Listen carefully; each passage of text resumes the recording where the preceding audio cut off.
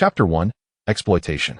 In this sweltering August, the heat is unbearable, yet for one enraptured by love, what is discomfort compared to the fervor of romance?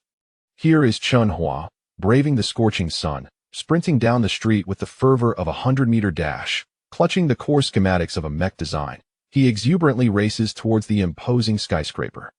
From afar, he catches sight of a stunning girl, flanked by several protectors, emerging through the main entrance of the building. Phew. Shwe. I've created another mech design. Chen Hua exhales, joyfully calling out.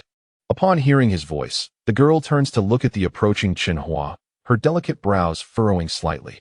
After she accepts the schematics he offers and schemes through them, she casually tosses them to the ground, coldly stating, "Such a subpar design is utterly useless to me. You are of no value to me now." What? Chen Hua is momentarily taken aback. Step away. If it weren't for the slight ingenuity you have in mech design, I would have kicked you to the curb long ago, she replies with an icy tone. Chen Hua stares blankly at the girl, who has suddenly become so unfamiliar. His enthusiasm extinguished in an instant. One of the men accompanying the girl, exuding menace, addresses Chen Hua. "Did you hear that? Our lady wants you to step away. Don't bother her again, or well break your legs. A toad aspires to eat swan meat?" Bah. With that, the man spits near Chen Hua's feet and strides off to catch up with Shwe. How could this be? Chen Hua gazes at the girl's receding silhouette, his mind blank. He never imagined that the girl who had been so tender towards him a month ago would turn into someone so cold. Wait, Shwe, how can you do this? In disbelief, he rushes towards the group, quickly placing himself in front of the girl. Did you not understand what I just said? The man who had threatened him earlier steps forward again, delivering a harsh kick to Chen Hua's calf. Crack. The blow sends Chen Hua to one knee. Shwe, why are you doing this? I've submitted 9 mech design schematics to you. At this moment, Chen Hua feels not just physical pain, but his heart seems to be sliced by a blade. How ridiculous. Who cares about your designs? I thought you could help me create superior mech schematics, yet you are but a waste after all this time. You have not surpassed the level of your initial 3 design mech. I am utterly disappointed. Miss, let us leave. There's no need to waste time on someone who has become utterly worthless. At this, Chen Hua's expression shifts dramatically. What? His face pales as he realizes that the enchanting encounter 2 months ago has led to this disheartening conclusion. It was 2 months prior, at a birthday celebration for a friend at the Intermediate Mech Academy, that Chen Hua had met Shwe. Through introductions, he learned that Shwe was the daughter of the president of the Tianshi Mech Design Group. Having a knack for mech design since childhood, Chen Hua captivated Shwe with his unique design ideas upon their first meeting. The two seemed to share an inexhaustible reservoir of conversation on the topic of mech design. Without a second thought, he showcased his meticulously crafted 3 design mech schematics to her. To Chen Hua and his friends, these schematics were treasures. True to the saying, a discerning eye recognizes value, and Shwe, entangled in a whirlpool of emotions, gradually exploited the naivete of Chen Hua. Over the past 2 months, he poured his heart and soul into submitting 9 mech design schematics. Yet, little did he realize that Shwe's intentions were to use him under the guise of closeness. The complexities of a woman's heart are indeed as elusive as searching for a needle in a haystack. Nevertheless, Chen Hua, still captivated by Shwe's image, refused to relent. He laboriously rose to his feet, positioning himself once more in front of the departing group. Shwe, grant me a few more days. I can revise the schematics. I assure you they will exceed my previous 3 design mech level. Stubborn fool. Shwe's beautiful face contorts with disdain, her enchanting eyes now frigid as ice. You refuse to heed my words, do you? With a thunderous rumble, 3 towering black humanoid mechs encircle Chen Hua from 3 directions. Faced with the cold, menacing gaze of the mechs, Chen Hua stands frozen for a moment, the throbbing pain in his calf finally snapping him back to reality. I understand now. Turning away, limping, he begins to gather the scattered schematics from the ground, calling out to Shwe, who has walked a short distance away. Shwe, shouldn't you compensate me for the mech schematics I submitted to you? Idiot. Who wants your worthless designs? Your 9 schematics are utterly trash. Without looking back, Shwe retorts, her bodyguards snickering behind her.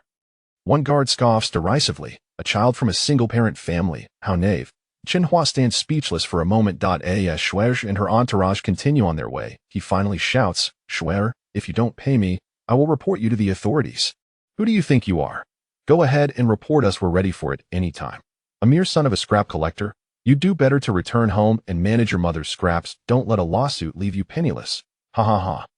The man who had threatened him earlier turns back, mocking Chen Hua's family background. Indeed, return home and collect scraps help your mother gather more.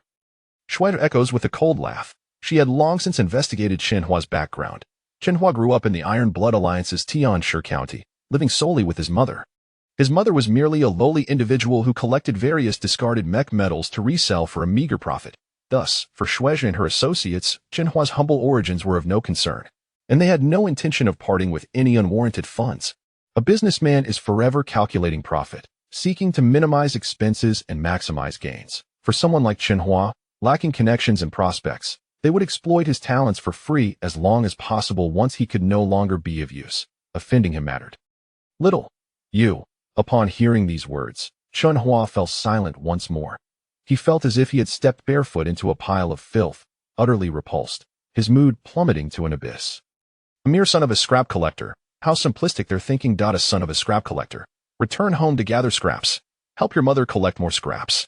Chen Hua's face flushed crimson, his eyes nearly ablaze with fury. He could not fathom that those who dealt in the acquisition of discarded mech metals would consider him a mere scrap collector.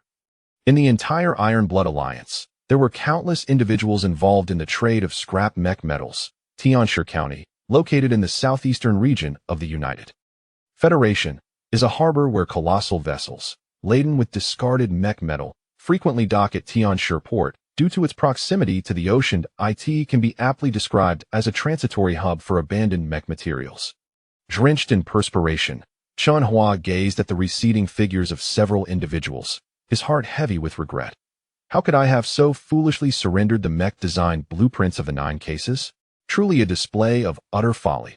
I had hoped to earn some money from the mech designs to alleviate my family's burdens, only to find myself exploited instead. I thought perhaps I could forge a connection through Schwer, yet I was heartlessly cast aside. Alas, what a pity, what a pity. As Chen Hua contemplated these thoughts, he shook his head in despair and wandered homeward, lost in his reverie. Chapter 2.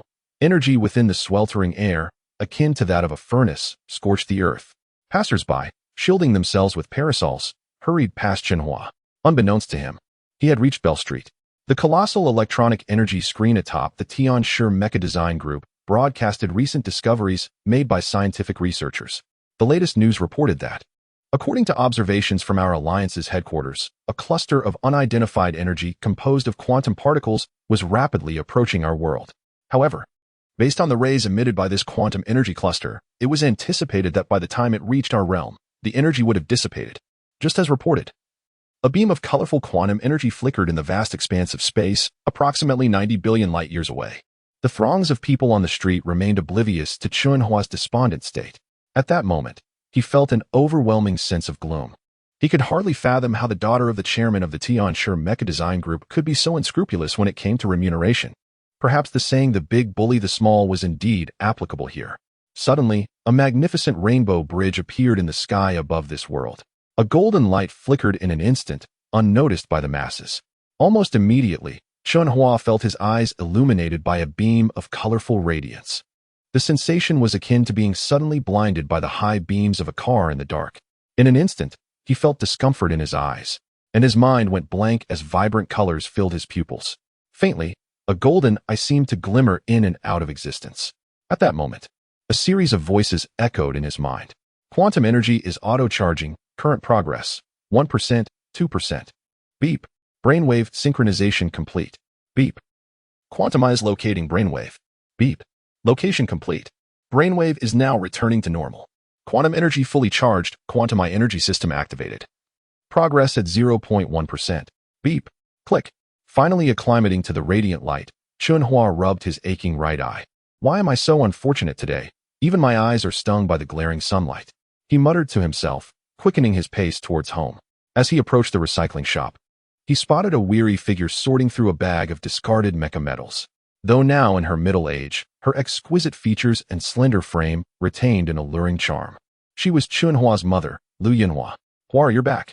Upon hearing Chen Hua's voice, Lu Yinhua set down the bag, took a sweat towel from the wall, and kindly offered it to her perspiring son. "Hey, Hua, why do your eyes look swollen?" After receiving the towel, Chen Hua wiped his face and replied, puzzled, "My eyes? There's nothing wrong. I'm perfectly fine." "Really? Are you sure?" Lu Yinhua, still skeptical, reached towards his slightly puffy right eye. You must not have rested well and overstrained your eyes. I've told you to take care of yourself these past few days. Look at you, sacrificing your health for mecha design. It's my fault as a mother for not taking better care of you, sigh. As she spoke, tears streamed down her cheeks. Chen Hua was acutely aware of Chen Hua's cleverness in mecha design, and she had always strived to provide him with the knowledge necessary to excel in his field and achieve success. However, ever since Chen Hua entered the Intermediate Mecha Academy, their financial situation had become dire. The exorbitant tuition fees had left her drowning in debt. In truth, Chen Hua's aptitude for mecha design, when compared to his peers at the academy, was considerably lacking, failing to impress those regarded as professionals. Nonetheless, Chen Hua still believed him to be exceptional. For parents, as long as their child possesses a glimmer of talent, they are deemed remarkable and worthy of nurturing.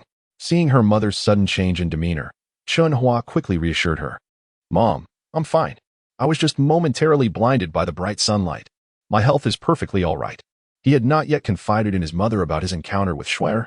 Initially, he planned to share the news after completing her task and receiving his reward, intending to bring her joy. Yet, he had unwittingly become a pawn in a larger scheme. Really? If that's the case, I'm relieved. I've noticed you've been tirelessly working on mecha designs lately, and I was worried you might wear yourself out. Chen Hua sighed. Fortunately, Hua was perceptive. Upon learning that she had mortgaged their only shop to pay for his education, he had been diligently seeking ways to use his skills to alleviate her financial burden. Of course not. Otherwise, you would be upset. I promise, from now on, I will focus on my health and ensure I remain fit, so you won't have to worry, and I will definitely repay all our debts. In this world, mechas played an immensely significant role, leading to a curriculum heavily centered around them. However, the costs associated with developing advanced mechas were astronomical. Different types of mechas demanded various metals, and in the grand scheme of global power dynamics, mechas were crucial in assessing a nation's strength. The substantial expenses of mechas necessitated that those pursuing knowledge in this field possess a solid economic foundation. After all, to study mecha-related subjects, one must first have access to a complete mecha. Acquiring a low-grade complete mecha is not particularly challenging, but maintaining it incurs exorbitant costs. Thus, studying mecha-related disciplines often proved burdensome for typical middle-class families, let alone for families like Chen Hua's, where even basic sustenance was a struggle. Nonetheless, despite the steep expenses of attending the Mecha Academy, there are countless instances of individuals from humble beginnings achieving greatness. Once one attains a certain level of proficiency in mecha-related fields, opportunities to shine and stand out abound. As long as one's skills are commendable, one could offer design blueprints or other valuable insights to large companies like Tian Fighter Design Group in exchange for substantial rewards. With sufficient funds, one could fabricate their own meticulously designed mecha, navigating through this chaotic world of bio-inspired intelligence and warfare. However, aside from mecha knowledge, there are specialized fields such as metal smelting, body refinement warriors, and metal forging. These areas demand exceptional talent and are often tied to the core strengths of an alliance, rendering them inaccessible to ordinary individuals. Suddenly, Chen Hua noticed a layer of gauze wrapped around his mother's right index finger. A faint metallic scent emanated from it. Mom, what happened to your finger? Upon realizing Chen Hua had noticed her injury, Chen Hua quickly tucked her hand into her pocket, insisting, "It's nothing. A batch of discarded mecha metals arrived recently, and they emit unknown rays." With no choice but to wrap his fingers in lead tape, Chen Hua sought to shield himself from the perilous rays. His expression shifted suddenly. How could he have been so foolish as to focus solely on flirting, neglecting the well-being of his overworked mother? Mother, why have you once again acquired that dangerous scrap metal from the decommissioned Mechs? I've told you repeatedly to worry less. I have just 1 year left until I graduate from the Intermediate Mecha Academy, and I promise to settle all debts once I complete my studies. As he spoke, Chen Hua's gaze fell upon the pseudo-metal bag that his mother had yet to secure. Let me handle this hazardous scrap metal, he declared, pressing the button on his right-hand sensor. Instantly, a 5-meter-tall humanoid mech, patched together with iron plates, enveloped him as he was drawn into the cockpit. This mech, crafted at considerable expense by his mother from discarded mech materials, was a testament to her resourcefulness. Though its capabilities were modest, it provided Chen Hua with a tangible reference for his studies, allowing him to absorb knowledge more effectively. Cherishing this hard-earned mech, he had named it Iron Bull, a nod to its robust spirit. Soon, Chen Hua was maneuvering Iron Bull, hoisting the bag of scrap metal upon its metallic shoulder as he jogged towards the metal refining shop, situated over 1,000 meters away. Hua, Sell it and return promptly. Mother is waiting to repay the debt. All right, I'll be back shortly. With a chuckle, Lu Yunhua watched her son depart. As he ran, the quantum energy within the metal activated, linking automatically with the humanoid mech. Connection in progress. Please hold. However, Chen Hua soon noticed that the bag of scrap metal resting on Iron Bull's shoulder felt increasingly lighter. The pseudo-metal bag rapidly deflated. Its diminished form displayed on the black and white electronic screen in the cockpit. Beep. Quantum Eye Energy System progress at 0.2%. System initializing. Please wait. Wait, where has the metal gone? Chen Hua sat in the cockpit, bewildered as he witnessed the substantial pseudo-metal bag shrink before his eyes. The precious materials his mother had painstakingly acquired were vanishing under his very nose. What on earth was he to do? Chapter 3, Debt Collection. Chen Hua, having leaped down from the cockpit, stood in a daze, staring at the empty pseudo-metal bags, at a loss for what to do. The sight of his mother's silver hair beginning to turn white weighed heavily on his heart. Forget it, I should just go back.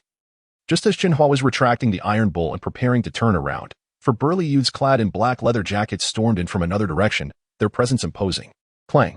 A few small bags filled with discarded mech metal accidentally bumped into one of the black-clad youths, who promptly kicked them aside with force, producing a jarring metallic sound. Lu Yunhua, humming a tune inside the house, suddenly turned to the door and saw the four menacing figures entering. Among them, the leader, towering at over 2 meters tall, looked down at Lu Yunhua with an air of authority. Lu Yunhua, your family is our boss money.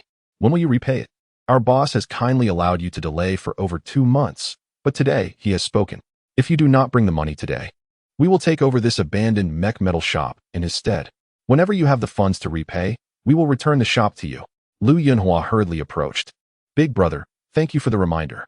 My son just sold a bag of discarded mech metal to the smelter. When he returns, I will give you a portion of the money right away. I know your boss has a good heart and will surely allow me this, right? Moreover, he once promised me that he wouldn't take my little shop. Unexpectedly, before Lu Yunhua could finish her sentence, the leader scoffed derisively. Humph. So what if our boss said that? Promises don't pay the bills. He then raised his voice. It's precisely because our boss is kind-hearted that you beggars have taken advantage of him, borrowing without repayment and still having the audacity to delay. If your son can't afford to attend the Intermediate Mech Academy, he should not go. Let me make this clear. There will be no more leniency this time. If you do not repay, you must vacate this shop. Our boss has decreed that regardless of your circumstances, you must produce some money today, even if it costs you dearly. Yes, and our boss also mentioned that you still have some charm left. You could always earn money with your body, haha. The others chimed in with laughter, their faces filled with expressions that left little to the imagination. The leader's gaze towards Lu Yunhua turned lecherous. Lu Yunhua's face flushed with rage. Though she felt guilty about the unpaid debts, the lewd remarks from these men ignited her anger. Now, all she could do was wait for Chen Hua to return with the money from selling the bag of scrap metal, hoping to send these shameless men on their way. At that moment, Chen Hua entered the house, the once full bag of pseudo-metal now appearing deflated and lifeless over his shoulder. Mom. The instant he stepped through the door, he sensed the atmosphere in the room was awry. War, you're finally back. Quickly, give them the money so they can leave. Lu Yunhua exclaimed, visibly relieved to see him. Hey, where's the money? Hurry up and bring it to me, or you all can get out. This shop now belongs to our boss. One of the black-clad men raised his voice several decibels upon seeing the diminutive Chen Hua, causing the neighbors to peek out in curiosity. Chen Hua's expression darkened upon hearing the demand. Your boss promised us he wouldn't take our shop. How can he go back on his word? The leader exchanged glances with his companions and approached Chen Hua. What are you waiting for? Hurry up and hand over the money. Seeing that Chen Hua was unresponsive, Lu Yunhua grew anxious. Son, I'm sorry, I couldn't exchange the money. This bag of metal. I don't know why, but it vanished. What? Lu Yunhua's legs went weak, nearly collapsing. Thankfully, she steadied herself against the bag filled with discarded mech metal. Son, Chen Hua rushed over to her side. Humph, so you have no money? Then you must vacate the shop immediately. It now belongs to our boss. When you can repay, then we will consider returning it. The leader commanded his companions, you too. Throw these two beggars out. As for you, sell off these bothersome metals as payment for our boss's interest. To them, demanding repayment was a matter of course. If one could not pay, they would simply forfeit their assets as collateral. Boom. With a resounding crash, the patched-up iron bull appeared beside Chen Hua. You're occupying my home. I'll fight back. Once inside the cockpit, Chen Hua seated Lu Yunhua in a spare chair. Upon seeing the iron bull that Chen Hua had summoned, The four black-clad youths laughed derisively. You dare bring out such a patched-up junker? Do you think you're the only one with a mech? Show him what you've got. Today, you shall witness the power of my new treasure. With that, a brand-new panther-shaped mech materialized within the shop. Its maw opened, revealing a 30mm main cannon slightly protruding, and the sonar machine guns at its ears were primed for action. The sleek mechanical legs were cleverly embedded with alloy claws. Before Chen Hua could react, the panther mech raised its massive foreleg, its sharp alloy claws lightly grazing the Iron Bull's left arm. To deal with trash like you, I only need a gentle swipe. The leader of the black-clad men hummed a tune, disdainfully watching the Iron Bull's severed limb displayed on the colorful screen. Although they did not obtain the money today, the shop as collateral still promised a substantial profit. Beep. Hearing the alarm from the cockpit, Chen Hua snapped back to reality. The Iron Bull was utterly defenseless before the panther mech. Hua, a wise man does not suffer in vain. Protect the Iron Bull. And we can still venture outside the county to scavenge for electronic scraps to earn money. Mom, I'm sorry, I was wrong, Chen Hua whispered, uncertain of why the bag of metal had disappeared, but knowing it was his fault for carrying it. This time, he refrained from acting impulsively. He maneuvered the Iron Bull to retrieve the severed mechanical arm, leaving the four men behind in mockery as he departed in sorrow. Now, their shop had been seized due to unpaid debts, leaving them homeless. The scorching sun blazed down, the air thick with heat. Yet, Chen Hua's heart felt frigid, for he had no idea how he would navigate the days ahead. Chaotic zone. Generally speaking, who would be foolish enough to venture into the military operations of the Iron Blood Alliance for profit? Within that realm, even a single bionic intelligent mech could easily rend apart the elite mechs of the Iron Blood Alliance. If a subpar mech like the Iron Bull were to enter the chaotic zone, it would be tantamount to seeking death. Yet, despite the perilous nature of the chaotic zone, there exists a small faction of desperate individuals who, risking their lives, scavenge the outskirts for fragments of metallic debris from mechs, collecting them piece by piece to sell for a meager profit. Hua, please, enlighten me on what transpired? As Chen Hua pondered, Lu Yunhua inquired, eager to understand why the bag of discarded mech metal had vanished.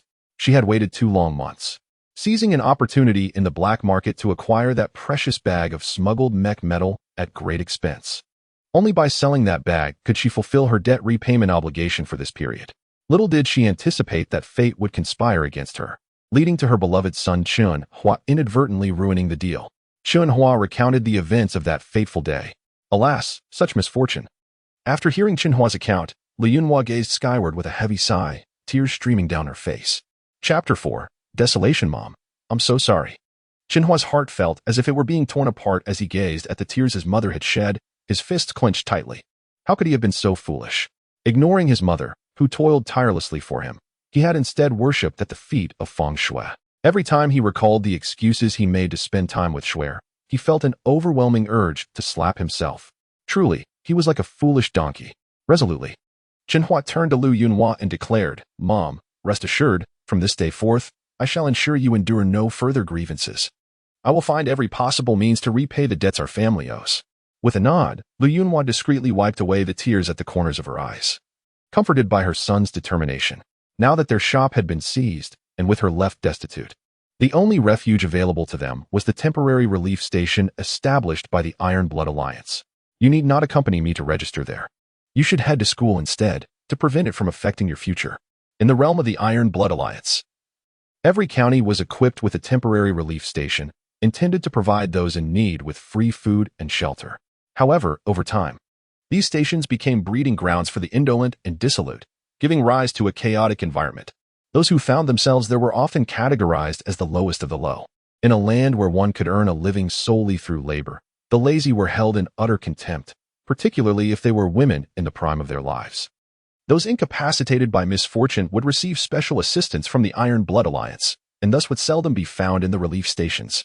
Mom, unable to contain his emotions, Chen Hua embraced Lu Yunhua and wept bitterly. Only through hardship does one truly comprehend the importance of cherishing time and the loved ones who require our care.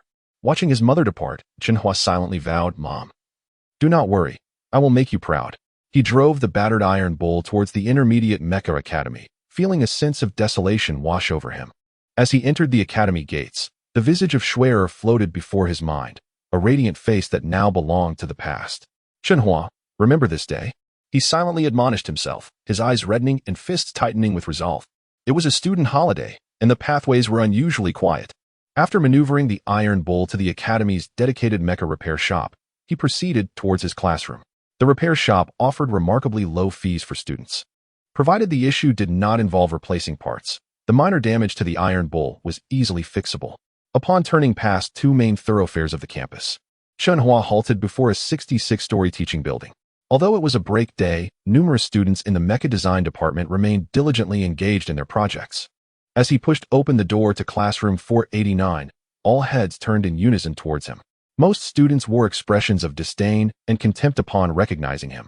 After all, Schwer was a distinguished heiress, while he was a mere scavenger aspiring to win her affection with his subpar designs, a sheer farce. In the far corner of the classroom, one student whispered to a fellow experiment partner. Clearly, he is trying to reach for the stars without a clue about his own background. How could someone like Schwer ever notice him? Keep your voices down. What if this poor soul hears and takes drastic measures? We can't afford that. Another cautioned. Laughter erupting amongst them. Why fear a pauper? He has no threat, came the mocking reply, their laughter echoing throughout the classroom. Chen Hua took a deep breath, steeling himself as he approached the boy occupying his seat. Ah Hua, are you all right? The boy stood, returning the seat to Chen Hua.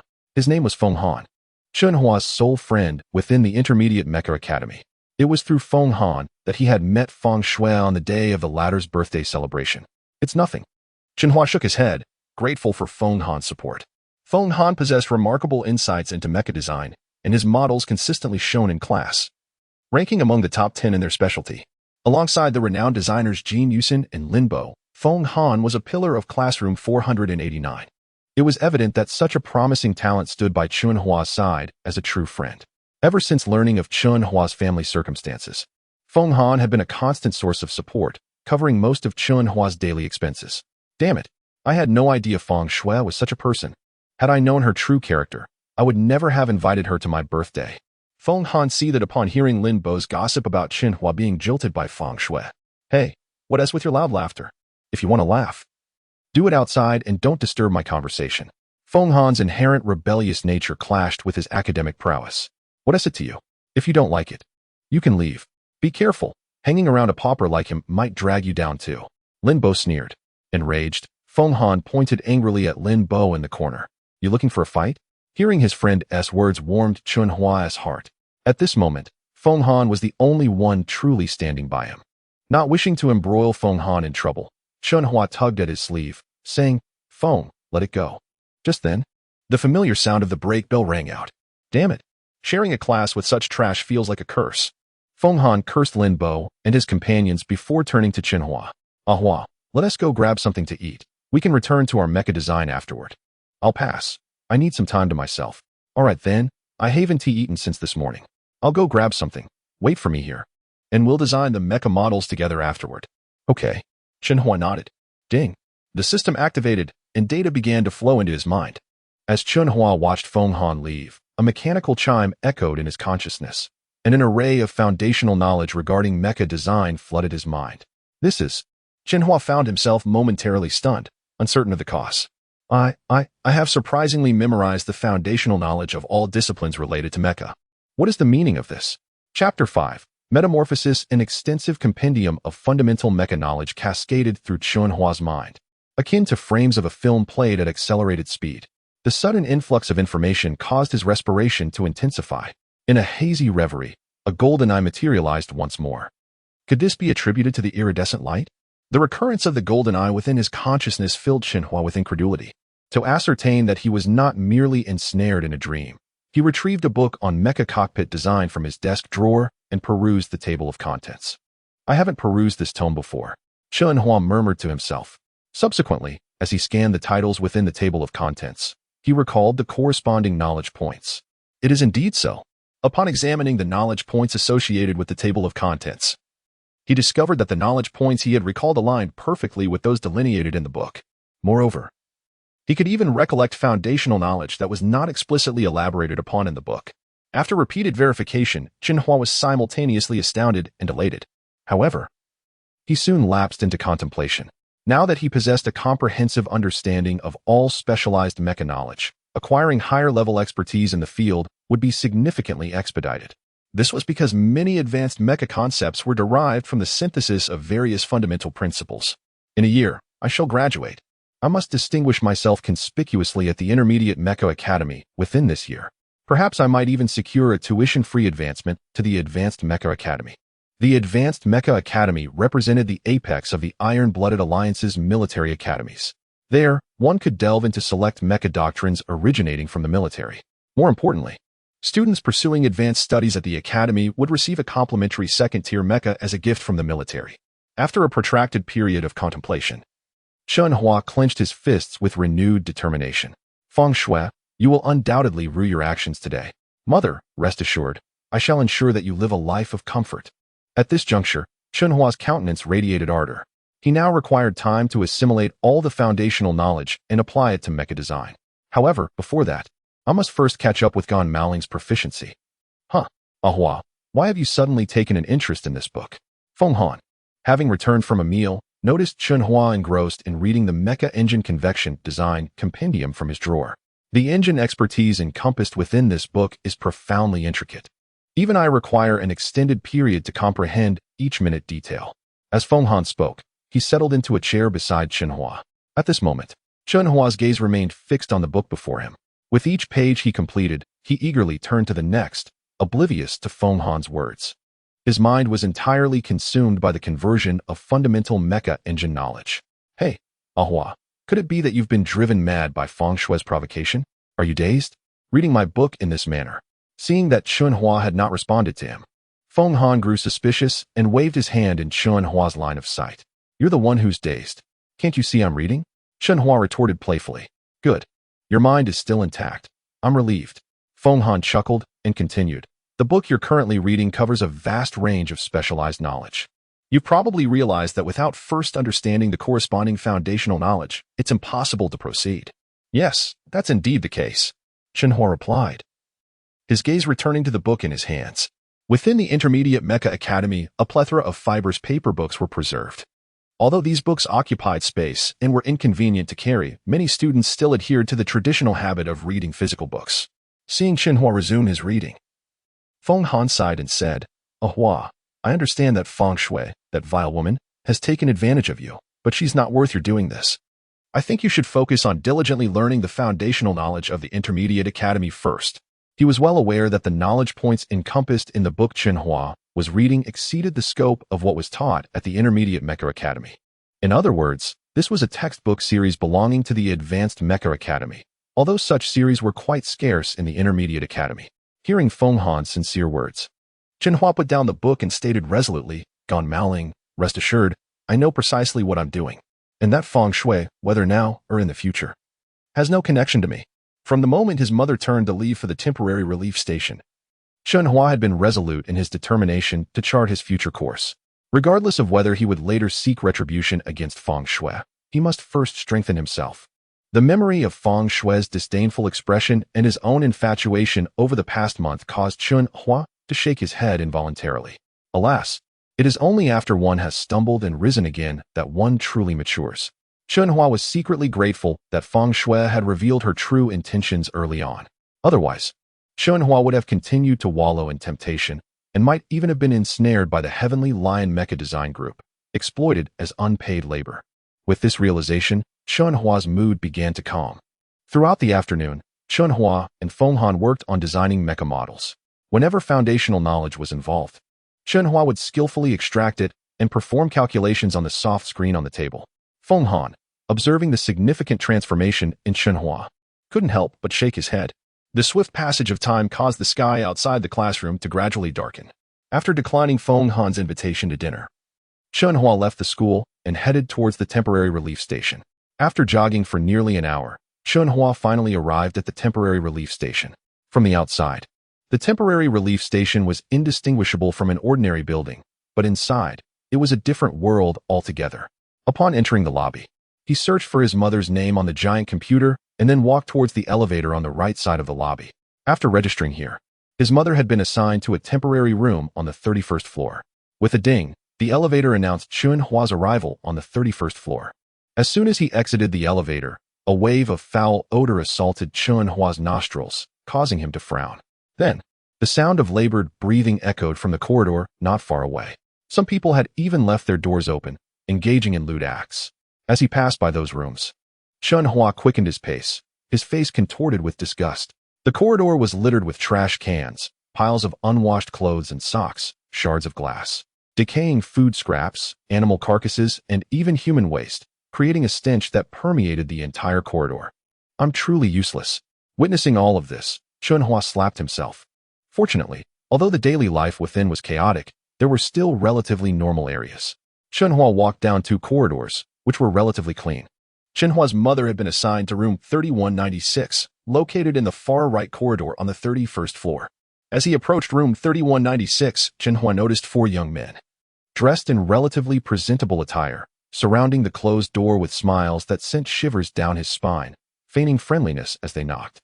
According to the room numbering system within the building, the door surrounded by the 4 young men was indeed room 3196. What are you doing? Upon encountering the doorway to his mother's room encircled by 4 young men, Chen Hua's expression shifted dramatically. With a resounding shout, he hastened towards them. He was acutely aware that this place had long been a breeding ground for a multitude of idlers, whose lifestyles were exceedingly disreputable. Chapter 6. Temporary Relief Station. Chen Hua's contorted visage, his ferocious expression, coupled with his all-out sprint and roar, initially dumbfounded the 4 youths in the corridor. They exchanged bewildered glances, clearly perplexed as to why Chen Hua was suddenly charging towards them like an irate tank. Chen Hua's appearance at that moment was genuinely frightening, prompting the quartet to instinctively retreat a few steps. Soon, one of the youths, while sidestepping Chen Hua, felt a fist instantaneously magnify in his vision. Thwack! The youth who caught Chen Hua's fist square in the face was instantly stunned. The force of Chen Hua's momentum compelled him to stagger back several paces. The other 3 youths were utterly cowed by Chen Hua's imposing presence. After all, an irate and towering young man, suddenly barreling down like a maniac, would give anyone pause. Moreover, Chen Hua was currently brimming with negative energy. At 5'7", Chen Hua's desperate demeanor was enough to deter the assaulted youth from retaliating rashly. Get out. All of you. Get out of my way. Chen Hua bellowed hysterically, his murderous gaze fixed on the 4 youths, as if he were about to tear into them. After a mere few seconds of confrontation, the 4 youths scattered with a collective cry, fleeing around the corridor's bend. The one who had been punched panted heavily as he ran, muttering, "Huff." The reports of chaotic daily life here weren't exaggerated. Huff. That guy was terrifying. Good thing I didn't fight back, or I'd have been in serious trouble. Huff. I'm done. First day on the job, and I encounter someone like that, serving citizens in need. More like asking for trouble. Huff. That was too scary. I was just congratulating myself that the residents on the 31st floor were relatively normal, with clean corridors. But it seems I've witnessed the true face of this temporary relief station. Huff. Seeing that Chen Hua wasn't pursuing them, the youths slowed their pace, their breathing gradually returning to normal. I can't fathom what the Alliance officials are thinking, supporting these people and making us suffer here. Exactly. They piously proclaim they want to change these people's lifestyles, but they're too lazy. They're beyond redemption. So what now? Still patrolling? Patrolling be damned. Let those ghosts do whatever they want. We'll find our own amusement. What a wretched experience. As the youths grumbled around the corridor's bend, lamenting the chaotic conditions in the temporary relief station, Chen Hua, standing before room 3196, finally sighed in relief upon seeing them flee. Good thing I scared them off. I couldn't have taken on 4 of them alone. This place really has all sorts. I need to expedite my mother's departure from this hellhole. Just as the thought crossed his mind, the door swung open, revealing Lu Yunhua's expression of joyous surprise mixed with helplessness. Hua, it really is you. I thought I was mistaken. Mom.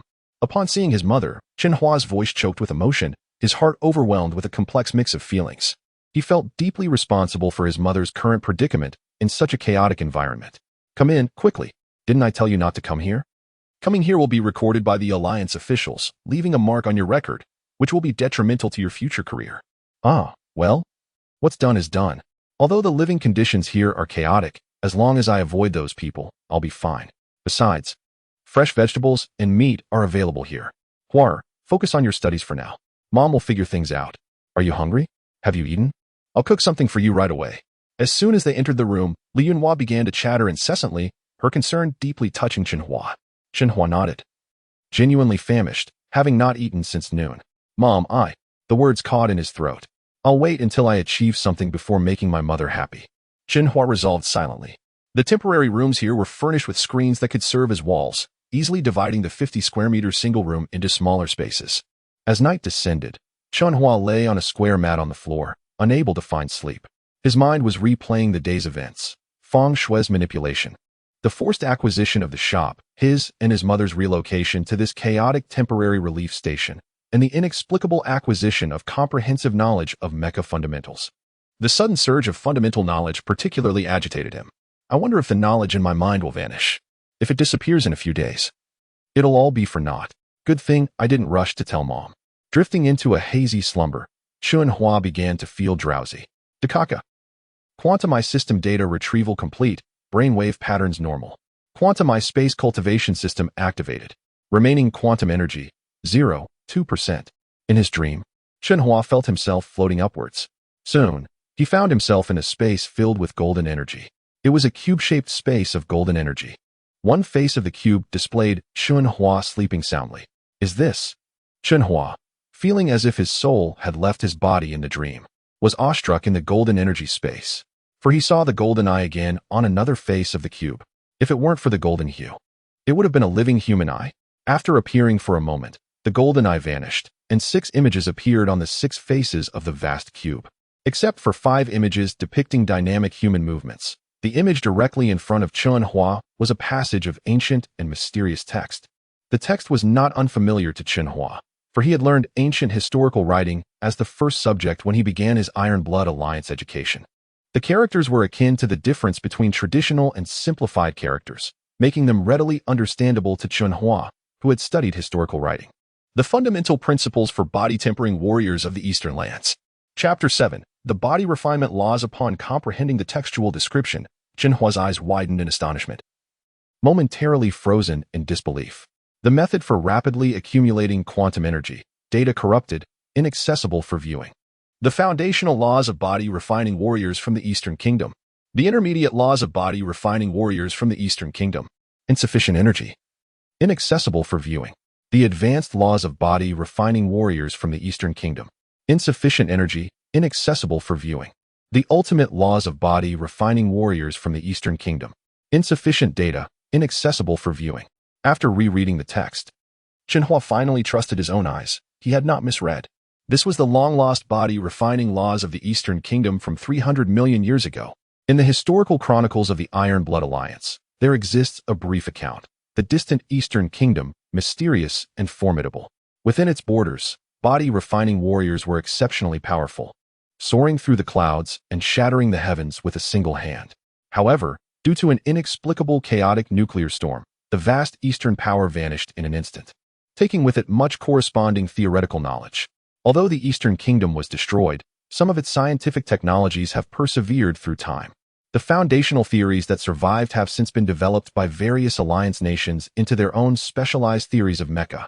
The cultivation laws related to body refining warriors have also evolved into specialized knowledge.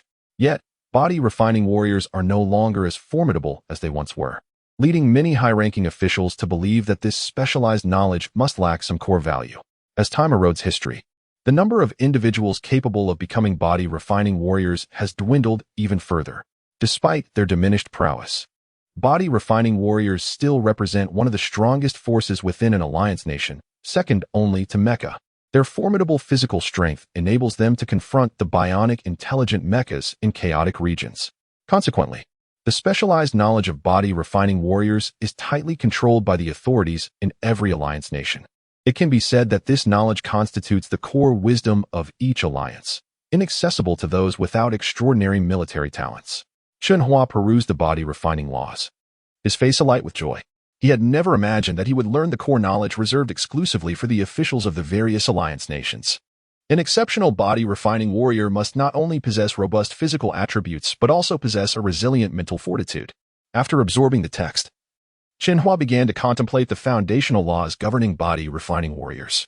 The essence of body refinement lies in achieving equilibrium of cosmic quantum energy within the human body. Mastering the operation and absorption of quantum energy will lead to continuous enhancement of one's physical capabilities, particularly in strength and speed. To be classified as a low-level body refining warrior, one must attain the physical strength equivalent to that of a fledgling ancient martial artist. Reaching this conclusion, Chen Hua murmured to himself, I wonder if my current physical strength has reached the level of a fledgling ancient martial artist. As if responding to his words, a crackling sound emanated from the space above Chen Hua's head, prompting him to look up. He then saw the text on the display informing him of his current physical strength level. Chen Hua, male, 17 years old. Quantum energy storage level, 0%. Maximum arm strength, 145 kilograms. Maximum speed, 10 meters per second. Comprehensive physical data evaluation, ordinary person. Realizing that this golden energy space seemed to comprehend his words, Chen Hua spoke again to himself. So, I am still just an ordinary person. I wonder how I can reach the level of a fledgling ancient martial artist? As he anticipated, the display above his head soon transformed, the crackling sound causing the text to change to reveal the answer he sought. Objective, fledgling ancient martial artist. Required quantum energy storage level, 30%. The brief 2 lines of text left Chen Hua perplexed. The specialized terminology involved in the knowledge of body refining warriors left him bewildered. Yet he still voiced aloud, I wonder how I can store quantum energy? Similarly, after the text shifted, Chen Hua received the answer he desired. To store quantum energy within the body, one must begin cultivating according to the foundational laws of body refining warriors, first comprehending the quantum energy released by the universe, and then drawing it into the body to enhance physical strength. Mankind must imitate the dynamic bodily movements depicted in the 4 images to perceive the quantum energy released by the universe. The laws of body refining state that only through engaging in high-intensity physical actions can one fully grasp the quantum energy from the cosmos. This series of movements resembles the stances of ancient martial Tai Chi, yet with subtle distinctions in detail. The dynamic human motion illustrations initially move slowly, but as time progresses, the actions depicted in the 4 images accelerate. At first, Chen Hua was able to keep pace with the rhythm of the movements by turning his head to observe. But as the speed increased, he quickly found himself struggling to keep up. Ultimately, what was intended to be a standard routine of ancient martial Tai Chi devolved into a chaotic flailing of limbs, a wild gyration of his torso, and a frantic shaking of his head. Ha! Ha ha ha ha! After catching his breath and halting, Chen Hua erupted into laughter at his own absurd movements. However, before he could continue his mirth, the display before him suddenly shifted to reveal a pair of golden eyes, from which a bolt of arcing lightning shot forth, striking Chen Hua directly. With a cry of despair, Chen Hua's entire body was instantly charred black. And just before losing consciousness, he beheld the display change to 2 large characters. Idiot. Beep, beep, beep, beep. The alarm clock rang punctually in the room, jolting the slumbering Chen Hua awake. As he attempted to rise, he was suddenly overwhelmed by a tingling sensation throughout his body, accompanied by a deep ache. He quickly recalled everything he had experienced in his dream the previous day. Yet, the physical after-effects proved that it was not merely a dream, but a tangible reality. Lying beneath the covers, Chen Hua's heart swelled with exhilaration. He had the opportunity to learn the specialized knowledge of body-refining warriors. If he were to become the most formidable body-refining warrior, as described in the ancient texts of the Eastern Kingdom, he would soar through the clouds and shatter the heavens. In that case, he could pit his physical prowess against the most advanced mecha. However, Chen Hua's aspirations might be overly ambitious, for the likelihood of becoming such a legendary body-refining warrior in this era was virtually non-existent. After all, in today's world, the development of mecha is the prevailing trend among all nations. No matter how powerful the legendary body-refining warriors may have been, they could not withstand the onslaught of numerous top-tier mecha. After breakfast and bidding farewell to his mother, Chen Hua jogged toward the Intermediate Mecha Academy. As he neared the academy, he encountered a stream of students making their way to class. At the entrance of the Intermediate Mecha Academy, a large screen was installed in the square, broadcasting the latest news from Tianshi County every morning. As Chen Hua passed by the colossal screen, a news report captured his attention, compelling him to pause. The broadcast detailed a recent announcement from the Tianshi Mecha Design Group, yesterday afternoon. The chairman declared the impending release of 3 new models of civilian mechas. Notably, one of these models surpassed the specifications of the currently deployed 1-star mecha in Tianshi County, while the other 2 are still undergoing testing, with their specific parameters withheld for the time being. Accompanying the news was a dynamic, 3-dimensional display of the mechas, showcasing the relevant design blueprints. The unveiling of these schematics signified that the 3 mechas belonged solely to the Tianshi Mecha Design Group. Any unauthorized replication of the mecha's data by others would constitute infringement, subject to stringent penalties and sanctions by the Iron Blood Alliance. Upon witnessing the comprehensive reveal of the three new mechas and their design blueprints, Chen Hua's fist clenched in fury. Feng Shui, you truly have audacity. Chapter 8. Gene Yusin. The designs of the three Mechs unveiled were an exact replica of the exquisite blueprints originally provided by Chen Hua to Feng Shui, including the Mech's exterior, its primary cannon, and the cockpit design. After years of effort devoted to these plans, Chen Hua received no recognition, only to see them become another's adornment. How could he possibly endure such a betrayal? Furthermore, these designs bore half the merit of Feng Han's contributions. Without Feng Han's guidance, he would not have developed such unique insights into the design of a novice-level mech. In a fit of frustration, Chen Hua struck the concrete pillar at the entrance with a fierce punch. The tiles on the pillar cracked slightly under the force of his hidden strength. After this outburst, however, he regained his composure. How foolish he had been to submit those designs so readily. Had he known their true worth, he would have exchanged them for wealth long ago. Yet, this revelation allowed him to see Feng Shui's true nature in the darkness surrounding the Tian Shi mech design group. The next time he crafted a superior mech, it would be without any ties to them. As Chen Hua was about to depart, he caught sight of the crack in the tiles.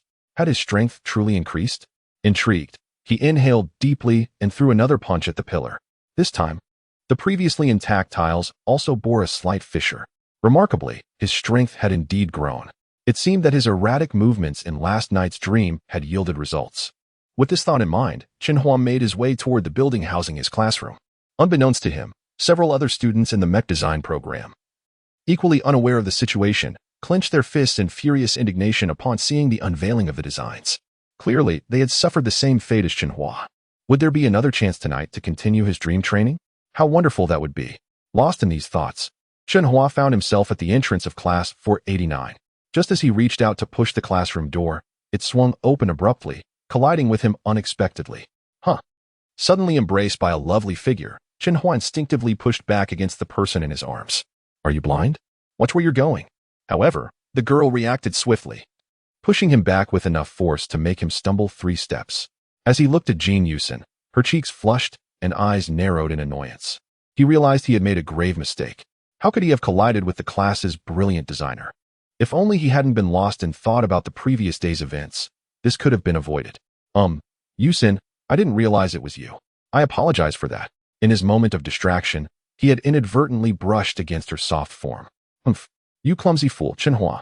Can't you watch where you're going? Gene Yusin glared at him, her beautiful eyes flashing with irritation, before swiftly departing the classroom. Chen Hua inwardly lamented. If she held a grudge, it would be difficult to ask her for help in the future. Hua, congratulations. You just had a lovely encounter. How does it feel? Feng Han teased with a peculiar grin as he approached. You should know that our class's genius beauty was on a call and had to leave in a hurry. I thought about following her, but you beat me to it. Seeing Feng Han's smug expression, Chen Hua rolled his eyes. That was an accident, all right? Come on. If you're not going to pursue her, let me see if I can make a move on our class's genius beauty. Stop looking at me like that. I really can help you. Chen Hua regarded him as though he were a fool. Feng Han, don't get ahead of yourself. Do you know who Gene Yusin is? And who I am? With no connections, I stand no chance with her. Feng Han's antics were relentless. Gene Yusin was not only the most talented designer in class 489, but also the belle of the entire mech design department. Her beauty was matched only by her lineage as the daughter of the administrative minister of Tianshi County, a realm wholly governed by her father. It was clear that such a combination of background and beauty made her a dream for nearly every boy in class. Those who sought her out were likely in droves. And for Chen Hua to be encouraged to pursue her was laughable. You coward. You're letting a chance slip away. Fine, if you're so brave. Why don't you go after her? With that, Chen Hua resumed his reading of an unfinished book on engine design, immersing himself in the knowledge he needed to master within the year to capture the attention of the Iron Blood Alliance. However, just as he began to focus, several students encircled Chen Hua and Feng Han's table. You two are forbidden from discussing my Yusin again. If I hear you, I'll break your legs. As soon as he finished speaking, one of the people surrounding Feng Han stepped aside, revealing Lin Bo, who approached with a challenging look directed at both Chen Hua and Feng Han. What business is it of yours what we discuss? Feng Han erupted, seizing Lin Bo by the collar. Want to throw punches? A few others quickly grasped Feng Han's arms, and a confrontation seemed imminent. Feng Han, don't stoop to their level. Chen Hua intervened, placing a hand on Feng Han's shoulder, signaling him to hold back. 2 against 8 would undoubtedly lead to their defeat. Yet, despite the numerical disadvantage, Neither Chen Hua nor Feng Han appeared intimidated. Hey, what do you want from us? Just as tensions peaked, the radiant figure of Jin Yusin appeared at the classroom door, hands on her hips, exuding an air of authority. Yusin, Chen Hua just said he really likes you, and that's why these folks want to beat him up. Feng Han's words dropped like a bombshell, plunging the classroom into an icy silence. Chen Hua was left speechless. What was Feng Han thinking? At that moment, the classroom fell eerily quiet. Ding, ding, ding. Fortunately, just then, the bell rang to signal the start of class. Cough, cough. Class is starting. Everyone get to what you need to do. The teacher will be here shortly. Feng Han chuckled to himself, then calmly sat down to retrieve his textbooks. Humph. We're leaving. Watch yourselves. Lin Bo and his companions returned to their seats, leaving only Chen Hua standing awkwardly, while Jin Yusin's gaze remained fixed on him from the doorway. Chapter 9. You still have me as a friend. A few seconds later, Jin Yusin let out a cold snort and returned to her seat. All eyes were on Chen Hua, who stood there in a daze, stifling laughter. Particularly, Feng Han. Beside him, wore an ear-to-ear grin, exuding an air of having done a grand favor. Well, Ahua, am I not clever? At a critical moment, I voiced your innermost thoughts, and now our genius beauty has heard it. You have your chance, hee. Just as Chen Hua settled back into his seat, Feng Han whispered, You're lucky. Damn you. You're trying to get me in trouble, aren't you? I've told you, I'm just an ordinary person without connections. It's impossible to get close to her. Besides, I believe that focusing on mastering professional knowledge is the way to go. At that moment, the instructor for the canon design class entered the classroom. An engaging and lively lecture commenced. Unbeknownst to Chen Hua, his conversation with Feng Han had reached Jin Yusin, who was seated not far away. The 55-minute lecture soon came to an end, and before Chen Hua and Feng Han could rise, a striking figure appeared before them. Feng Han, you've been particularly chatty lately. Jin Yusin's voice, akin to celestial music, flowed from her lips. Yet, the underlying force of her words caused the temperature around the two young men to plummet. Oh no, Chen Hua thought. Sensing trouble, Feng Han's nonsensical remarks had clearly irritated the main subject. Yusin, I apologize. Chen Hua felt incredibly awkward if it weren't for Feng Han. He wouldn't need to apologize to Jin Yusin at all. Really? Am I so talkative? I haven't said much lately. The weather is splendid today. Feng Han, with a nonchalant demeanor, boldly stood up, disregarding the impending storm in Jin Yusin's eyes, and made his way toward the door. In that moment, Chen Hua and Jin Yusin stood there, enveloped in an unbearable awkwardness. Just as Jin Yusin was about to speak, the crafty Lin Bo approached with a design blueprint in hand, wearing an overly eager expression. Yusin, I've had a new idea regarding the design of the Mecha Engine's fan blades. Could you take a look and offer some advice? Noticing that Feng Han had vanished, Jin Yusin cast an irritated glance at Lin Bo and said coldly, I think it's unnecessary. Your expertise in mecha engine design has long surpassed mine. It's more like you should be guiding me. Her words rendered Lin Bo speechless. Jin Yusin then turned to Chen Hua, her gaze firm. Step outside. I have something to discuss with you. After speaking, she exited the classroom. Lin Bo's expression darkened instantly upon hearing this. Hey, remember what I said. Yusin is not someone of your humble status can aspire to. Or else. Lin Bo gestured menacingly at his neck, the implication crystal clear. However, Chen Hua ignored him and, amid the fiery glares of several peers, made his way out of the classroom. Watch yourself outside, pauper. The Intermediate Mecha Academy adjusted the break time to 30 minutes, allowing students more time to digest the professional knowledge learned in class. Following closely behind Jin Yusin, her ethereal figure contrasted beautifully with the picturesque scenery along the campus path, creating a vibrant tapestry of youthful exuberance. In his heart, Chen Hua regarded Jin Yusin as his goddess, fully aware that they belonged to entirely different realms. A goddess deserves to occupy the most cherished place in one's heart, to be venerated silently, unmarred by reality. After a brief moment, the graceful silhouette ahead suddenly halted, turning to face the approaching Chen Hua. After a few seconds of mutual eye contact, they both spoke simultaneously. Seeing Chen Hua about to speak first, Jin Yusin anticipated he would apologize. Thus, she smiled, her radiant expression like a garden in full bloom, prompting Chen Hua to swallow his words. Let me speak first. Noticing Chen Hua's reluctance to meet her gaze, Jin Yusin shook her head. Chen Hua, we've been in the same class for 4 years now, haven't we? Honestly, although he had interacted with Jin Yusin in the past, being called out for a private conversation made Chen Hua feel a bit anxious, especially with Feng Han's embarrassing remark echoing in his mind. That damn Feng Han. Instead of pursuing such a stunning beauty, he insists on playing matchmaker between us. What a predicament. With that thought, Chen Hua stole a glance at the enchanting figure before him. His gaze cautious and furtive like a mouse peeking out of its hole. Observing Chen Hua's guilty demeanor, Jin Yusin couldn't help but chuckle. What's the matter? Now you can't even look at me properly? Jin Yusin playfully shot him a glare. At her words, Chen Hua felt relieved. Thankfully, she didn't hold a grudge against Feng Han's ridiculous comments. Why would I be afraid?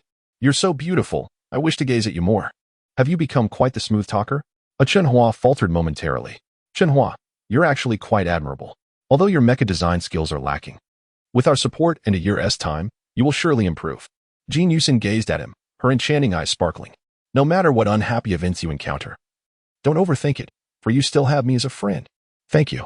Chen Hua felt deeply touched. Jin Yusin was truly understanding, aware of his struggles without mentioning them directly, comforting and encouraging him instead.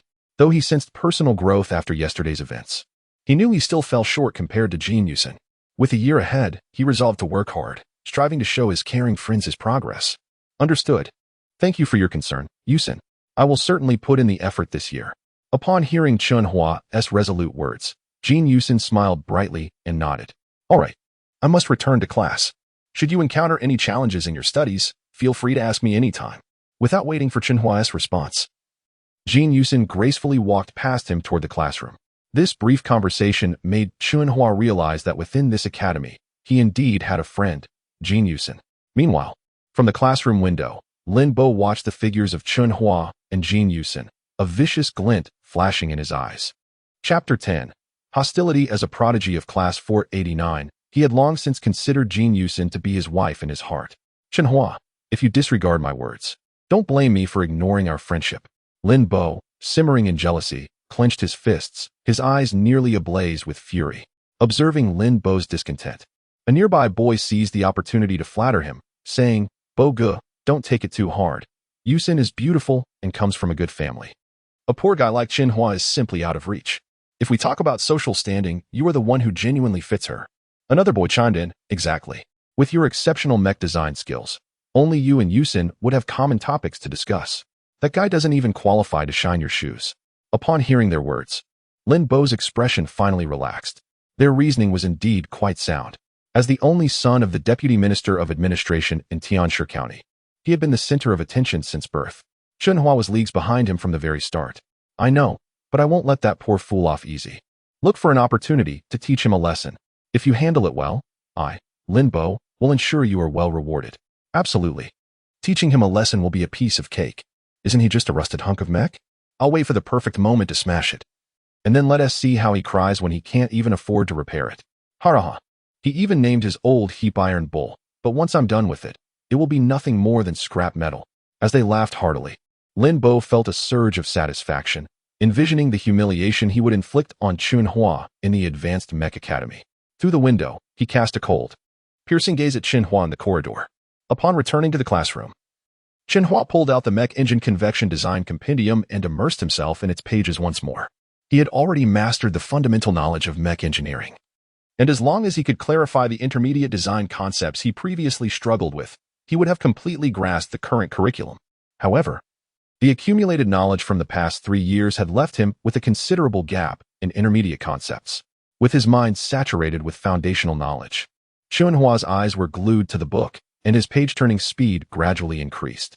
He discovered that once he clarified a crucial concept, the subsequent ones became significantly easier to comprehend, allowing him to progress through the text with remarkable speed. This was the advantage of having a solid grasp of the basics. The saying, reading 10,000 books is akin to having divine inspiration when writing, held true. Feng Han, sitting nearby, had already noticed Chen Hua's unusual behavior. Especially when he observed Chen Hua reading in a rhythm that alternated between slow and fast, he could no longer contain himself. Hey, Hua. You've spent the entire day not paying attention in class, but just playing with your book. What are you up to? Chen Hua was rendered speechless. Playing with a book? Does my serious reading look like playing to you? Feng Han, exasperated, retorted seriously. That is how you read? Slow here, fast there, and you call that serious? Believe it or not, I understand this book now. Chen Hua replied, though his mind had already immersed itself in the sea of knowledge contained within the text. Feng Han rolled his eyes in frustration, muttering to himself, Who are you fooling? This book contains profound mech engine knowledge that even I struggle to comprehend. And I still haven't finished it. Seeing that Chen Hua had returned to his serious reading, ignoring him completely, Feng Han shrugged and decided to ignore him. Fine. Do as you wish. Before long, the morning slipped away in the interludes of Chen Hua's reading. What a dull morning. My ears are about to develop calluses. I'm so hungry. Let us go, Hua. Let us grab lunch together. Feng Han, with a keen sense of awareness, had already self-studied the knowledge of intermediate mech design a year prior. Thus, apart from delving into more advanced mech design theories, his time was mostly spent on mundane activities. Unlike Feng Han, Chen Hua remained engrossed in the ocean of knowledge, unwilling to divert his gaze for even a moment. No, I'm not hungry. You go ahead and eat. Noting Chen Hua's rare dedication to his studies, Feng Han stretched and said, All right, seeing how hard you're studying, I'll personally bring back lunch for you. With that, he rose and left the classroom. Moments later, Jin Yusin also exited the classroom. Before leaving, she glanced back at Chen Hua, who was deeply engrossed in his book, and a faint, barely perceptible smile graced her lips. However, even this subtle expression did not escape the keen eyes of Lin Bo, who was simmering with jealousy. Damn it, alone in his jealousy. Lin Bo could not help but curse under his breath. Upon witnessing Lin Bo's sudden outburst, one of his companions immediately grasped the reason behind his anger. Bo, let's teach that poor fool a lesson. Humph, if we don't deal with him, he might think we're easy to mess with. That thick-headed fool needs a good beating. Hearing his friends rally to his cause, Lin Bo's eyes gleamed with a chilling intensity. And so, this group swiftly approached Chen Hua's desk, surrounding him as he read, oblivious to their presence. Slap. When Lin Bo saw that Chen Hua ignored them completely, he lost his temper, reaching out to violently knock the book from Chen Hua's hands. Startled from his deep contemplation of foundational knowledge, Chen Hua exploded with rage. Are you seeking death? Upon recognizing Lin Bo and his gang, he quickly became wary. It was evident that these individuals were not here with good intentions. With most classmates gone for lunch, only he and Lin Bo's group remained in the classroom. Chen Hua pondered quickly, devising a strategy to address the impending confrontation. Chapter 11. Adaptation in a state of heightened concentration. Chen Hua's mind was suddenly enveloped in a serene clarity. At that moment, he noticed his pupils dilating, and an ethereal veil of light descended upon him, akin to a roller shutter. In the next instant, a golden eye appeared before him, rotating in a three-dimensional view. Following this, the comprehensive data of 8 individuals materialized within the shimmering light. It dawned on Chen Hua that this golden eye functioned similarly to a scanner. What on earth could this golden eye be? As he surveyed the data, confusion stirred within him. Suddenly, he caught sight of his own information in the final set of data. My physical attributes have improved. Chen Hua, male, 17 years old. Quantum energy storage level, 0, 1. Maximum arm strength, 255 kilograms. Top speed, 15 meters per second. Overall physical assessment, ordinary. Although my physical data has changed, the comprehensive evaluation still categorizes me as an ordinary person. It seems I am still far from the standards of a so-called postnatal ancient martial artist. Armed with this comparative data, a plan formed in Chen Hua's mind. His speed surpassed that of Lin Bo and his companions. If he could incapacitate just one person before they realized what was happening and escape, he would have the opportunity to leverage his speed to distance himself from them. With this thought, Chen Hua sprang into action, leaping onto the table with agility. Bang! Just as Lin Bo and his companions prepared to strike, they realized Chen Hua had already vaulted onto the table. One individual was struck by Chen Hua's foot, sending him sprawling helplessly to the side. Lin Bo and the other 3 were likewise affected, retreating in reaction to the chaos. What? As the 3 were unexpectedly swept aside by Chen Hua, the 5 on the other side stood frozen in disbelief. They could scarcely believe their eyes. Chen Hua had suddenly become so formidable, momentarily taken aback by his own ability to break through the encirclement with a single kick. Chen Hua quickly regained his composure and seized the opportunity to dash toward the classroom door, closing it behind him with a swift motion. Bang!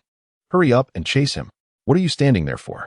Lin Bo's voice erupted, almost a roar, as he noticed his companions still staring dumbfounded at the closed door. Truly, they were inept teammates. Panting, Chen Hua navigated through the bustling midday campus, filled with students.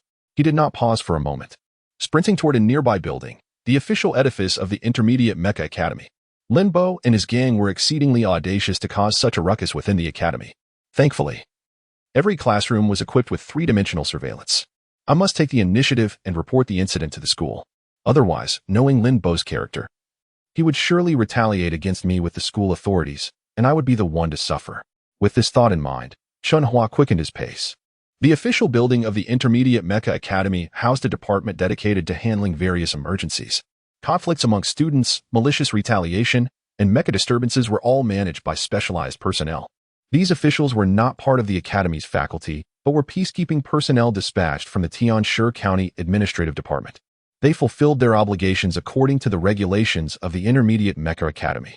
The Iron Blood Alliance's Mecha Academy was solely responsible for imparting knowledge about mechas and identifying talented individuals. It did not engage in student conflicts and disputes. The administrative officials assisted the academy in resolving student disagreements, significantly reducing incidents of campus violence within the Iron Blood Alliance's institutions. After all, the penalties imposed by the Alliance's authorities were far more severe than those from the school, potentially impacting one's future career. Upon entering the building, Chen Hua made a beeline for the student dispute resolution window. The peacekeeping officer on duty was a middle-aged man. Seeing Chen Hua approach, drenched in sweat, he inquired, "Young man, you seem quite anxious. What has happened?" After taking several deep breaths to steady himself, Chen Hua replied, "Hello, sir. I need to report an incident." And here is how it unfolded. Once Chen Hua recounted the entire incident, the middle-aged officer tapped a few commands on the screen in the duty room, and the three-dimensional surveillance footage from the classroom began to play back. "Is this the time frame you were referring to?" The officer confirmed with Chen Hua, who nodded in affirmation. The officer then carefully extracted the footage and filed it accordingly. "All right, I've recorded your situation. My name is Guan. Here is your receipt. Keep it safe. I am about to switch shifts with my colleague. If your classmates come to accuse you later, you can use this receipt to protect yourself," Guan said with a friendly smile. "Thank you. You fool. Such a golden opportunity has slipped away." Lin Bo scolded the individual who was nursing his head. One of the others chimed in, "Bro Bo, don't blame Xiaodong. That Chen Hua suddenly became so fierce. Even we were taken aback. Besides, I have a plan to ensure that penniless brat receives his due punishment." "What plan?" Lin Bo's interest was piqued upon hearing of a scheme to punish Chen Hua. "Bro Bo, we can report him to the official peacekeeping department for injuring someone. With your background, there's no way he can escape unscathed." Lin Bo's eyes lit up with realization. "Of course. Why didn't I think of this before? I can leverage my father's connections to give that poor kid a taste of hardship. It's too easy." With a sinister clap of his hands, Lin Bo announced, "Xiaodong, let us go. We're heading straight to the school's peacekeeping department to report that impoverished brat's crimes." Feeling less dizzy, Xiaodong shook his head and protested, "No way, Bro Bo. I only got kicked once. The Alliance officials won't take any action against Chen Hua." The student who had been kicked, named Wei Xiaodong, felt helpless. Lin Bo's mind raced, and he suggested, "Isn't it simple? Just let yourself suffer a bit more." Without warning, Lin Bo seized a metal stool lying on the ground, and, before Wei Xiaodong could react, brought it crashing down. "Ah!" Wei Xiaodong's scream pierced the air as he clutched his bleeding head, rolling helplessly on the ground. "Xiaodong, don't worry. I will make sure you are well compensated." Chapter 12. Inversion of truth. Upon exiting the peacekeeping department, Chen Hua hastened towards the dining hall. Although it was quite a distance, he encountered Feng Han unexpectedly on the campus path before reaching the cafeteria. After exchanging a few casual remarks, Chen Hua took the lunchbox from Feng Han and recounted the incident that had just transpired in the classroom. "Damn Lin Bo. He truly dares to lay a hand on someone." Feng Han cursed vehemently, adding, "I will settle the score with him when we get to the classroom." Chen Hua, however, thought it prudent to avoid further conflict, reasoning that it was best to let sleeping dogs lie. He refrained from informing Feng Han that he had already filed a report with the peacekeeping department. "Your troubles are my troubles. Lin Bo has truly been a thorn in our side these past few days." The mere recollection of Lin Bo's dismissal of discussions about Jin Yusin incited Feng Han's fury. Thus, the two continued their way to the classroom, Feng Han muttering indignantly. As they approached the Mecha Design Department building, two patrol officers clad in formal peacekeeping attire intercepted them. "Are you Chen Hua?" One of them inquired amiably. "Yes, I am. What seems to be the problem?" Chen Hua replied.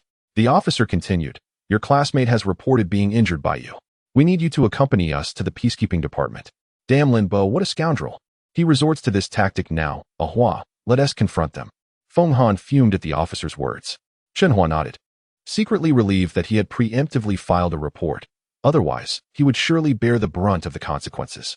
A throng of onlookers followed Chen Hua and Feng Han into the peacekeeping department's duty room, resembling a tide of curiosity. The spacious room, spanning over 300 square meters, quickly filled with students. Thanks to the administrative assistance from the Alliance's official channels, campus violence had become a rarity in recent decades. Thus, the incident involving Chen Hua being summoned by the peacekeeping patrol was deemed a significant event within the school. A man in his 40s, observing the crowded room, scoffed and signaled for silence. He then spoke coldly. "Who among you is Chen Hua? To act so ruthlessly, completely disregarding the school's regulations." He gestured towards Wei Xiaodong, who sat bloodied and bandaged. It was him. "We merely sought to discuss mecha engine design." Yet he suddenly leaped onto the table and kicked Xiaodong's head open. Before Chen Hua could respond, Lin Bo pointed an accusing finger at him. "That's preposterous. I am not capable of such a feat." Chen Hua retorted. Feng Han, mindful of the strict decorum within the peacekeeping department, chose to remain silent. "Whether or not you are capable will be evident from the surveillance footage." The man, referred to as Uncle Chow by Lin Bo, snorted again. He then proceeded to retrieve the original surveillance video for all to see. The crowd soon witnessed Chen Hua kicking Wei Xiaodong and then fleeing the scene. However, the following footage left even Chen Hua incredulous. He saw Wei Xiaodong, bloodied yet supported by others, making his way out of the classroom. Chen Hua was taken aback. He had not anticipated that the peacekeeping personnel would collude with Lin Bo. Even the school's surveillance footage had been tampered with. Fortuitously, he had filed a report in advance. Otherwise, he would have fallen victim to this scheme. How could a single kick cause such an injury? Is his head made of cauliflower? He pondered in disbelief. Feng Han stared at the footage, his mind racing with disbelief. All present were astonished by the three-dimensional playback of the surveillance. While many found it hard to believe Chen Hua could have kicked someone's head open, the footage seemed undeniably authentic. "What do you have to say for yourself?" The man, regarding the silent Chen Hua with a stern expression, appeared to be a champion of student justice. "The footage has been tampered with. I possess a receipt for my report. Please review the original surveillance footage before passing judgment." Chen Hua asserted, presenting the document given to him by He Guan. "Tampered? Are you questioning me?" The man's demeanor shifted as he ordered, "Subdue him immediately. To injure a classmate and show no remorse, yet question our integrity. This is self-destructive behavior." After discreetly acquiring the receipt, the man grew assertive, using Chen Hua's words to justify the order to restrain him. Chen Hua's expression shifted dramatically at this news. "You." Before he could finish, the man shouted, "What?" "Today's events will be reported to the authorities. As for your punishment, may fortune be in your favor. Furthermore, you owe the injured party 10,000 Alliance crystals for medical expenses. If you cannot pay now, we shall seize your mecha as collateral." The onlookers gasped collectively at the mention of 10,000 Alliance crystals, an amount sufficient to purchase a one-star civilian mecha. 10,000 Alliance crystals? You truly have the audacity to demand that. Feng Han glared at the man, adding, "You have yet to review the footage Chen Hua provided. Is there any need to review it? The outcome would remain unchanged." The man casually tapped the computer screen, causing the same surveillance footage to replay before the crowd. "You are shameless. This does not correspond to the footage on the receipt." Chen Hua's anger flared as he observed the manipulated video. "Stop arguing with me. Off to jail with you for now." He signaled to the two peacekeeping officers, who proceeded to handcuff Chen Hua and escort him out of the duty room. "Stop." Feng Han attempted to intervene, but was restrained by Lin Bo and his associates. Lin Bo feigned concern, advising Feng Han, "Do not obstruct the peacekeeping personnel in their duties, lest you invite trouble upon yourself." "To hell with you." Feng Han shouted in frustration, helplessly watching as Chen Hua was led away. "All right, everyone. This does not concern you. Go about your business," Lin Bo declared with a smile, waving dismissively to his companions. Feng Han, still fixated on the replaying footage, found his mind a blank slate. Chapter 13. He Guan Chen Hua's hands were handcuffed, and he was escorted by two peacekeeping patrol officers along the school path, drawing the attention of numerous students. In no time, the news of Chen Hua injuring someone and falsely accusing the peacekeeping department of tampering with surveillance footage spread throughout the campus.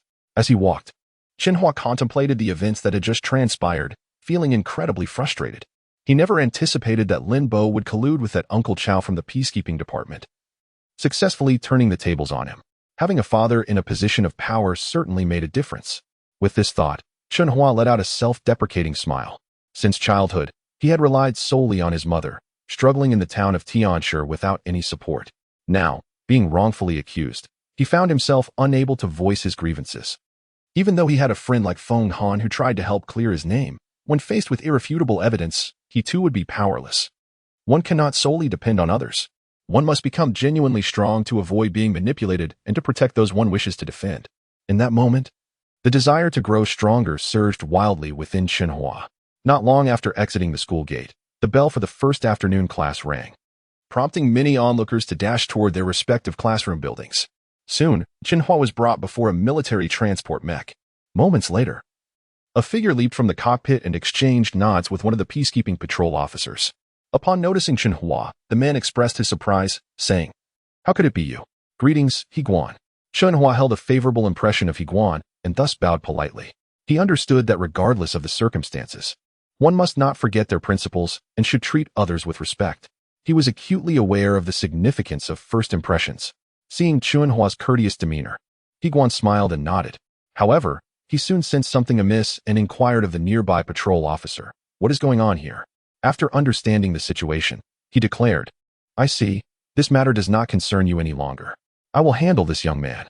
After dismissing the two officers, Higuan approached Chen Hua with a bemused smile, saying, "It seems you have encountered some difficulties."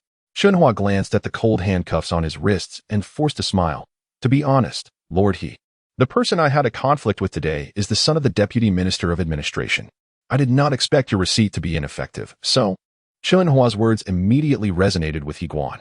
The notorious Lin Bo was known as a spoiled rich kid in Tianshi County.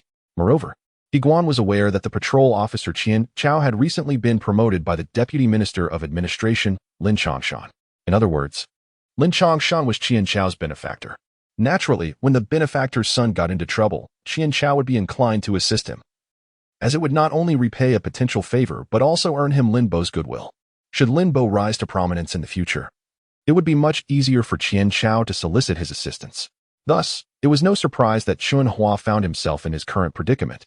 Furrowing his brow, Higuan remarked, "I thought it was merely a routine dispute this afternoon and did not pay attention to the surveillance footage. Fortunately, I hadn't returned to the bureau yet. Here is the deal. You should refrain from going to school this afternoon. I will take care of your matter. Here is my contact information. Remember it well. If you encounter any difficulties, feel free to reach out to me." As Higuan spoke, he removed the handcuffs from Chen Hua's wrists and tapped a small chip against the sensor on Chen Hua's right hand. Feeling the cold handcuffs finally removed, Chen Hua gratefully expressed, "Thank you, Lord He." He had been worried about resolving the day's issues alone in this unwelcoming Tianshi County, and he never expected that Higuan would assist him in seeking justice. Higuan smiled, saying, "No need for thanks. Serving the public and upholding justice is my duty." He then patted Chen Hua on the shoulder, adding, "Go home and rest for the afternoon. I will handle your situation, and you can return to school tomorrow."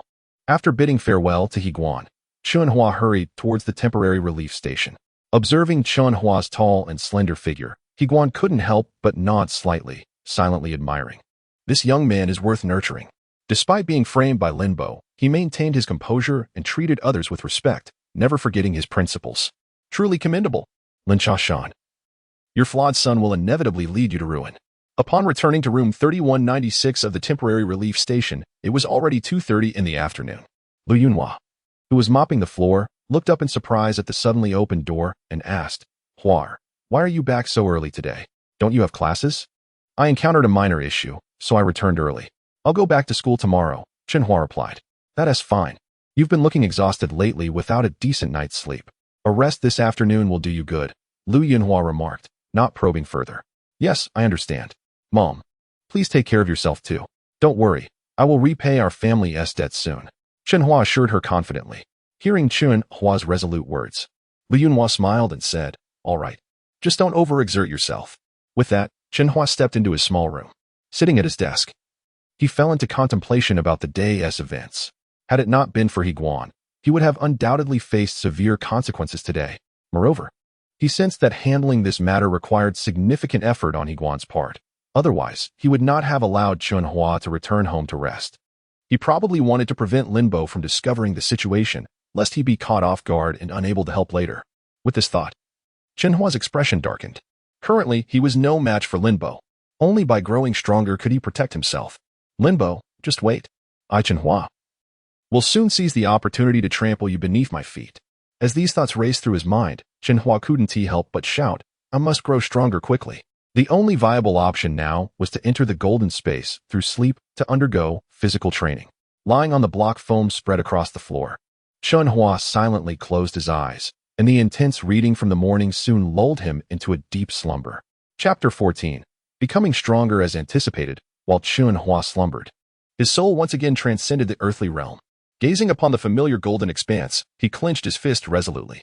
From this day forth, he must seize every fleeting moment to engage in his physical training. Upon standing still, a golden eye manifested within his vision, observing him intently for a considerable duration before gradually vanishing from sight. Subsequently, the display above his head transformed to reveal his forthcoming objectives. Objective: Early stage ancient martial artist. Required quantum energy storage, 30. Current quantum energy storage, 0, 1. Upon witnessing the target metrics, Chen Hua hesitated no longer and earnestly began to emulate the dynamic movements presented in the 4 images.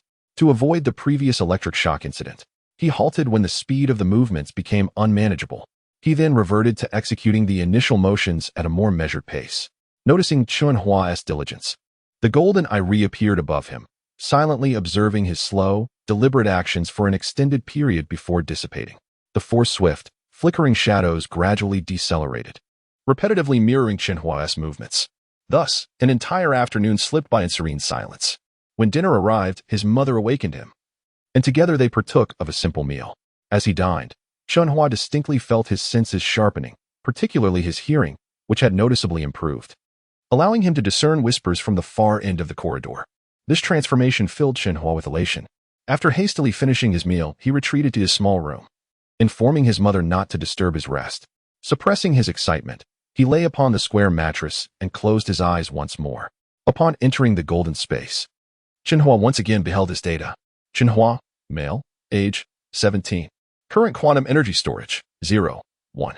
Maximum arm strength, 1, 255 kilograms. Top speed, 25 ms. Overall physical assessment, level 1 ancient martial artist. Astounded by the changes in his data, Chen Hua felt a mix of surprise and joy. Attaining 0, 1 quantum energy storage equated to being a level 1 ancient martial artist. Thus, 0, 2 would correspond to level 2, and reaching 30 would signify the early stage of a postnatal ancient martial artist. Muttering to himself, Chen Hua began to comprehend the hierarchy of ancient martial artists. He had not anticipated that the ancient martial Tai Chi routine could so effortlessly elevate him to the level of a level 1 ancient martial artist. He pondered how the level 1 ancient martial artist compared to a level 1 body refining warrior of the Allied military. With a newfound reference for his physical data, Chen Hua immersed himself in training once more. Soon, his internal quantum energy accumulation reached a standstill at 0, 9. Undeterred, he diligently repeated the ancient martial Tai Chi sequence, becoming increasingly adept at each of the movements depicted in the 4 images. The night passed swiftly. Awakened by the alarm, Chen Hua arose with a joyful spirit, humming a cheerful tune as he donned his clothing. He felt an invigorating energy coursing through him, as if his body had become weightless. With a gentle leap, he brushed the ceiling nearly 5 meters high. This was the transformation bestowed upon him by becoming a level 1 ancient martial artist. Overjoyed, he sat on a chair, fists clenched, his eyes sparkling with excitement. From this day forth, his life would be markedly different. Upon arriving at the intermediate Mecha Academy, Chen Hua hastened toward the school's dedicated mecha repair shop. 2 days prior, he had left his iron bull there for repairs and had yet to retrieve it. Thankfully, its presence at the repair shop had spared him from forced compensation claims. Upon entering the shop, he spotted a familiar figure diligently working on a tiger-type mecha. "Good morning, Master Wang." Noticing that Master Wang was preoccupied, Chen Hua patiently stood by. After a considerable wait, Master Wang finally set aside his metal welding machine and turned to see Chen Hua, momentarily taken aback. "Ah, young man, it's good to see you safe," he exclaimed, giving Chen Hua's shoulder a hearty pat. The events of the previous day had become the talk of the entire school. Master Wang, 33 years old, was a 2-star mechanic at the Academy's repair shop. Chen Hua's iron bull frequently encountered various minor malfunctions, leading to a friendly rapport between them. Moreover, Master Wang, possessing a kind heart, often waived repair fees for Chen Hua whenever the issues did not require part replacements, especially after learning about his family situation. To prevent other students from harboring biases, Master Wang would always assign Chen Hua a simple task to complete in exchange for the repair, thus offsetting the costs. He also informed Chen Hua that he would only assist him when he had the time, meaning that if he was busy, Chen Hua would have to wait. Sometimes for several days, until Master Wang could attend to the iron bowl.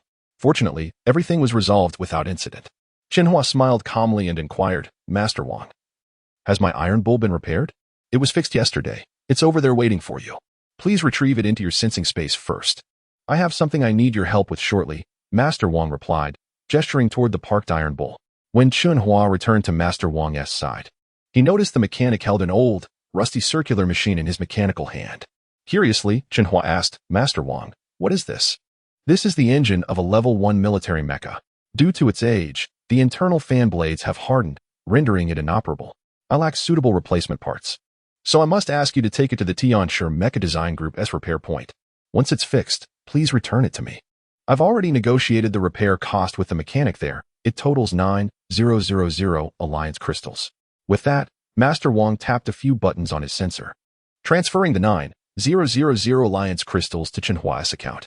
Chen Hua had completed such tasks numerous times before, each merely involving running errands, and they were quite straightforward. He replied, all right, Master Wang, do you have anything else to remind me of? None. Please hurry back. I urgently need that military mecha engine, Master Wang urged. Nodding, Chen Hua activated the iron bowl, lifting the rusty engine and swiftly heading toward Bell Street under Master Wang's watchful gaze. Quantum Eye has detected damaged engine components. Shall I initiate the remaining quantum energy for repairs? Suddenly, a shocking phrase reverberated within Chen Hua's mind. Chapter 15. The beautiful teacher. This seemingly neutral statement reverberated like a clap of thunder, leaving Chen Hua momentarily dazed. It turned out that the golden eye possessed an inherent intelligence system. Moreover, this golden eye was known as the quantum eye. Driven by an instinctive need to complete his task, Chen Hua blurted out, yes. Please wait. The quantum eye automatically connected to the humanoid mech. Connection successful. Now beginning the repair of the damaged engine components. Please wait. Repair successful. Quantum energy remaining, 0.1. Sitting in the cockpit, Chen Hua gazed at the military mech's engine displayed on the black and white screen, his face illuminated by an indescribable ecstasy. 9,000 Alliance crystals. I have just earned 9,000 Alliance crystals. After reveling in his joy for a while, Chen Hua gradually calmed down. Yet, he still felt a twinge of unease when he looked at the rusted mech engine. Had it truly been repaired? He decided to head to Bell Street for a closer inspection. With an exuberant spirit, Chen Hua handed the repaired engine to Master Wang, stowed away the iron bowl, and dashed towards the classroom. The unexpected windfall he had received that morning compelled him to hum a popular tune along the way. This first bucket of gold arrived right on time. Truly, one feels invigorated when fortune smiles upon them. The 9,000 Alliance crystals would not only help his mother settle a debt, but also allow him to reclaim their shop. An impeccable double victory. Just as he was nearing the classroom, the school bell rang. Soon, Chen Hua entered the classroom, a radiant smile adorning his face, under the curious gazes of his classmates. He scanned the room and leisurely made his way to his seat. Although Lin Bo was responsible for yesterday's incident, there was no need to engage in further conflict. After all, his current strength was no match for Lin Bo's. If Lin Bo were to leverage his family background against his mother, the situation could worsen. The only viable way to change his circumstances was to grow stronger quickly. The moment Chen Hua stepped into the classroom, an entirely different atmosphere enveloped the space. This time, luck seemed to be on his side. Leaning against the corner of the classroom, Lin Bo's eyes glinted with a subtle coldness. Yesterday, upon returning home, he had been thoroughly scolded by his father, Lin Chongshan. He had nearly faced a beating. Hua, why are you so late today? However, Feng Han chose not to mention the events of the previous day, as if nothing had transpired. In truth, Feng Han had learned after school yesterday that he could fully relax. He had gathered the details from elders, rendering further inquiry unnecessary. Chen Hua chuckled and replied, I was held up by some matters on the way. Feng Han glanced at the classroom door and noted that the teacher had yet to arrive, then quietly remarked, Good thing you weren't late. Otherwise, you'd have made a poor impression on our new engine design teacher. What? Who is that teacher? Chen Hua exclaimed in surprise, realizing he had missed an entire afternoon of class. The teacher had suddenly suffered a cerebral hemorrhage and had been hospitalized. The school had urgently hired a new teacher to fill in. I never expected the school to act so swiftly. The new teacher is an absolute beauty. Freshly graduated from the prestigious Mecha Academy in Luoqing this year. As Feng Han spoke, His expression transformed into one of infatuation, as if he had never encountered a beauty before. Seeing Feng Han's demeanor, Chen Hua couldn't help but laugh. You, my friend, haven't been bewitched by the beautiful teacher, have you? Shut up. You're the one who has lost your senses. I tell you, that teacher possesses a certain charm that compels you to steal glances. Just wait and see. If I could just catch a whiff of her fragrance, it would be heavenly. If I could die under her pomegranate skirts, Feng Han, would gladly become a ghost. Get out of here. How dare you disrespect the teacher? You scoundrel. Chen Hua teased, then reached into his drawer to immerse himself in the nearly finished book, Design of Mecha Engine Convection. Feng Han looked at Chen Hua with disdain and said, This is boring. How did I end up with such a gay buddy? Before long, a stunning figure gracefully stepped into class 489, capturing everyone's attention. Wow, the beautiful teacher has arrived. Feng Han exclaimed excitedly, his eyes fixated on the figure approaching the podium. Hearing this, Chen Hua followed Feng Han's gaze to the front of the classroom. At first glance, she was breathtaking. This was Chen Hua's immediate impression of the new teacher. At a second glance, she was mesmerizing. In her 20s, she was tall and elegant, with a pair of captivating eyes that sparkled with brilliance, evoking an illusion that a mere glance could ensnare one in the depths of her enchanting gaze. Clad in a sleek black professional outfit, she exuded a mature charm that was undeniable. No wonder Feng Han was so smitten. This new teacher was indeed stunningly beautiful. However, upon reaching the podium, the new teacher furrowed her brows slightly. She could clearly see Feng Han, with a foolish expression on his face, had even begun to drool. Coupled with Feng Han's earlier outburst, she felt a surge of unexplainable irritation. That student, could you please stand up? Before we begin class, I would like to ask you a question regarding the mech engine. The beautiful teacher extended her delicate finger, pointing at the still-dazed Feng Han. Seeing that he was unresponsive, Chen Hua sighed, elbowed Feng Han, and quietly reminded him, Hey, the teacher is calling on you. Huh, you called me beautiful? Feng Han jolted upright, standing at attention. Before he could fully gather his wits, a string of drool quickly fell from the corner of his mouth. The entire class fell silent, staring at Feng Han in disbelief. 3 seconds later, Chen Hua could no longer contain himself and burst into laughter. In the next moment, the entire class, including the beautiful teacher, erupted in laughter. Jin Yusin even laughed until tears streamed down her face. Thus began a delightful and visually captivating engine design class, filled with laughter. Chapter 16. Astonishment. It was a rare sight to behold the uninhibited Feng Han discomfited, and Chen Hua, doubled over at his desk, chuckled almost incessantly throughout the entire period. Conversely, Feng Han's mood was exceedingly gloomy. Mortified by his blunder in front of the beautiful instructor, he wished fervently for the earth to swallow him whole.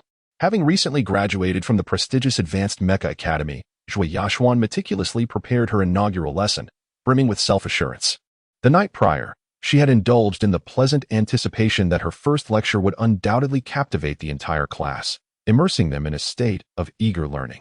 Alas, she found herself thwarted by the antics of Chen Hua and Feng Han, who remained utterly disengaged throughout the entire session. Chen Hua, in particular, spent the duration of the class doubled over in laughter. What is so amusing? Zhui Yashuan inquired coolly, barely suppressing her mounting frustration as she addressed Chen Hua. That classmate. As you were absent from my lesson yesterday, this marks our first encounter.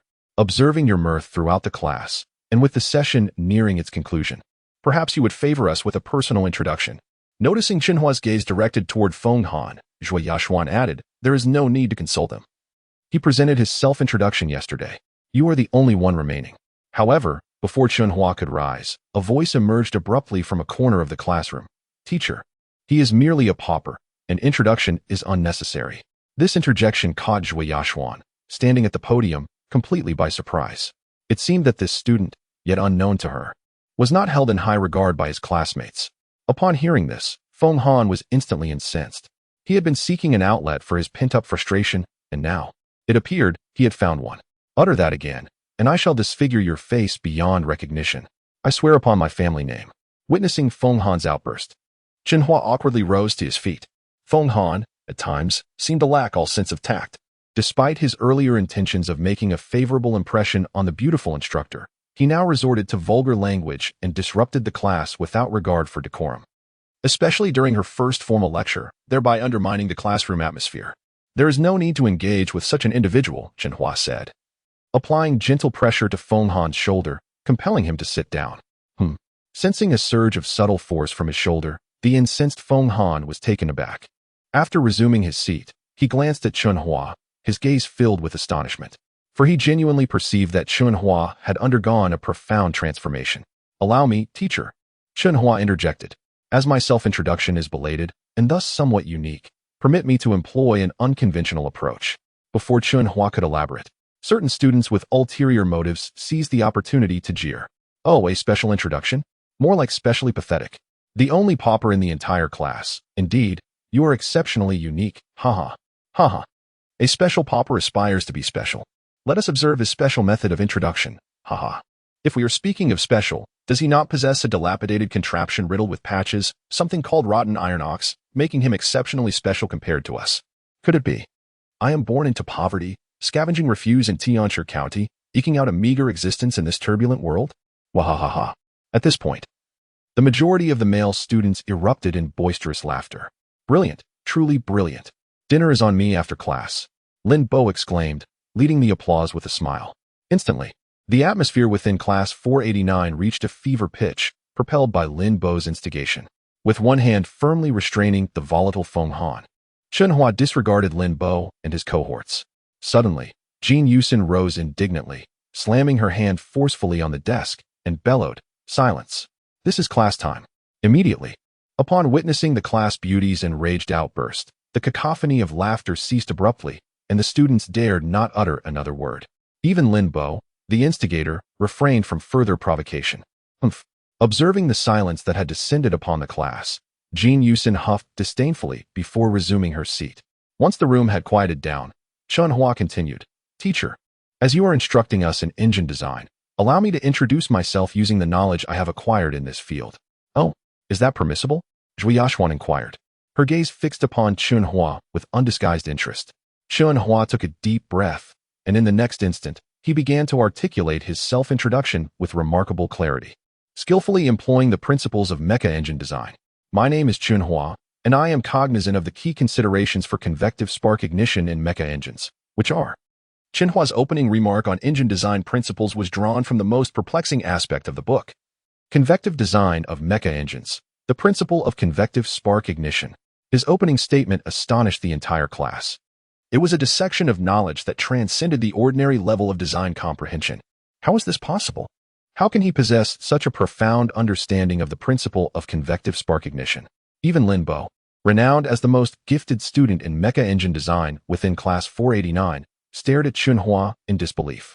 For he found himself only partially comprehending the knowledge Chen Hua was articulating. Jin Yusin, upon hearing Chen Hua's introduction, could not resist turning her head.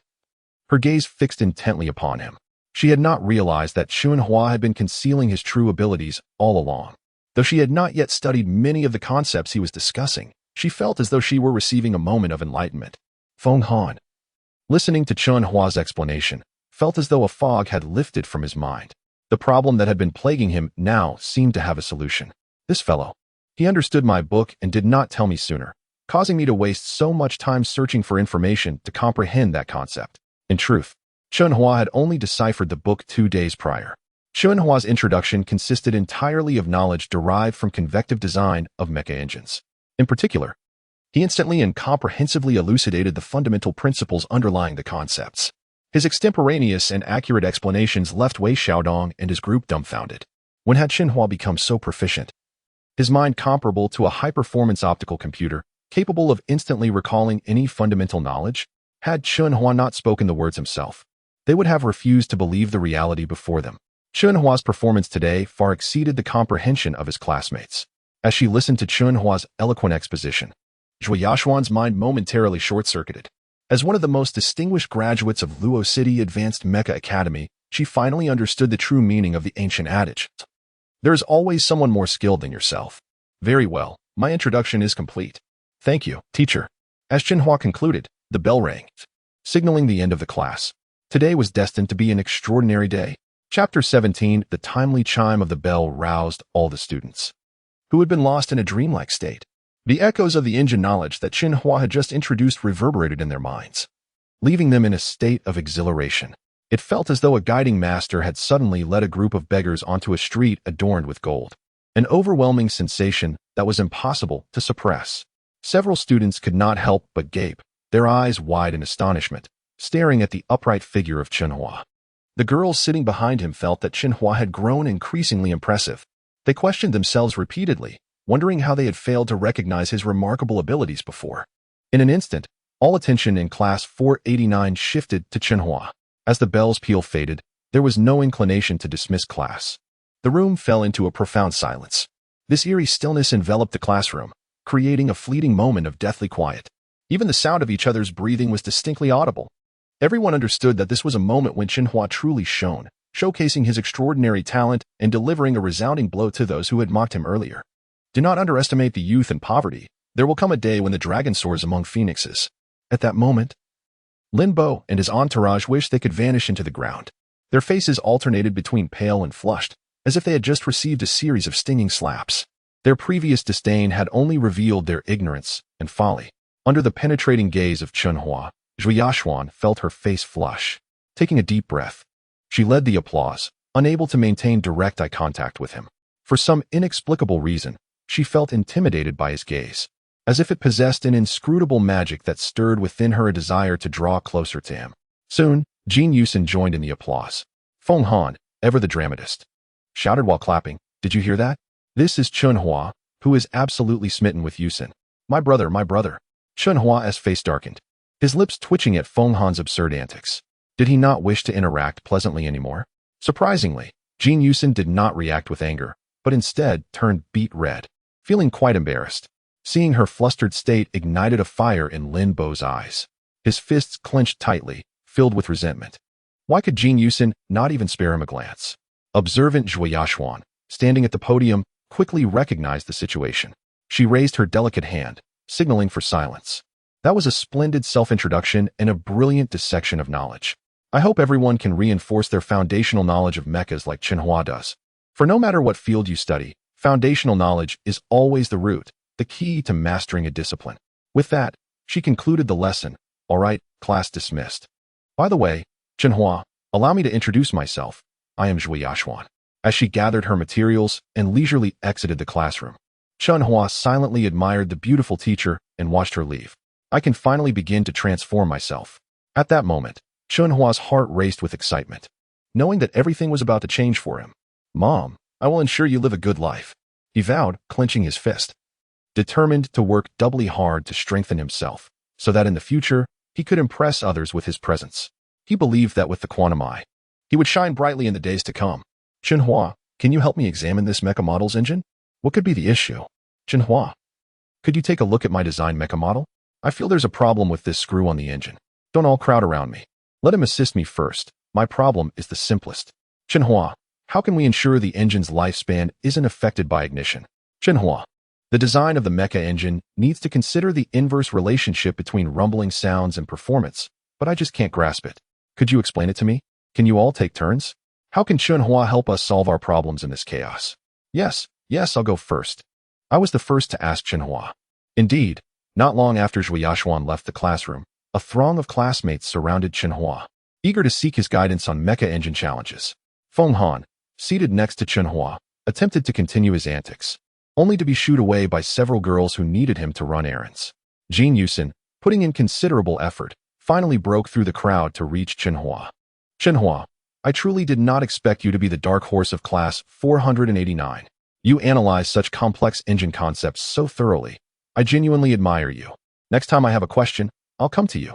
Just as she finished speaking, a girl with braided hair pushed Jin Yusen aside and smiled apologetically. Oh, our class leader Yusen, if you have no questions, please don't take up our time. We have many questions for Chen Hua. Yes, class leader Yusen. Could you make way for me? Seeing the fervent fans surrounding Chen Hua, Jin Yusen shook her head with a smile. She had intended to converse with him further, but was unable to get a word in edgewise. Such despicable behavior. A bunch of fair-weather friends. Next time, let us see if I even acknowledge you. Lin Bo seethed with rage, nearly bursting with frustration. His expression was as grim as if he had just suffered a great loss. It was precisely due to his extraordinary insights into mecha engine design that he had once been hailed as a genius in class 489.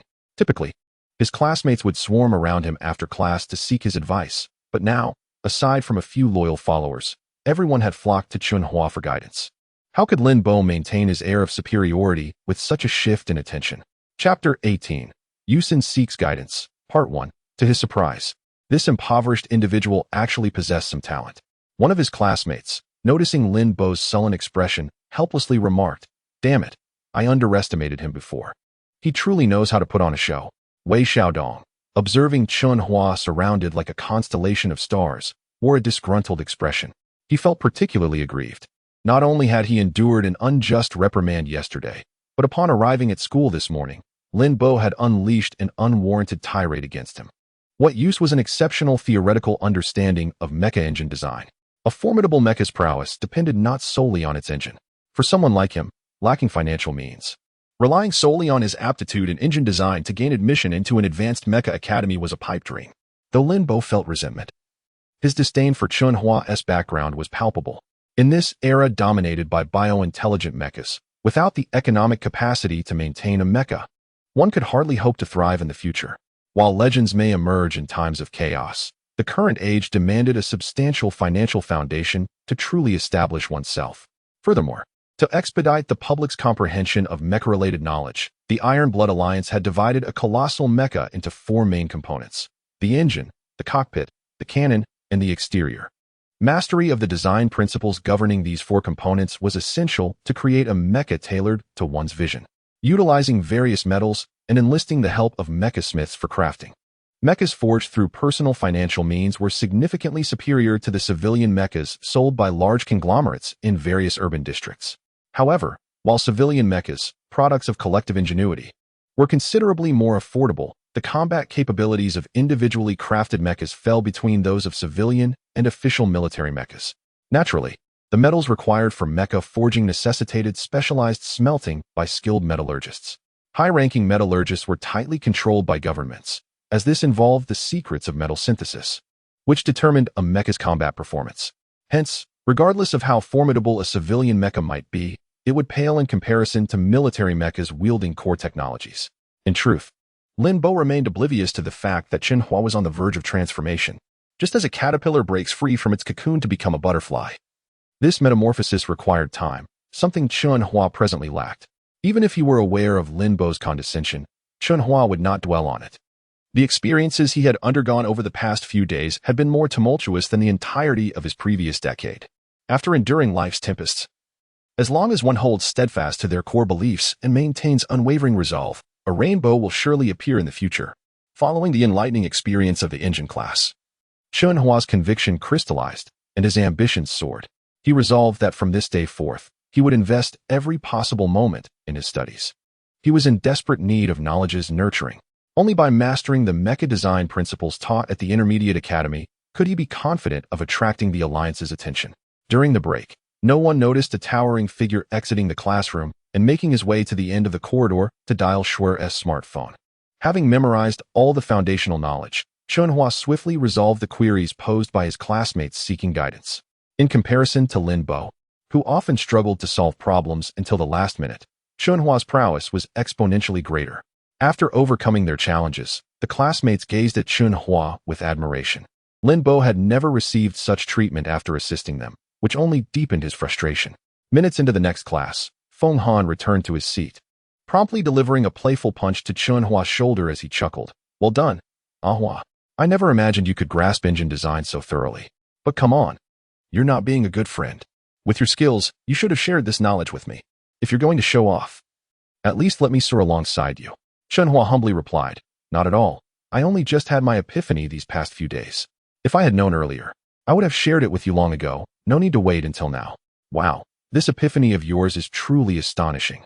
If only I could have such a breakthrough. With your exceptional grasp of engine design, Yusin will surely seek you out for discussions. Then, you might have a chance to win her heart without needing my assistance, haha." At this, Chen Hua's lips involuntarily twitched. Why did Feng Han always bring up Jean Yusin? Just then, a small paper ball, folded into a cube, gracefully arced through the air and landed squarely on Chen Hua's desk. Upon recognizing the thrower, both Chen Hua and Feng Han were initially taken aback. Then Feng Han erupted into guffaws, causing a disruption in the classroom. "Feng Han," the mecha cannon design instructor admonished sternly, pointing toward the classroom door.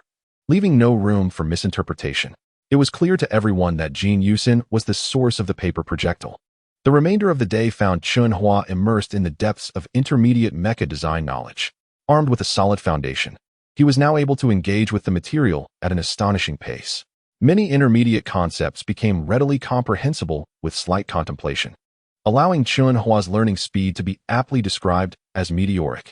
The hours spent earnestly studying flew by swiftly. Soon, the end of the school day arrived. After bidding farewell to Feng Han, Chen Hua remained behind in the classroom. Jin Yusin had indicated through the paper ball that she had questions she wished to discuss with him. As classmates departed one by one, they observed that neither Chen Hua nor Jin Yusin showed any intention of leaving. In the corner of the classroom, Lin Bo, with a sullen expression, nodded to a few close friends, choosing to linger and discover what was transpiring between Chen Hua and Jin Yusin. Chapter 19. Rain Xin Seeks Guidance. Part 2. As Chen Hua continued his engrossed reading, a waft of delicate fragrance enveloped him. Moments later, Jin Yusin approached him, her face adorned with a radiant smile. Chen Hua, she inquired, I hope my request for you to stay today isn't an inconvenience? Her lips parted gracefully. Emitting a voice akin to celestial music, and coupled with her stunning beauty, Chen Hua found himself momentarily entranced. Hey, are you daydreaming? Speak up. Observing Chen Hua's dazed expression, Jin Yusin chuckled softly and waved her hand before his eyes. Yet, Chen Hua remained entranced by her enchanting demeanor. A class beauty indeed. Her every gesture exuded a unique charm. Although she lacked the mature allure of Zhui Yaxuan, her elegance was equally captivating. In the prime of youth, she inspired dreams of companionship.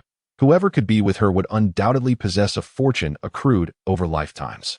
With a sigh, Chen Hua pondered the disparity in their backgrounds, which rendered him unable to match her status.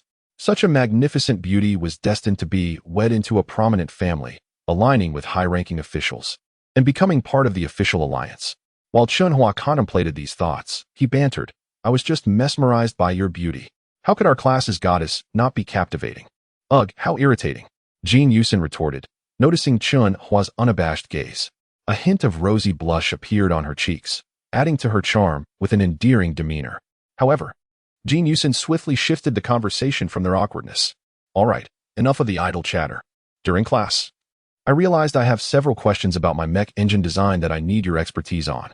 It won't take up too much of your time. What is that? She began to explain her challenges in mech engine design when Lin Bo, despite being mentally prepared, felt a surge of anger.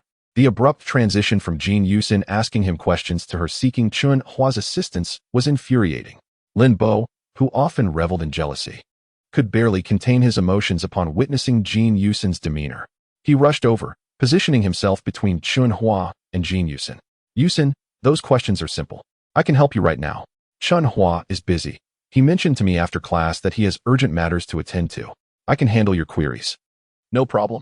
We have a great rapport, right, Hua? As Lin Bo concluded, he shot Chen Hua a pointed look, signaling him to exit the scene promptly. Chen Hua felt a myriad of emotions flood his mind. What urgent matters?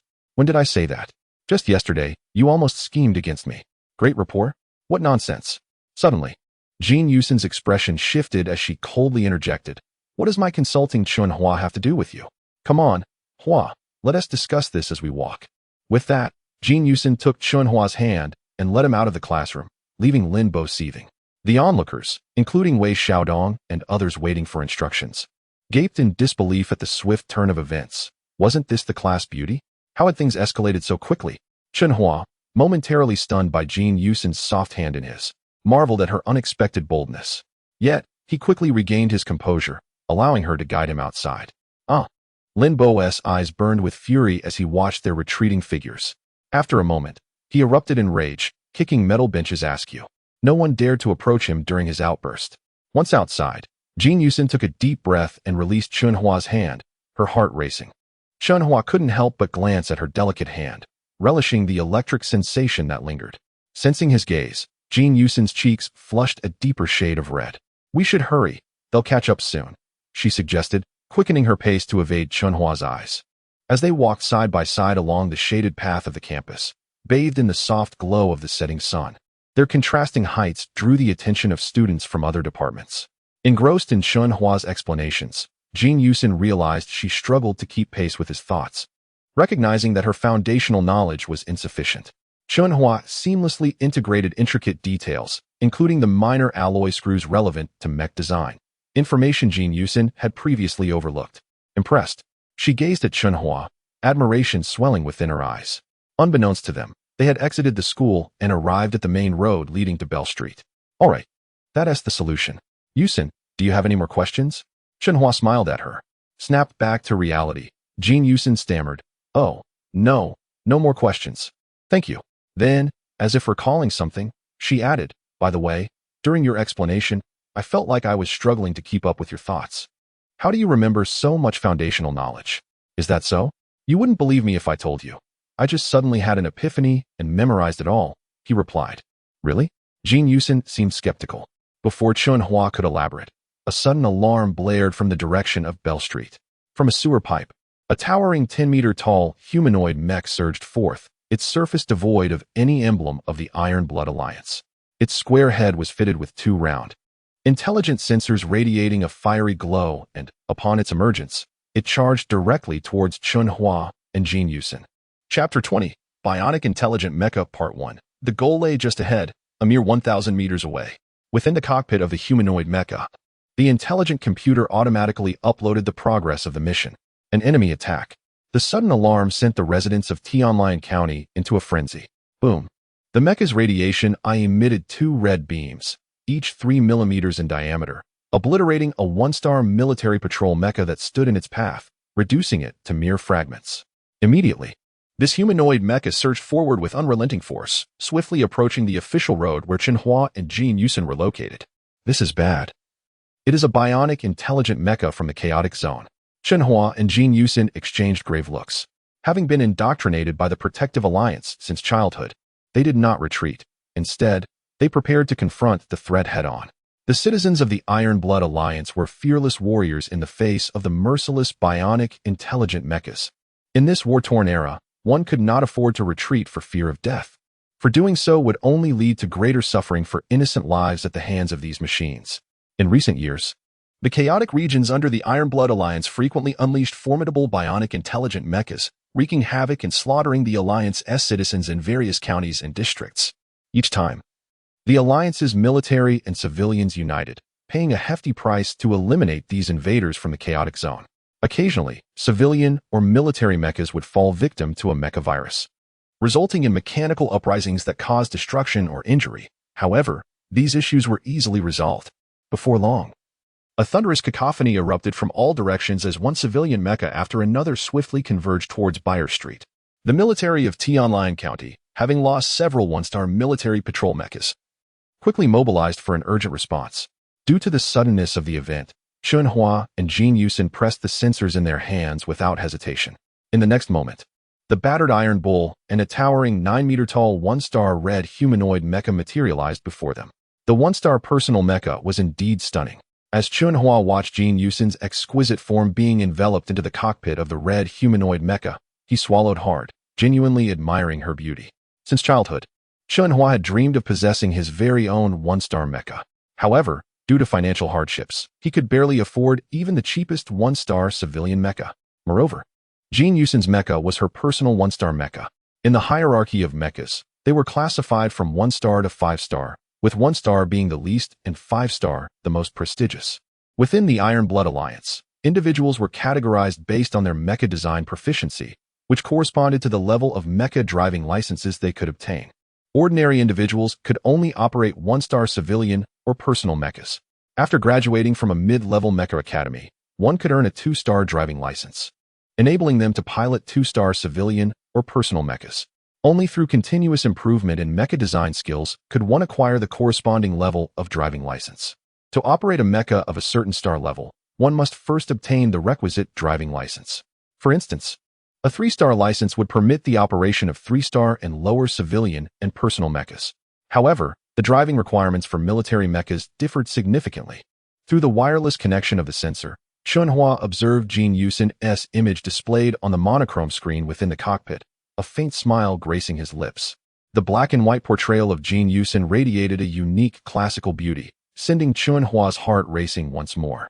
Although the Iron Bull was merely a subpar mecha, today held extraordinary significance for Chen Hua. for it was the first time he would fight alongside Jin Yusin. Yusin, allow me to engage it first, Chen Hua declared, positioning the Iron Bull resolutely in front of Jin Yusin's exclusive mecha, bracing for the oncoming bionic intelligent mecha. Upon hearing Chen Hua's earnest statement, Jin Yusin gazed at the Iron Bull displayed on the four-dimensional screen, a wave of sweetness washing over her heart. As the class and department beauty, she was never short of admirers. Yet, the sight of the diminutive and unremarkable Iron Bull made her feel that Chen Hua was entirely different from those who sought her favor. Though she could not articulate the specifics of this difference, an inexplicable flutter began to blossom within Jin Yusin's heart. With a smile, she replied, Chen Hua, don't be a hero. If we are to fight, we must do so together. After saying this, she maneuvered her mecha to stand alongside Chen Hua, aligning herself with him. However, Chen Hua's next thoughtful gesture stirred an unexpected warmth within Jin Yusin's heart. She watched as he positioned the scrap metal shield on the right arm of the Iron Bull directly in front of her mecha. This signified that he was offering her the strongest defense he could provide. In other words, he was willing to place himself in the most perilous position for her sake. I didn't expect Chen Hua to be so considerate, Jin Yusin mused inwardly, her eyes filled with admiration. Sometimes, a person's unintentional actions can reflect their true character. Chen Hua, through this simple act, revealed his inherent kindness to Jin Yusin. Additionally, at the tender age of 17 or 18, a time marked by youthful passion and burgeoning feelings, Jin Yusin began to harbor a distinctly special sentiment towards Chen Hua. Chen Hua, are you afraid? Facing the bionic intelligent mecha from the chaotic zone, Jin Yusin felt utterly uncertain. It was undeniably an uneven battle. Yes, I am indeed quite afraid. To be honest, I fear that my Iron Bull will be utterly destroyed.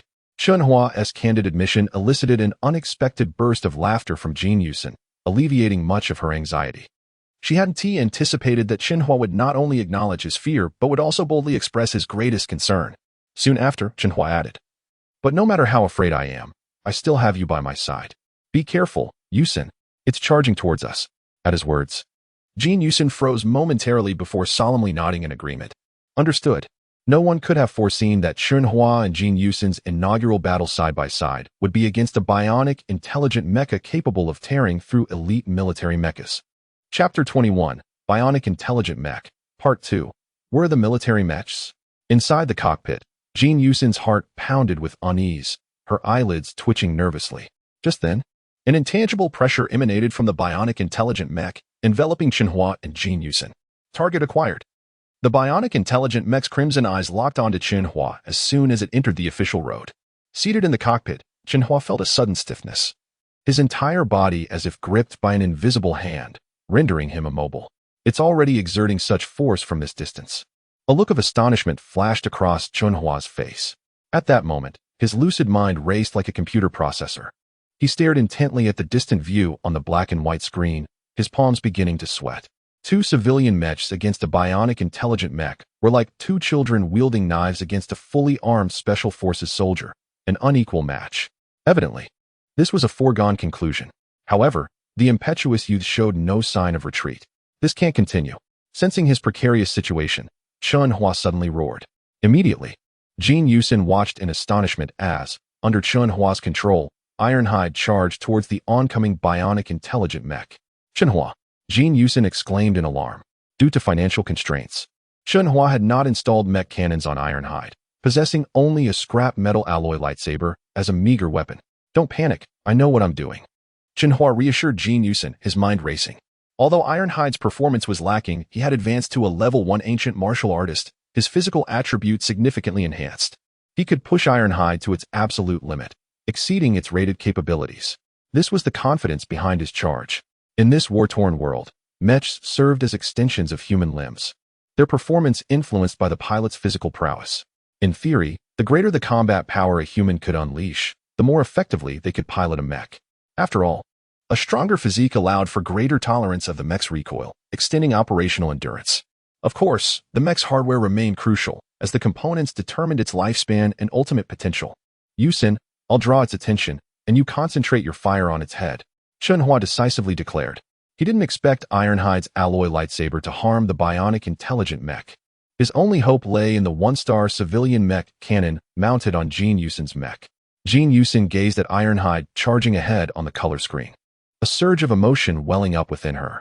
Understood. With a whisper, she swiftly locked her mech's main cannon onto the bionic intelligent mech's head. A dark cannon barrel emerged from the red humanoid mech's back. Her most potent weapon was this 30mm cast steel cannon. The 30mm cannon was the largest caliber a 1-star civilian mech could support. Larger cannons required 2-star or higher-rated mechs. As Chen Hua's personal 1-star mech, its slender form appeared even more delicate beneath the dark cannon. Chen Hua, piloting Ironhide, fixed his gaze on the bionic intelligent mech on the black and white screen. The distance between them rapidly closing. His focus heightened. A warm current flowed from the depths of his mind, coursing through his skin. This was the quantum energy he had accumulated since becoming a level 1 ancient martial artist. Although limited in quantity, it filled him with inexhaustible strength.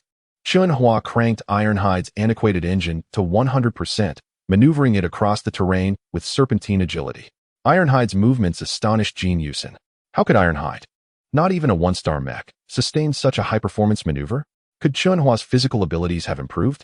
Considering the sole possibility, Chen Hua pressed the firing button, targeting the bionic intelligent mech's head. A thunderous roar erupted from the dark cannon. Unfortunately, the cannon of a 1-star civilian mech was too weak. The projectile was intercepted by red beams before it could reach the bionic intelligent mech. The resounding explosions provided Chen Hua with a precise opportunity. He surged past the smoke and debris, closing the distance to the bionic intelligent mech. Target approaching, initiating capture sequence. The bionic intelligent mech's objective was to capture Chen Hua. Huh, Chen Hua exclaimed, noticing the absence of energy beams. Suddenly, the black and white screen inside Ironhide's cockpit displayed a massive mechanical arm, its 5 claws converging towards the much smaller Ironhide. Instinctively, Chen Hua raised Ironhide's scrap metal shield in defense. With a resounding clang, the shield was instantly torn apart by the mechanical arm. A deafening alarm blared inside Ironhide's cockpit. Despite his preparation, Chen Hua couldn't help but roar in fury as the flimsy shield shattered into pieces. The bionic intelligent mech's arm, having breached the shield, continued its assault on Ironhide's cockpit. It knew that its target resided within. Witnessing Chen Hua's perilous situation, Chen Hua frantically pressed the firing button, repositioning her mech to bombard the bionic intelligent mech from various angles. However, the projectiles posed no threat. Each one was intercepted by red beams before reaching its target. The barrage filled the air around Ironhide with acrid smoke. Fortunately, the projectiles, though ineffective in damaging the bionic intelligent mech, had momentarily disrupted its attempt to seize Chen Hua. Now's the time. All or nothing. Chapter 22, Bionic Intelligent Mech, Part 2. In the cockpit, Chen Hua seized the opportunity, maneuvering the Iron Bull to leap forcefully. The scrap alloy drill on its right mechanical leg swept horizontally towards the head of the bionic intelligent mech. Simultaneously, the alloy lightsaber on its left mechanical arm struck downwards. The Iron Bull's ability to perform these 2 agile maneuvers simultaneously was already the limit of what its worn-out engine could endure. Clang, crack, boom. After the cacophony, the alloy lightsaber shattered into 2 segments. The Iron Bull's mechanical right leg was severed by a crimson beam on the spot. Boom, boom, boom. Behind, Chen Hua, piloting the red mech, frantically fired the main cannon towards Chen Hua.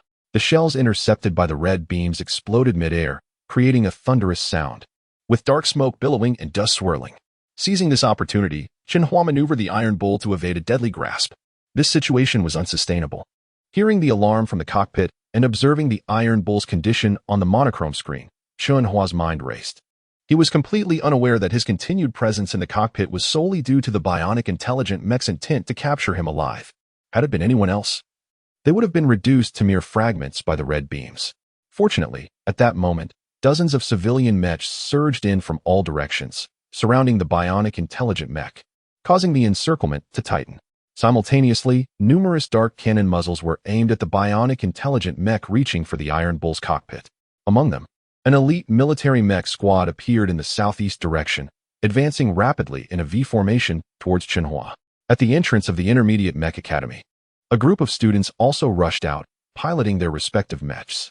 After scanning the surrounding environment, Chen Hua abandoned the alloy lightsaber, gritting his teeth as he maneuvered the Iron Bull to swiftly retrieve the severed mechanical leg, then made his escape towards the southeast. Observing the one-legged Iron Bull, with a severed mechanical leg slung over its shoulder, hopping away rapidly, Those who intended to fire in aid of Chen Hua could not help but twitch their lips in disbelief. Meanwhile, the bionic intelligent mech closely pursued Chen Hua, extending its 3-meter-long mechanical arm towards the Iron Bull's cockpit. Every time it nearly made contact, the latter narrowly evaded with deft leaps. This dramatic scene left everyone around astounded, their eyelids twitching. When did the bionic intelligent mech become so comical? Playing a game of cat and mouse with the Iron Bull in this Tianshi County? One could hardly forget that it had ruthlessly obliterated numerous military one-star patrol mechs just moments ago. As Chen Hua gazed at the relentless bionic intelligent mech on the monochrome screen, a thought suddenly struck him. Was it pursuing him so desperately to capture him? Boom. Rumble.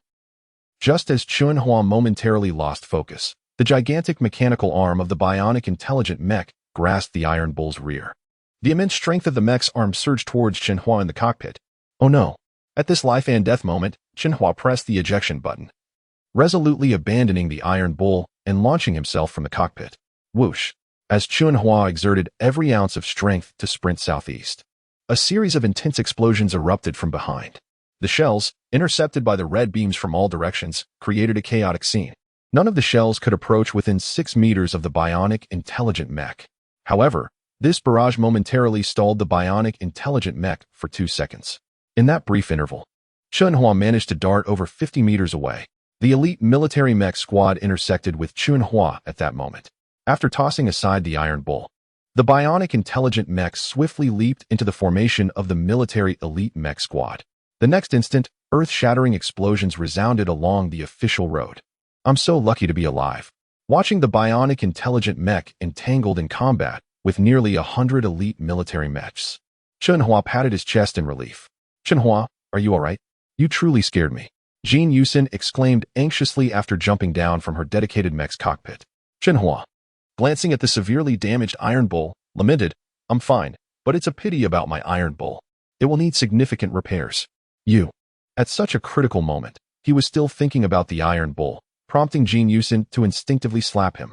The Iron Bull had nearly caused her to lose her wits when struck by the bionic intelligent mech's mechanical hand. Yet, now Chen Hua seemed to disregard the life-threatening danger he had just faced, completely overlooking her concern, leading her to act impulsively. However, she immediately regretted it. Chen Hua's worry was entirely understandable. After all, he came from a humble background, and the Iron Bull had required tremendous effort from his mother. Now that hard work was destroyed, it was natural for him to feel pain over it. It seemed that she needed to empathize with Chen Hua more thoughtfully. Realizing this, Jin Yusin said apologetically, Chen Hua, I'm sorry. I was just too anxious earlier. Damn it. Chen Hua scolded himself inwardly. Why had he allowed Jin Yusin to worry about him? I'm fine, Yusin. Thank you for covering for me earlier. Otherwise, I might have been in dire straits. As he spoke, Chen Hua noticed Jin Yusin's worried expression, and his heart raced once more. In that moment of eye contact, a peculiar feeling surged between them. Beep. Just then, a one-star military patrol mech abruptly halted beside them. 3 plainclothes peacekeepers jumped out of the Mech's cockpit. They had just learned of the bionic intelligent mech's assault at the Peacekeeping Bureau and rushed over in haste. During their journey, they received a call from Minister Jin, anxious to know that Jin Yusin had not yet returned home, which left them in a state of unease. If anything happened to Jin Yusin, they would all face dire consequences. Thankfully, the young lady was safe. Seeing Jin Yusin unharmed, the 3 breathed a sigh of relief. The leading peacekeeper quickly approached Jin Yusin, saying, Yusin, why did you come out from school so late today? Do you realize how dangerous the situation was earlier? As he spoke, he glanced at Chen Hua standing nearby, astonished. Oh, it's you. You were with Yusin the whole time? Upon hearing this, Chen Hua responded courteously, indeed. Esteemed officer I was just fighting alongside Uxin. Jin Uxin, fearing officer He's censure of Chen Hua, hastily enumerated the latter's merits. Yes, Uncle He. Chen Hua was remarkably courageous, directly confronting the biomechanical automaton. Had he not lured it into the formation of our military's elite mecha squadron, countless innocents would have undoubtedly suffered. Her complexion flushed with anxiety. Officer He regarded Jin Uxin with a peculiar expression, retorting, Is that so? Yes, Officer He, if you doubt it. Observe my iron ox over there, severely damaged. Chen Hua gestured towards the distant, smoke-belching iron ox. It was indeed you who led it into the ranks of our military's elite mecha squadron? Officer He and his 2 companions were utterly astonished. In their estimation, A mere student from an intermediate mecha academy had dared to pilot a one-star civilian mecha to directly engage a biomechanical automaton. Furthermore, drawing it into the military's elite mecha squadron, such an act demanded immense fortitude and audacity. Gazing upon the iron ox lying prone in the distance, emitting plumes of black smoke, and then at the unscathed Chen Hua before them, his countenance serene, they found it difficult to believe the veracity of the situation. Indeed, is there any possibility of falsehood? Even if I were to deceive you, she would not. Chen Hua directed his hand towards Jin Uxin, who, upon noticing this, nodded vehemently, lest Officer He disbelieve him. Observing Jin Uxin's cooperation, Officer He cast a profound gaze upon Chen Hua, exclaiming, truly, I never anticipated such courage in one so young. Officer He, you flatter me. My daring to charge forward was largely due to Uxin's covering fire. Heh, you are indeed a fearless youth. Officer He chuckled, regarding Chen Hua with amusement. His initial encounter with Chen Hua had left him unimpressed. However, during their second interaction the previous afternoon, he sensed a certain depth to the individual. Now, on their third encounter today, he was astonished by the latter's audacity, truly remarkable. After a pause, Officer He continued, however, do not presume that we are easily deceived. Once they have dealt with that contraption, I shall ascertain the entire sequence of events. Nevertheless, your actions were rather reckless. Should you encounter such perilous circumstances again, refrain from rashly charging forward. Officer He directed his final words towards Jin Uxin. Understood. Jin Uxin playfully stuck out her tongue. Officer He nodded with a smile, glancing at the battle drawing to a close in the distance, before stating, very well, with the battle nearing its end, there is little left for us to do here. I shall escort you home first. Chen Hua, where do you reside? Thank you, Officer He, but there is no need. I wish to remain and assess the condition of my iron ox. Chen Hua declined Officer He's offer. Very well, exercise caution. We shall escort Uxin home first. Officer He beckoned Jin Uxin to accompany them. The one-star military patrol mecha sped through the streets of Skyline County. Uncle He, please refrain from mentioning the matter to my father. Should he become aware, I shall undoubtedly be subjected to his incessant nagging. I implore you, Uncle He, please, do not divulge this to my father, I beseech you. Jin Uxin, within the cockpit, displayed a rare instance of youthful entreaty. Her endearing and pitiable demeanor would dissuade anyone from denying her request. Witnessing Jin Uxin employing her charm offensive, Officer He deliberately widened his eyes. At 17 years of age, are you still unable to mature? Should I not inform your father, how would you conduct yourself in the future? While this instance concluded without incident, should something occur in the future, would your father not hold us accountable? I pledge that there shall be no recurrence. I guarantee this to be a singular instance, just this once. Please, Uncle He, grant my request. Jin Uxin clasped her hands together within the cockpit, her tone exceptionally sincere. The other two peacekeeping personnel, upon witnessing this, narrowed their eyes into slits of amusement. Very well, you have truly defeated me, young lady. Refrain from repeating such actions in the future. Officer He, observing Jin Uxin's state in the co-pilot's seat, could only laugh wryly. With Jin Uxin deploying this tactic, even if he were disinclined, he had no choice but to acquiesce. Thank you, Uncle He. Upon hearing Officer He's assurance, Jin Uxin grinned gleefully, her expression smug. Abruptly, Officer He stated gravely, Uxin, be honest with me. Is the reason you wish to conceal this from your father due to Chen Hua? Upon hearing this, a blush suffused Jin Uxin's beautiful face. Uncle He, what nonsense are you spouting? Chen Hua and I are merely classmates, not as you imagine. Is that so? Then why do you blush? Wah! Officer He erupted into laughter. Observing Jin Uxin on the verge of erupting with the temper of a young heiress, Officer He hastily interjected, I jest. Why must you constantly cause such concern? Humph. Jin Uxin turned her head petulantly, gazing at the receding scenery outside the color display screen, her mind replaying the moments she had shared with Chen Hua that afternoon. During that time, Chen Hua's eloquent explanations imparted knowledge to her, inspiring her heartfelt admiration for him. During the time, Chen Hua's piloting of the Iron Ox, placing himself before her, impressed upon her that Chen Hua was unlike other boys. During that time, Chen Hua's declaration, I shall draw its attention, you strike its head, conveyed to her that Chen Hua was a dependable young man. As she pondered, Chen Hua's image in Jin Uxin's mind gradually grew taller and more imposing.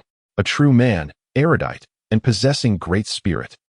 Outnumbered, the biomechanical automaton faced its inevitable demise. Half an hour later, a once vigorous biomechanical automaton was reduced to a heap of scrap metal by the military's elite mecha squadron. The towering mushroom cloud of black smoke in the distance caused billowing dust to scatter in all directions, while the surrounding cratered landscape bore witness to the fierce battle that had just transpired. Chen Hua had not anticipated that the biomechanical automatons from the chaotic zone would be so formidable. Even the Sky Lion County's elite military mecha squadron had suffered significant losses. More than half of the 2-star military mecha had been reduced to scrap metal. The remaining few 3-star military mecha were severely damaged. Moreover, the extent of the damage could only be described as appalling. And this was a situation of multiple combatants against a single opponent. If a single biomechanical automaton was this powerful, what would it be like in the chaotic zone itself? Chen Hua could scarcely imagine the level of danger that lurked within. Observing the military mecha clearing the battlefield in the distance, Chen Hua also hurried towards the Iron Ox. Chapter 24. Feng Qi. Chen Hua, who had transformed his 3 steps into one, was eager to ascertain the extent of the damage inflicted upon his iron bull. The cockpit had been breached. Several components were irreparably damaged, the right leg severed by an unknown ray, and the joint mechanism at the cut had ceased to function. The engine, however, remained intact, allowing the mech to be forcibly powered on. Should he proceed with this option? As the sensor on his right wrist emitted a series of alerts following the scan of the iron bull, despair gripped Chen Hua.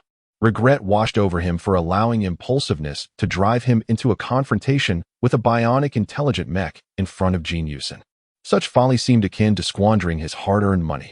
Damaged components meant exorbitant repair costs. Despite the iron bull being a patchwork of discarded mechs, it represented his mother's heartfelt effort. How cruel fate was to toy with him in such a manner. The thought of spending his first earnings on repairs made him curse the heavens in frustration. Unbeknownst to him, the fact that the iron bull could still be operational, albeit barely, was a stroke of fortune. The military's mechs, devastated by the bionic machine's crimson beams, lay in heaps of scrap metal. Resigned, Chen Hua decided to scavenge for valuable metal fragments nearby. After shaking his head in resignation, he crawled into the cockpit of the iron bull and forced it to rise on its single leg. The shattered black and white screen rendered visibility impossible, so he maneuvered the iron bull by jumping toward the battlefield, guided only by the gaping hole in the cockpit. The battlefield was now cleared by the remaining military mechs, which had gathered the mangled remains of their own and the bionic mechs into a single pile, awaiting retrieval by designated personnel. Only a military-grade 3-star mech remained, stationed beside the heap of debris. Beneath the towering 15-meter humanoid mech stood a soldier, impeccably straight in posture, adorned in ancient-hued military garb, with 3 conspicuous green stripes on his shoulder. He gazed at the mountainous pile of scrap for an extended moment before rendering a crisp salute. "Brother, I am sorry. May your journey be smooth." Boom, boom, boom. Just as he completed his salute, the distinctive footfalls of the iron bull echoed in his ears. Turning to see the single-legged mech approaching, his eyes filled with gratitude. Had it not been for Chen Hua's bravery in confronting the bionic mech, many more lives would have been lost. As the captain of the elite mech squad of Tianshi County, he bore the weighty responsibility of safeguarding the region.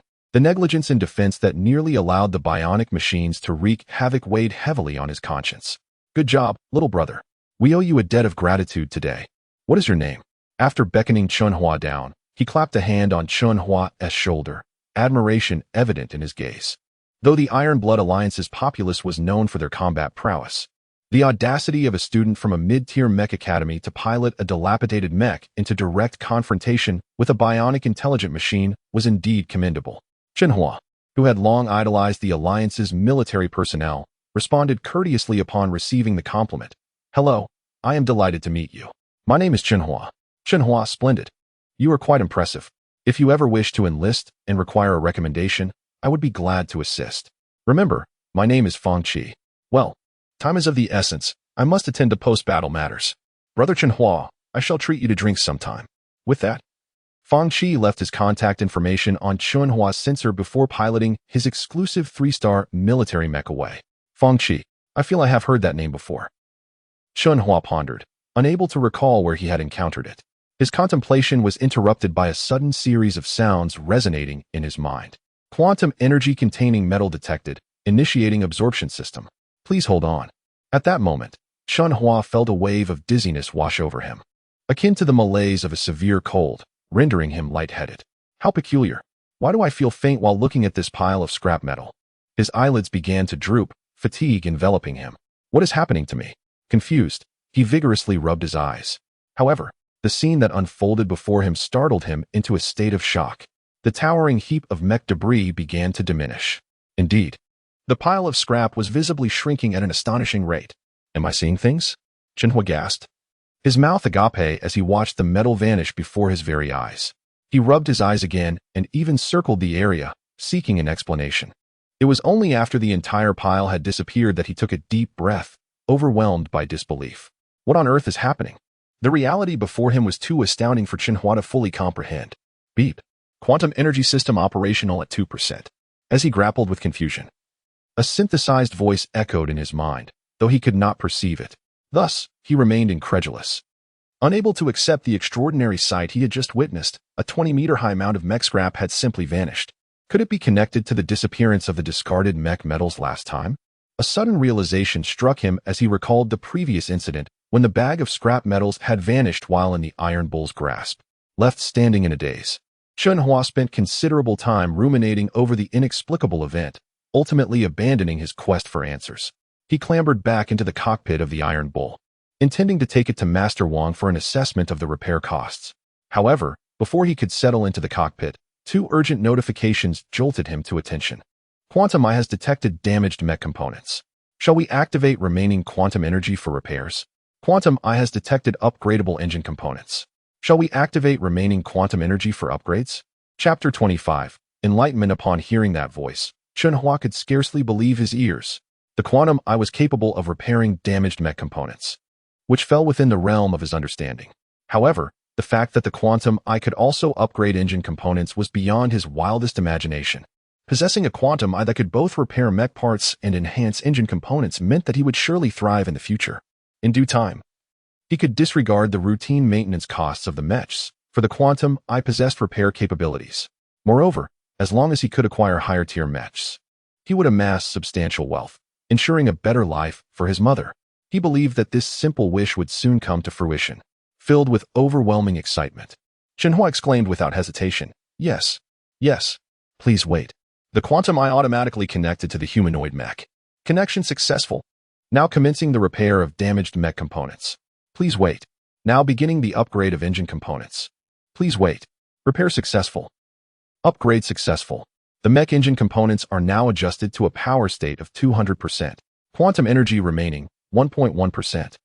Chen Hua listened intently to the computer prompts echoing in his mind. It was only upon hearing the final notification that he suddenly realized that the repair and upgrade processes of mech components required quantum energy. But from where did this quantum energy originate? He immediately recalled the repair task assigned to him by Master Wang earlier that morning. While on the way, the Quantum Eye had indicated the possibility of repairing the engine of a one-star military mech, unexpectedly earning him 9,000 Alliance crystals. He distinctly remembered that upon the successful repair, the Quantum Eye had reported a remaining quantum energy of 0.1%, yet after the recent repairs and upgrades, the remaining energy was astonishingly 1.1%. This implied that the current residual quantum energy in the Quantum Eye was greater by 1% compared to the earlier report. This revelation indicated that a significant amount of quantum energy had been quietly accumulated by the Quantum Eye throughout the day. Could it be? With this thought, Chen Hua connected the inexplicable disappearance of the bag of discarded mech metal from 2 days ago with the pile of mech scrap that had just vanished, arriving at a startling conclusion. The Quantum Eye could entirely absorb mech scrap, transforming it into invaluable quantum energy. Although he had no clear idea of how much quantum energy had been absorbed, the activation of the Quantum Eye's engine upgrade functionality alone was sufficient evidence of a considerable accumulation. Having comprehended the bizarre events that had transpired, Chen Hua felt a wave of refreshing exhilaration wash over him. If, in the future, he ventured into chaotic regions specifically to seek out mech scrap for absorption, he would undoubtedly amass a fortune. Lost in delightful daydreams of his boundless financial prospects, Chen Hua couldn't help but hum a tune. Now that the damaged components of the Iron Bull had been repaired, all that remained was to return to Master Wang for a simple patch-up. As for the cockpit's display screen, a basic black-and-white model would suffice. As he pondered, Chen Hua joyfully maneuvered the Iron Bull toward the Intermediate Mech Academy. Time flew, and in the blink of an eye, 2 weeks had passed. In that span, the incident involving the assault of the bionic intelligent mech had faded from prominence. Chen Hua had largely set the matter aside, almost forgetting it altogether. With 8,000 Alliance crystals remaining in his pocket, he had reclaimed the shop for his mother and settled another round of debts. The mother and son duo had returned to reside in the acquired shop. During these 2 weeks, Chen Hua devoted all his energy to his studies by day. At night, he practiced body refinement techniques at home. His classmates remained deeply impressed by the vast reservoir of foundational knowledge in Chen Hua's mind. Following their joint battle, the relationship between Chen Hua and Jin Yusin had grown increasingly intricate. Almost every class, Jin Yusin would initiate conversations with Chen Hua regarding mech design. After school each afternoon, the two would share laughter and walk side by side out of the school gates. Chen Hua's close friend, Feng Han, was naturally elated by their unusual camaraderie. Each time Jin Yusin approached Chen Hua, Feng Han would tease them playfully before stepping back. Whenever they heard Feng Han's nonsensical remarks, both Chen Hua and Jin Yusin would find themselves in fits of laughter. However, Chen Hua was acutely aware of their differences. He understood that he and Jin Yusin belonged to entirely different social strata. The disparities in their family backgrounds dictated that he could never aspire to her level. No matter how fond Jin Yusin might be of him, her beauty would ultimately serve as a bargaining chip for her family's strategic alliances. She had no autonomy over her own marriage when faced with her family's absolute interests. Such was the stark reality. Despite the harshness of reality, a seed of connection, transcending mere friendship, was gradually taking root between Chen Hua and Jin Yusin. Their shared academic pursuits had created common ground, allowing the goddess of Chen Hua's dreams to slowly integrate into his life. Meanwhile, Lin Bo and his group had uncharacteristically refrained from causing any disturbances, remaining remarkably low-key. However, their silence only served to heighten Chen Hua's vigilance. He understood well that Lin Bo's crew either erupted in chaos or faded into oblivion. Lin Bo was a man who harbored grudges, and whether overtly or covertly, he dared to act with impunity. Chen Hua was certain there would be further machinations from him. Contemplating Lin Bo's temperament only intensified Chen Hua's dedication to his nightly training. He held himself to the highest standards, diligently honing his skills. As a result, over the course of these 2 weeks, Chen Hua's knowledge of mech design had steadily escalated. His progress in body refinement training had also surged remarkably. He had firmly entered the realm of a 10th-level ancient warrior. His physical attributes had improved 5-fold compared to his former state as a 1st-level ancient warrior. Currently, his physical data stood as follows.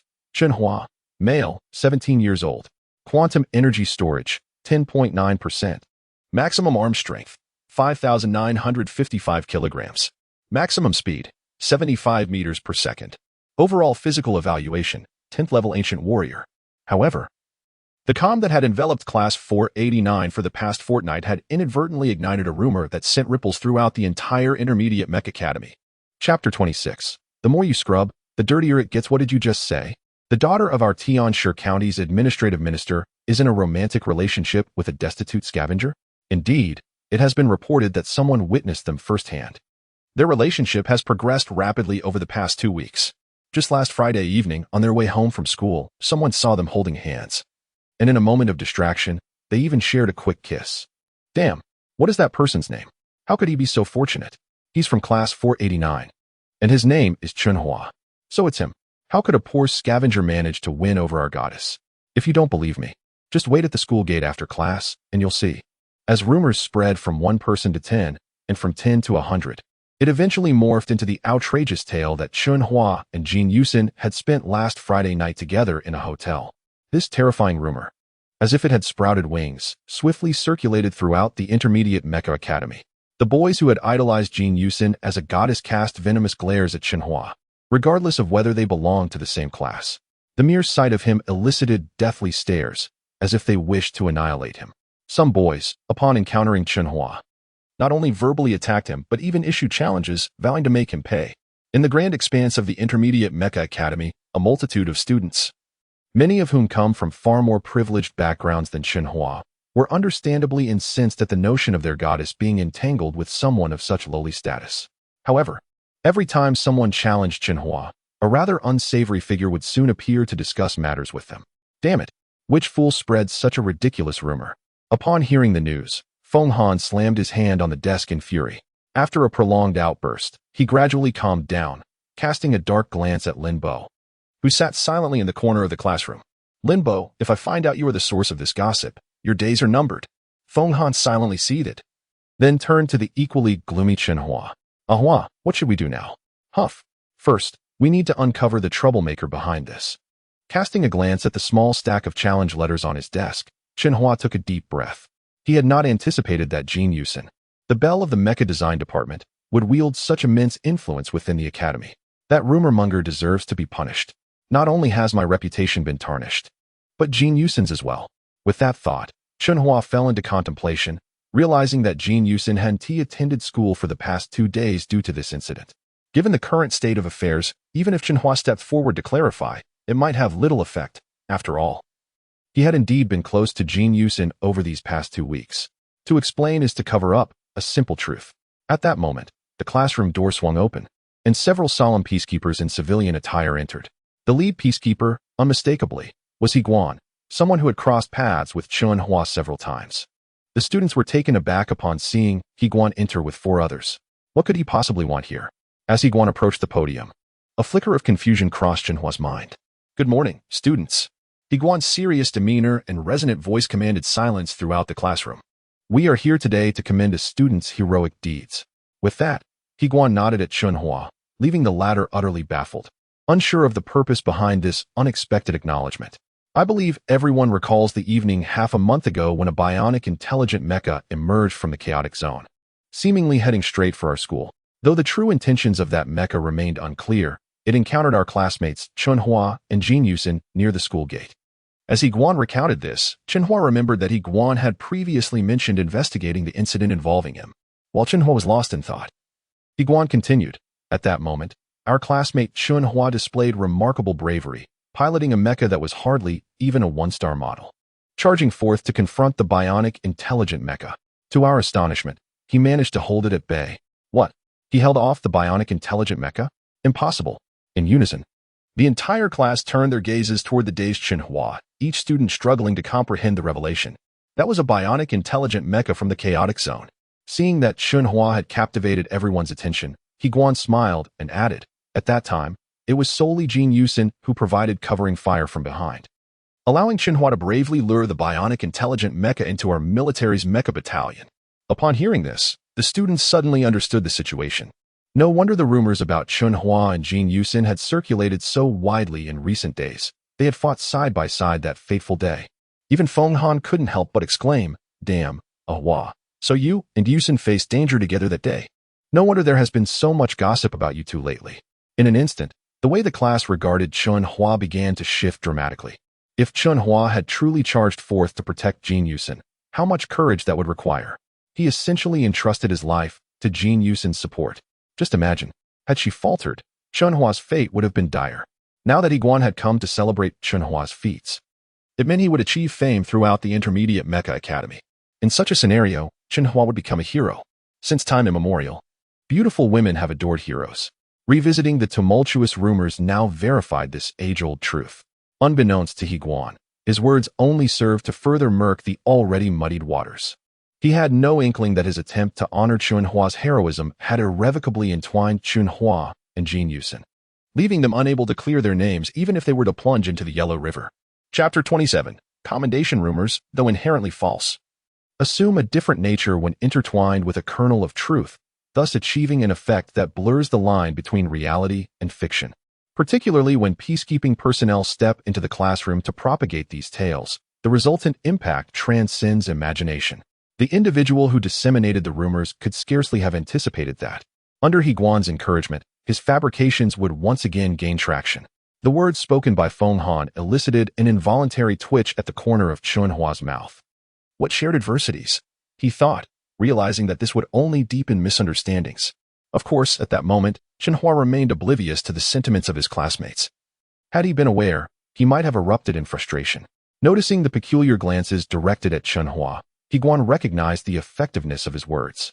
With a smile, he nodded at Chen Hua and continued with fervor. We ought to learn from the courageous and astute Chen Hua.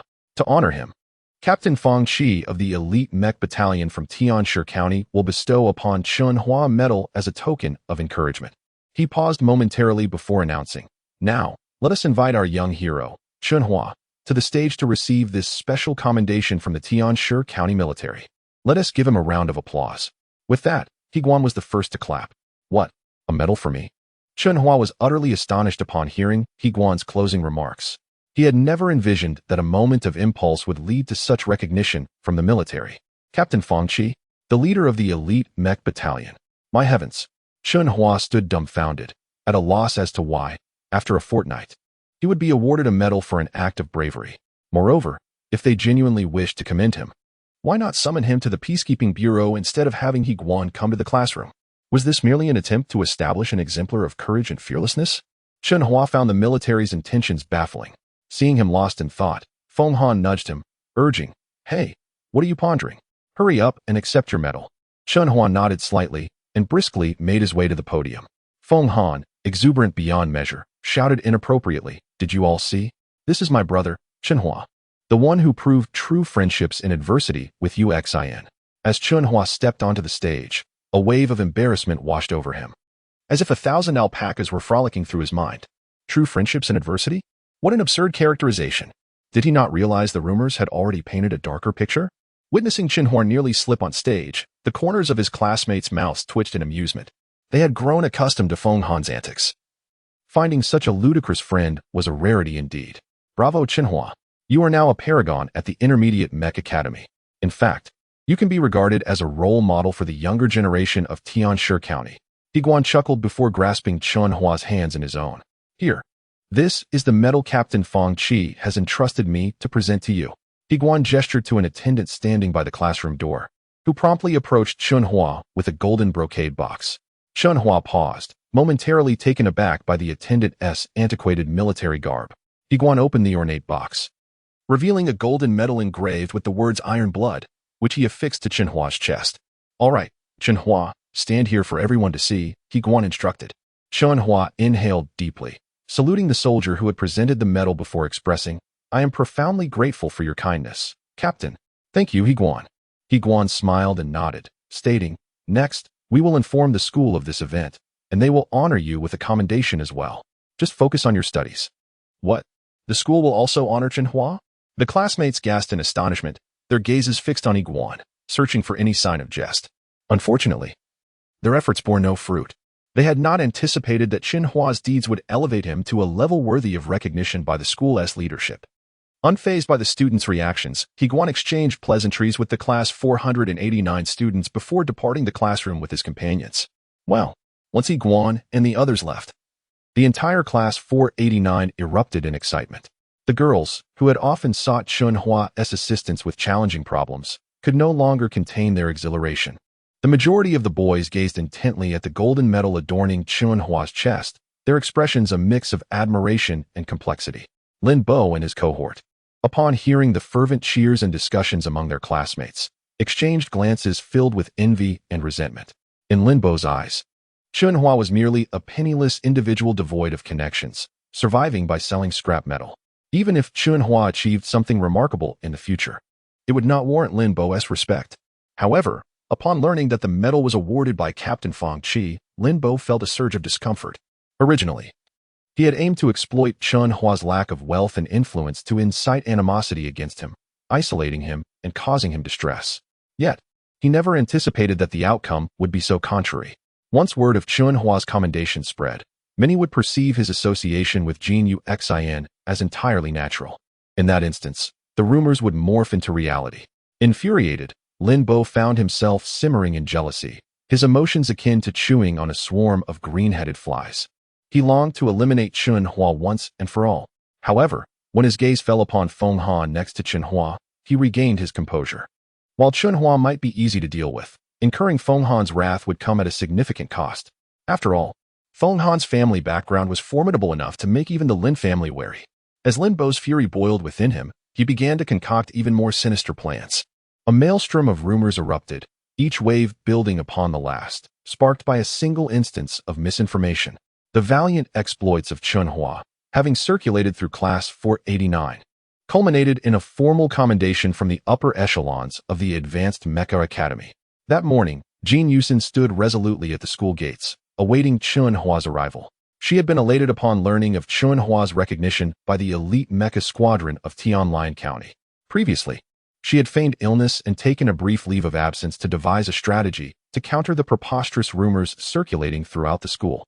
Although the rumors seemed implausible, their potential impact was significant, given Chen Hua's lack of familial connections. Some believed that even his profound knowledge of mecha design would be rendered inconsequential without substantial contributions to the authorities. However, Chen Hua had not only received an award from Captain Fangqi the previous day, but was also slated to receive a special commendation from the school's leadership, alleviating her concerns. After all, associating with a paragon recognized by the commander of an elite mecha squadron would undoubtedly alter perceptions. Even if her family opposed their relationship, she would have ample justification to defend it. Recalling their shared combat experience, Jin Yusin felt her nascent affections for Chen Hua intensify. Thus, she resolved to wait for him at the school entrance. She openly declared her intentions to anyone who inquired, disregarding any potential rumors. Upon sighting Chen Hua approaching along the main road, she waved and eagerly ran towards him. Chen Hua, I heard about your glorious deeds yesterday. Congratulations, she exclaimed, her face beaming. It was all thanks to you. Without your cover, I wouldn't be here today. Chen Hua modestly replied as they walked side by side towards the school gates. Jin Yusin demurred. I was terrified when you charged in. I was hardly providing cover. I was just trying not to get in your way. All right, you win. Oh, by the way, Yusin, Fenghan mentioned you took a 2-day leave due to illness. How are you feeling? I'm fine now. Jin Yusin responded playfully. Although her illness was feigned, Chen Hua's concern filled her heart with a sweet sensation, one she thoroughly enjoyed. Thus, they entered the school grounds, their laughter echoing in the air. Upon reaching the giant screen in the plaza, they were surprised to find that it was not displaying the usual news. The students around them craned their necks in astonishment. And Chen Hua and Jin Yusin followed suit. Chen Hua's expression turned to one of bewilderment as he read the message on the screen. The school will hold a campus-wide commendation ceremony during the first 2 periods this morning. All departments and classes are to proceed to the United Plaza by 8:30 a.m. to attend the event. Announcement. Chen Hua inhaled deeply as he absorbed the information. He had not anticipated such recognition from the school's administration. To honor him, they were mobilizing the entire student body and dedicating 2 class periods to the event. He wondered if Higuan's efficiency was excessive. Was the purpose of such a grandiose commendation truly to promote his heroic actions? He would not only become the center of attention in Class 489, but also a prominent figure throughout the Advanced Mecha Academy. His heart pounded in his chest as he struggled to articulate his emotions. After a deep breath, Chen Hua turned to Jin Yusin, who wore a gentle smile. Yusin, let's go directly to the United Plaza. Jin Yusin nodded subtly, thinking to herself, Chen Hua, from this day forward, you will command the respect of those who once looked down upon you.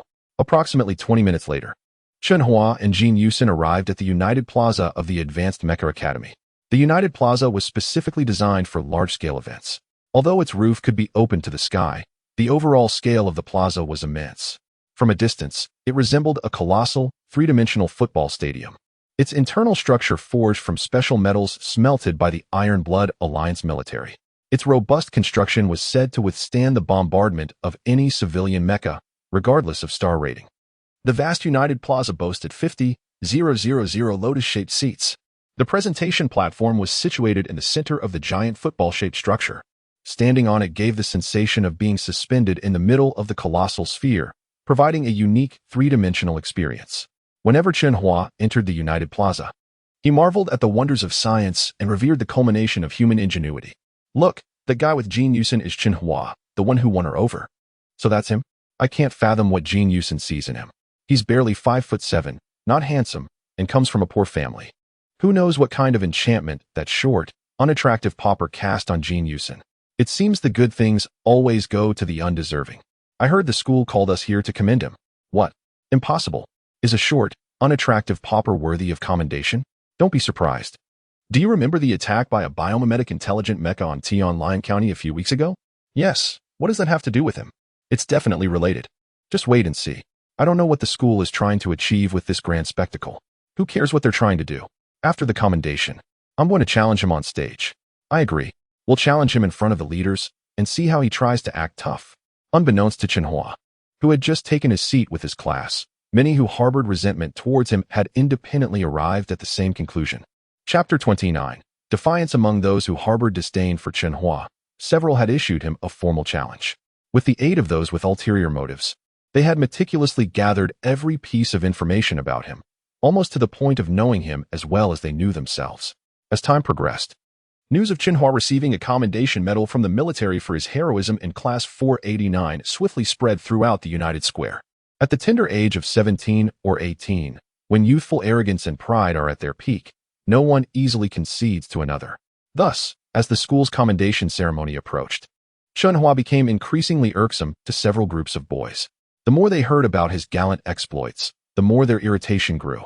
Repeatedly listening to classmates extol Chen Hua's bravery left them feeling as if their ears might blister from the incessant praise. Their resentment extended beyond mere discontent with the upcoming ceremony. They were also incensed by the military's decision to honor Chen Hua. Why should luck alone, resulting from an encounter with a bionic intelligent mech, earn him such accolades? As students of the Iron-Blooded Alliance nation, they had been instilled with values that compelled them to charge into battle against any bionic mech. Why should something so commonplace elicit such grand recognition from the military? Why should he reap dual rewards for what they deemed an ordinary occurrence? Today, Chen Hua stood as the centerpiece of the ceremony. As he took his seat, he naturally engaged with his classmates. Under the encouragement of Feng Han, many girls from Class 489 began to cheer, drawing the attention of students from other classes. The sight of Class 489's exuberance only intensified the jealousy of those groups. With a sense of dread, they watched the grand doors of the United Square gradually close. Chen Hua understood that the commendation ceremony was about to commence. A minute later, the lighting within the square dimmed. Soon after, beams of sunlight streamed through the metallic seams of the sphere above, illuminating the entire stage. Before long, a middle-aged man dressed in a pristine white suit emerged from one of the light beams and positioned himself at the center of the stage. As the students recognized him, they gradually fell silent, for the resonant voice of the man echoed through every amplifier. Good morning, students. The morning sun shines bright. Today, our intermediate Mech Academy will hold a grand and special commendation ceremony. After a brief pause, the man continued. We all know that our Iron-Blooded Alliance nation has never lacked courageous warriors. Following a lengthy introduction, he officially introduced the day's main event. Now, let us invite our Mech Design Department's Chen Hua from Class 489 to the stage to receive the school's Certificate of Honor. Let's give him a round of applause. As the middle-aged man concluded his announcement, hundreds of beams of sunlight converged on Class 489's area. Chen Hua found himself enveloped in a radiant glow, causing him to squint against the sudden brightness. Shortly after, a path of shimmering metal extended toward him. Rising from his seat, Chen Hua walked along the illuminated path toward the grand central stage. In truth, among the over 4,000 students in the school, the majority genuinely wished to congratulate Chen Hua on his achievements. Consequently, a thunderous applause erupted from various corners of the auditorium. Listening to the resounding claps, Chen Hua felt a surge of excitement within him. Taking several deep breaths, he straightened his posture, striving to calm his racing heart. So this is what it feels like to receive an award in front of so many eyes. Unbeknownst to him, he had already reached the center of the stage. He nodded to the smiling middle-aged man, awaiting the next segment. The man, named Huang Xiaolong, was one of the mid-level leaders at the Intermediate Mech Academy, responsible for planning and organizing major events. Typically, the school's higher-ups seldom made appearances, with Huang Xiaolong representing them at most functions. This indicated that Huang Xiaolong was likely to ascend to higher leadership within the academy in the future. Are you ready? Huang Xiaolong inquired with a smile directed at Chen Hua. Yes, Chen Hua affirmed. Upon hearing his response, Huang Xiaolong retrieved the award medal from the sensory space and raised it high. Chen Hua gazed at the medal, a swell of emotion rising within him. It was a circular, crimson medal of great significance, clearly engraved with the image of a blue beam gun that had just fired. Huang Xiaolong's voice resonated again throughout the auditorium. To be honest, it surprised us that Cadet Chen Hua garnered the attention of Lieutenant Fang Qi. However, upon viewing the footage sent from the military, our surprise dissipated. Cadet Chen Hua possesses genuine courage. He absolutely deserves the honor our school is bestowing upon him today. With that, Huang Xiaolong affixed the red medal to Chen Hua's chest. Following the presentation, it was time for Chen Hua to express his gratitude. He surveyed the student body and took a deep breath before calmly stating, I am grateful for the school's kindness. I, Chen Hua. Yet, before he could finish, a derisive voice rang out from the audience. You, Chen Hua, are nothing but a pauper. You only attained this position through the favor of the administrative minister's daughter and by sheer luck in obtaining that medal. What makes you so remarkable? The comment, amplified for all to hear, drew the gaze of thousands of eyes towards its source. Standing tall at a height of 2 meters and 35 centimeters was a boy who boldly declared, "You call yourself brave, but I truly do not believe it. If I had encountered a bionic intelligent mech at that time, I too would have rushed forward without hesitation. I would not be inferior to you, nor would I be weaker. Why should something so ordinary warrant recognition from the military and the school? I, Liu Bizan, am the first today to challenge you." Liu Bizan looked unperturbed at Huang Xiaolong's icy demeanor as he continued, "As a member of the warrior nation, I, Liu Bizan, hereby challenge you, Chen Hua. Let us see what qualifications you possess to receive this highest honor from our school. I ask all students to bear witness." Upon hearing this, many students felt a surge of excitement within them. A spectacle was about to unfold. Chapter 30. The gauntlet thrown. As the audience anticipated a spectacle, an undercurrent of thought began to surface. Liu Bizan. Wasn't that a homonym for Liu Loser? To clamor for a challenge only to reveal such a name seemed to be an act of self-deprecation, whose face was truly at risk of being sullied. A collective twitch rippled through the student body. Chen Hua's gaze sharpened as Liu Bizan rose, a flicker of recognition igniting within him. This was the author of yesterday's challenge. Even Huang Xiaolong, standing beside Chen Hua, couldn't suppress a smirk at the revelation of Liu Bizan's name. The retort that had been brewing in his throat transformed into a jest. Ha! How fortunate that a loser has volunteered to attest to Chen Hua's prowess. Let the entire school bear witness to the clash between the loser and Chen Hua. May the best prevail. While Liu Bizan's conduct bordered on impudence, the Iron Blood Alliance, a nation steeped in martial tradition, refrained from intervention. It was this very ethos that had emboldened several students to contemplate challenging Chen Hua. Indeed, let us all be witnesses. A voice from the students section ignited a chorus of approval. The students of Class 489, fueled by Feng Han's impassioned words, transformed into a fervent cheering squad. Chen Hua, Chen Hua, Chen Hua. Those already harboring resentment towards Chen Hua found their ire compounded by the unified chants emanating from Class 489. Bizan, Bizan, Bizan. The deafening roar left those unsure of whom to support in a state of bewilderment. Chen Hua, Bizan, Chen Hua, loser. Upon hearing the chants, Chen Hua felt a wave of exasperation wash over him. The double entendre was almost unbearable. Was this encouragement or mockery? Despite his amusement, the fervor of the crowd invigorated him.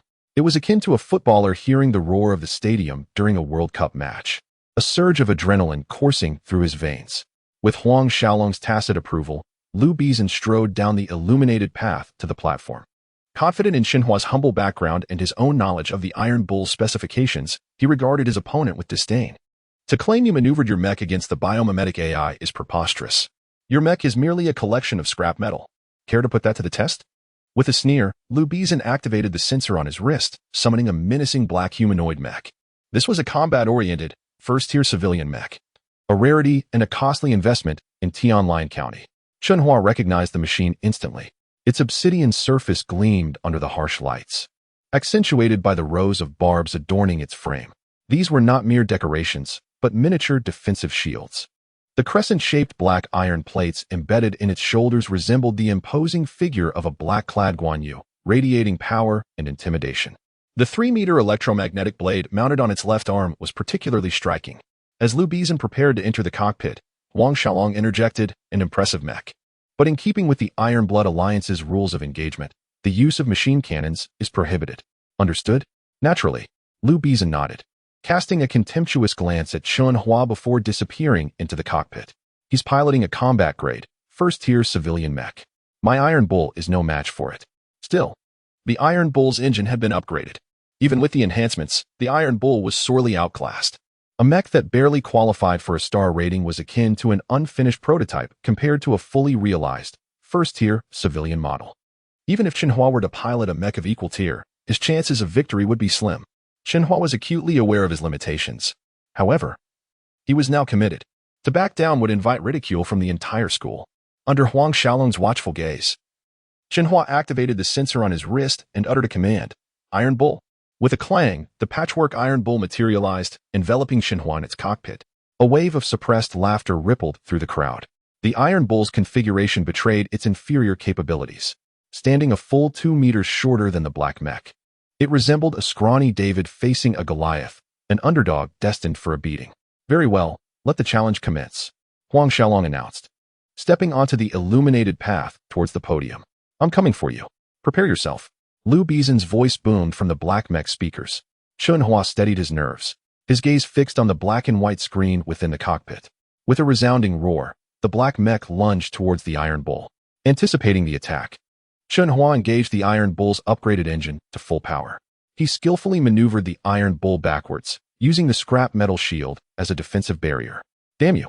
Why are you running? Lu Bizan roared in frustration, watching the Iron Bull retreat on the screen. Should I stand here and be pummeled? Chen Hua thought. Chapter 31. The most boring mecha duel in history. Chen Hua maneuvered the Iron Bull, evading Lu Bizan's relentless assaults. He was acutely aware of the Iron Bull's combat capabilities. Engaging in a direct confrontation would undoubtedly result in a harsh defeat. Previously, in a fit of anger, he had impulsively piloted the Iron Bull to resist the debt collectors attempting to seize his shop, only for their mecha to effortlessly sever its arm with a mere swipe. Recognizing the futility of his situation, Chen Hua deemed it unnecessary to subject himself to humiliation in front of the crowd.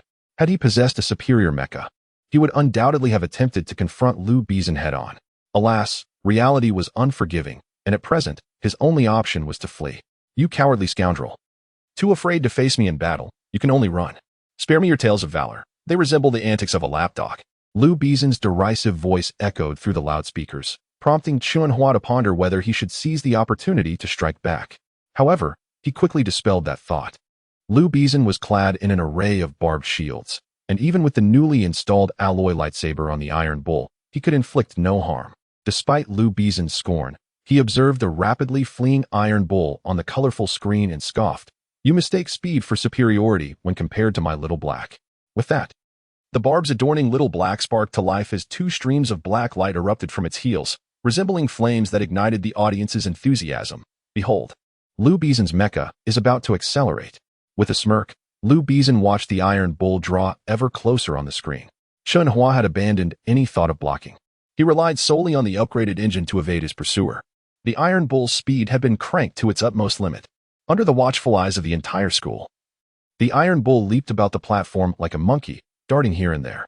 Yet, the audience, lacking access to mecha data analysis, remained unaware that each of the Iron Bull's evasive maneuvers comprised a sequence of 8 fluid motions. This was a marked improvement over the previous capability of merely 2 agile movements when pitted against bio-intelligent mechas, representing an enhancement of over 4-fold. Remarkable.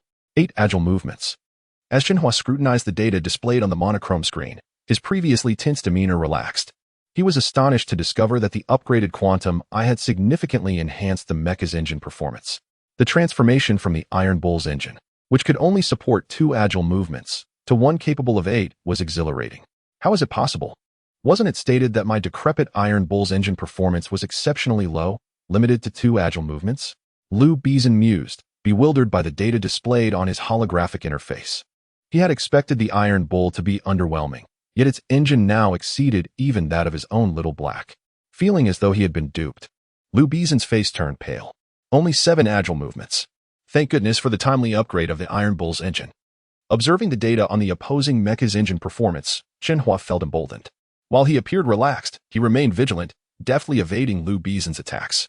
For over half an hour, the two mechas engaged in a relentless game of chase on the platform. It seemed that as long as the Iron Bull kept moving, Little Black would have no opportunity to close in for an attack. Lu Bizan, frustrated by his inability to catch Chen Hua, ground his teeth, while the audience below watched in astonishment. Although they lacked the expertise to interpret the Iron Bull's actual engine data, many spectators were wholly convinced of Chen Hua's valor. The fact that a mecha cobbled together from scrap could thwart Lu Bizan's Little Black for such an extended period was commendable, as it meant a reduction in potential damages from the bio-intelligent mecha. How is this possible? Lu Bizan's mecha, a 1-star civilian combat machine, cannot keep pace with that beggar's rickety Iron Bull, Linbo exclaimed, both astonished and indignant. As time wore on, the excitement of the students began to wane, with many growing restless. After witnessing nearly an hour of this monotonous chase, it was no surprise that boredom set in. Huang Xiaolong, observing the lackluster performance of Chen Hua against Lu Bizan, shook his head in disbelief. Ultimately, he could no longer contain himself. Enough. Let us cease this farce. If this continues, we shall forego our classes. As Huang Xiaolong's voice rang out, the impatient students began to settle down.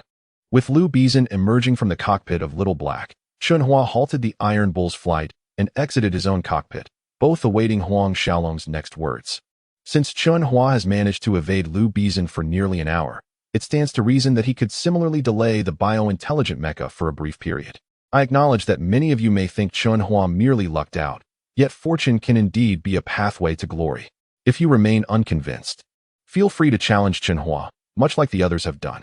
However, due to time constraints, such encounters must occur privately. Thus, we shall conclude today's award ceremony. And I ask everyone to exit in an orderly fashion. Humph. Coward. Spineless. Liu Bizan muttered bitterly as the students began to disperse. Upon returning to his classmates in class 489, Chen Hua noticed the absence of their initial excitement. Instead, they appeared fatigued and listless. Sensing the change in atmosphere, Chen Hua inquired, "What is the matter, everyone?" Feng Han rubbed his temples and replied, "We are exhausted." Chen Hua, perplexed, asked, "Why are you tired? After witnessing the most boring mecha duel in history for nearly an hour, how could we not be?" Lin Bo remarked, glancing darkly at Chen Hua's back, lost in thought. Chapter 32. The event. Upon hearing Feng Han's response, Chen Hua was rendered speechless. What kind of utterly tedious mech battle was that? If Iron Bull truly charged in, it would only be fodder for abuse. At that moment, he could very well become the most unfortunate winner in history.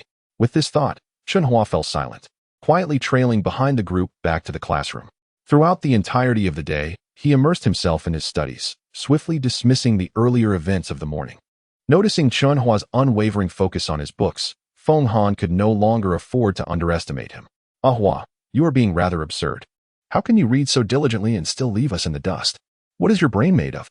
Feng Han leaned in, chuckling. Chen Hua shot him an exasperated glance. "You don't even read your own books, yet you dare criticize me? Get lost." Hee. Ah Hua, while it's commendable that you love reading, you mustn't ignore our class's stunning beauty. She has been glancing at you all day, yet you remain oblivious. Lost in your books. Be careful, or someone might whisk her away. For reasons unknown, recently, whenever Feng Han engaged Chen Hua in conversation, he invariably brought up Jin Yusen. And each time he spoke with an urgency that urged Chen Hua to make his move. "Cold medicine. It's impossible for me and Yusen to happen, so stop meddling." Chen Hua retorted, but the image of that day when Jin Yusen had slapped him replayed in his mind. Her anxious expression and endearing gaze lingered in his thoughts. Perhaps there was a genuine chance for him and Yusen to be together. If he didn't seize the opportunity, he would be a fool. From this day forth, he resolved to pursue every chance to win her heart. With newfound determination, Chen Hua declared, "Cold medicine, rest assured, I know what I must do." Feng Han looked at him in astonishment, sensing a change in Chen Hua that was markedly different from before. However, he did not dwell on it and continued, "As long as you understand, that's what matters. Tomorrow, with school closing for the holiday, shall we not enhance our mech combat experience? How about we head to the training ground to battle mutated mice?" Upon hearing this, Chen Hua laughed and retorted, "Cold medicine. Can you refrain from incessantly suggesting we hunt mice? After all these years in the same class, your constant proposals to battle mice are rather tiresome." The training ground, located on the outskirts of Tianshi County, spans approximately 30,000 square meters and serves as an official training platform established by the Alliance to enhance the public's combat skills with Mechs. The mutated mice, a menace emerging from chaotic regions, are biomechanical creatures that have undergone mutations due to mysterious radiation, enabling them to devour various metals and disrupt daily life. Feng Han regarded Chen Hua with disdain. "Ah Hua, how can you say that? Battling mutated mice is a contribution to our Tianshi County. It's always been the two of us, but this time, I plan to invite our class's beauty to create an opportunity for you." Hee. Chen Hua rolled his eyes. "Jin Yusen has a special status and never goes there. When have you ever seen her at the training ground?" "That's true." Feng Han's enthusiasm waned as he acknowledged Chen Hua's point. Just then, Lin Bo ascended to the podium. "Classmates, I have a proposition." Despite Chen Hua and Feng Han's poor impression of Lin Bo, he, as a prodigy of class 489, still commanded some influence. As soon as he spoke, many in the class fell silent, directing their attention to him. "Tomorrow, with school closing for the holiday, I propose we organize a class activity to battle mutated mice at the training ground. It would also be an opportunity to witness our class hero Chen Hua's valiant exploits. What do you all think?" "Sounds good." Upon hearing Lin Bo's suggestion, Wei Xiaodong and others instantly chimed in enthusiastically. Unpleasant intentions. Chen Hua realized that Lin Bo's proposal was likely aimed at him. However, the suggestion unexpectedly gained the support of their classmates. Indeed, it was the final year. Not organizing a collective activity would be dreadfully mundane. Given the recent turbulence within the Iron Blood Alliance, where biomechanical mechs have plagued the populace, a competition against mutated mice could enhance their combat experience. Though it might incur costs, Chen Hua felt it was worthwhile. I train there during every holiday. You are wealthy. We don't have the funds to contend with mutated mice. The repair costs for mechs are exorbitant. We simply cannot afford it. Indeed, the repair costs are too high. It's not worth the risk. Upon hearing this, Lin Bo's eyes sparkled as he clapped his hands to regain everyone's attention. Classmates, I understand your concerns. Here's the deal. I, Lin Bo, will take care of the expenses for this event. No need to worry about mech repairs. Determined to outshine Chen Hua in front of the class and teach the fence-sitters a lesson, Lin Bo was willing to go all out this time. Well, the classmates gazed at Lin Bo in disbelief at his generosity. Agreed. Let us make this a commitment. I hope everyone can participate and not miss this opportunity. At this, Chen Hua and Feng Han exchanged astonished glances. Feng Han couldn't help but curse. Damn it, Lin Bo, I just suggested we battle mice. And he proposes the whole class do it. This is akin to pulling a turd out of my behind. Chen Hua chuckled. Can you refrain from being so graphic? After all, we are classmates, and it is best for everyone to participate in a collective activity. Despite his disdain for Lin Bo's recent remarks, Chen Hua felt it was best not to create an atmosphere of hostility as a member of Class 489. Feng Han shook his head and replied, fine. But you should remain wary of him. He has ulterior motives, and who knows if he sincerely intends to organize this event. Indeed, the question remains whether Yusin will participate. Chapter 33, School Gates, Part 1. Upon returning home from school, Chen Hua reflected somberly on the day's events. The school's ostentatious commendation, Liu Bizen's challenge, and Lin Bo's orchestrated activities, while seemingly unrelated, stirred a sense of unease within him. Lin Bo's character made it difficult to comprehend him incurring such significant expenses to organize a collective activity that appeared both complementary and meaningful to the entire class. After all, nothing is truly free, and there were undoubtedly ulterior motives at play. Chen Hua was acutely aware that he was no match for Lin Bo at present. Should his rival resort to underhanded tactics, he was uncertain how to counter them. However, sensing that he was the target, he resolved to confront Lin Bo's true intentions. If necessary, he could always rely on Feng Han for assistance. Regardless of Lin Bo's machinations, Chen Hua vowed to remain vigilant, ensuring he would not be caught off guard. A glint of determination flickered in his eyes before gradually receding. Chen Hua recognized that he and Lin Bo occupied vastly different social strata. Even with rapid progress, he could not hope to equal Lin Bo's standing in the near future. Their divergent family backgrounds dictated their respective strengths. This explained why so many had embraced Lin Bo's suggestion for a collective activity. Had Chen Hua proposed the same? Even with the recent accolades from the military and the school, he suspected that only a handful would have genuinely supported him. Such was the nature of reality. Barring unforeseen circumstances, Chen Hua anticipated that all but Jin Yusin would participate in the activity. He calmly assessed the disparity between himself and Lin Bo, his gaze shifting thoughtfully. Unbeknownst to him, Chen Hua's perspective had undergone a profound transformation. He no longer harbored any sense of inferiority as he analyzed their differences. Instead, he focused on striving for a position where others would hesitate to disregard or belittle him.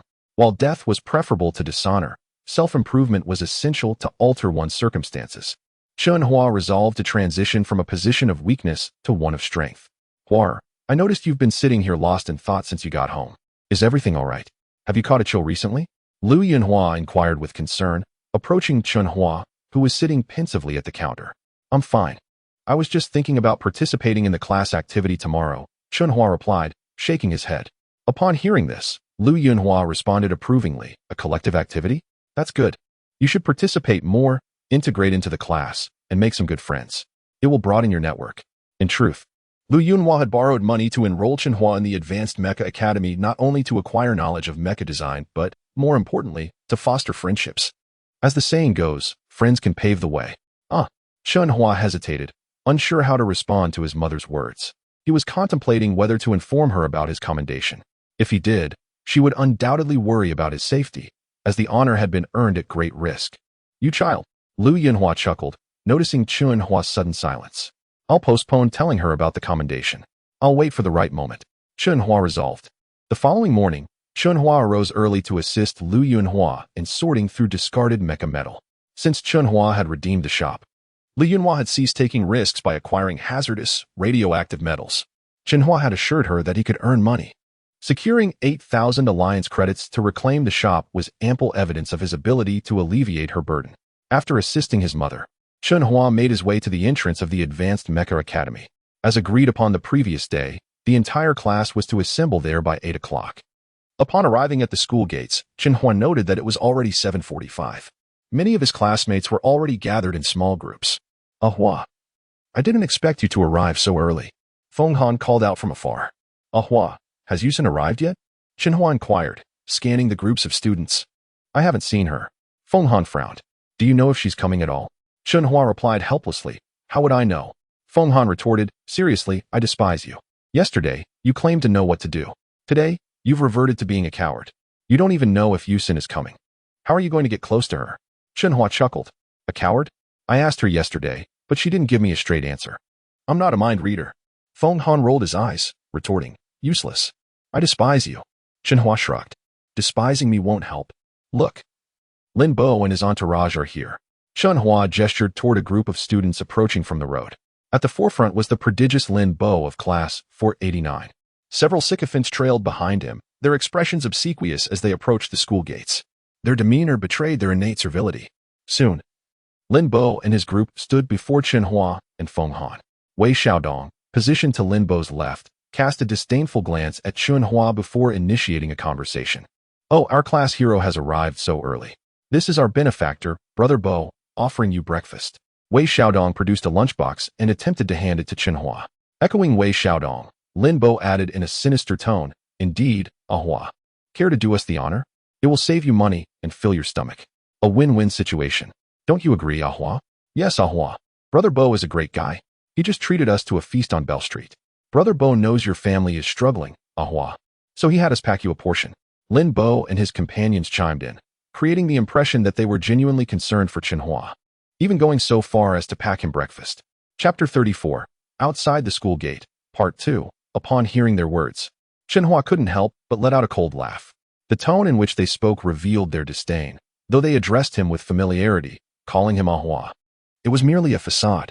Their intentions were clear. They sought to belittle him with monetary gestures.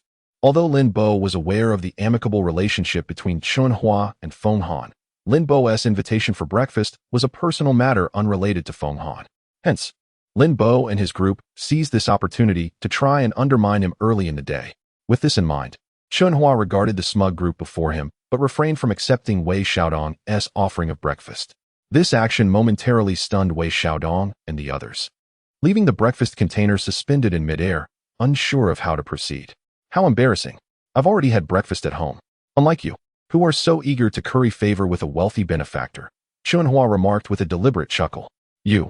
Wei Xiaodong's face flushed crimson with anger as he pointed at Chen Hua, finally managing to utter, You're utterly shameless. Chen Hua's words undoubtedly struck a nerve. As teenagers, they were sensitive to such overt dismissals, and his directness left them feeling humiliated. Chen Hua, we're all classmates, and since Bo Gu invited us out for a group activity, it's perfectly reasonable for him to treat us to breakfast. Your remarks are excessive. One of Lin Bo's companions chimed in. Yes, it's just breakfast. No need to be so dramatic, another added, if you don't want to eat. That is fine, but don't insult us. While they vocally defended themselves, inwardly they had already condemned Chen Hua, questioning why he acted so high and mighty when he had no power or influence. Did he not also seek favor with Feng Han? Chen Hua merely smiled, choosing not to engage further. Beside him, Feng Han felt the fire rising within him but was restrained by Chen Hua's hand on his shoulder. So he merely observed Lin Bo's group with a cold gaze, curious to see how they would react. The atmosphere grew increasingly awkward until Lin Bo broke the silence, saying, If he doesn't want it, forget it. We can use it as bait at the training ground later. Following his statement, he shot a smug glance at Chen Hua, as if to say, let us see how long you can maintain this facade. At that moment, a stir rippled through the crowd as many students turned their attention to the school walkway. Two striking figures caught their eyes, eliciting gasps of admiration. Look, it's Uxin and Teacher Zhua, someone exclaimed excitedly from the crowd. Chen Hua followed the gaze of his classmates and turned to see two graceful silhouettes approaching. One girl wore a stunning purple dress, her hair cascading elegantly, reminiscent of a film star gliding through a scene. The other, clad in an ivory gown with her hair neatly styled, exuded poise and beauty, embodying a mature elegance that made her appear almost celestial. These two were indeed Jin Yusin and teacher Zhu Yaxuan. Yusin is here today. How wonderful! Lin Bo exclaimed, waving enthusiastically toward the distance, shouting, Teacher Zhu, Yusin, we're over here. Chen Hua was taken aback by the sight of Jin Yusin and teacher Zhu Yaxuan. When had their relationship become so amicable? No wonder Lin Bo had gone to great lengths to organize this class event. He had invited teacher Zhu along, a teacher so strikingly beautiful, only a few years older than them. Participating in a class activity would surely lead to her being regarded more as a peer than an authority figure. While Chen Hua remained indifferent towards the new teacher, Feng Han was another story. His demeanor shifted dramatically upon seeing teacher Zhu, excitement bubbling within him. Wow, the beautiful teacher is joining our class activity today. This is fantastic. I have a chance. Good morning, everyone. Upon reaching the school gate, Zhu Yaxuan greeted the students warmly. When she passed in front of Chen Hua, he politely said, Good morning, Teacher Zhu. We're delighted to have you join our class activity. Good morning, Yusin. Thank you. Good morning. Both Zhu Yaxuan and Jin Yusin replied with smiles.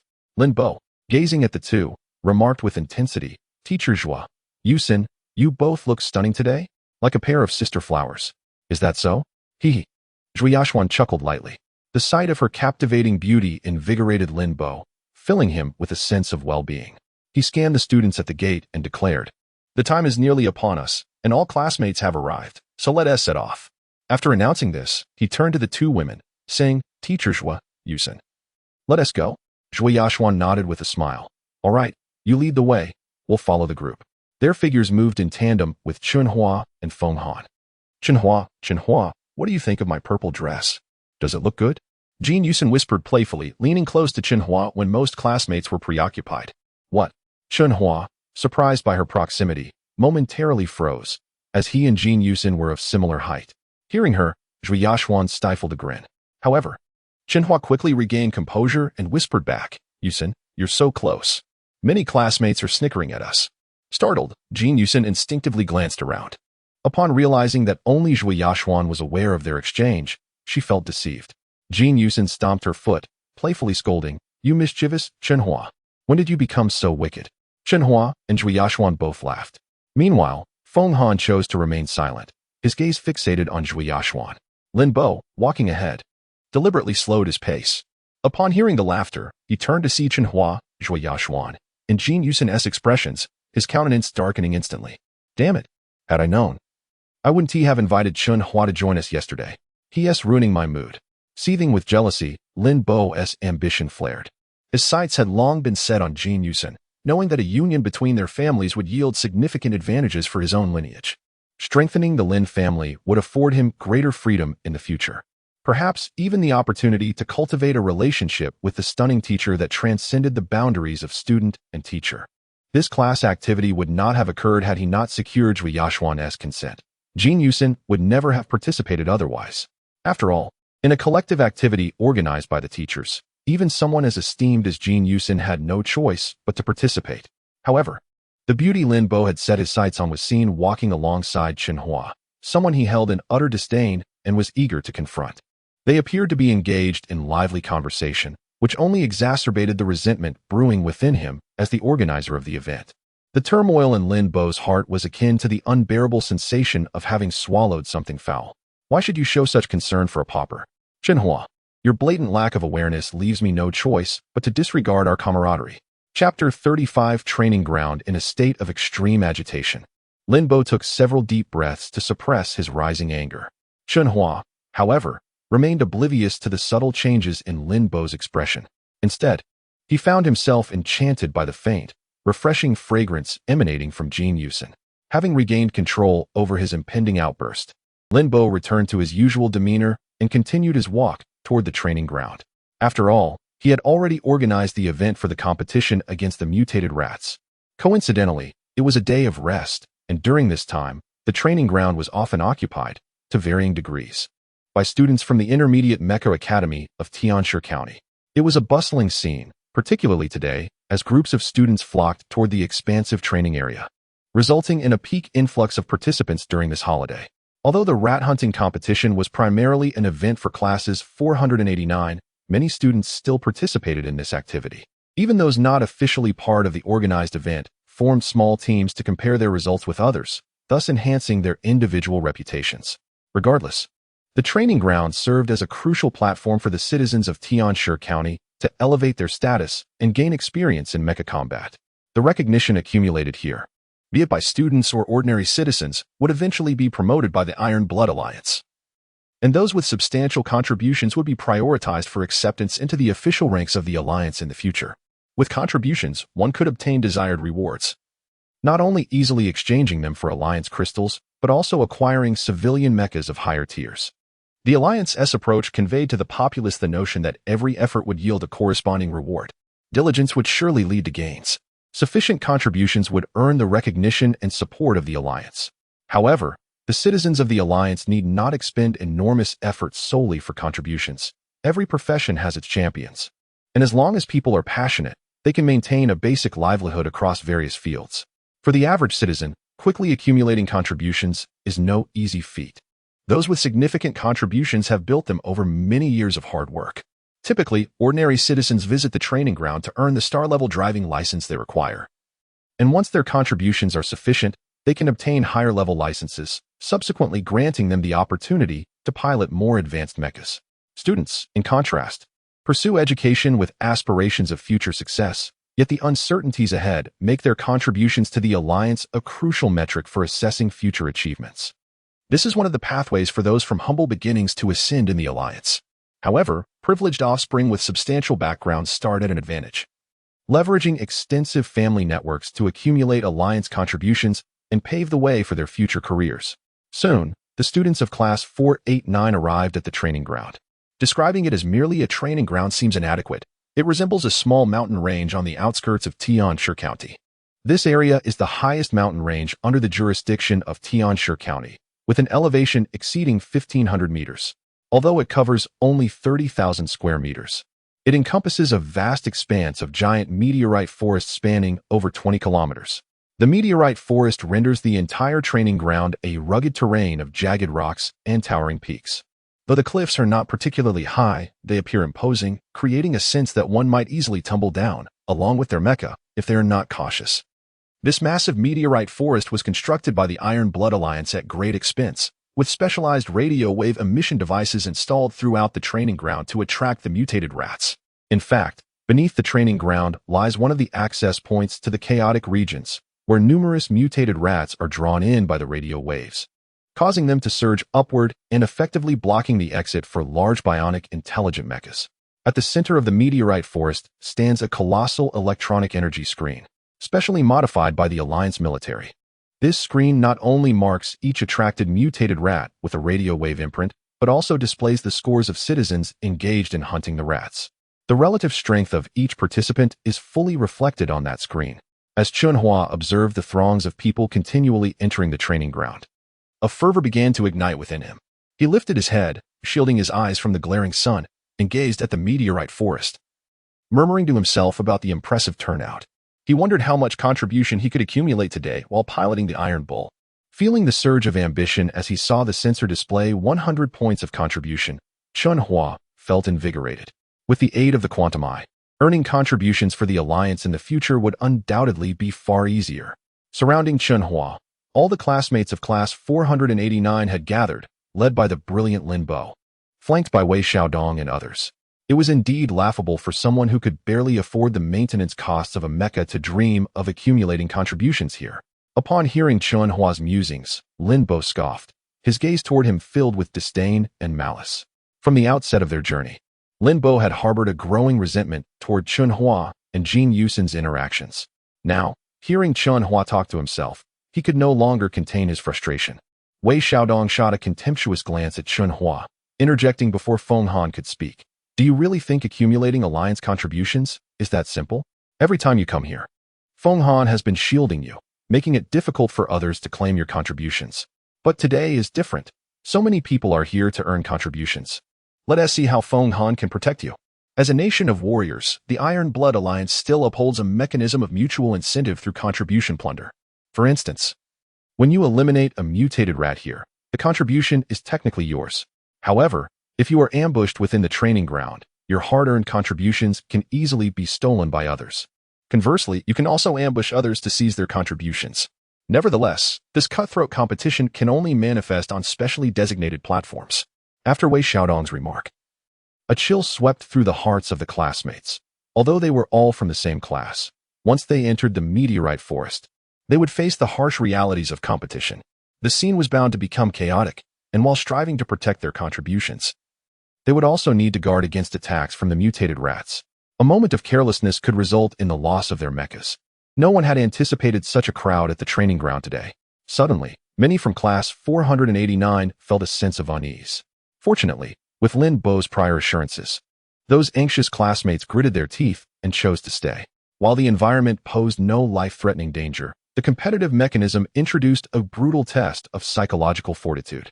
Chapter 36. Pre-match preparations. Chen Hua remained silent, his gaze fixed on Lin Bo and Wei Xiaodong, his expression growing increasingly serious. Fortunately, Tinyu's maneuverability had improved significantly compared to before. With so many people unexpectedly present at the training ground today, whether he would be ambushed truly depended on his performance.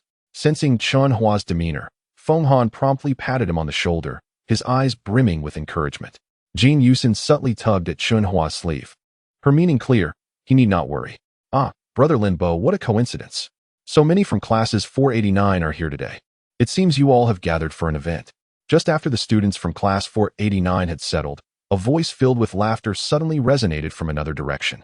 Upon hearing the laughter, nearly all the students from class 489 instinctively turned towards its source. When Jin Yusin and Feng Han recognized the figure, their brows furrowed, and their expressions turned cold. In contrast, Lin Bo's mood brightened upon hearing the voice, and he beamed. Haha, Brother Huang. Your keen eyes have spotted that we organized an event. Chen Hua observed as the opposing team, also comprising around 30 individuals, marched toward them. This formidable group, donned entirely in black athletic gear, commanded immediate respect.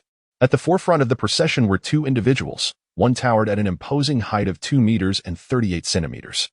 His high cheekbones giving him a fierce visage with deeply set eyes that deterred direct contact. Such a commanding presence among students was indeed rare, suggesting a background of either wealth or privilege. The other individual was none other than Lu Bizan, who had challenged Chen Hua the previous morning.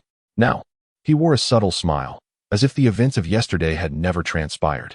This fellow was evidently not to be underestimated. Hey Hua, pay attention to those two. One is Huang Yujia, son of the Deputy Minister of our Tianshi County, and the other is the son of the Deputy Minister of the Peacekeeping Bureau. They share a close relationship with Lin Bo's family. Their simultaneous presence here today indicates they must harbor some ulterior motives. You must be cautious. Sensing something amiss, Feng Han whispered to Chen Hua. Chen Hua nodded discreetly. Lu Bizan, who had issued a challenge the previous day, had reappeared at the training ground, suggesting they were prepared. Chen Hua scrutinized the two individuals, feeling that their appearance was closely linked to Lin Bo. As if sensing Chen Hua's gaze, Lu Bizan, standing next to Huang Yujia, turned towards him. A chilling smile spread across Lu Bizan's face as he raised his middle finger in a clear gesture of disdain towards Chen Hua. Brother Lin Bo, since our classes fortuitously crossed paths today, why not hold a competition to catch mutated rats? What do you say? Huang Yujia suggested with a sly grin, eyeing Lin Bo. Lin Bo immediately appeared caught in a dilemma, with teachers Rui Yashuan and Jin Yusin from class 489 present. He couldn't dare to represent his class and accept Huang Yujia's challenge outright. Haha, Brother Lin Bo, what are you afraid of? Don't forget, your class 489 has a hero capable of outshining me. Lu Bizan laughed heartily, raising his voice. Those with discernment recognized the veiled implications in Lu Bizan's words. Indeed, Brother Lin Bo, you are the genius of class 489. If you agree, they will surely support you. Huang Yujia added with a faint smile, his gaze sweeping over the students of class 489 before settling on Jin Yusin and Zhui Yashuan. Jin Yusin, you are becoming more beautiful by the day. The stunning lady beside you must be the new teacher for the Mecha Engine Design course. Truly exquisite and captivating. What do you think of my proposal? A friendly competition between our classes, where friendship comes first and competition second. Huang Yujia continued, while Lu Bizan feigned a smile beside him. His words reeked of insincerity. prompting several students from class 489 to inwardly curse him. The notion of friendship taking precedence over competition was a farce. Once they reached the meteorite forest, the stakes would rise, and everyone would strive to gain an upper hand. Fine, but do not expect to lose catastrophically, Jin Yusin replied flatly. All right. What gives you such confidence, classmate Yusin? I suspect it must be because of him. Huang Yujie gestured toward Chen Hua, his gaze turning sinister. Isn't that right? The great hero Chen Hua? Suddenly singled out by Huang Yujie, Chen Hua felt a prickling sensation, as if he were being attacked without provocation. This guy, much like Lin Bo, was insufferable. It was evident that birds of a feather flocked together. Jin Yusin replied coolly, do not point fingers. He has nothing to do with this. Whether he is involved or not will become clear once the competition begins. Class 489 must be prepared to contribute. Huang Yujie smirked, leading his group through the crowd of class 489 students. As he passed by Jin Yusin, he deliberately inhaled loudly and proclaimed, We will be waiting for you in the meteorite forest. Do not flee when the moment arrives. He then leaned closer to Chen Hua. Speaking in a low voice, Chen Hua, the competition to catch mutated rats is not a matter of luck. Be cautious about the contributions you accumulate, lest they be snatched away. With that, Huang Yujie disdainfully brushed past. How arrogant. Feng Han began, but Chen Hua silenced him. Huang Yujie had shown utter contempt. Many from class 489 glared at the retreating figures of Huang Yujie and his cohorts, their indignation palpable. Chen Hua cast a cold glance at Huang Yujie's back, fully aware that their hostility was intentional. Gradually, his expression darkened. Huang Yujie, without having engaged in true confrontation, was already so certain that his earlier victories were merely a stroke of luck. Just wait. Chapter 37. Encountered again, Chen Hua was confident that Iron Bull's capabilities would significantly contribute to the class's team. While he lacked confidence in Iron Bull's combat prowess, his awareness of teamwork was exceptional. After all, Feng Han and he had frequently practiced coordinated combat in this training ground for years, cultivating their teamwork skills. As a teacher, Zhui Yaxuan deemed it inappropriate to interfere in the rivalry between the two classes. Therefore, she remained silent from the moment Huang Yujie and his group appeared until their departure. Led by Lin Bo, the students of class 489 proceeded directly to the registry office in the meteorite forest training ground. Upon arrival, they officially entered the meteorite forest, surrounded by countless bizarre rocks and precarious peaks. The roar of Mecha echoed incessantly from atop these perilous formations, a testament to the fact that this was indeed the designated training ground for Skyline County. After arriving at the registry office, Lin Bo greeted numerous individuals with a beaming smile. Following a series of pleasantries, Lin Bo and Huang Yujie, who was awaiting him, proceeded to register for the competition. Standing beside Jin Yusin, Chen Hua gazed towards the dense meteorite forest, where the resounding blasts of mecha cannons reverberated intermittently. Chen Hua felt unperturbed by the mutated rats within the meteorite forest. Given Iron Bull's current engine performance, it was unlikely that ordinary mutated rats could inflict substantial damage, unless they encountered the mutated Rat King. The mutated Rat King was a far more formidable entity than ordinary mutated rats. Even the weakest Rat King could effortlessly crush mecha below the 2-star civilian grade. Many Rat Kings possessed a degree of intelligence, and their ability to command swarms of mutated rats made them truly terrifying. Furthermore, the special incentive mechanism on this platform occasionally resulted in mutated rats or Rat Kings straying into Skyline County, causing havoc, endangering the public, and disrupting their daily lives. As Chen Hua surveyed the meteorite forest that day, he suddenly sensed a commotion erupting in the crowd behind him. Retracting his gaze, Chen Hua turned his head to observe 4 robust young men, clad in the uniforms of grassroots employees of the League's administration, entering the throng. Their attire, exclusive to Skyline County officials, made them conspicuously visible, immediately capturing the attention of numerous students. Chen Hua's gaze swept over the 4 men, triggering a replay of a familiar scene in his mind. On that day at the temporary relief station, Chen Hua had witnessed 4 burly young men in black leather collars congregating outside his mother's temporary dwelling. Mistaking them for idle troublemakers, he had angrily rushed forward, punching one of them and scaring them away. Upon seeing these 4 individuals today, a sense of remorse immediately welled up within Chen Hua. I misunderstood them back then. Chen Hua's gaze lingered on the tallest of the 4 men, a somewhat portly figure with a stern expression and piercing eyes that discouraged direct eye contact. He was clutching a semi-automatic revolver, its slender, elongated barrel disproportionate to the size of the gun body, causing one's eyelids to twitch. He apparently intended to use the handgun to combat the mutated rats. They are graduates from the same cohort as Teacher Hua. They were assigned to Skyline County together. But Teacher Hua joined our school's teaching staff, while the four of them were assigned to the grassroots administrative system. See that man with the revolver? He's Luo Lilong. Teacher Hua's classmate, nicknamed Quick Gun. He was already quite famous at Luo City Advanced Mecha Academy before graduation. It is said that he and Teacher Hua have a very close relationship. However, he is a typical individual who yields to strength but not to weakness. Feng Han whispered to Chen Hua, seemingly well informed about the four men. Chen Hua nodded, understanding why they had been frightened away that day. It turned out they were the type who yielded to strength but not to weakness. However, if this Luo Lilong was known as Quick Gun, his marksmanship must be formidable. When he arrived in Skyline County, he first visited the Lin family. It seems he has some connection with them. As Feng Han and Chen Hua conversed in hushed tones, the four brawny young men also scanned their surroundings. When Luo Lilong spotted Zhui Yashuan, his stern expression transformed into astonishment. Soon, they happily approached Chen Hua's group. Yashuan, I didn't expect to see you here today. Are these your students? Are you bringing them here to hunt mutated rats? Luo Lilong said, patting Zhui Yashuan's shoulder as she conversed with Jin Yusen. Long, you're here too. Zhui Yashuan exclaimed with delight upon seeing Luo Lilong, her eyes sparkling with surprise. Teacher Hua, who is this? Jin Yusen inquired. Her exchange with Zhui Yashuan abruptly interrupted. Unlike Feng Han, she did not concern herself with matters of the League's administration, and thus did not know the relevant information about Luo Lilong. I'm Luo Lilong. Teacher Hua's boyfriend. Beautiful lady, it's a pleasure to meet you. Luo Lilong's eyes lit up upon seeing the youthful and radiant Jin Yusen, and he extended his hand with a cheerful smile. How annoying. Who's your girlfriend? When did I ever agree to that? Zhui Yashuan stamped her foot, a rare blush appearing on her cheeks. The sweet expression on her face betrayed her words. Oh, I see. My name is Jin Yusen. You can call me Yusen. Jin Yusen generously extended her hand, shaking his in a friendly manner. Alas, Feng Han sighed deeply upon hearing the introduction, drawing the attention of the four men. It's you. It's actually you. They exclaimed in unison, clearly recognizing Chen Hua from that day. Ahem, that was purely a misunderstanding.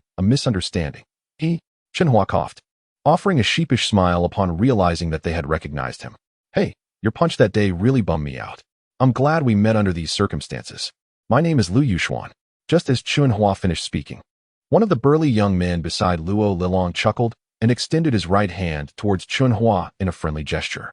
I'm sorry about that day. Chen Hua's impression of Lu Yushuan improved greatly due to his proactive introduction. The fact that he had not retaliated after being punched by him demonstrated his commendable personal qualities.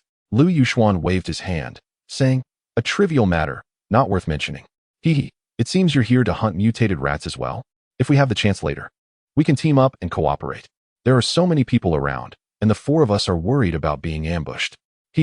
Chapter 38. The competition begins in response to Lu Yushuan's suggestion. Chen Hua smiled and nodded. Although he was about to compete against Huang Yujia and his group, having an additional friend would provide support and mitigate danger. After exchanging pleasantries, the four began to introduce themselves.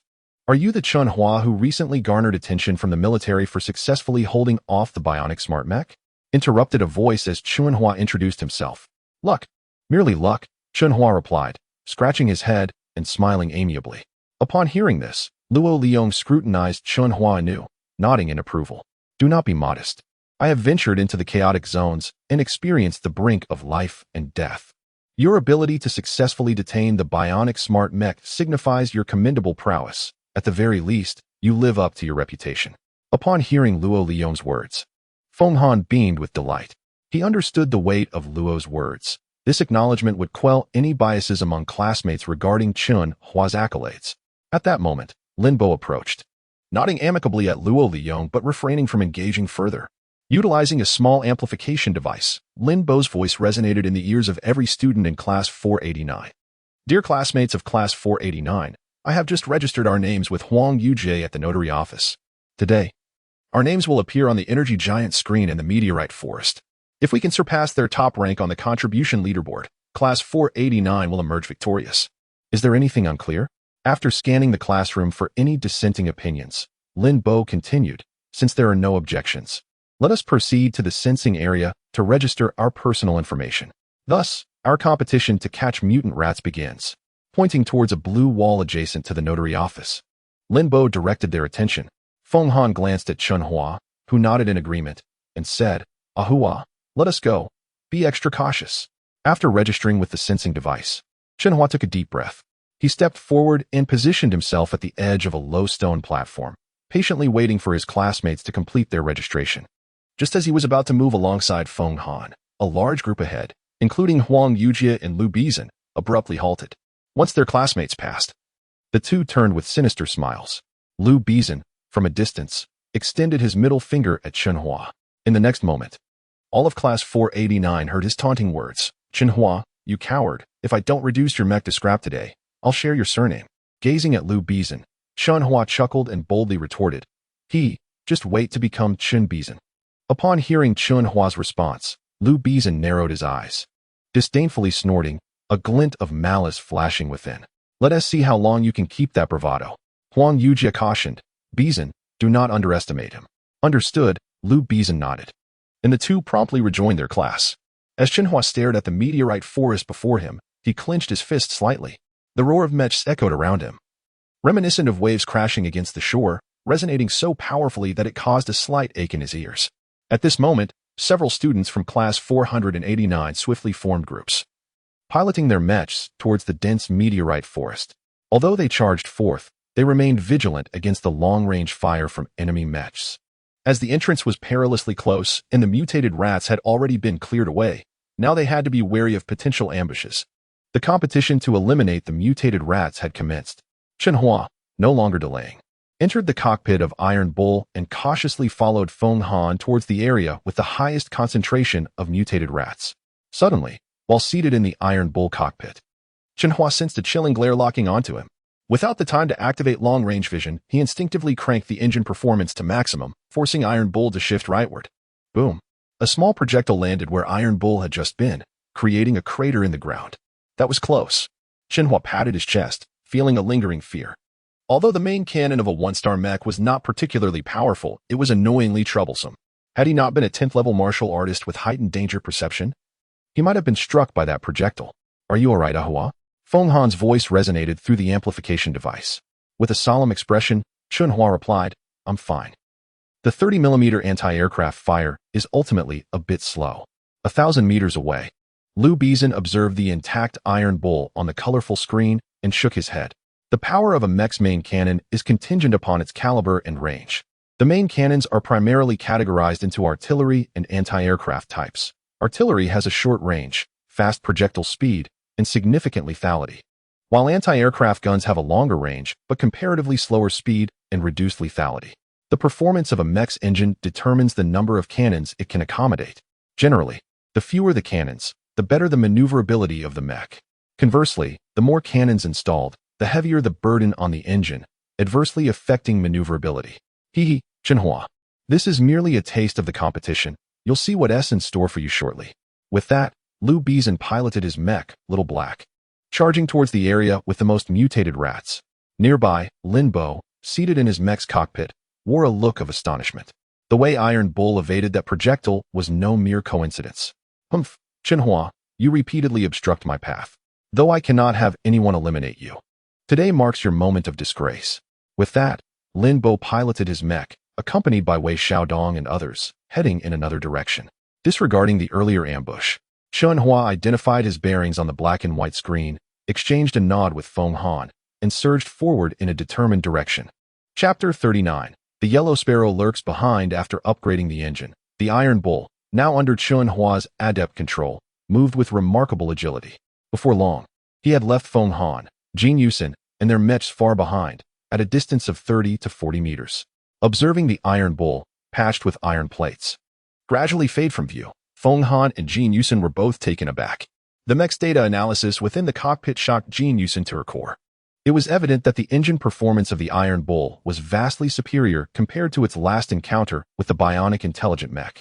However, if the engine was so powerful, why did the Iron Bull's overall performance still fail to qualify as a Class 1 civilian mech? Yusen, you've noticed too, haven't you? Ahua's Iron Bull seems to have been fitted with an entirely new engine, outperforming our mech engines. Just as Jin Yusen pondered this, Feng Han's voice echoed through the cockpit's intercom. Indeed, but I wonder why he would do such a thing. Simply replacing the engine does not significantly enhance the Iron Bull's combat capability, and the cost is substantial. Where could he have procured such funds? Jin Yusin nodded. Having grown up with Feng Han, she was well acquainted with Chen Hua's character. It was no surprise that she had reached out to him during his lowest moments, reminding him that he still had a friend, her. After all, Chen Hua and Feng Han shared a close bond, and Jin Yusin had known Feng Han since childhood. Thus her concern for Chen Hua was both logical and heartfelt. However, their relationship remained discreet, leaving Chen Hua unaware of this deeper connection. I'm not certain. I'll ask Hua later. As Feng Han spoke, a sudden idea struck him, and he chuckled mischievously. Hey, Yusin, I just thought of a brilliant plan. With Hua's Iron Bull looking so conspicuously shabby, it's bound to attract some eager contenders for contributions. Let us follow from a distance. And whoever tries to steal from him, we'll take them down. What do you think? Sounds fun. Jin Yusin clapped her hands in delight, readily agreeing with Feng Han's proposal. Poor Chen Hua, unaware that he had become bait for them to ensnare larger prey. Meanwhile, Zhui Yashuan had teamed up with Luo Liang and others, not accompanying Chen Hua's group. The already tumultuous meteorite field grew even louder with the addition of Chen Hua and Huang Yujia's squads. The booming sounds of the main cannon and the rhythmic firing of secondary weapons filled the air. Even Chen Hua, seated in the cockpit, could faintly hear panicked shouts and curses. It seemed that some isolated individuals were lamenting the loss of their contributions. Realizing this, Chen Hua suddenly felt alarmed. Wasn't he isolated as well? Where were Feng Han and the others? Just as he contemplated switching the monochrome screen to a long-range view to locate them, he discovered that the Iron Bull had been surrounded by 3 Class 1 Mechs of equal height, positioned at different angles. The 3 Mechs, adorned with designs resembling the Azure Dragon, White Tiger, and Vermilion Bird, presented a formidable visual impact. Have I yet to engage a single mutated rat, only to be robbed first? Chen Hua thought, a wry smile on his face as he noted their triangular formation closing in on him. Hand over all your alliance contributions at once. Otherwise, don't blame us for being inhospitable. A deep voice emanated from the cockpit of the Azure Dragon Mech. Clearly, this individual was the leader among them. As he spoke, the other 2 Mechs expertly aimed their 30mm cannons at the Iron Bull. Should Chen Hua dare to resist, his Iron Bull would surely be met with cannon fire. Watching the 3 Mechs on the monochrome screen, Chen Hua was at a loss for words. Nevertheless, he had no intention of abandoning the cockpit. Instead, he cranked the Iron Bull's engine power to the maximum and raised the newly installed alloy shield, positioning it to protect most of the mech's body. Witnessing this maneuver on the colored screen, the trio was incensed. Damn it, with this shabby equipment, he thinks he can withstand our artillery? We'll turn this hunk of junk into scrap in no time. Had they not seen the Iron Bull's patchwork exterior, they would never have wasted their breath on Chen Hua. They understood well the economic plight of those piloting inferior mechs like the Iron Bull, which is precisely why they had initially approached him, hoping to spare him the suffering of his mech under cannon fire and prevent him from squandering a fortune on repairs over a mere contribution. Fire. The 3, with grim expressions, pressed the launch buttons for their main cannons, a dark glow surging ominously from the muzzle. Oh no, it's a powerful cannon. Chen Hua immediately recognized that their mechs were equipped with high-capacity artillery. This type of weapon was devastatingly powerful, but had a significant drawback. It required approximately 5 seconds to charge. Maneuvering the Iron Bull, Chen Hua executed a series of agile retreats, deftly distancing himself from the 3 Mechs. Useless.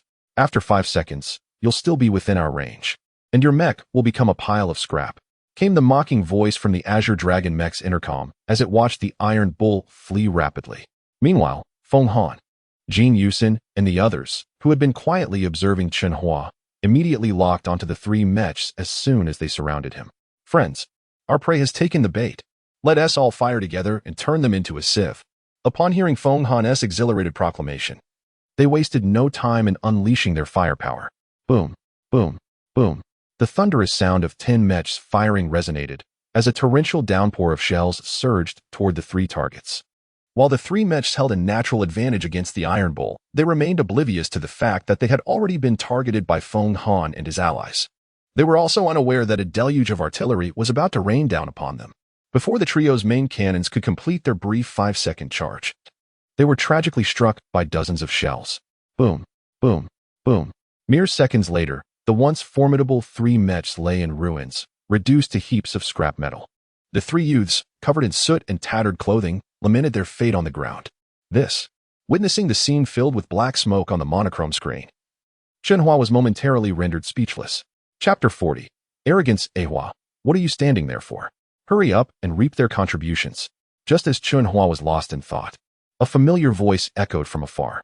It turned out that Feng Han and his team had launched an artillery barrage, arriving at the most opportune moment. Upon hearing this, Chen Hua instantly beamed with joy and leapt down from the cockpit. Observing the three wailing individuals before him, Chen Hua approached one of them, crouched down, and gazed intently into his eyes, grinning as he said, "Didn't he expect to find yourselves in a predicament, did you? My apologies, but I shall graciously accept your contributions." Unfazed by the murderous glares directed at him, Chen Hua laughed heartily as he seized the censer from the man's hand, subsequently transferring all their accumulated contributions to his name. Staring at the wildly escalating numbers on the censer, Chen Hua was utterly astonished. The contributions amassed by these three totaled an astounding 2,300. To put it into perspective, one would need to slay 1,000 mutated rats to accumulate a single point of alliance contribution. It was evident that these three had engaged in a significant amount of pillaging.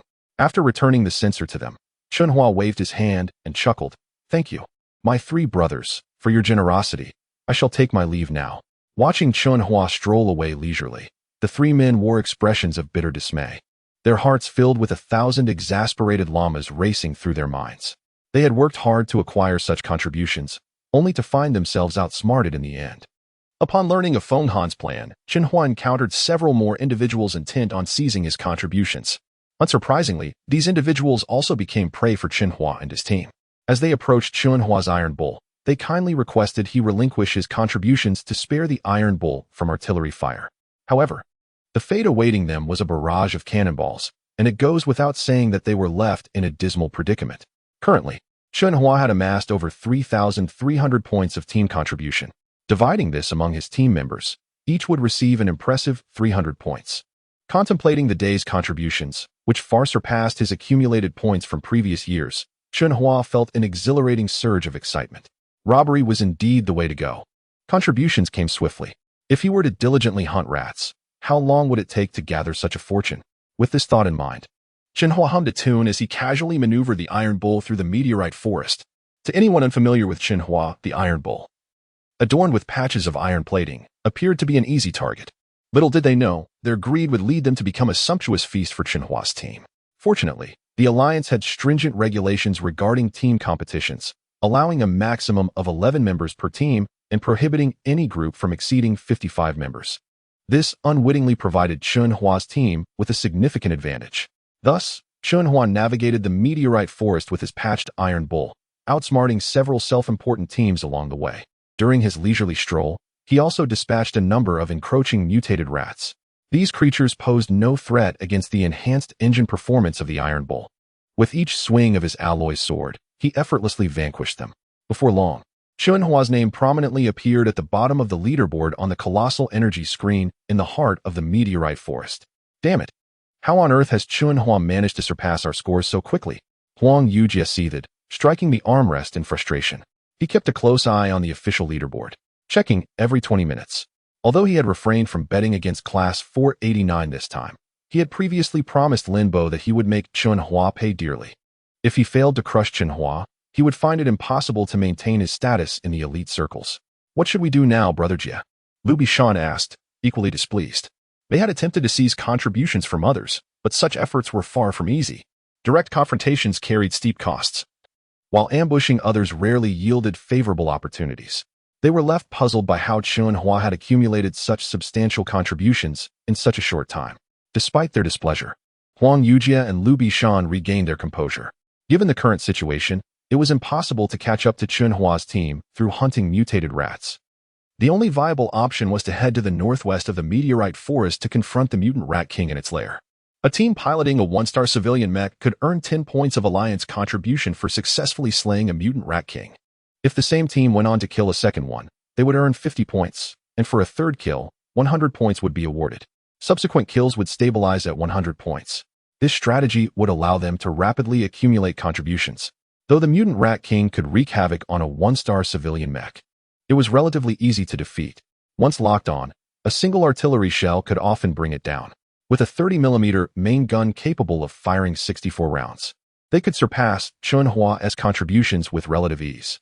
However, the mutant Rat King possessed a certain level of cunning. Was it truly that simple to defeat? As time passed, Chen Hua's Iron Bull began to attract significant attention within the meteorite forest. Whenever it appeared, those present would immediately pilot their Mechs to escape. After all, the Iron Bull had already ensnared wave after wave of individuals. If they remained oblivious, they would only invite disaster.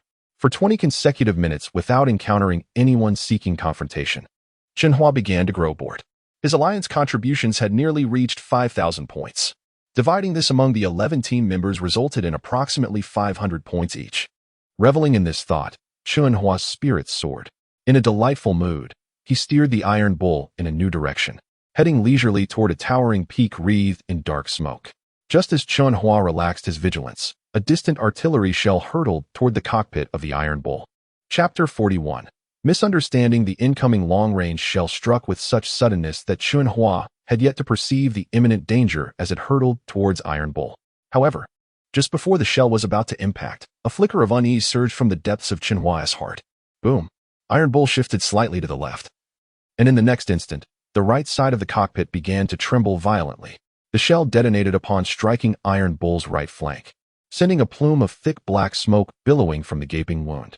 An urgent alarm blared in Chen Hua's ears. Oh no! Hua has been hit by a long-range shell. We must hurry to assist him.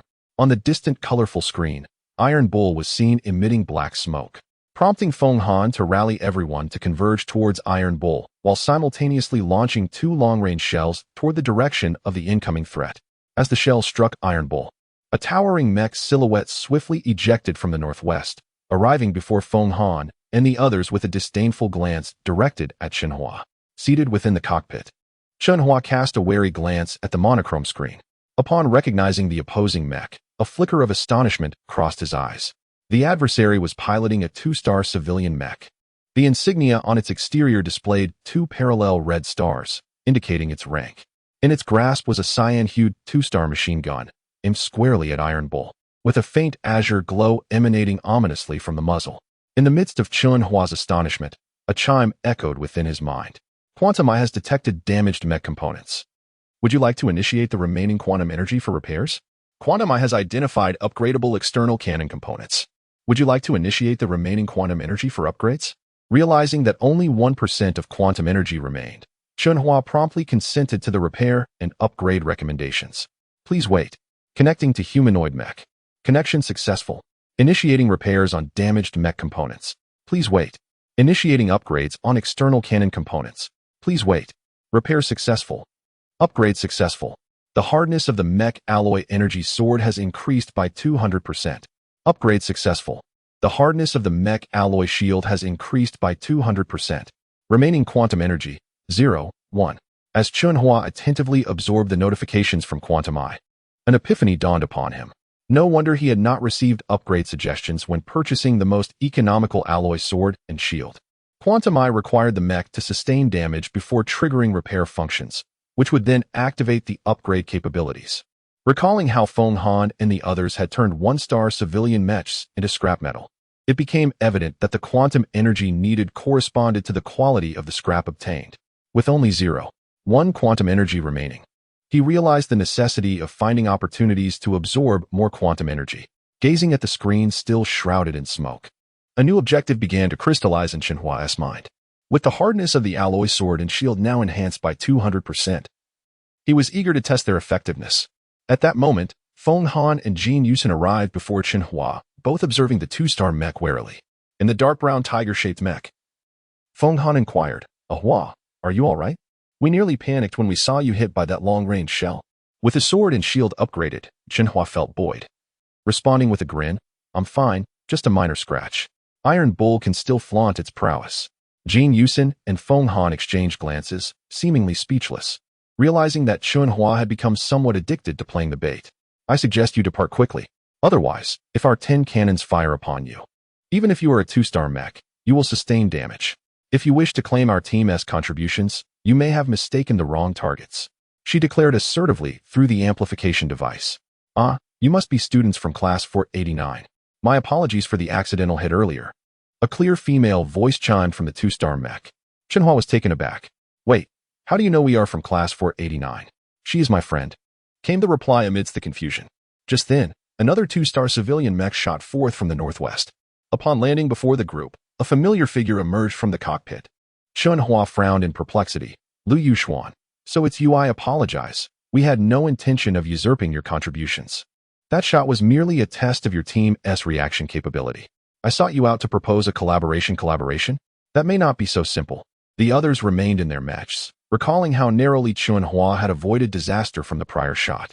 Lu Yuxuan waved his hands dismissively. Please don't misunderstand. I truly wish to seek your assistance. To make amends for that shot, I will cover 2,000 alliance crystals for the repairs on Chen Hua's mech. What do you say? Chen Hua, quick-witted, activated the communication device in Feng Han's mech, privately suggesting, cough medicine. You should disembark and have him transfer the 2,000 alliance crystals to you, to see if he genuinely intends to collaborate with us. Understood. Feng Han promptly leaped from the cockpit and approached Lu Yuxuan, extending his hand expectantly. Lu Yuxuan nodded and transferred 2,000 crystals into Feng Han's hand, stating, Now do you believe me? Let us discuss the details of our collaboration. As no one interjected, Lu Yuxuan continued. There's a cave of mutated rat kings to the northwest, where a team with the highest contribution ranking is located. What? The eyelids of Chen Hua and the others twitched involuntarily. The highest contribution ranking implied that team had amassed an astonishing 90,000 points if Lu Yuxuan sought collaboration. Did that mean he intended for Chen Hua and his team to join forces to seize their contribution points? Chapter 42. Negotiation with a contribution of 109,000 points for the team, if it consists of 11 individuals.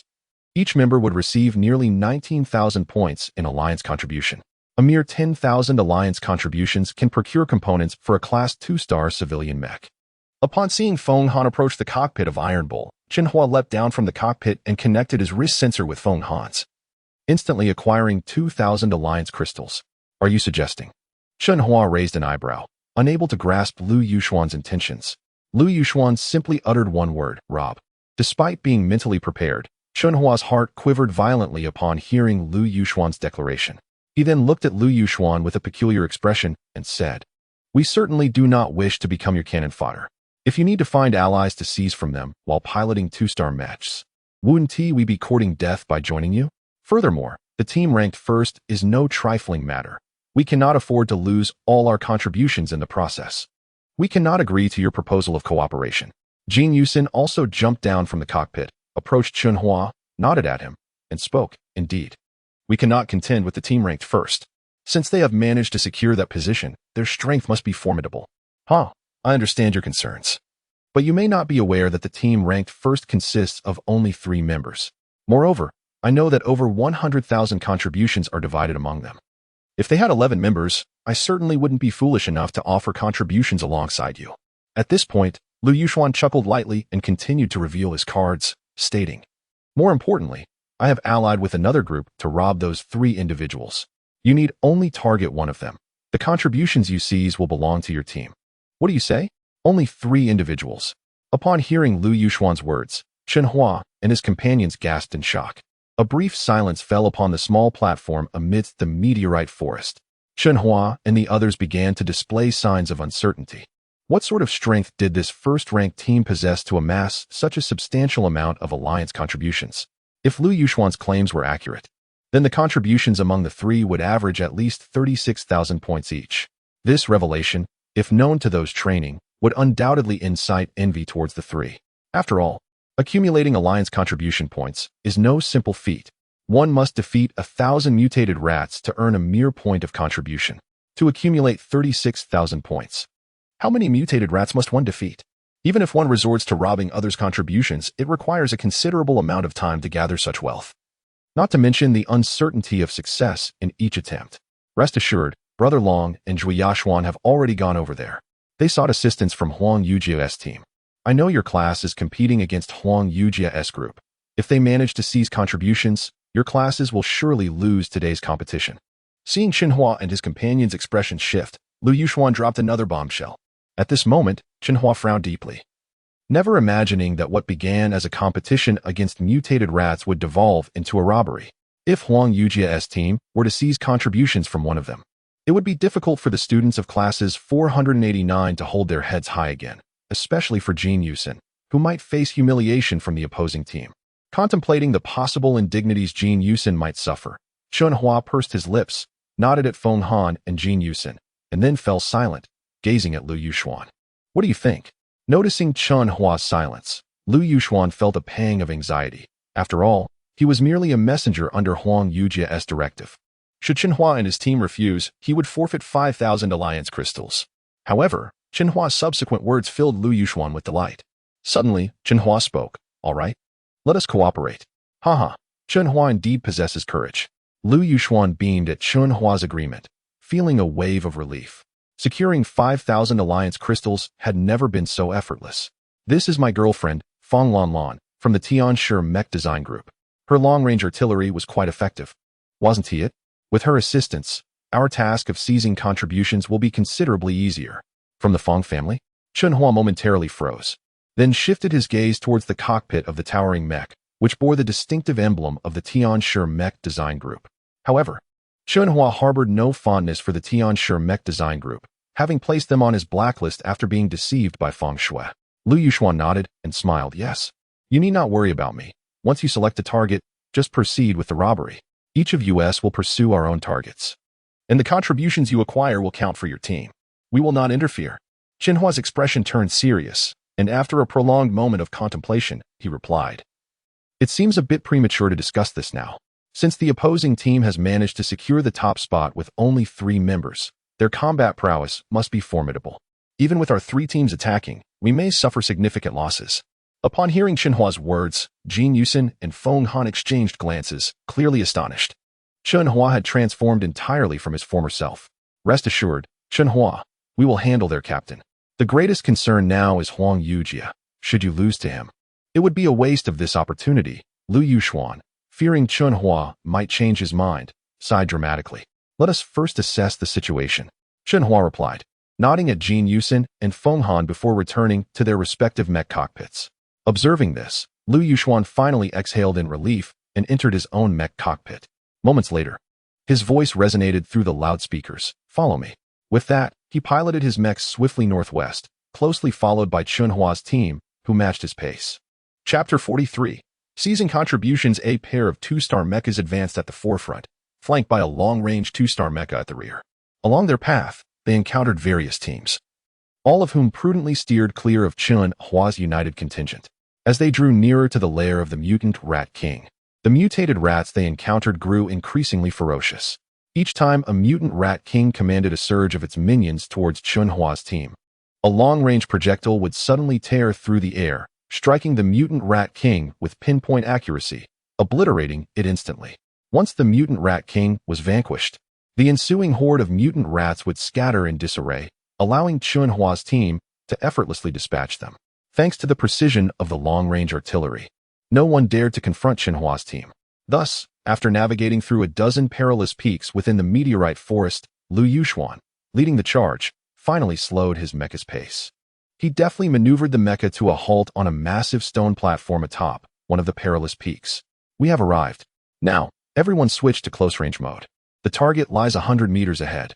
Lu Yuxuan's voice resonated within the cockpit of Chen Hua and his companions. In response, Chen Hua quietly guided his iron bull forward, aligning it alongside Lu Yuxuan's mecha and adjusted the close-range distance to 100 meters.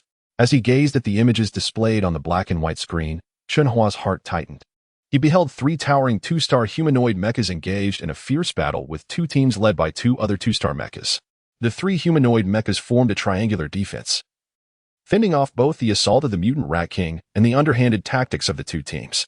One of the teams battling against the 3 humanoid mechas consisted of Huang Yujia and Lu Bizan.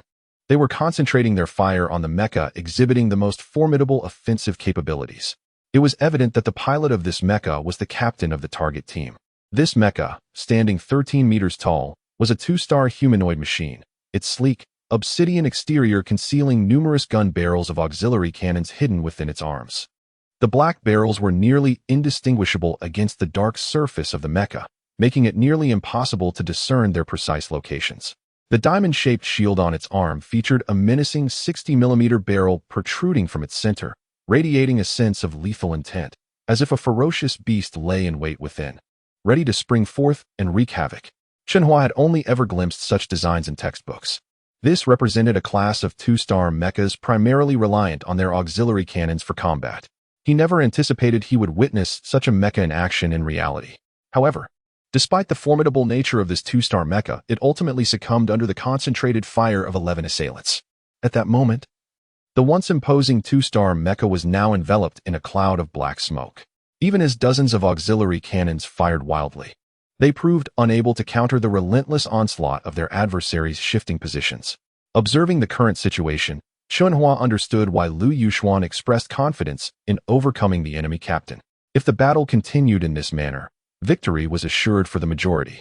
The moment the auxiliary ammunition was exhausted would mark the opportunity to shatter their triangular formation. It was clear that Huang Yujie and Lu Bizan were aware of this, which was why they directed their team's firepower to relentlessly target the opposing mecha. Yet, even while concentrating their fire, they meticulously maneuvered their mechas, ever wary of the potential devastation wrought by that 60mm main cannon. Now, all you need to do is join the fray and unleash firepower against the mecha defending the mutant Rat King, Lu Yuxuan instructed, his voice echoing in Chen Hua's cockpit. Chen Hua's gaze remained fixed on the black and white screen. Lu Yuxuan was absolutely correct. If their team engaged the opposing pilot, it was likely they would soon collapse under the pressure. At that point, a substantial number of contribution points would fall into their hands. Despite maintaining his composure, Chen Hua could hardly suppress his excitement. If they successfully seized their contributions, he would be entitled to a share of over 3,600 alliance contribution points. In that case, he could exchange for a 1-star main cannon and auxiliary cannon for his Iron Bull. Should that come to pass, the combat effectiveness of the Iron Bull would undoubtedly escalate to an entirely new level. Moreover, he still possessed Quantum Eyes to upgrade the mecha components. With this thought, Chen Hua's eyes burned with fervor. All right, I must prepare to join the battle. We need to conclude this conflict swiftly. Otherwise, if other teams arrive here, it could spell trouble. Noticing Chen Hua's lack of response, Lu Yuxuan spoke again, beckoning Fong Lanlan to pilot her mecha into the fray alongside the second team engaged in battle. Hua, what's the matter? Seeing Chen Hua hesitate to follow Lu Yuxuan into the fray, Feng Han and Jin Yusin piloted their mechas to the side of the Iron Bull. Chen Hua took a deep breath, regaining his composure, and replied gravely, "Let's hold off for a moment." For some reason, an unsettling feeling lingered within Chen Hua, particularly concerning the 60mm main cannon embedded within the shield. It sent shivers down his spine. If he were to charge in with Feng Han and the others now, it might provoke a frenzied counterattack from the opposing trio. Everyone knew that a desperate gamble could exact a heavy toll. All right, we'll follow your lead. Upon hearing Chen Hua's words, Jin Yusin nodded in agreement. Strangely, she felt that since Chen Hua introduced himself in Xiaoxuan's class, he had transformed entirely, becoming significantly more astute. As Jin Yusin's mind wandered, Chen Hua's ominous voice began to resonate within the cockpits of the others. When that captain falters and exits the cockpit, I will charge forward to draw Huang Yujie's attention, and then you all can unleash your firepower from behind, concentrating your assaults on Huang Yujie's team. Hehe. At that point, we will seize their contributions as well. Chen Hua chuckled, licking his lips, determined to make this a grand heist. What? You'll charge in alone? Seizing Huang Yujie's contributions as well? Huh. Chapter 44. Seizing contributions. Chen Hua's audacious plan left Feng Han and Jin Yusin momentarily stunned, followed by a surge of astonishment. They had never anticipated that Chen Hua would harbor such a bold idea. However, reflecting on their previous tactics, where they had consistently used Chen Hua as bait while launching a surprise attack from behind to successfully seize contributions, it was clear they had never met with failure. If they employed the same strategy this time, success could very well be within their grasp. The mere thought of triumph invigorated the group. Yes, this is exhilarating. Let's proceed. Jin Yusin, flushed with excitement, even altered her address for Chen Hua in her enthusiasm. It was understandable. She was usually under strict supervision by her family, rarely allowed out during holidays. Thus, participating in a group activity was a thrilling escape for her. Indeed, one must venture into the tiger's den to capture the cub. Today, he is so arrogant. We shall seize everything from him. Chen Hua, just be cautious, and we will support you with all our firepower. Rest assured, we will not hold back on ammunition. Upon hearing Jin Yusin's declaration, Feng Han and the others rallied behind Chen Hua with equal fervor. Thank you all for your support. Chen Hua chuckled, then turned his attention to the battle displayed on the black and white screen. With the addition of Lu Yuxuan and Feng Lanlan to their team, the pressure on the three of them increased significantly in the face of two opposing squads. Notably, the mech piloted by the opposing captain began to show signs of wear, with its shields cracking under the relentless assault from Huang Yujie and his team. The primary cannon on the shield began to glow a menacing red. Boom, boom. 2 consecutive rounds of cannon fire erupted like unsheathed swords, striking Feng Lanlan, who had been lying in wait at a distance. The precise strike caused her 2-star long-range cannon to explode.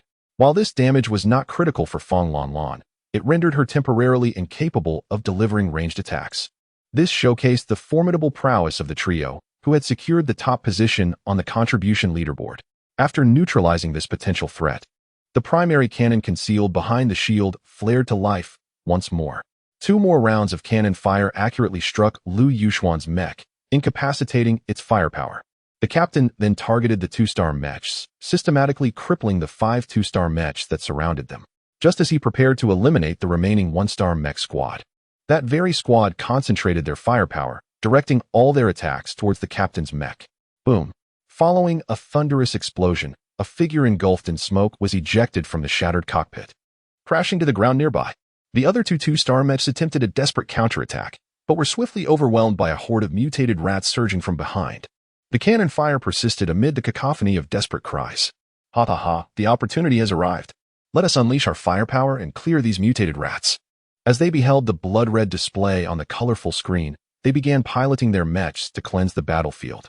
Once they repelled the tide of mutated rats, their greedy eyes turned towards the 3 smoke-emitting figures not far away. Huang Yujie and Lu Bizan were rendered speechless with joy. That was over 109,000 points of alliance contributions.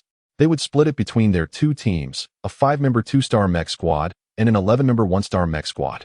Remembering their competition with Class 489, they were assured of total victory this time.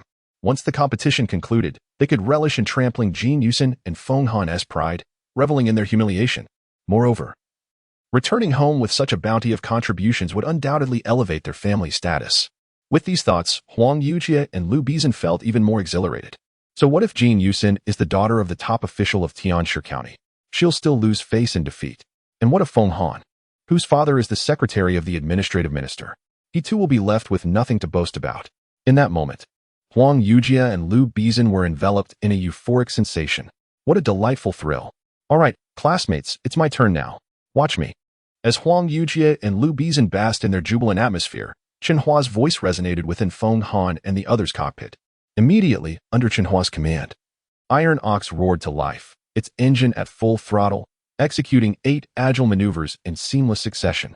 Iron Ox's massive mechanical feat propelled it forward with astonishing speed, causing a considerable commotion among Huang Yujie and Lu Bizan, momentarily catching them off guard. When they saw the patched Iron Ox on the screen, they couldn't help but burst into laughter. Ha!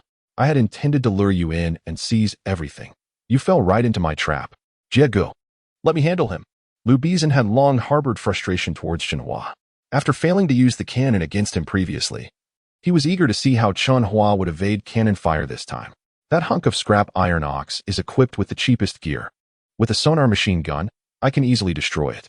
No need to waste ammunition on such junk. Huang Yujie scoffed at the external cannon mounted on Iron Ox. I know well the configuration of that trash Iron Ox. I have the details here.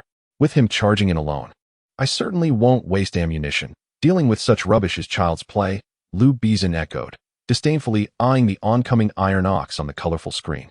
Jiegu, Chen Hua is coming. Should we fire together and reduce him to rubble? Yes, Jiegu, let us combine our firepower and obliterate him. Watching that scrap metal approach is infuriating. Jiegu, I'm about to open fire. The students in Huang Yujie's team had naturally noticed Iron Ox's arrival.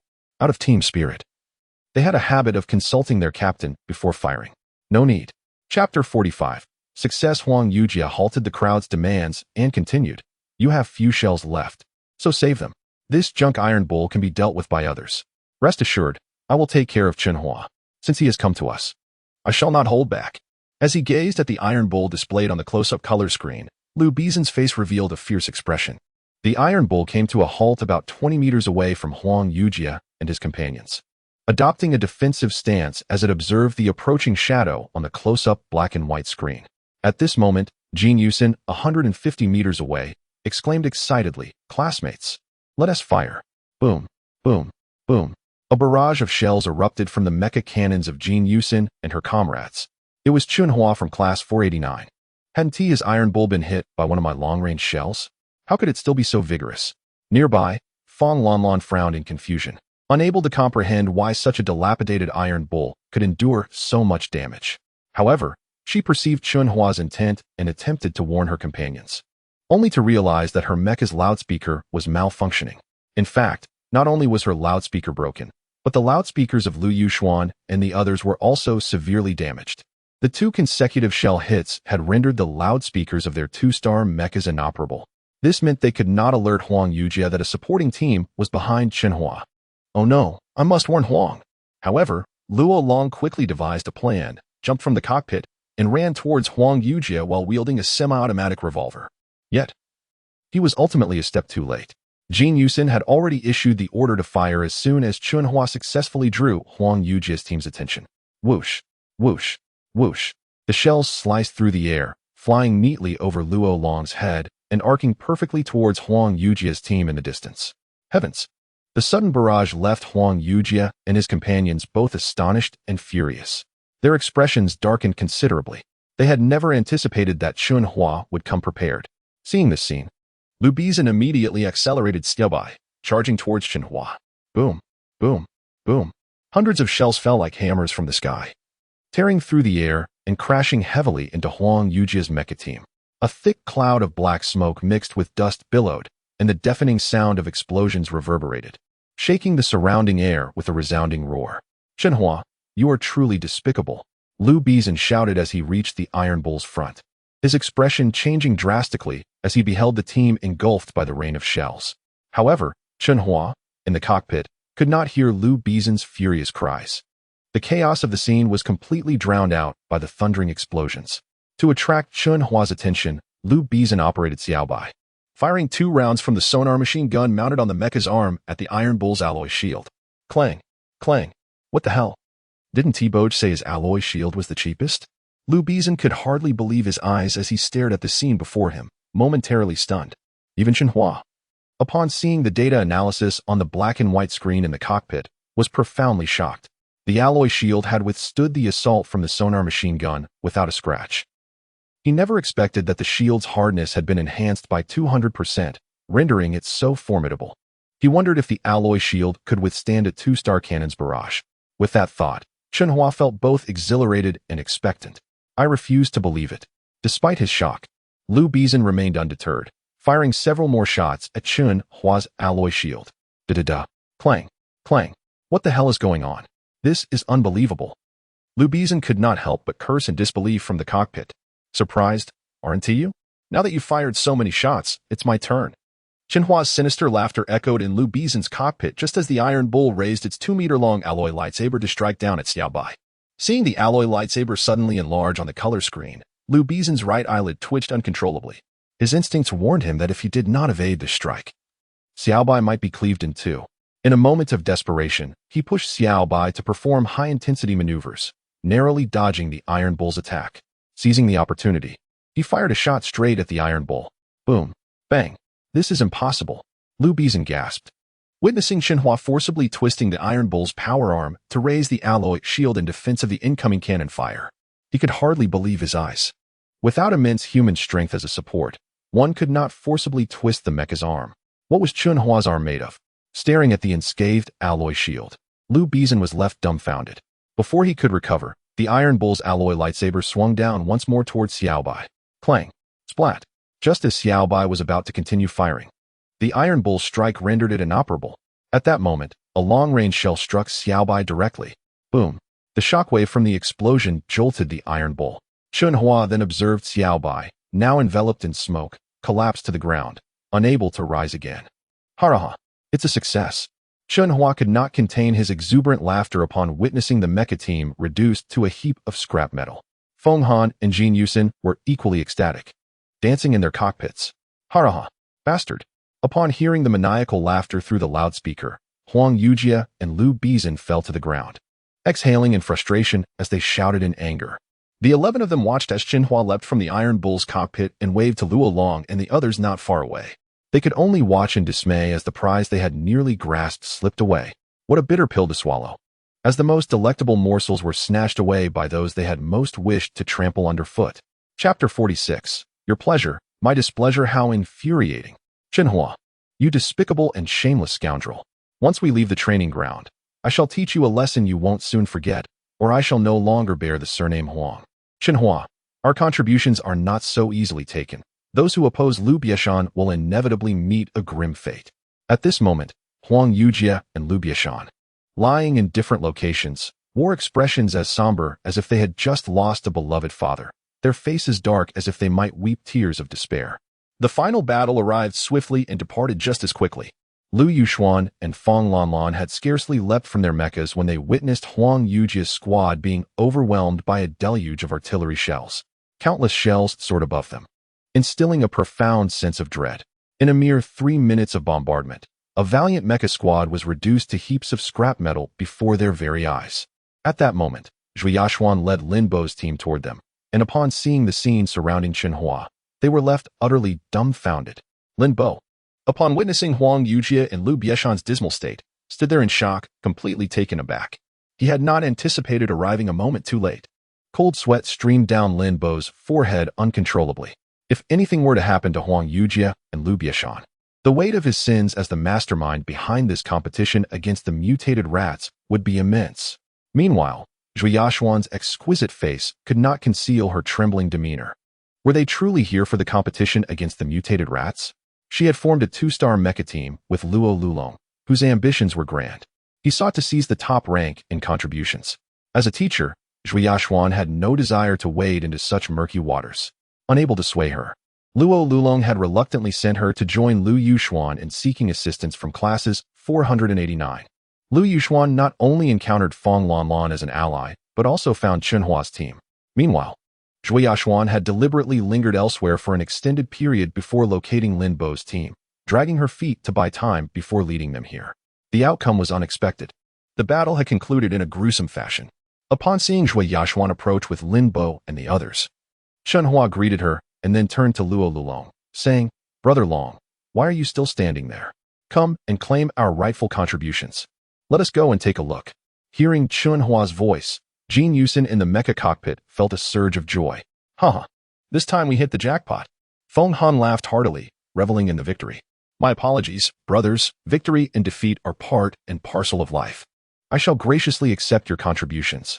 After transferring contributions from the two individuals, Chen Hua could not help but take a deep breath. Yet, he restrained the impulse to laugh maniacally and approached Huang Yujie. Hee, brother Huang, the victor takes all, and the vanquished must yield. You have lost, and the contributions in your hands rightfully belong to us.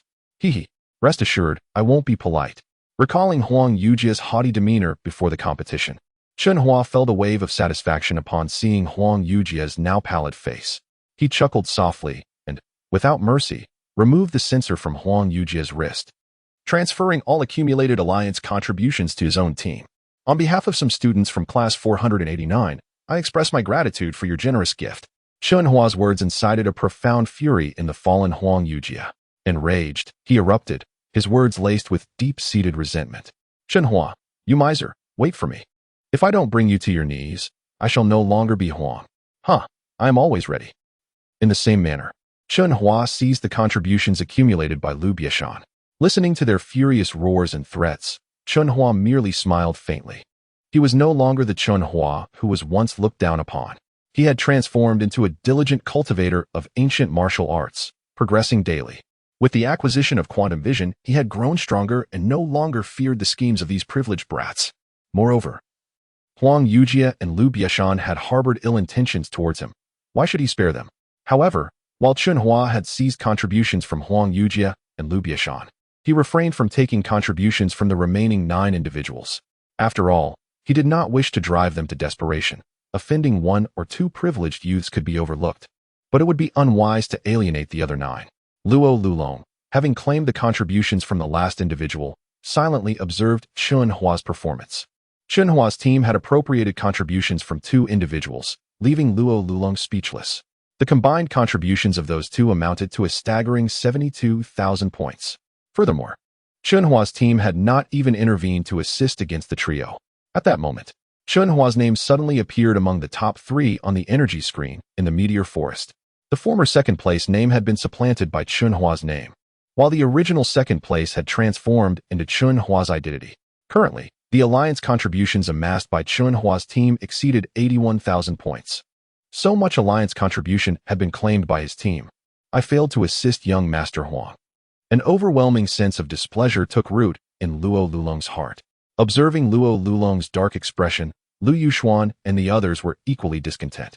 They had toiled tirelessly piloting 2-star mechas to draw enemy fire, even suffering significant damage to their main cannon and loudspeaker, only to see others effortlessly seize over 72,000 points of contribution. How could they possibly find joy in such a situation? Yet, among their ranks, one person felt otherwise, Zhu Yaxuan. At this moment, Zhu Yaxuan gazed at Chen Hua with profound interest, her face alight with joy. Having originally come with Class 489, she was elated to see the students of Class 489 secure such substantial alliance contributions. She approached Chen Hua, observing the ecstatic expression etched upon his face, and smiled, saying, "Well done, Chen Hua.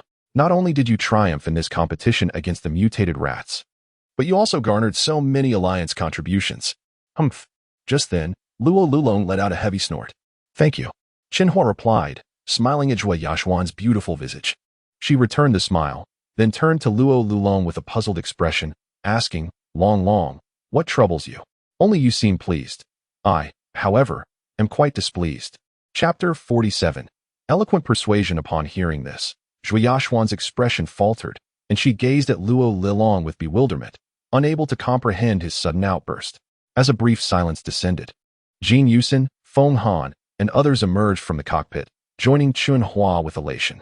Noticing the perplexity etched on Zhu Yaxuan's face, Luo Lulong asserted, "Yaxuan, this is none of your concern." His gaze swept across the group, settling on Chen Hua as he continued, "We risked life and limb to acquire these contributions. And you, without lifting a finger, simply commandeered 2 individuals' worth. Did you even seek my consent before appropriating their contributions?" Lu Yuxuan stepped forward, echoing Luo Lulong's discontent. "Indeed. What Brother Long says is true. Our 2-star Mechs sustained damage, yet we received a meager amount of alliance contributions. Meanwhile, you, who offered no assistance, seized the lion's share. Is that not exceedingly unfair?" Their words cast a somber pall over Chen Hua and his companions. It became apparent that their dissatisfaction stemmed from the allocation of contributions. However, Chen Hua's eyebrows arched in a display of roguishness as he retorted, "What's done is done. You voice your grievances now? What is it you desire?" Observing their momentary speechlessness, Chen Hua's mind raced, and he continued, "Furthermore, your original intention was to enlist 2 additional teams to vie for contributions alongside you, and upon success, divide the spoils equally among the 3 teams." At this juncture, Chen Hua directed his gaze towards Luo Lulong and Lu Yuxuan, inquiring, "Was that not your plan?" They nodded in affirmation. Indeed, that was the arrangement. Chen Hua declared, "Precisely. Brother Lu Yuxuan requested our team's assistance, and we consented, did we not, brother? Here." Chen Hua turned to Lu Yuxuan with a smile, his tone and countenance radiating sincerity and amiability. Lu Yuxuan hesitated, sensing a subtle incongruity. Yet he succumbed to Chen Hua's disarming smile, nodding in agreement. "Yes, that is correct." Chen Hua elucidated, "As such, it implies that our team was already integrated into your envisioned trio, albeit we did not actively participate in the subsequent engagement. Therefore, our team is entitled to a share of those 3 individuals' contributions. Moreover, considering that we later seized the contributions originally belonging to Wang Yuji's team, it is entirely justifiable for us to possess 2 shares. Is my reasoning not sound, my friends?" Chen Hua's analysis was impeccable. Upon comprehending Chen Hua's reasoning, Luo Lulong interjected, "There is certainly some logic to it, but..." Before Luo Lulong could complete his sentence, Chen Hua interrupted him, turning to Zhu Yaxuan and proclaiming, "If there is logic, then all is well. Teacher Zhua, would you not agree? Brother Long would not be so petty as to quibble with us students. Would he? Am I right, teacher?" Chen Hua's voice grew louder as he concluded his statement. At this moment, Feng Han, Jin Yusin, and the others grasped Chen Hua's intention. directing their pleading gazes towards Zhuo Yashuan. Indeed, Teacher Zhuo, would you not concur? Brother Long would not begrudge us, would he? Is that not so? Brother Long is the most magnanimous of individuals. Surely you agree, Teacher Zhuo? Teacher Zhuo, your rapport with Brother Long is exceptional. You must possess a profound understanding of his character, do you not? Teacher Zhuo, do not be bashful. We have all discerned Brother Long's affection for you. Is that not the case? Indeed, Teacher Zhuo, your beauty is unparalleled. A person worthy of you must possess an equally lofty stature. At the very least, such an individual would not be petty, would they?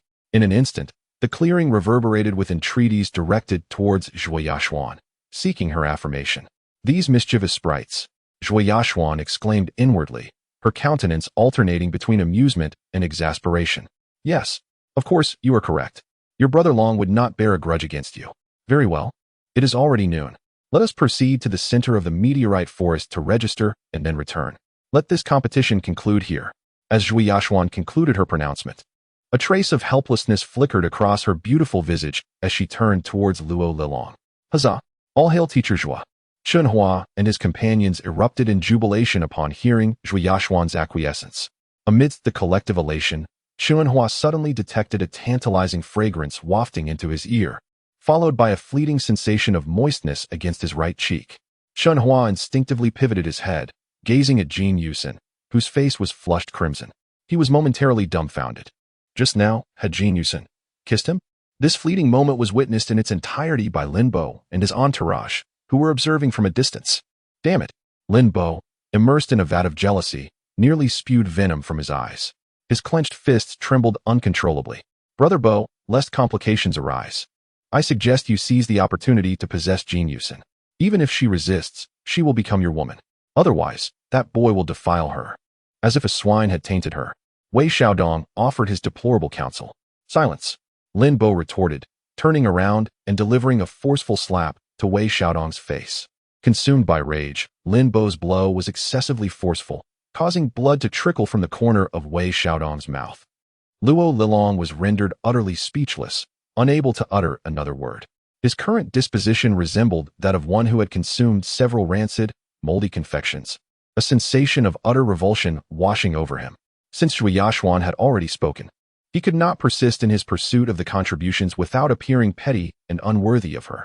Lu Yushuan, Fong Lanlan, and the others exchanged glances, marveling at Chen Hua's swift exploitation of Luo Lilong's vulnerability. The midday sun beat down upon the earth with the intensity of a furnace. Despite the sweltering heat, Chen Hua, Feng Han, Jin Yusen, and their companions felt an unparalleled sense of ease. At the center of the meteorite forest, on a vast platform, a multitude of individuals had gathered. A sea of dark figures stretched across the expansive stone platform. Here, all eyes were fixed on the leaderboard displayed on the colossal energy screen. The captain of this team, which is ranked second in contributions, is Chen Hua, the very individual publicly commended by the Tianlian County Alliance military. A voice proclaimed amidst the crowd. Ah, so it is he. No wonder they ascended to second place so swiftly. Many exclaimed in realization. Behold, they approach. Chapter 48. The event concludes. Look, they are coming. As the crowd regained their composure, a student from the Intermediate Mecha Academy spotted Chen Hua and his companions approaching and immediately pointed at them, exclaiming loudly. The team ranked second in contributions had made their appearance, prompting many to murmur in admiration, and the crowd instinctively parted to grant Chen Hua and his team passage. Here, a team embodying both wisdom and strength earns respect. Chen Hua's group, having achieved a remarkable second place on the contribution leaderboard through exceptional intellect, was no ordinary team. Not far away, two teams approached with sullen expressions. The leaders of these teams, upon catching sight of Chen Hua, wore expressions filled with anger and resentment. It was needless to say that these two leaders were Huang Yujia and Luo Lilong, their faces pale with fury, fists clenched tightly. Particularly, Luo Lilong felt increasingly agitated. Convinced he had suffered a significant loss, his two-star mecha had sustained severe damage, requiring a substantial sum for repairs, and after distributing contributions, he had only received a little over 7,000 points, insufficient to redeem the cannon apparatus for his two-star mecha. In response to the commotion in the crowd, Chen Hua and Feng Han turned to face Luo Lilong and Huang Yujia's fiery gazes. They exchanged knowing glances and shared a sly smile, a sense of vindication blossoming within Chen Hua's heart. Having snatched away so many contributions from them, he vowed not to rest until he had utterly bested Huang Yujie. Huang Yujie, witnessing Chen Hua's smug demeanor, felt as if 1,000 ants were gnawing at his heart, consumed by discomfort. However, the members of Huang Yujie's team appeared disheveled, with some even emitting wisps of smoke, making it glaringly obvious to onlookers that they were a defeated team. Consequently, no one yielded space for them. Instead, they collectively blocked the path for the disheartened group. The disdainful glances from the crowd only intensified the flames of anger in Huang Yujie and Lu Bizan's hearts, fueling an overwhelming desire for revenge against Chen Hua. Lin Bo followed closely behind Huang Yujie's team, his mood equally dismal. This event, originally orchestrated by him to undermine Chen Hua, had unexpectedly culminated in Chen Hua's triumph, culminating in Jin Yusin bestowing a kiss upon him. After standing amid the crowd for a considerable time, Lin Bo, with a grim visage, strode toward the exit of the training ground. Seeing this, Wei Xiaodong and others hurried to catch up with him, perplexed, asking, "Bro Bo, aren't we meeting with Teacher Zhua? Enough of your incessant chatter." Lin Bo snapped, extending his right hand in anger, but upon noticing Wei Xiaodong's swollen lips, he restrained himself from striking again. On the massive stone platform, Chen Hua found a protruding high point from which he gestured to his classmates from class 489, signaling them to gather around him. When his gaze inadvertently fell upon Lin Bo and Huang Yujie's departing figures, clarity dawned upon him. It appeared they had previously colluded, yet fortunately, this time their schemes had not come to fruition. Aside from Lin Bo's group, the other students from class 489 had already congregated around Chen Hua. He turned to Zhu Yashuan and said, "Teacher Zhua, everyone is here. We can head back now." "Wait, what about Lin Bo and the others?" Zhu Yashuan inquired, recalling the event's orchestrator. "They have already left. They departed as we gathered. I couldn't stop them." Chen Hua smiled subtly, reflecting on Lin Bo's future prospects, which seemed bleak. He had initially thought Lin Bo, being a scion of a prominent family, possessed some abilities, but it turned out he lacked even basic decorum. Such a useless individual. Chen Hua could not help but murmur softly to himself. He suddenly realized that Lin Bo, at present, was no match for him. Even if Lin Bo hailed from a wealthy family, he would ultimately amount to nothing, for Chen Hua possessed boundless potential. Unbeknownst to Chen Hua, this confrontation had begun to elevate his name within the circles of the privileged. Typically, individuals from humble backgrounds like Chen Hua would not attract the attention of the elite. Yet fate had intervened. His audacious capture of Huang Yujie's contributions would undoubtedly circulate among the upper crust, drawing their scrutiny toward him. The other students from class 489, upon learning of Chen Hua's remarkable haul of contributions, had stars in their eyes. Many of them secretly regretted not teaming up with Chen Hua, especially since a considerable portion of their mechas had sustained varying degrees of damage. Fortunately, with Lin Bo's promise to cover repair costs, their spirits were somewhat buoyed. Approximately 15 minutes later, Zhu Yashuan led class 489 away from the training ground. After bidding farewell to Jin Yusin and Feng Han, Chen Hua joyfully dashed home. With an additional 2,000 Alliance crystal stones gained today, he could repay some of his mother's debts. His heart swelled with delight, his exuberance infectious to passers-by. This competition against the mutated rats had earned Chen Hua a staggering 8,300 points in Alliance contributions. Redeeming a 1-star civilian mecha's main cannon required 5,000 points, while the secondary cannon demanded 3,000, totaling exactly 8,000, leaving him with 300 points to spare. Purchasing these components from the cannon shop would have cost at least 18,000 Alliance crystal stones, but with direct redemption using contribution points, Chen Hua could save that considerable sum. Moreover, the quantum I could upgrade the external cannon apparatus of the mecha. Lost in his thoughts, Chen Hua approached the shop, where he spotted Lu Yunhua sitting outside, diligently sorting through a bag of discarded metals.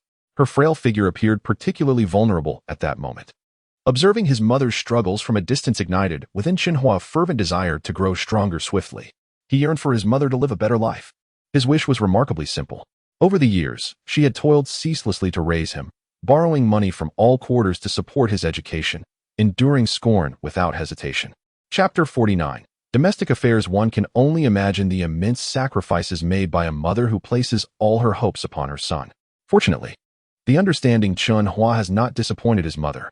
Whenever she felt most helpless and aggrieved, he would boldly question her, "Mother, in your suffering, where is my father?" Yet, she never revealed the whereabouts of his father, nor did she disclose his identity. Instead, Chen Hua was met with a heart-wrenching roar to silence his inquiries.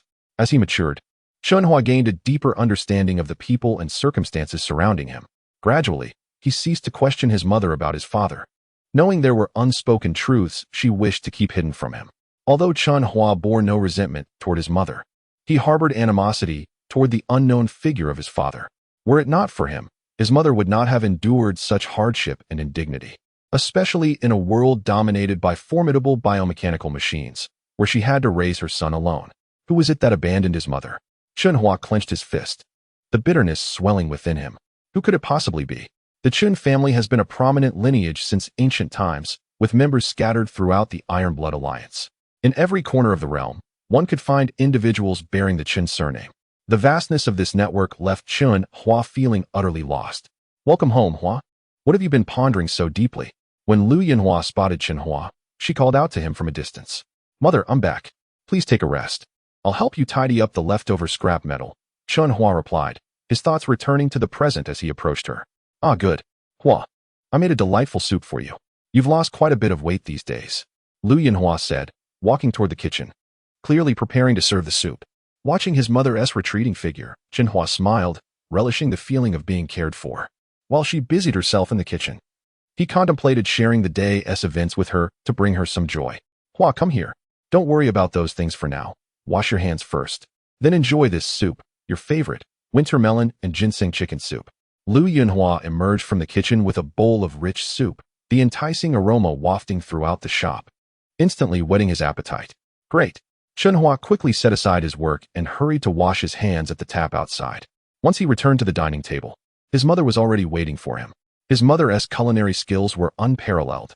After savoring a sip of the soup, Chen Hua was enveloped in its delightful flavor, a refreshing sensation soothing his throat. I'm glad you like it. Take your time.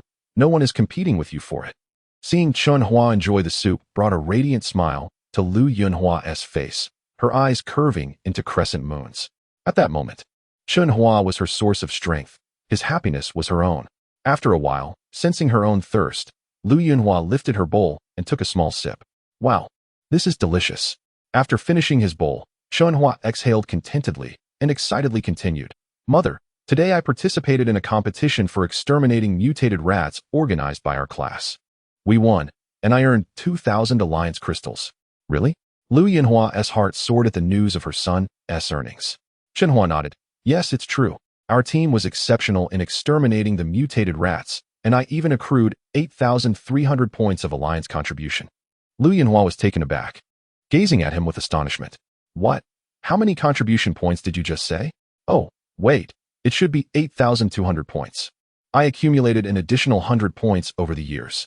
Chen Hua extended his left hand and tapped the sensor on his right wrist, then held it out to his mother, inviting her to see the precise number of contribution points displayed.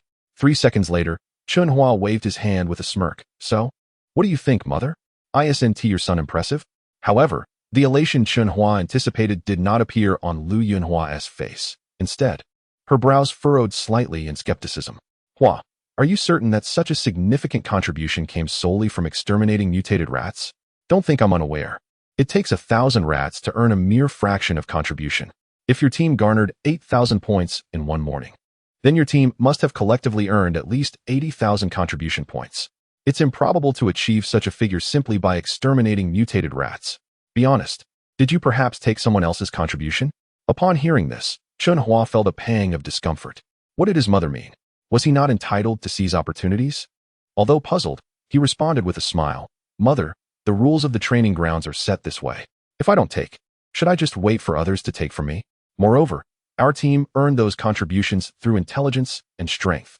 That may be true, Lu Yinhua chuckled lightly. But my primary concern is that you might make enemies. It's better to have one more friend than one more foe. Otherwise, your journey will become arduous. While your actions might adhere to the training grounds rules, they could inadvertently offend someone who may become an obstacle in your future. Be cautious next time, and try to avoid actions that could alienate others. Lu Yinhua conveyed her thoughts sincerely. Yes, mother, rest assured. I will heed your advice and ensure you need not worry. Chen Hua asserted confidently. Upon hearing this, Lu Yinhua playfully chided him. You rascal, always quick with your tongue. Now hurry and finish your soup. Indeed, mother. Let me transfer the money to you. I plan to exchange my 8,000 contribution points for a 1-star main cannon and secondary cannon to install on the Iron Bull. Yes, the Iron Bull should have had its main and secondary cannons installed long ago. It's my fault for not having the funds to do so. Lu Yinhua's eyes brimmed with guilt as she gazed at her considerate son. Chapter 50. Training Mom, please don't say that. Rest assured, once Tainyo installs the main and secondary cannons, I will find a way to earn more money to clear our family's debts. By then, you won't have to toil so hard every day, hauling discarded mecha scrap from the junkyard. After transferring 2,000 Alliance crystal stones to Lu Yinhua, Chen Hua continued, trust me, I will ensure you live the most comfortable life. Oh, as long as you study diligently, that's all I wish for. Lu Yinhua playfully tapped Chen Hua's forehead, smiling. She could genuinely feel her son's intentions. From a young age, he had always been sensible, never allowing their humble circumstances to lead him to despair. Chen Hua nodded, serving himself a bowl of soup before drinking again.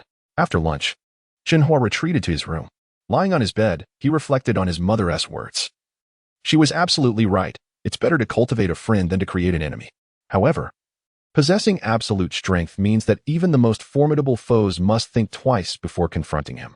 Gradually, Chen Hua's mood began to calm, realizing that the essence of power was paramount.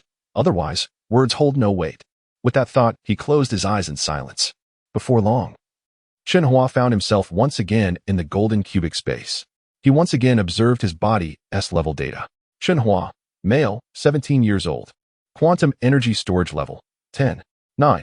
Maximum arm strength, 5, 955 kilograms. Maximum speed, 75 meters per second. Comprehensive body data evaluation, level 10 ancient warrior. Having reached this state, his quantum energy remained stagnant at 10. 9, suggesting that his physical training had hit a bottleneck. This bottleneck required some unknown factor to catalyze a true breakthrough.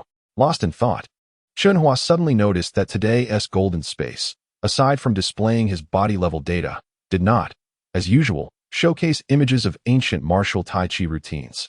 How peculiar. Wasn't he today meant for me to learn the fundamental laws of body refinement? Chen Hua murmured, aware that the quantum I could comprehend his words.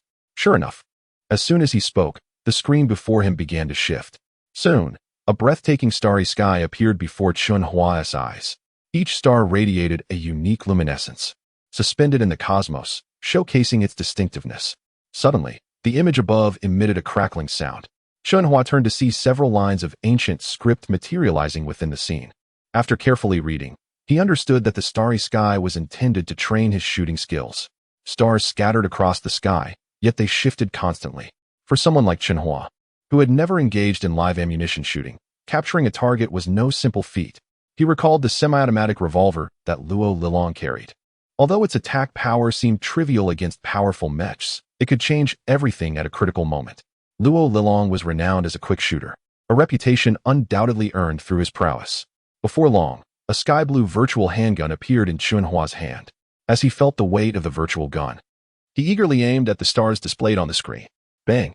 As he fired his first shot, he immediately felt a powerful recoil that caused him to lose his aim, missing the target star.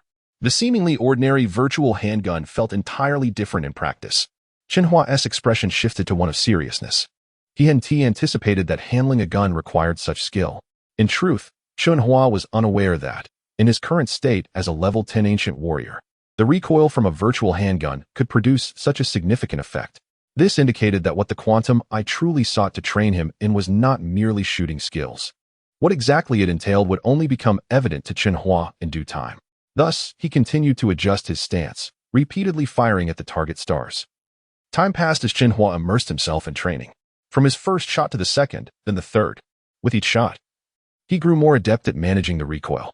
Although he failed to hit the target star, he began to sense an alignment of eye and mind as he handled the gun.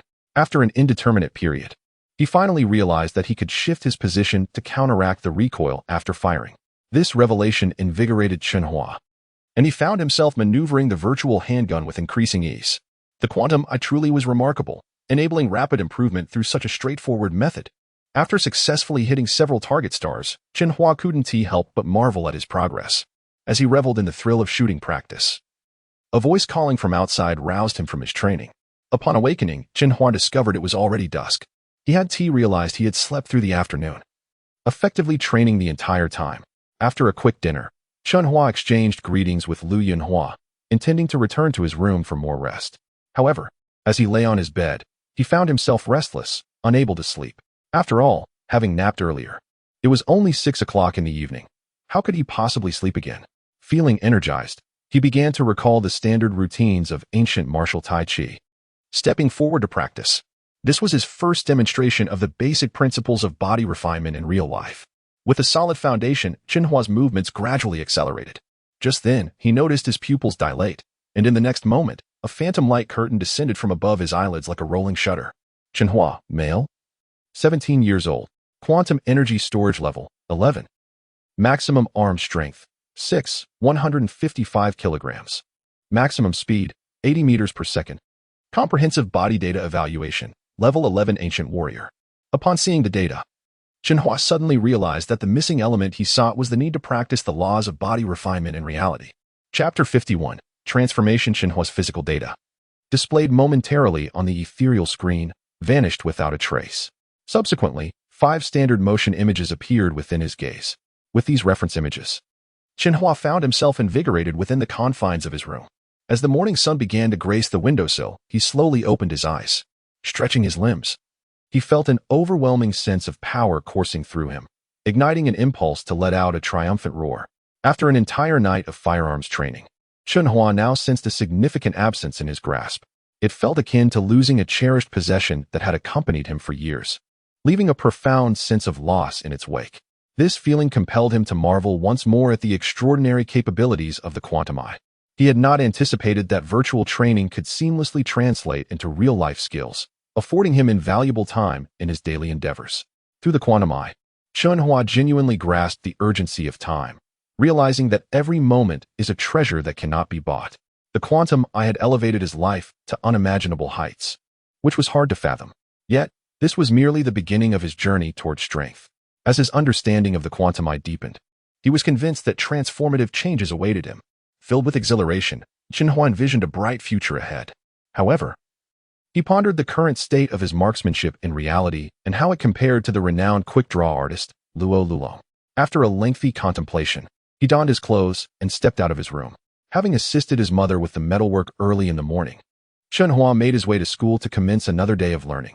In the Iron Blood Alliance, a nation dominated by Mecha, the proficiency in mecha design served as a gateway to showcase one's capabilities, reflecting an individual's potential combat strength. Lu Yunhua understood this well. Thus, she was willing to make sacrifices, even incurring debts, to ensure Chen Hua received an education. As he settled into his seat in class 489, Feng Han leaned in with a mischievous grin, saying, "Hey, Ahua, yesterday was exhilarating, wasn't it? The strategy that earned you those contributions was my brilliant idea. Absolutely thrilling." Chen Hua replied, laughter lighting up his face. He had never expected to receive such a substantial share of the Alliance's contributions, along with a reward of 2,000 Alliance crystals. However, he had yet to visit the artillery shop to purchase the main and auxiliary cannons for his Iron Bull. Once equipped, and with an opportunity to upgrade the quantum eye, his combat prowess would certainly render him unyielding to any challenge from a one-star mecha. He anticipated that moment with great excitement. Yet, he was taken aback to learn that his idealized teacher had a boyfriend. What an injustice, he mused, only for Feng Han to suddenly exhale a deep sigh, his demeanor shifting to one of dejection. Noticing this, Chen Hua teased, "So, according to you, teachers shouldn't have a boyfriend?" Feng Han, looking despondent, sighed again and replied, "It's different. Teacher Zhua, the stunning beauty. Having a boyfriend means I've lost my chance to win her affection. Come on, don't disrespect our teacher," Chen Hua exclaimed, realizing Feng Han had genuine feelings for Zhu Yashuan. Feng Han, undeterred, continued to voice his absurdity. Chen Hua rolled his eyes, choosing to ignore the nonsensical banter and instead pulled a book from the drawer, focusing intently on its pages. Yet, thoughts of Luo Lulong's self-introduction from the previous day lingered uneasily in Feng Han's mind. The fact that Luo Lulong had attempted to undermine Chen Hua over contribution distribution, only to be cleverly countered by Chen Hua invoking Zhu Yashuan, left Feng Han feeling increasingly unsettled. Additionally, knowing Luo Lulong had visited the Lin family, seemingly with some connection to them, deepened his sense of unease. It felt as though something he cherished most had slipped into the hands of another, leaving him profoundly uncomfortable. That Luo Lulong is no good, he thought. Suddenly, Feng Han slapped Chen Hua on the shoulder, startling him. What is with you today? Are you jealous over something? You are the one being irrational. I just think Luo Lulong is unworthy of Teacher Zhua. Chen Hua replied, bewildered by Feng Han's intense feelings. What do you expect? You remember when Luo Lulong first arrived in Tianshi County? He went to visit the Lin family, hinting at some connection with them. Feng Han insisted. Chen Hua responded calmly, but how does that concern Teacher Zhua? It matters, Hua. People of a feather flock together. My father always taught me this during his years in office. His intent was to steer me away from negative influences. If Luo Lulong has ties to the Lin family, it implies he shares their character, Feng Han explained. Chen Hua nodded, recognizing the wisdom in Feng Han's words. After all, those seasoned in the political arena often deliberated meticulously before acting. I understand your point, he conceded. Good. If Teacher Zhua ends up with someone like him, it could jeopardize her future. My mission now is to rescue her from this predicament. I must win her over, Feng Han declared, his tone shifting to a playful absurdity. Chen Hua shook his head in exasperation. Yet, witnessing Feng Han's fervor, he began to sense that something might indeed blossom between him and Zhu Yashuan. If Feng Han dared to entertain such seemingly impossible thoughts, why shouldn't he seize the opportunity to pursue his own aspirations with Jin Yusen? He resolved to strive for the affection of his heart's desire. A newfound clarity enveloped Chen Hua, filling him with confidence and yearning for the future. He made a decision. From this moment forth, he would take the initiative to pursue the happiness that rightfully belonged to him. Chapter 52. Continued progress with determination. Chen Hua rose from his seat and, amidst Feng Han's astonished expression, made his way towards Jin Yusen, who sat a few tables away. Standing before the breathtakingly beautiful Jin Yusen, he inquired, Yusen, are you free this afternoon? I have some new ideas regarding the mecha engine design that I would love to discuss with you. Upon hearing this, a flicker of surprise crossed Jin Yusen's eyes, but she quickly responded with a warm smile. Sure, I'll be waiting for you this afternoon. Great, Chen Hua replied with a smile, returning to his seat. This was the first time in days that he had mustered the courage to ask Jin Yusen out. Their relationship had always been quite good, and with Chen Hua taking the initiative, it unfolded smoothly. Hua, you've finally woken up. If you want to win over the beauty, you need to ask her out more often. Feng Han seized the moment, grinning broadly as he looked at Chen Hua. Chen Hua's eyes widened in mock anger. Shut it. Do I look like that kind of person? Clearing his throat, Feng Han feigned maturity, cough. Whether or not you are that kind of person, I cannot say. All I know is that a man who transforms passivity into initiative is akin to a wolf, ever ready to seize its prey. Seeing Feng Han's increasingly absurd comments, Chen Hua simply rolled his eyes and picked up his book, resuming his reading.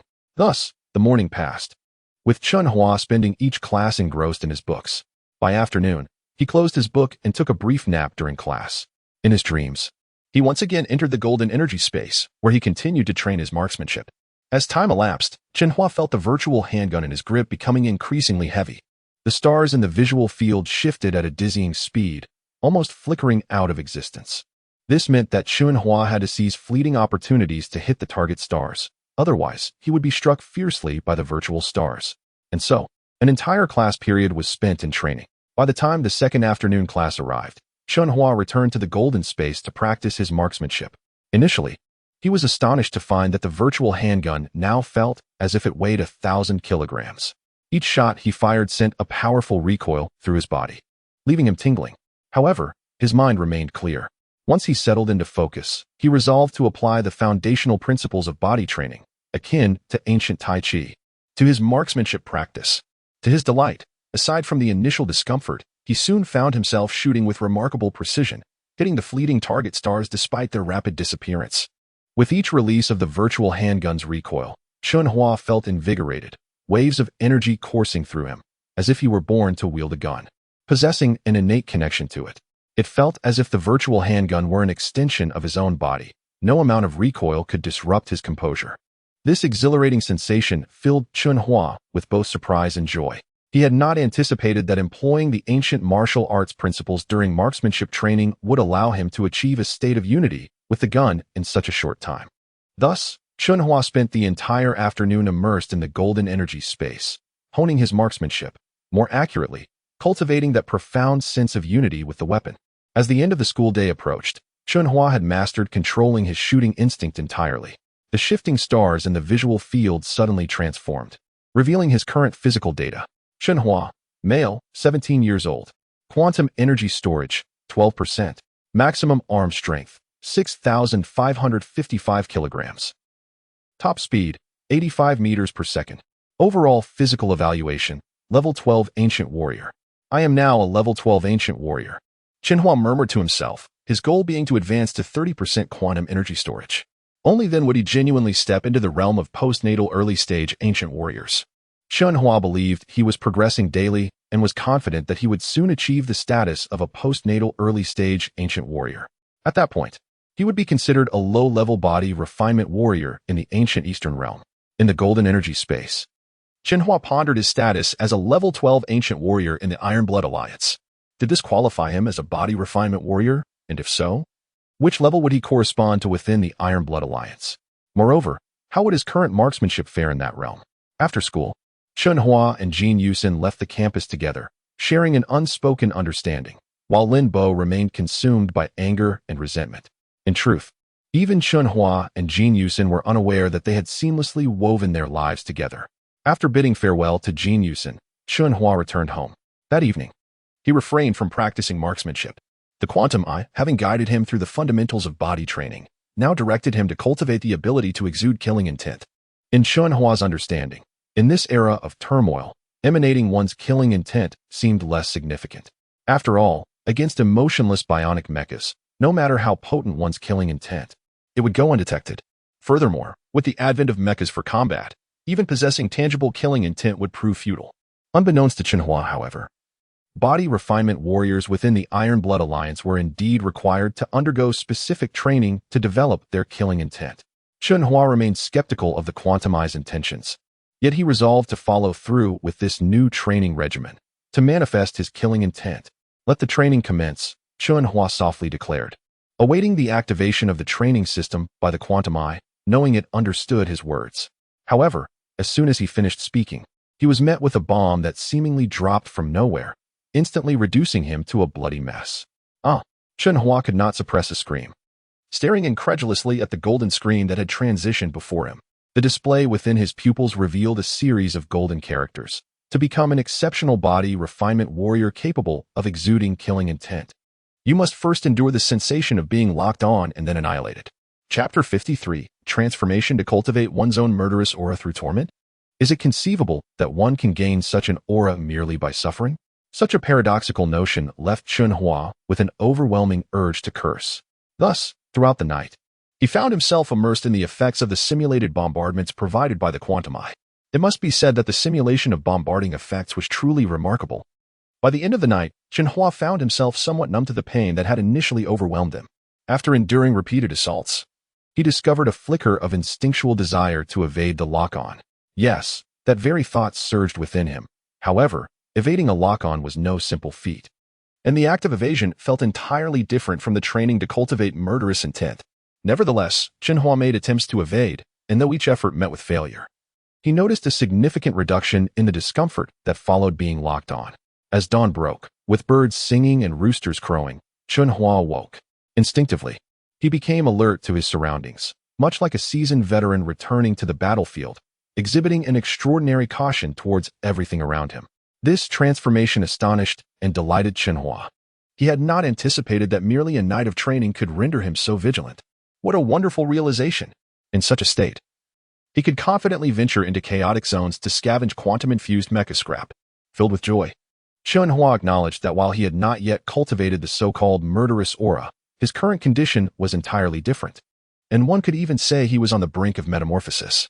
If prior to this training, Chen Hua was akin to an inexperienced recruit, then from this day forth, he was a seasoned warrior, armed with extensive experience in evasion.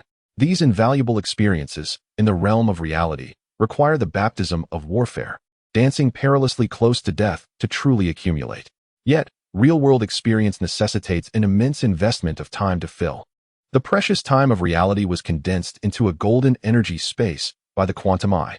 Chen Hua once again marveled at the might of the Quantum Eye. Time is indeed precious, yet with the Quantum Eye, the time of real life could be liberated for Chen Hua to pursue his desires. Thus, Chen Hua dutifully attended school each day, dedicated to his studies, and carved out time to foster his relationship with Jin Yusin. For 3 consecutive weeks, he he led a steady and uneventful life. During this period, Chen Hua participated in the school's inaugural unified assessment, tasked with designing a mecha engine system and articulating its highlights along with necessary considerations. To his delight, Chen Hua realized that achieving a perfect score was well within his grasp, as his mind brimmed with foundational knowledge of mecha engineering. Therefore, designing a mecha engine system was merely an exercise in applying and calculating that knowledge. Chen Hua crafted a dual engine system, with the most noteworthy feature being its ability to equip civilian-grade mechas with an additional main cannon and secondary cannon.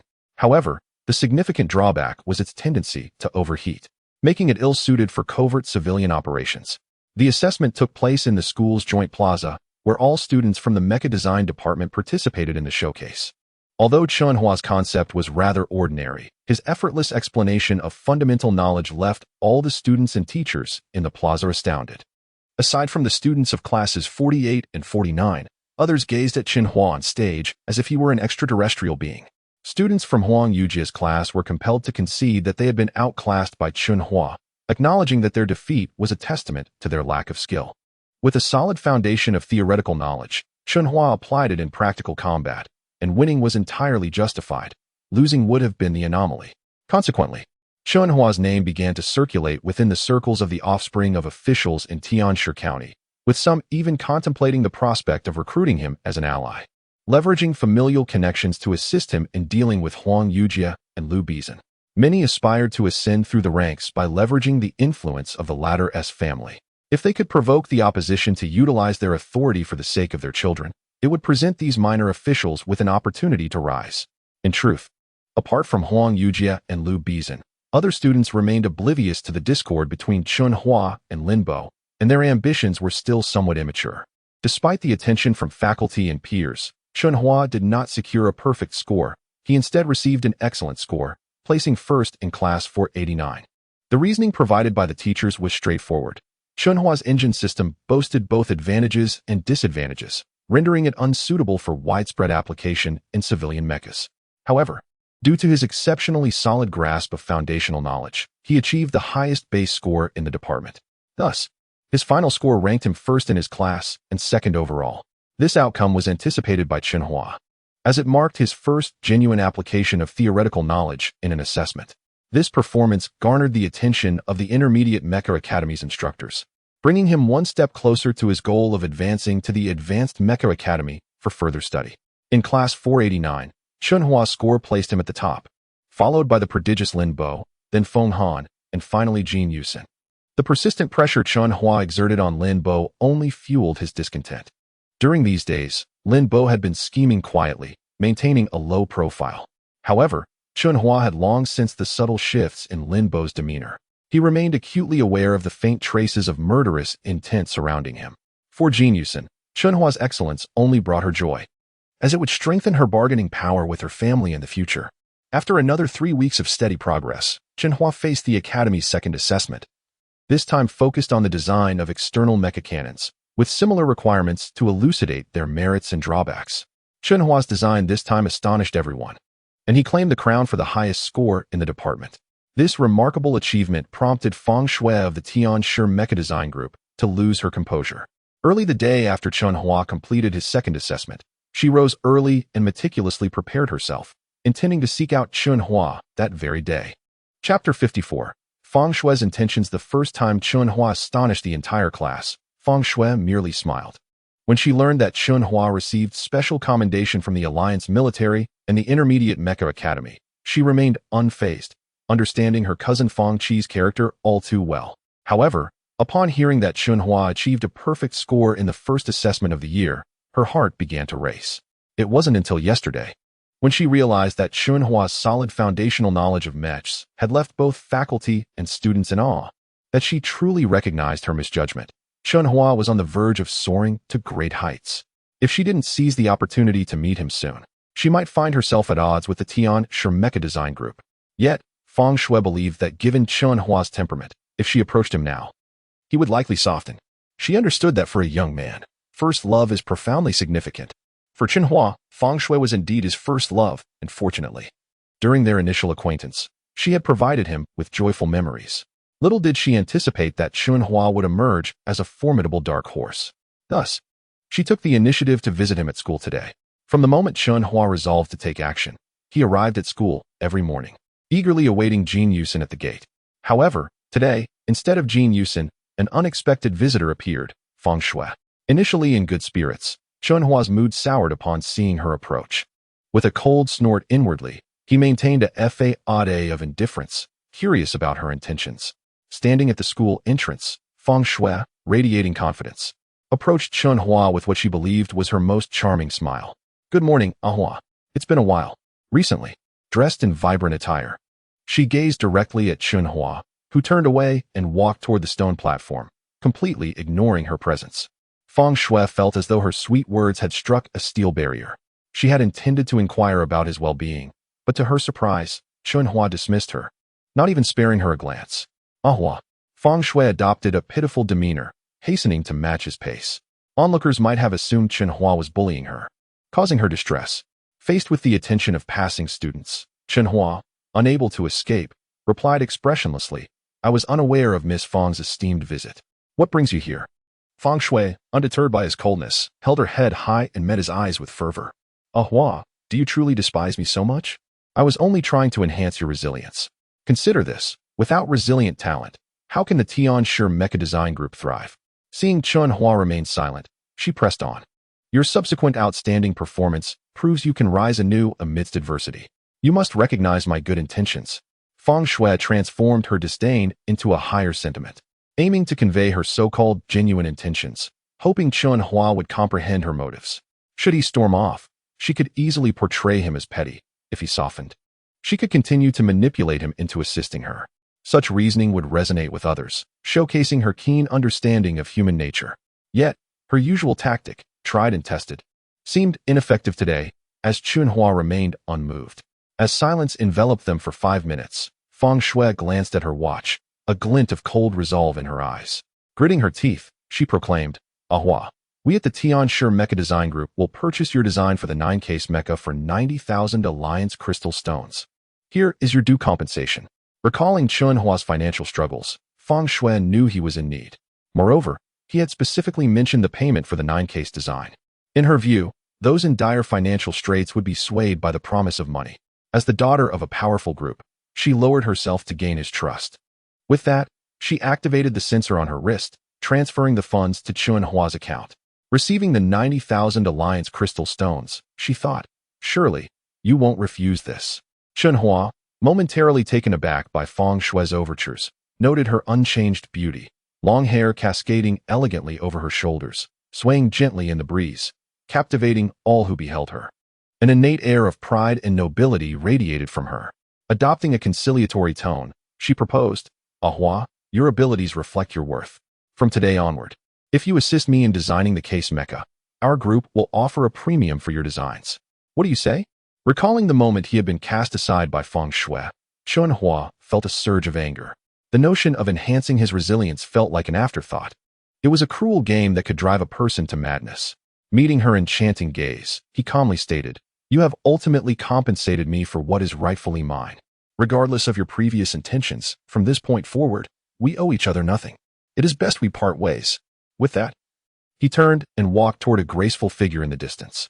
Feng Shui, stunned by Chen Hua's audacity to reject her so outright, stood frozen, her mind blank. However, she was not ready to give up and quickly followed him, declaring before Jin Yusin, "Ahua, if you agree to collaborate with the Tianshi Mecha Design Group, we will undoubtedly treat you well." Chapter 55. A Heart Unburdened, a Paradise Everywhere today. Jin Yusin, adorned in a simple yet elegant dress, radiated an understated brilliance as she strolled along the official road, standing out remarkably. Her tall figure complemented by a quintessential student outfit embodied the very essence of youthful exuberance. Many, even those who merely brushed past her, found themselves unable to resist glancing back, enchanted by her neck, as delicate and fair as snow, evoking a sense of reverence. Particularly captivating were her enchanting eyes, reminiscent of a tranquil autumn lake, exuding an aura of purity that compelled one to refrain from intruding upon her serenity. Truly, such a woman belongs in the heavens, rarely seen upon the earth. Upon sighting Chen Hua approaching, Jin Yusin's face blossomed into a radiant smile, her beauty tinged with a hint of burgeoning allure. However, Upon noticing Feng Shui trailing behind and overhearing her words, her delicate brows furrowed slightly. Though she was aware of Feng Shui's previous manipulation of Chen Hua, Jin Yusin, possessing commendable grace, harbored no visible resentment towards Feng Shui. With a playful tone, she remarked, "Hua, you're here so early. Why do you have a burdensome companion trailing behind you?" After speaking, she nodded at Feng Shui in greeting. "Now even you've come to tease me." Chen Hua chuckled bitterly. He chose to ignore the approaching Feng Shui, instead scrutinizing Jin Yusin from head to toe, causing a blush to bloom on her cheeks. "Hey, what are you looking at?" Ultimately, Jin Yusin could no longer contain herself and playfully chided him in front of Feng Shui. Observing her playful demeanor, Chen Hua grinned and remarked, "I didn't expect our Yusin to become increasingly beautiful, simply bewitching." Feng Shui, standing beside Chen Hua, felt utterly speechless, akin to a lamp post being overlooked. Somehow, witnessing the unique bond between Chen Hua and Jin Yusin filled her with an overwhelming sense of defeat. Had she not rejected Chen Hua that day, but rather offered him support, she could have been the one conversing with him in such a manner today. "You have become increasingly silver-tongued. Go ahead and converse with the stunning Miss Feng beside you. She's awaiting your response. Don't be so impolite. Look how cultured she is, having waited by your side since her initial inquiry." Jin Yusin, unbothered by Chen Hua's remarks, had clearly heard Feng Shui's earlier question. Chen Hua faltered, having engaged Jin Yusin to disregard Feng Shui, hoping she would take the hint and leave. Instead, he found himself perplexed as Feng Shui remained steadfastly beside him, while Jin Yusin shifted the conversation toward her. "Ahem, Miss Feng, what did you say earlier?" Chen Hua coughed, feigning ignorance. "Hua, I approach you with utmost sincerity. Our Tianshi Mecha Design Group requires talents like you. If you could assist us in designing mechas and provide the design blueprints, our group's offer will certainly meet your expectations. What do you think?" Before Jin Yusin, Feng Shui had no choice but to adopt a business demeanor, for otherwise, she would find herself with no leverage. "Additionally, I apologize for having wronged you previously. I sincerely extend my apologies." With that, Feng Shui bowed her noble head, even performing a slight bow to Chen Hua. In the face of Feng Shui's gesture, Chen Hua found himself momentarily at a loss for words. As if refusing her would label him as petty. "Hua, I send to your family in need of funds. Now that the esteemed Miss Feng has offered such an opportunity, shouldn't you promptly accept? This is mutually beneficial." Despite knowing Chen Hua had been hurt by Feng Shui, it was not a deep-seated grudge. Furthermore, Feng Shui had indeed lowered her head to apologize. As the daughter of the Tianshi Mecha Design Group as president, her education diverged significantly from that of common folk. She understood the profound significance of humility and reconciliation. "I beg to differ," Chen Hua replied coldly, exhibiting a strong resistance to Feng Shui's words. Observing his reaction, Jin Yusin felt a surge of frustration. She was well aware of Chen Hua's background. Now, Feng Shui was extending a golden opportunity, yet he stubbornly clung to past grievances. Jin Yusin's expression turned serious as she admonished, "Hua, maintain your gentlemanly decorum. This is unbecoming of someone as knowledgeable as you." Confounded by Jin Yusin's response, Chen Hua was left speechless, unable to grasp her intentions. Seeing his silence, Jin Yusin turned to Feng Shui and said, "Miss Feng, I shall speak on behalf of Chen Hua. Rest assured, I will persuade him. Unless there is anything else, we must return to our studies, unlike you." With that, Jin Yusin, before Feng Shui's astonished gaze, took Chen Hua's hand and walked away with purposeful strides. Watching their intertwined hands recede, Feng Shui was engulfed in a whirlwind of emotions, a subtle pang of regret enveloping her heart. She sensed that even if Chen Hua were swayed by Jin Yusin, he could never wholly dedicate himself to aiding her in mecha design. Nonetheless, she had achieved her objective for the day. After entering the campus, Jin Yusin eventually released Chen Hua's hand. From the moment they clasped hands, her heart raced and her face reddened to the roots of her ears. The last time she held Chen Hua's hand, few had witnessed it, but today was different. Their connection had been seen by many students. This time, her father would undoubtedly learn of her affair with Chen Hua, and soon, not only would she face scrutiny, but Chen Hua would likely be summoned as well. As they walked along the campus path, Jin Yusin suddenly halted, turning to face the equally paused Chen Hua. "Hua, do you understand why I agreed to Feng Shui on your behalf?" Chen Hua shook his head in confusion. Although he was improving daily, his humble origins limited his perspective, leaving him unaware of Jin Yusin's true intentions. Noticing his bewilderment, Jin Yusin gazed deeply into his eyes and said earnestly, "Hua, whether now or in the future, Remember this, a heart unburdened is a paradise everywhere. This is a lesson my father often imparts to me. Chapter 56. The unspoken words of the heart. Chen Hua undoubtedly understood this principle. However, when faced with feng shui, he found it difficult to muster any enthusiasm for collaboration. The words feng shui had spoken that day still lingered in his mind. Yet, observing the serious expression on Jin Yusin's face, he took a deep breath, remained silent for a while, and finally said, "Yusin, I grasp your meaning. You wish for me to temporarily utilize her to alleviate the financial burden at home before proceeding further?" After softly articulating his thoughts, a faint smile crept onto Chen Hua's lips. Just moments ago, he had distinctly perceived a hint of pleading in Jin Yusin's eyes. "That's good to hear." Jin Yusin nodded with a smile. Chen Hua's earlier composure had relieved her. She had genuinely feared that he might become obstinate, in which case she would have had to exert considerable effort to persuade him. She understood well that being magnanimous towards others, while it may superficially seem to transform foes into friends, more often refers to leveraging the strength of adversaries to bolster oneself, then seeking an opportune moment to strike a decisive blow against them. Her father, having navigated the corridors of power for many years, had honed this strategy to perfection. Chuckling softly, Chen Hua admired Jin Yusin's stunning visage. Just then, an untimely shriek broke the air behind them, drawing curious glances from passing students. "Oh dear, who is it? Displaying affection so brazenly this early in the morning? Ah, it's you two. TSK, tisk truly. Our class flower and the dark horse are a match made in heaven. The flower rides the horse." It was evident that these sarcastic remarks emanated from Feng Han. As Feng Han continued his nonsensical banter, both Chen Hua and Jin Yusin could only manage bitter smiles. "You're such a gossip." Jin Yusin shot Feng Han a disdainful look and then turned to Chen Hua, saying, "Ah Hua, let us go. Ignore this fool. In the future, you should steer clear of such people. They only diminish your intellect." With that, Jin Yusin quickened her pace toward the classroom, with Chen Hua closely following her. Cough, cough. You can't prioritize romance over friendship. After all, I'm a childhood friend and a steadfast buddy. Feng Han complained petulantly, trailing behind them. Childhood friend? Stalwart buddy? Jin Yusin exchanged glances with Chen Hua, who then winked at her and asked, "Yusin, do you know him?" "I don't know him. Who is this guy? Do you recognize him?" Jin Yusin replied with a twinkle in her eye, countering Chen Hua's inquiry. "I don't know him either," Chen Hua said, and together they chuckled as they quickened their pace, leaving Feng Han far behind. "I genuinely disdain you both. Prioritizing romance over friendship, forsaking loyalty for attraction." Feng Han grumbled behind them, unable to contain his frustration. Upon entering class 489, Chen Hua immediately sensed an unusual atmosphere. Many classmates were whispering while glancing toward Lin Bo's desk, who had yet to arrive at school. Not giving it much thought, Chen Hua settled into his seat. It was not until just before the first class that Feng Han sauntered in late. Curious, Chen Hua asked, "GNMOLing. Where have you been this early in the morning?" Feng Han grinned mischievously. "Hee, I was busy with important matters." "Want to know? Important matters?" Chen Hua regarded him skeptically. Feng Han, with an air of delight, exclaimed, "Of course. I went to the teacher's dormitory area and saw teacher Zhui just waking up, stepping out to collect her laundry. Wow, she looked like a living beauty just risen from slumber. Absolutely stunning." Chen Hua was momentarily speechless, taken aback by Feng Han's absurdity.